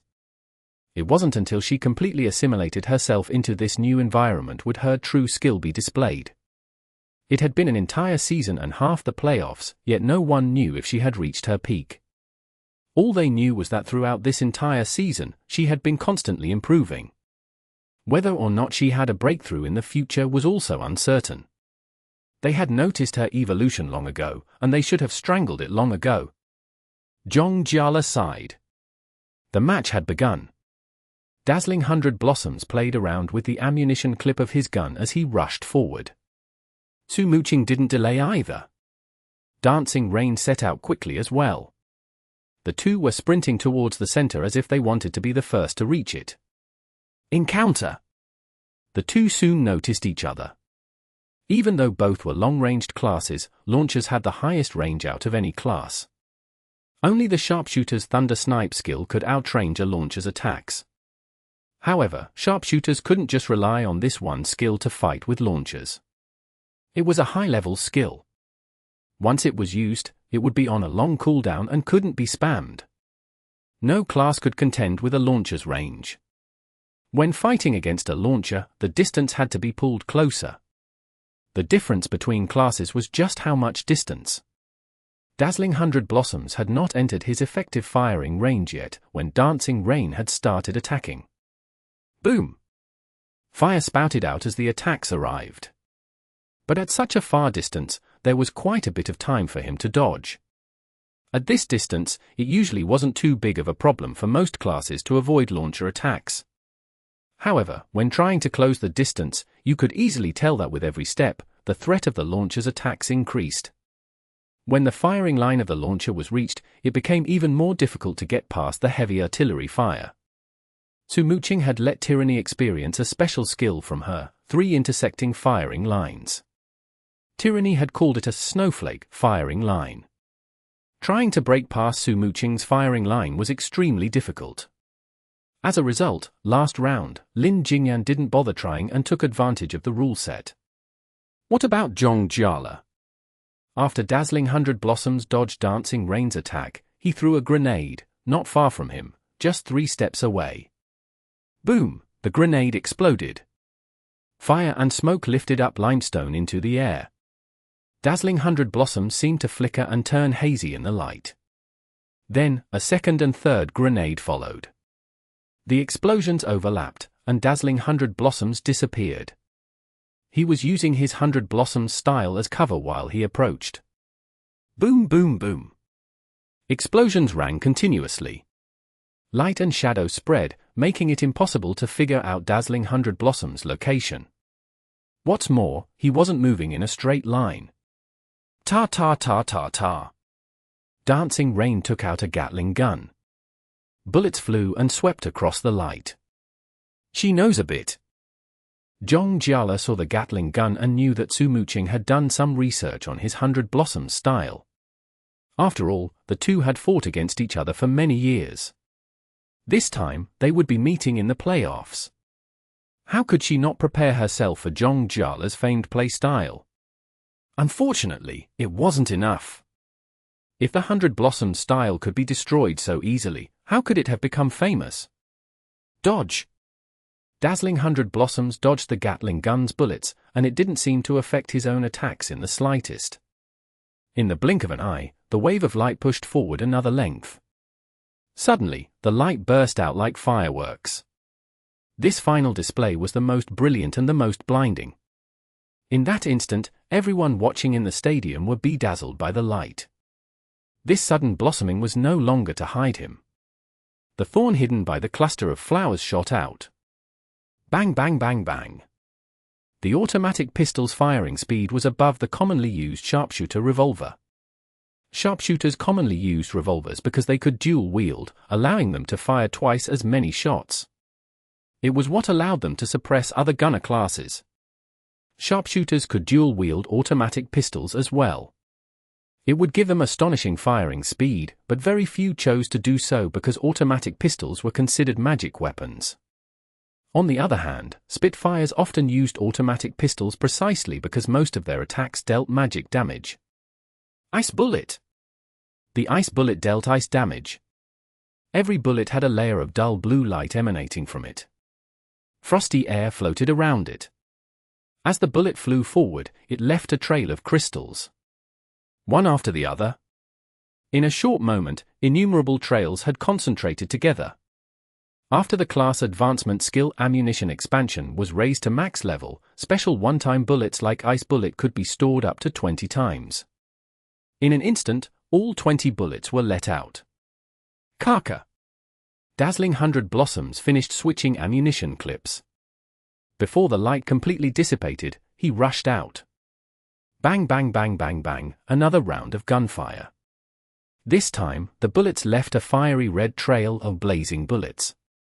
Dazzling 100 Blossoms had already entered his attack range, so he immediately launched his offense. Even though his firepower wasn't as powerful as launchers, he could attack much faster. His magic bullets would trigger special effects on contact as well. Jingyan didn't fear a fight at this distance. As for Su Muqing, Kakaka and then a support fell to the ground. She placed her heavy cannon onto it, while she stood behind it, her two hands holding it stably. She didn't run. Su Muqing had dancing rain use-mounted gun again. Last round, she had hidden it in the lava and used it to destroy Lin Jingyan's plans. This time, she made no secret of it. Wind began gathering around her cannon. Although the ice bullets hit her one after another, the wind roared out all at once. It was another level 75 skill. Hurricane Cannon. Chapter 1547. Consolidating an Advantage. Nomiumi. Nomiumi. Unyielding. There was no way to be more unyielding than this. Not moving an inch, her cannon lined up perfectly. Su Muqing welcomed Dazzling 100 Blossoms head-on. Whoosh! Hurricane Cannon flew out accompanied by high-pitched whistling. When Dazzling 100 Blossoms fired his second round of attacks after reloading, his shots were all caught in the Hurricane Cannon and were blown off course. Jingyan was astonished. He did not expect Su Muqing to attack so forcefully. Last round, there were tricks upon tricks. This round, she couldn't be more direct if she tried. Su Muqing had become a player who could make an unwavering decision based on the current situation. She's freed herself of the shackles of excessive cooperation with Yishio, and no longer had the slight cluelessness she used to have when Yishio wasn't present. Dodge! Dazzling 100 Blossoms, who was charging forward, had to dodge sideways. But how could Hurricane Cannon's power be so easily escaped? Dazzling 100 Blossoms managed to avoid being hit directly, but was still caught in the twisting, cannonball-like hurricane. His body immediately staggered from the force. Boom! Cannon fire still rang out. Su Muqing was clearly not going to give Jingyan any time to catch his breath. Explosion after explosion followed. However, Jingyan was also not one to be so easily stopped. Even though Dazzling 100 Blossoms was shaken by the Hurricane Cannon, he still managed to control his character accurately while staggering. Flash bullet! A flash bullet flew out, followed closely by a gunshot. Jingyan did not wait for the flash bullet to hit the ground, and directly shot and blew it up mid-air. Blinding light instantly flashed out. At this moment, even the spectators were dazzled by the bright flash. The broadcast cut quickly to Su Muqing's first-person perspective. Everyone also hastily looked at the big screen, curious as to whether Su Muqing was affected by this flash bullet. She was somewhat, but not completely.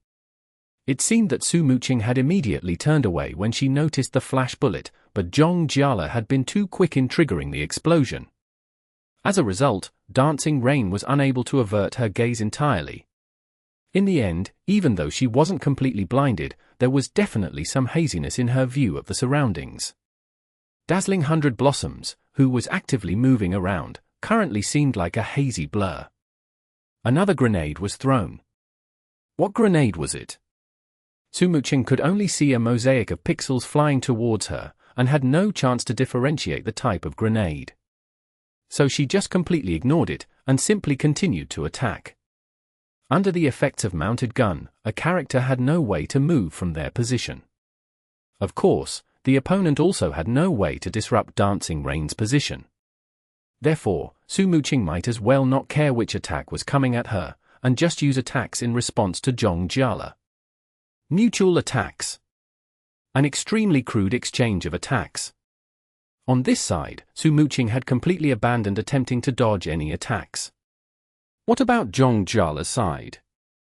Dazzling 100 Blossoms' movement was not restricted like Su Muqing's was by mounted gun, but he had already advanced this far, and Su Muqing was tanking all his attacks. In this situation, choosing to retreat would only be wasting his own health, while also surrendering the distance he's worked so hard to gain. Attack for attack, blood for blood. At this time, there was no alternative. Su Muqing had forced Zhong Jiala to have an exchange like this. A launcher using mounted gun clearly had heavier firepower. Zhong Jiala did not let go of his advantage of free movement. If he simply stood still and traded with mounted gun, it wouldn't be any different from suicide. This battle turned into a slugfest where neither combatant was willing to back down. But the outcome would really be decided by Zhong Jiala's ability to dodge attacks. For Dancing Rain, who was using mounted gun, dodging was out of the question. Bang bang bang. Boom boom boom. Endless gunshots, cannon fire, and explosions resounded. In the end, Su Muqing lost. This result could not be considered unexpected since Dancing Rain began the round with a health disadvantage. However, the difference was only 29%. It wasn't an overwhelming one. This kind of disadvantage could be wiped out with one successful combo. But Su Muqing decided not to do this. She resolutely exchanged health after meeting her opponent, which was disadvantageous for the side with lower health. She did lose this round, but didn't actually lose in the overall picture. Zhong Jiala's Dazzling 100 Blossoms only had 21% of his life remaining. 71% to 79%. Su Muqing came out slightly ahead. But in terms of the group arena, Happy was way ahead, and if they kept trading like this, they would be the victors in the group arena. Su Muqing managed to set a trap and deal with Lin Jingyan, and furthered the lead that Yishio established against Tyranny. It would be hard for most people to miss out on an opportunity to further their lead when they already had an advantage. More kills meant more points. However, every new player in the group arena meant a potential reversal, especially for Tyranny, who was richly experienced and strong-willed. It wasn't that easy to shake them up. Thus, when battling Zhong Jiala, Su Muqing did not greedily look to further their lead. Instead, she simply traded evenly. A very wise strategy, and a very wise decision. There didn't seem to be a big change in the difference in health. But as the number of players went down, if the health difference stayed the same, the lead would actually widen. Happy still had 3 players on full health. Tyranny had 2 plus a 1/5 health Dazzling 100 Blossoms. Who would Happy send out next? Su Muqing left the stage, everyone was fixated on the player's area. The suspense for the next player was too much. Mo Fan. Mo Fan stood up on Happy's side. As expected. Everyone felt this way.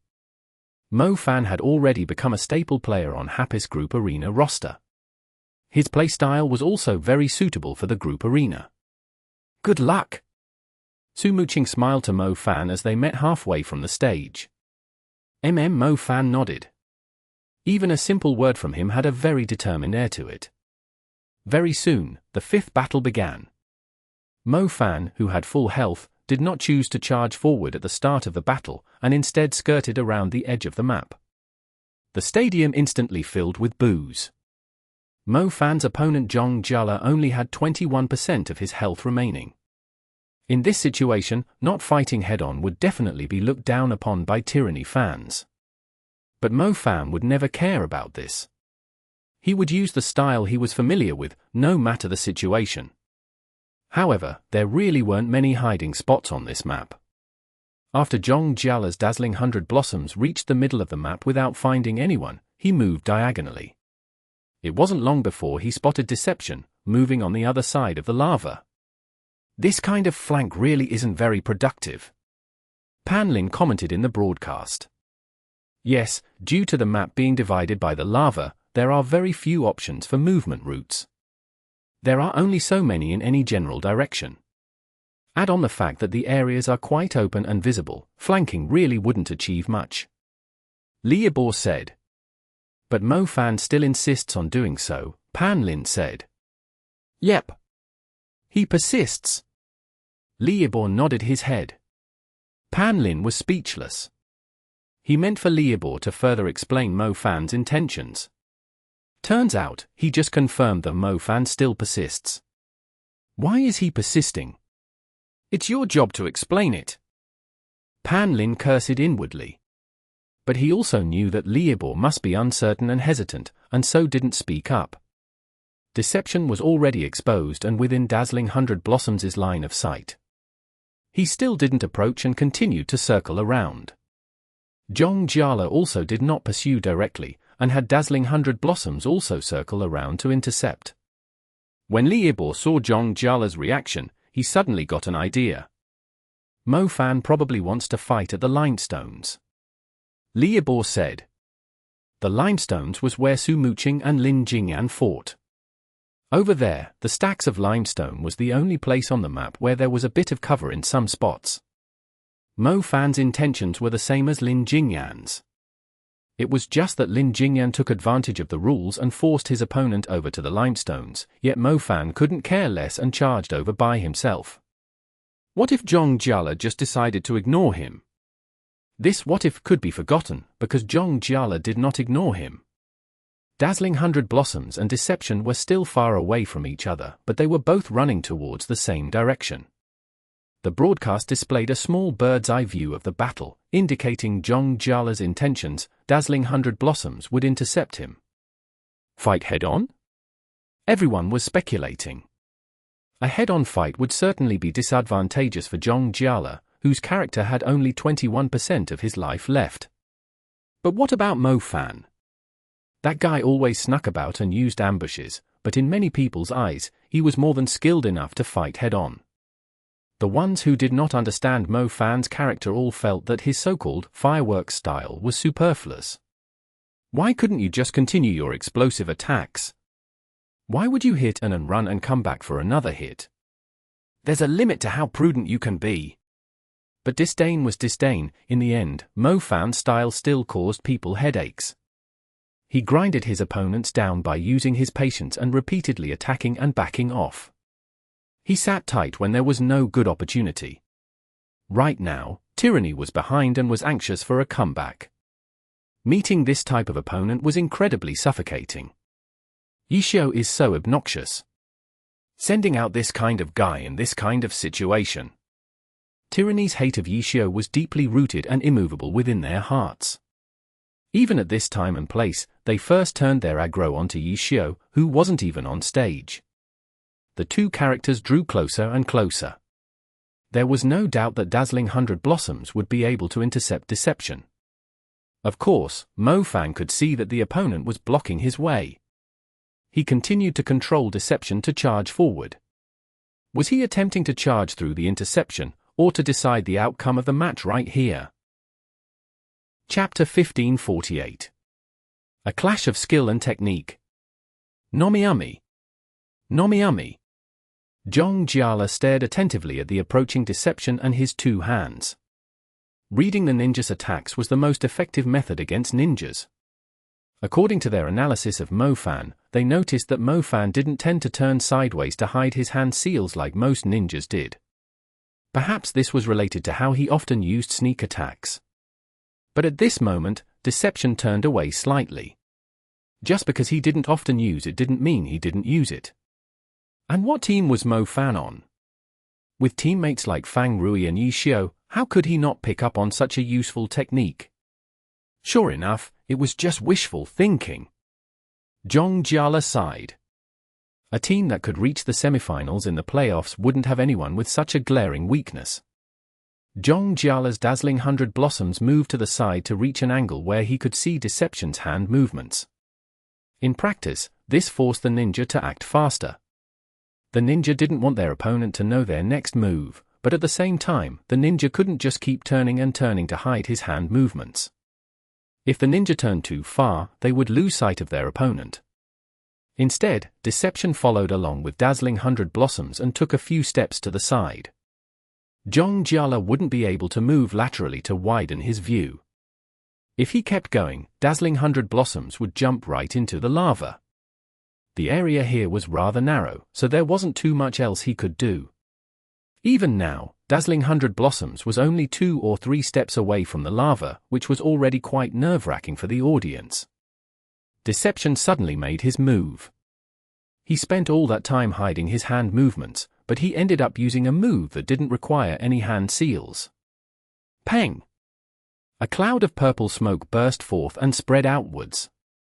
Ninja tool, Smoke Bomb. The purple smoke instantly swallowed Deception. The terrain didn't have any places to hide and set up sneak attacks, so Mo Fan set it up himself. Dazzling 100 Blossoms was only 2-3 steps away from the lava. If Mo Fan used the smoke bomb as cover and landed a blow, Dazzling 100 Blossoms would be knocked into the lava and the battle would be over. This was what everyone thought at this moment. These were Mo Fan's thoughts as well. He had used smoke bomb to obtain this opportunity for a single deciding blow. As the smoke from smoke bomb spread, Deception began to move. After joining the pro scene, he had slowly learned this technique. It was harder for the opponent to notice the ninja's movements if the ninja moved as the smoke spread. Waiting for the smoke bomb to fully spread out would give the ninja more space to move, but at the same time, the flow of smoke was slow. If the ninja moved too fast, the ninja would disrupt the flow of the smoke, and an experienced player would be able to deduce the ninja's location. When moving inside smoke bomb, you had to move at the same speed as the smoke's expansion. In the competitive scene, there were countless details that needed to be accounted for. There were simply too many incredibly skilled players there, who would take advantage of even the slightest openings. Mo Fan had good control over his movement speed. He matched the speed of the smoke, and gently made his way over as if he were smoke. Dazzling 100 Blossoms! Mo Fan didn't relax his guard, but at this moment, light blossomed all around the area 2-3 steps away from the lava. The light instantly enshrouded Dazzling 100 Blossoms. Should Mo Fan continue? Could he find Dazzling 100 Blossoms within that blinding light and knock him into the lava? If it were Tyranny's hand-wenching playing, he would have definitely done this. But not Mo Fan. With the light blinding him, he wasn't certain he could do it. As a result, Deception stopped and waited quietly in the smoke for an opportunity. He was an opportunist as well. Huang Shaoqian was agile, fast, and decisive. Every move he made would certainly succeed. Mo Fan couldn't compare to Huang Shaoqian in these areas, but he was more patient. He could watch as an opportunity slipped by, while maintaining a steady heart. Just like now. Deception had stopped, and how could Dazzling 100 Blossoms continue staying in such a dangerous position near the lava? Many people felt that it was a pity losing this opportunity to knock Dazzling 100 Blossoms into the lava. Many people thought Mo Fan should have followed through. Mo Fan didn't feel that way though, and he didn't feel any regret. On the other hand, Jingyan was very regretful. Dazzling 100 Blossoms had put himself in this dangerous position as bait. He had thought up of 4 different ways to counterattack and send the approaching Deception into the lava instead.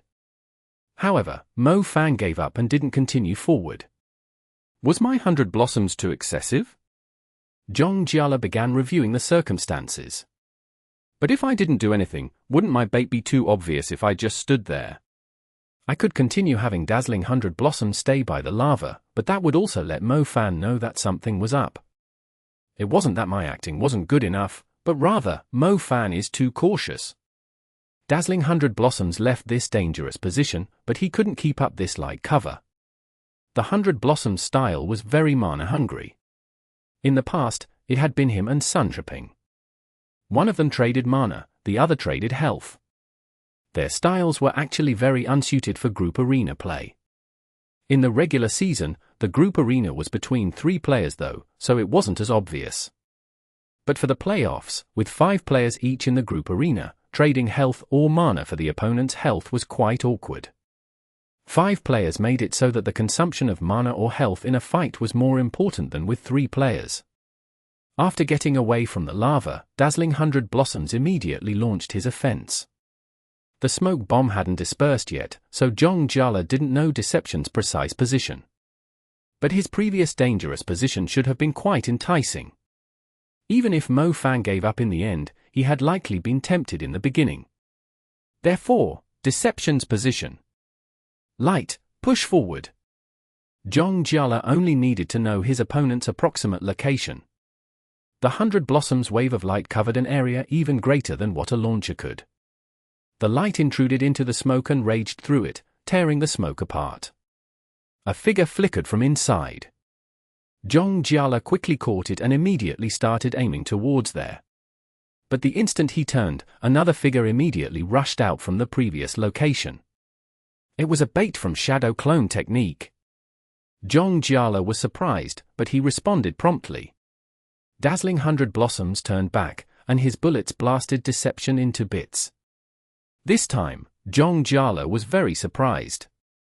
It turned out that the one here was fake, and the other one was actually the real one. He hastily tried to turn back again, but Deception had already arrived. Now, Zhongjia only had time to throw an implosion grenade. The powerful shockwave expanded outwards, and Deception was blown away. Dazzling 100 Blossoms chased after him to continue attacking. This implosion grenade shockwave also disturbed the smoke even further.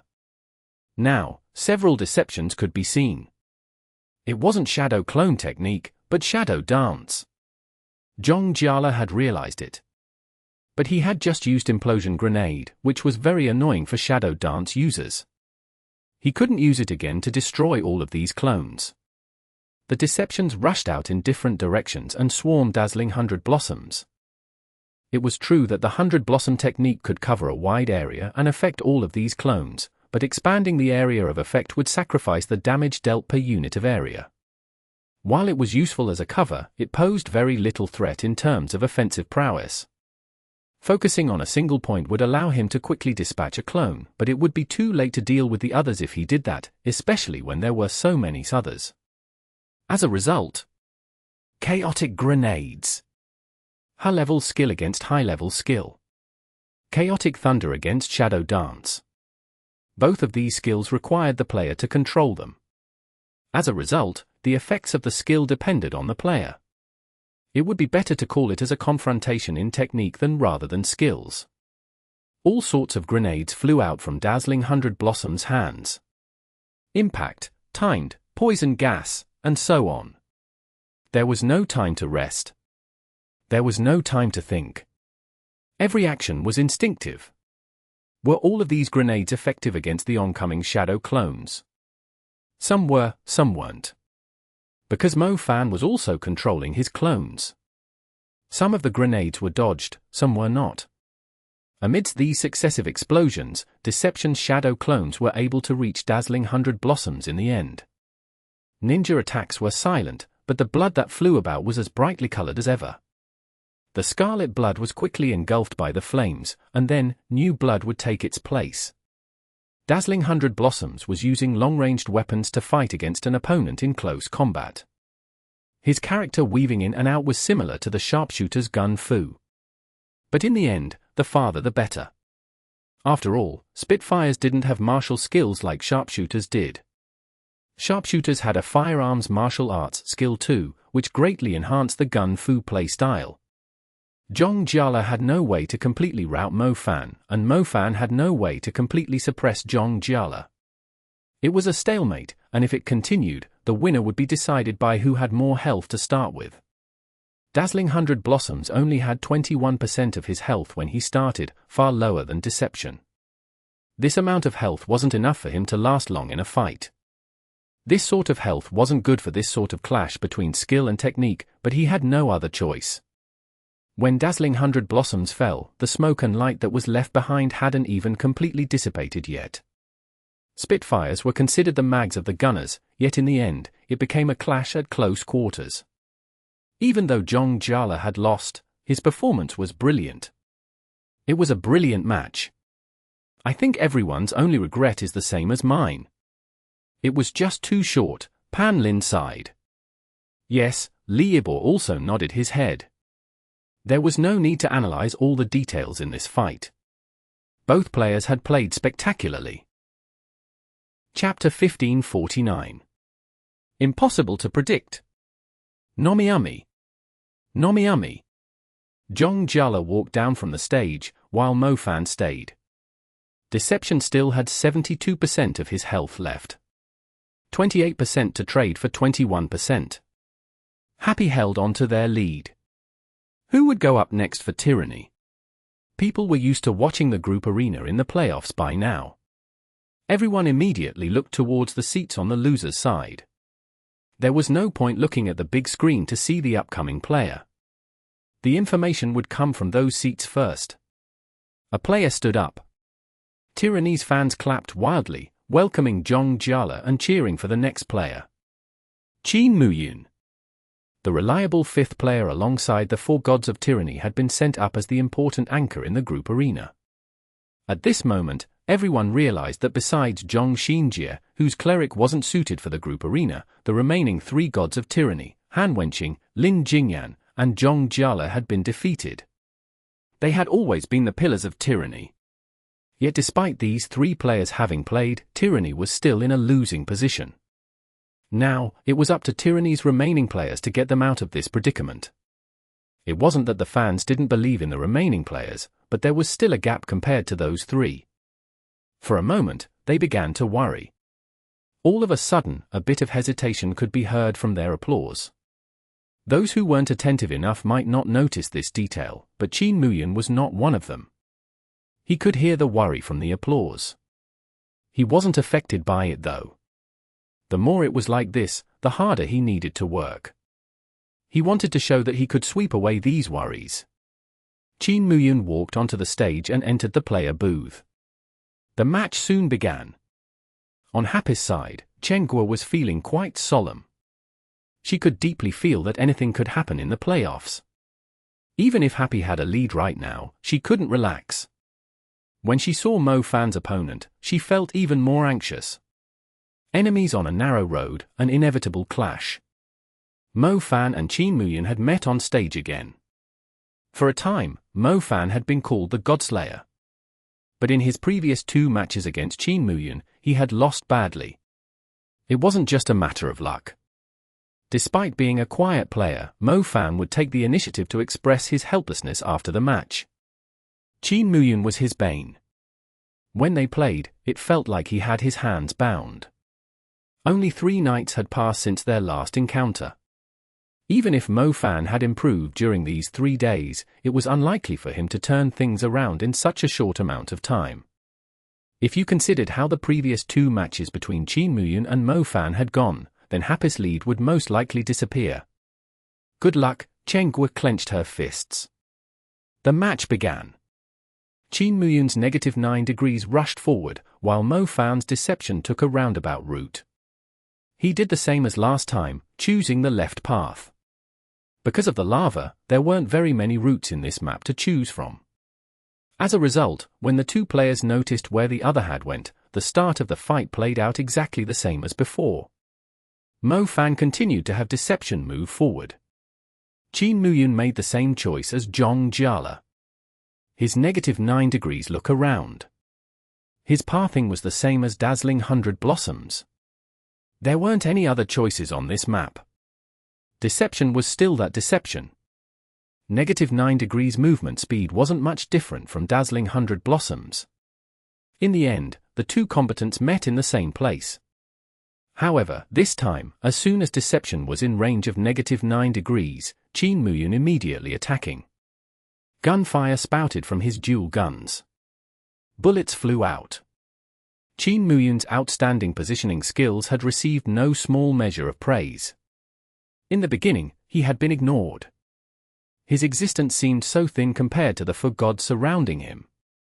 In reality, Qin Muyun's strengths didn't only lay in positioning. Positioning was one weapon, but the basis for his consistency lay in his solid fundamentals.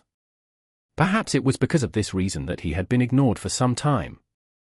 The fundamentals were the basics. It wasn't flashy. Even when he had his moments to shine, even experts would overlook it, let alone when there were 4 gods stealing the spotlight. But even for a stone that didn't shine, if it stayed there for long enough, it would be noticed. Qin Muyun's ability was slowly discovered and recognized by everyone. No one would ignore him anymore. Finding his hidden talents were even somewhat of a game for people now. Just like now, he was moving while firing, yet his aim was extremely accurate. It was undoubtedly a show of his fundamentals. Bullets flew. The aim was true. For a player like Qin Muyun, there was no such thing as rashness. Every move had a clear purpose. Peng! Purple smoke spread out. Smoke bomb. It was smoke bomb again. Mo Fan's first move was the same as the previous round. However, his opponent was not the same. His previous opponent had been Zhong Jiala, who had been at a health disadvantage. For Zhong Jiala to beat Mo Fan, he had to try and trap him. But Qin Muyun was different. He had more health than Deception, so he wasn't anxious at all. Seeing Deception's smoke bomb, he immediately had -9 degrees retreat. At the same time, he fired normal attacks towards the fog. Bang bang bang, bang bang bang. Bullets tore through the smoke. Thin trails appeared in the smoke. Qin Muyun didn't seem to care whether they hit. Mo Fan wanted to use the smoke as cover, but his Deception had no way of reaching -9 degrees. Qin Muyun kept a safe distance away. Mo Fan didn't waste any time. Deception immediately rushed out from the soak. Qin Muyun immediately adjusted his aim, but Deception was moving extremely fast. Shining Arc. An assassin skill. Yishio's Unspecialized often used it as a movement skill. Deception was using it in the same way. Deception instantly traversed a length of distance. The bullets from -9 degrees missed. Qin Muyun didn't panic. -9 degrees hands were as steady as Eve as he retreated while firing back. Aerial gun? It was a form of movement. And for a positioning expert like Qin Muyun, his aerial gun technique was very skilled. His jumps backward and the recoil were paired perfectly. He would fire towards the ground as soon as he landed to maintain the maximum speed. Suddenly, Deception completed a shadow clone technique to instantly move forward, but there was still some distance between him and -9 degrees. Deception formed a seal again. His hands moved in a blur. By the time Qin Muyun readjusted his aim, he finished the hand seal. Deception had clearly taken a single step, yet his character moved nearly 2 steps. Ninjutsu, ground shrinking technique. Another movement skill. Shining Arc, shadow clone technique, ground shrinking technique. 3 skills were used in rapid succession. A large amount of distance was instantly covered.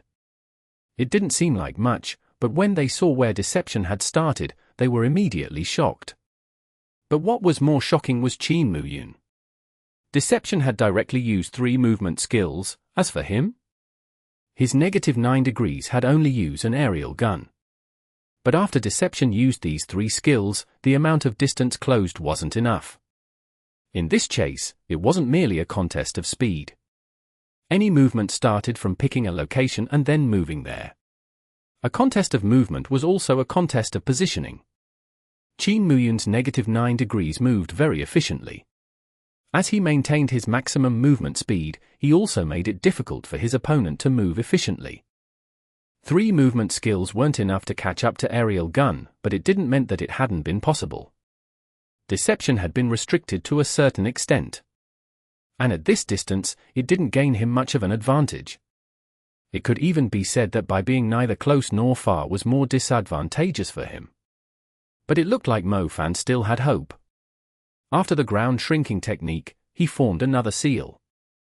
What ninjutsu would it be this time? Mo Fan's hands were too fast. Qin Muyun wasn't able to tell what skill he was using. Even so, -9 degrees continued to attack. Bang bang bang. The bullets all landed on Deception, surprisingly. The shots made him slide backwards, but then, with a poof, he turned into a straw man. Ninjutsu, substitution technique. His real body had moved ahead similar to shadow clone technique. However, shadow clone technique could allow him to move towards the target, wherever he wanted. But substitution technique was random. What direction it went or how much distance was covered was randomly chosen. As a result, substitution technique wasn't a skill that could really be treated as a movement skill because it wasn't reliable. But even if it wasn't reliable, it was possible. A random direction and a random distance. What if luck got him to -9 degrees? It was a gamble, a true gamble. No matter how experienced or how good you were at reads, it wasn't possible to predict where deception would appear. Because even he didn't know. No one would know. Where would deception appear? The crowd gasped in astonishment. Empty cicada double kill. Deception's 2 daggers had cut into -9 degrees. Mo Fan's gamble was a success. Deception appeared at an okay spot, but since there was no way to know where he would appear, Qin Muyan had no way to prepare. What was ordinarily an okay spot became that much more perfect as a result. A silent attack from a ninja, and it had hit. Chapter 1550. Chance. Nomiami. Nomiami. Hua. The crowd erupted. How could he be so lucky? Countless Tyranny fans were filled with grief. Luck was luck, but it couldn't be ignored. And at this moment, its importance was being displayed in front of everyone. He had been moved randomly to such a good spot. If it wasn't luck, what was it? For life or death to be decided by luck, the losing side was the most helpless and the most unwilling. It's no wonder that Tyranny's fans were unhappy. How surprising! To think Mo Fan would make a gamble. Who would have thought? Pan Lin also cried out. The deepest impression that they had of Mo Fan was his patience and perhaps excessive caution. Yet this sort of player had chosen a method that he didn't have a complete grasp of, betting on luck to succeed. It was truly unexpected. But is that really the case? At Tyranny's seats, Zhong Xinjie had marked out on his electronic pad the distance between deception and -9 degrees when the substitution technique had been used. He had drawn a circle showing the maximum distance that could be traversed using substitution technique. He split the circle into several small sections. The circles in red were areas that were dangerous for -9 degrees. The circles in yellow were areas that posed a threat. Blue represented areas where there was no threat. Black represented areas unfavorable for deception. With the substitution technique's range, the area in black was the smallest. The area in blue was the largest and then the yellow. Although the area in red was smaller than the area in yellow, it still took up around 15% of the total area. The area in black was only 8%. It didn't matter whether or not Mo Fan had a high chance of reaching a good position, the chances of him getting into an unfavorable position was only 8%. This substitution technique wasn't purely a gamble. With only an 8.2% of truly failing, there was in fact little risk for Mo Fan. In reality, this choice was very safe. Mo Fan was still Mo Fan. He didn't make risky moves. Although he made a gamble, it was because it was in his favor. The chances of failure was less than 10%. In the end, he got lucky.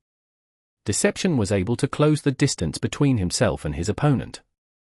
Once his empty cicada double kill landed, a combo was started. The distance between them was too close. Qin Muyan had no way of starting up his gun fu, which required a certain amount of distance and space. -9 degrees kept trying to retreat. He was in quite the defensive position. Deception stayed in close pursuit. Fireworks style? It didn't appear. Mo Fan continued to have deception attack relentlessly. This was the difference between Mo Fan now and the Mo Fan of the past. Instead of immediately retreating as soon as his threat was starting to give out, he persevered. He recognized that there were many areas where he couldn't compete with Qin Muyan. Facing an all-round opponent like Qin Muyan, it was very difficult to repeatedly employ his signature fireworks style in this sort of map. Perhaps this was his only chance. He had no choice. He could only surpass his limits and continue ahead. How long could he last? Those who truly understood Mo Fan's style were wondering about this question. And this included Qin Muyun. Mo Fan's style was very distinct. Deconstructing someone with such distinct characteristics was easier. It wasn't a style that could easily be overlooked, unlike Qin Muyun's fundamental heavy style. In terms of playstyle and upbringing, these two were on opposite ends. Mo Fan had taken a gamble to break through Qin Muyun's defenses. As for Qin Muyun, even though he was in a passive position at the moment, he was calm because he knew that Mo Fan wasn't good at keeping up a long assault. Perhaps it was an issue of focus or an issue with his technique, but in either case, there was no need to panic. An opportunity would appear. Persist. Both players were thinking the same thing. What a strange feeling. Mo Fan started to feel numb. His mind seemed to come to a standstill. All he could see in front of him was Qin Muyun's -9 degrees. Everything else had become a haze. His fingers were moving, but he didn't know what they were doing. Sometimes, Mo Fan only realized what skills he had after using them. His thoughts were starting to have trouble keeping up with his actions. Chance! Qin Muyun finally saw an opportunity. -9 degrees struck with his knee, while his other leg slid backwards, instantly pulling the distance apart. With a bang, Qin Muyun immediately began his counterattack. Everyone was stunned. They hadn't seen any signs of it coming. Hadn't Deception been playing well? But nevertheless, Qin Muyun had taken back the initiative. With their position suddenly reversed, Mo Fan was having trouble adjusting. He wasn't very good at defending. His expertise was at escaping. But trying to completely escape from a gunner's attacks was quite troublesome. Gunners had a very long range. From this perspective, Mo Fan's fireworks style was rather hard to use against long-ranged classes. Pulling apart the distance and retreating was exactly what long-ranged classes wanted you to do. When playing against long-ranged classes, it wasn't a good idea to try and completely escape from the opponent's attacks and then coming back. It was giving up space, allowing the opponent to set up barriers. Facing long-ranged classes, close combat suppression was king. Even the fireworks style could not stray from this principle. But Mo Fan wasn't doing this. His deception began to run away. It looked as if he was only going to be happy when he completely escaped from -9 degrees. I don't think that's a good idea, Pan Lin said. He had already closed the distance with -9 degrees. He shouldn't have given up so easily. Mo Fan is still lacking in experience. Liebor agreed with Pan Lin's judgment. Mo Fan wanted to run, but Qin Muyun wasn't going to let him go so easily. -9 degrees chased after Deception closely. Mo Fan had no way of completely escaping. At this distance, Deception had no way of making any counterattacks against -9 degrees. He had taken the initiative to pull apart the distance between them. Qin Muyun was glad to see it happen and didn't try to block him too hard. Right now, Mo Fan could only be bullied. Pan Lin and Liebor felt extremely proud of their foresight and kept talking about it on the broadcast. But even though Mo Fan was on the back foot, Qin Muyun's offense wasn't anything impressive. Deception moved nimbly, dodging and weaving the gunfire from -9 degrees. He wasn't able to escape from Qin Muyun, but Qin Muyun had no way to kill him. Mo Fan's skill, trained from running for his life in huge chaotic wars, was being put on display in this 1v1. Not only was this distance uncomfortable for Qin Muyun, Mo Fan was at ease dodging the incoming attacks. I need to get closer. For long-ranged attackers, the farther away they were, the lower the chances of hitting the target. This distance couldn't be considered as far, but Mo Fan's skill at dodging made it much harder to hit him. Qin Muyun began having -9 degrees press a bit closer. Suddenly, Mo Fan's deception turned around and dashed towards him. Shining cut! With this assassin skill, deception had instantly traversed a length of distance. Qin Muyun, who had -9 degrees press forward, felt that something was wrong. This distance was too close. Attack, leap backwards. Qin Muyun had wanted to close the distance a split second ago, and now he wanted to pull away. But this time, Mo Fan didn't retreat. After Shining Cut, he used Shadow Clone technique. Something isn't right. Qin Muyan stared blankly. This scene felt like déjà vu. But he continued to have -9 degrees retreat, while controlling the distance between the two of them. Ground shrinking technique. This skill again. Qin Muyan knew what was going to happen next. It was the same strategy as before. Qin Muyan tried to block him, but failed. After ground shrinking technique was substitution technique. Where? The usually steady and calm Qin Muyan started to panic. -9 degrees spun around. This time, he wasn't as unlucky. The position that the substitution technique had sent Deception wasn't dangerous for him. However, Qin Muyan didn't have any advantages either. Just like what Zhong Xinjie analyzed, the chances of Deception being placed in a bad position was only 8%. This time, he didn't win any opportunities, but he didn't lose out. It basically amounted to nothing happening. Mo Fan's Deception immediately began to retreat, while Qin Muyan's -9 degrees immediately pressed forward. Attack! Dodge! Qin Muyan knew why Mo Fan wanted to run away before and why Mo Fan didn't continue pressing him. Because for Mo Fan, he had a better grasp of running and dodging than approaching and pressuring. As he dodged, he waited for an opportunity for him to start a new round of gambling. It sounded somewhat ridiculous. He had already gotten close, yet he was insisting on retreating and then going through so much effort to get close again. But that was Mo Fan's style. It was what he was in control of. He wasn't good at keeping close. He was good at burst attacks.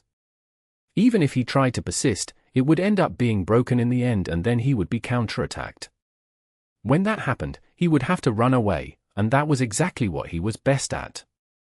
Then, he turned around, re-established his position in close combat, his burst combos, and his stubbornness.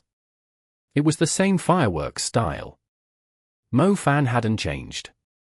He didn't bet on luck or do things by flukes. He used his terrifying patience and his own familiar methods to create this strategy of chance. In the 6th round of the group arena, Mo Fan won. He had tried a total of 12 times. 3 successes, 7 resets, and 2 interrupted by Qin Muyan.